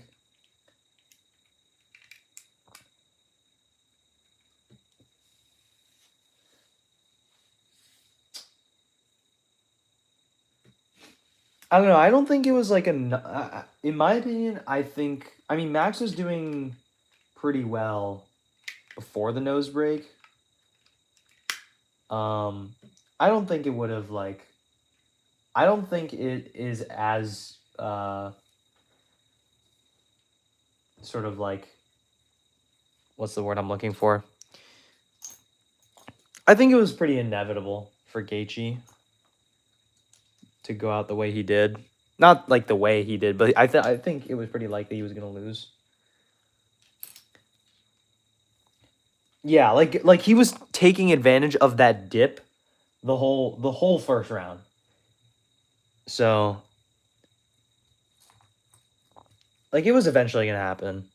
And like regardless of what people think, it's like well, the dip happened, you know. I don't want to be one of those guys, but you know. People will say that, so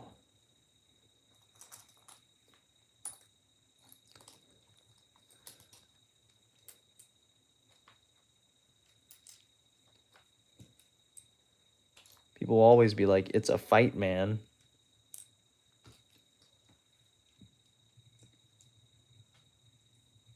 Yeah, like, well, to be fair, it was like good. Like, it made sense for Gaethje to be a heavy favorite because Gaethje was coming off like the two best wins of his career, almost not of his career, but like he was coming off of like a career resurgence, essentially. You know, so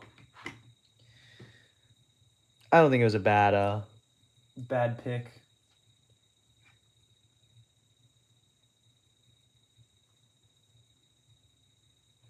Is it a 3 stud tile or is that a 2 stud or a 4 stud tile? I can't really tell. I guess we're just gonna have to find out.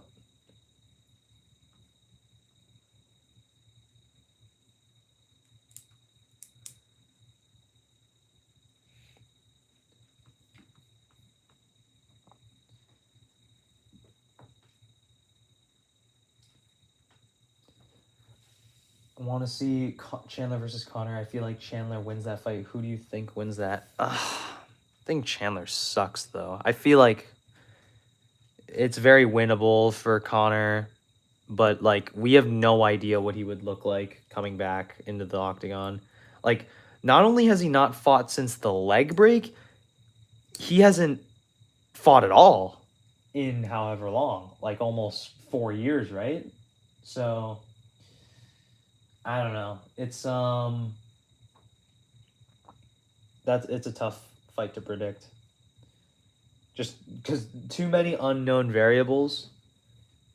If I were a betting man, I'd probably think about Connor winning more. I'd probably be more inclined to think that Connor would win that fight. Mainly just because Chandler is a great loser. He knows how to fumble. You know? And I'd be willing to bet more on that more than anything. So, bet on that more than anything.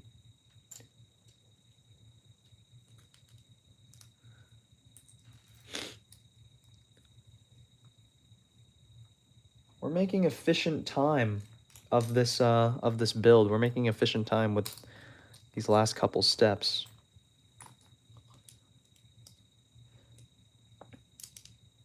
Yeah, he is also a cheater. Yeah, that's why I don't like Chandler. That's why most people don't like Chandler. That's why many people will continue to not like Chandler. And yeah, he's just a cheat. He is just a dirty, dirty cheat, man.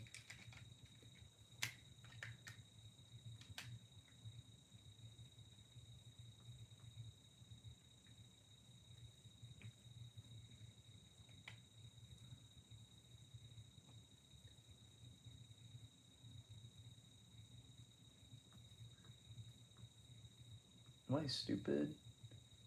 Oh, it was a 4 long one. Dude. Where's the 4 long thing? There it is. Found it. Nope, that's not it. It's the other facing one. It's the one facing the other way. It's the one facing the other way.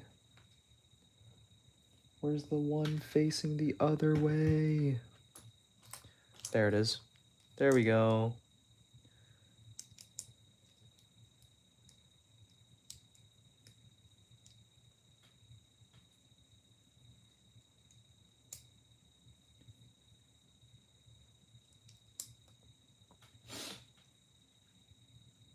I just want to see Connor get booty whooped.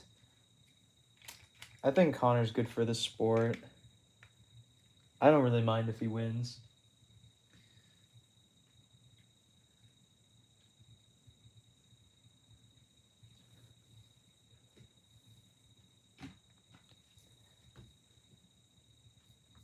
Here we go.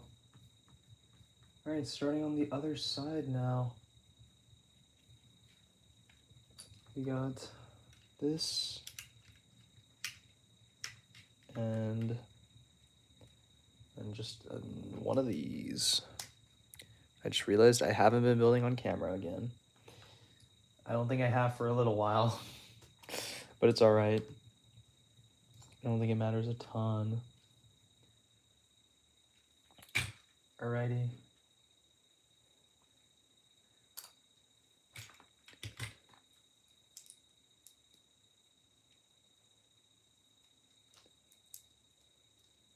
There we go.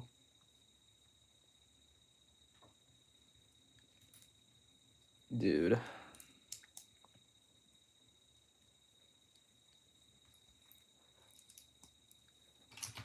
All right. I think, is that it? Yeah, that is. Look at that. Oh, I can't put it on. I'm losing brain cells. I'm losing brain cells. Uh-oh. Brain is short-circuiting. Uh-oh. Why is it not going on? There we go. Dude, that was being really finicky. What the heck?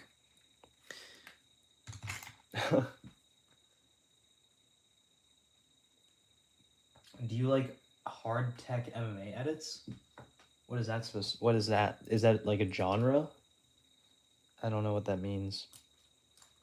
Educate me, please. I must understand. I want to know what you mean, but I just don't know.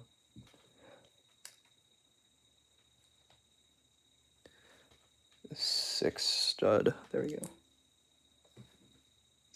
For some reason, I could see Chandler catching Connor in a barrage attack and finishing him like Dustin did. Yeah, but the thing is that Chandler he doesn't even have like pop anymore. Like he's so bad. It's the only real other like way I could describe it is that he's just bad. He's not even capable of like finishing anybody anymore. I just don't think like I don't know. I don't know how much I trust Connor to do or not trust Connor, trust Chandler to do anything in MMA. Like,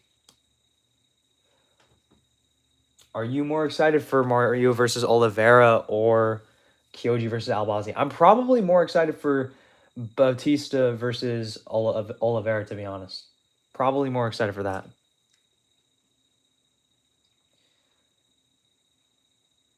Pimblett did have the length and size against him and the youth, but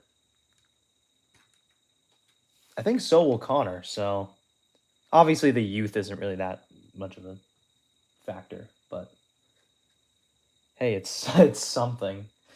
It's certainly a factor. But I don't know. That's the thing is like I'm not super interested in fights that like it's essentially like a mystery match, you know? Like I don't know who's gonna win like Fong / jump style music. Sometimes they're cool, sometimes they're not cool. Sometimes they're really tough. I don't know. The edits I make are like really like cinematic.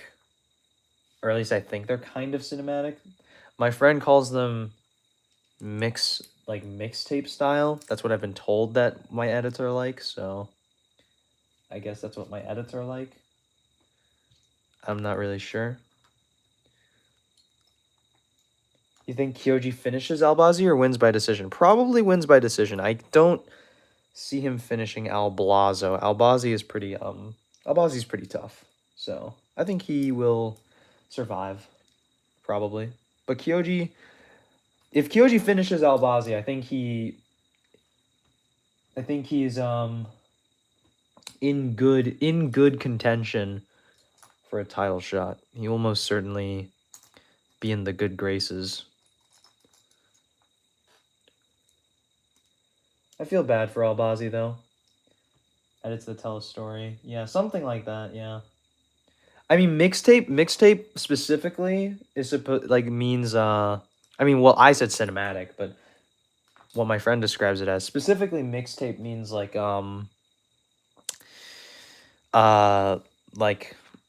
very like no real transitions and very little like filters and like effects, which are kind of like what my edits are like. Let me see. We're getting pretty close to the end now, guys. Be prepared.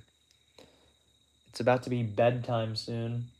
Oh, bedtime MMA reference? Bedtime MMA reference, guys. Booyah. Look at that. Swing this portion in first.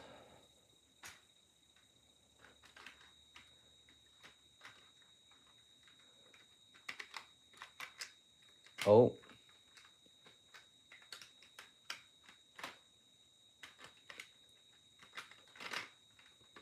Where does this fit? Does it just sit there? Does it just sort of sit here? Oh.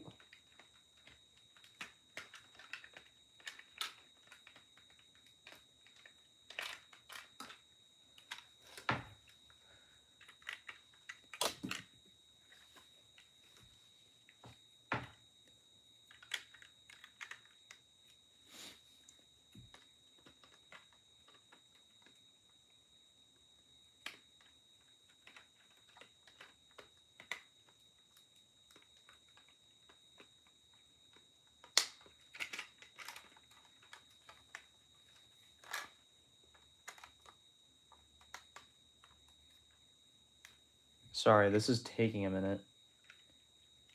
Dude. This is so strange.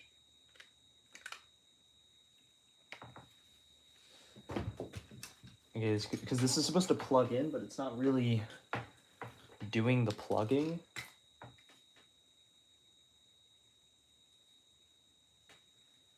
So we gotta swing. Okay. And also, like, this whole apparatus just fell. And I don't know where it went. Oh, there it is. Found it.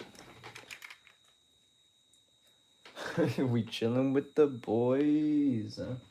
Bro.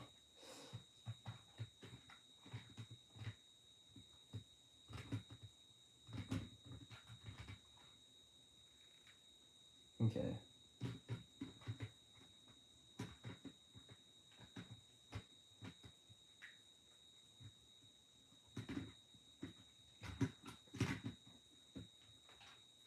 Okay.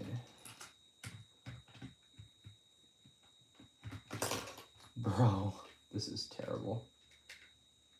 We're gonna figure it out, though. We'll get there eventually.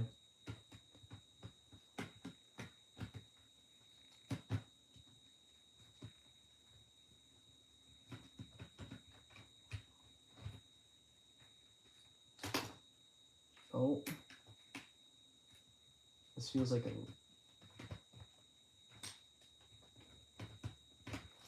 Is that supposed to clip in?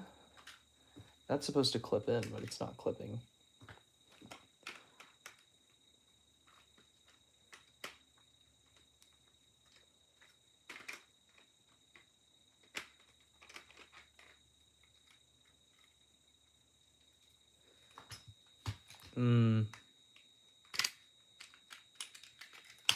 This whole front part is just not staying on.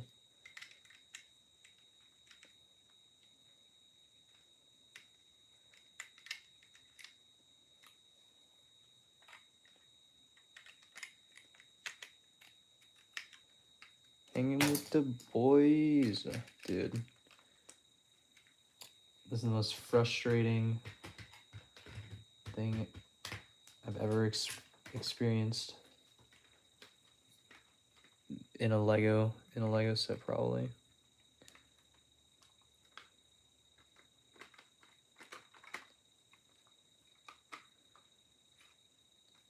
I thought this was supposed to plug in, but it's not really clipping.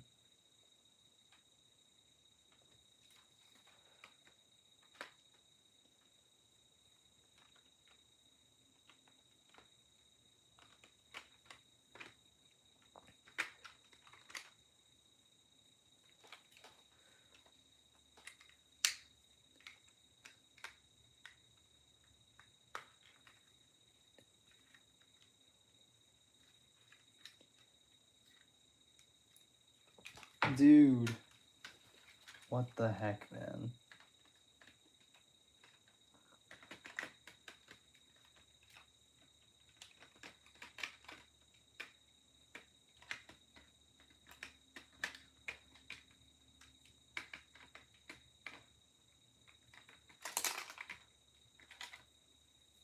Oh my days.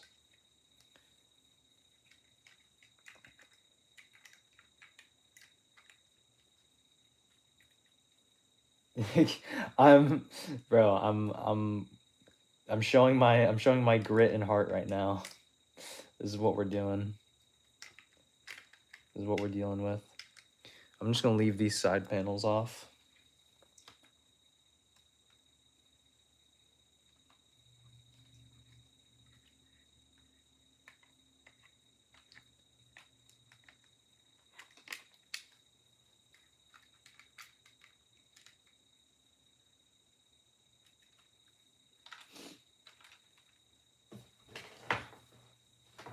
Alrighty.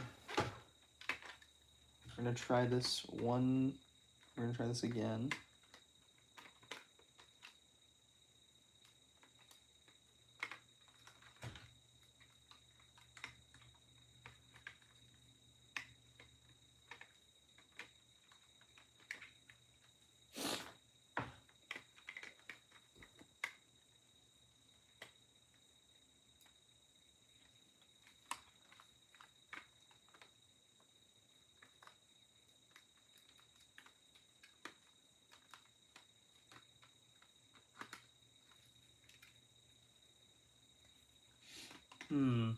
This is very...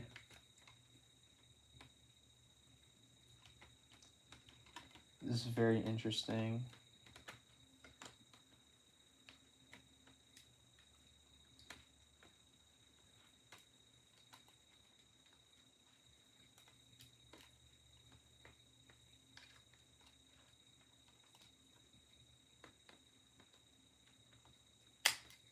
Oh. I haven't heard a pop yet, so I'm kind of confused.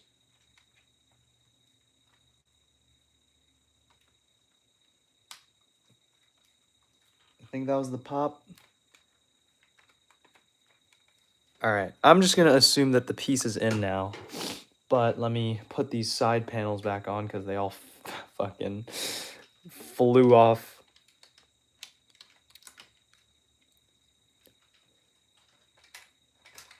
All right, we gotta figure this out. Which one's which? All right, this one's clearly this one. Booyah. And then this one's clearly this one. But that fell off. This fell off, yeah.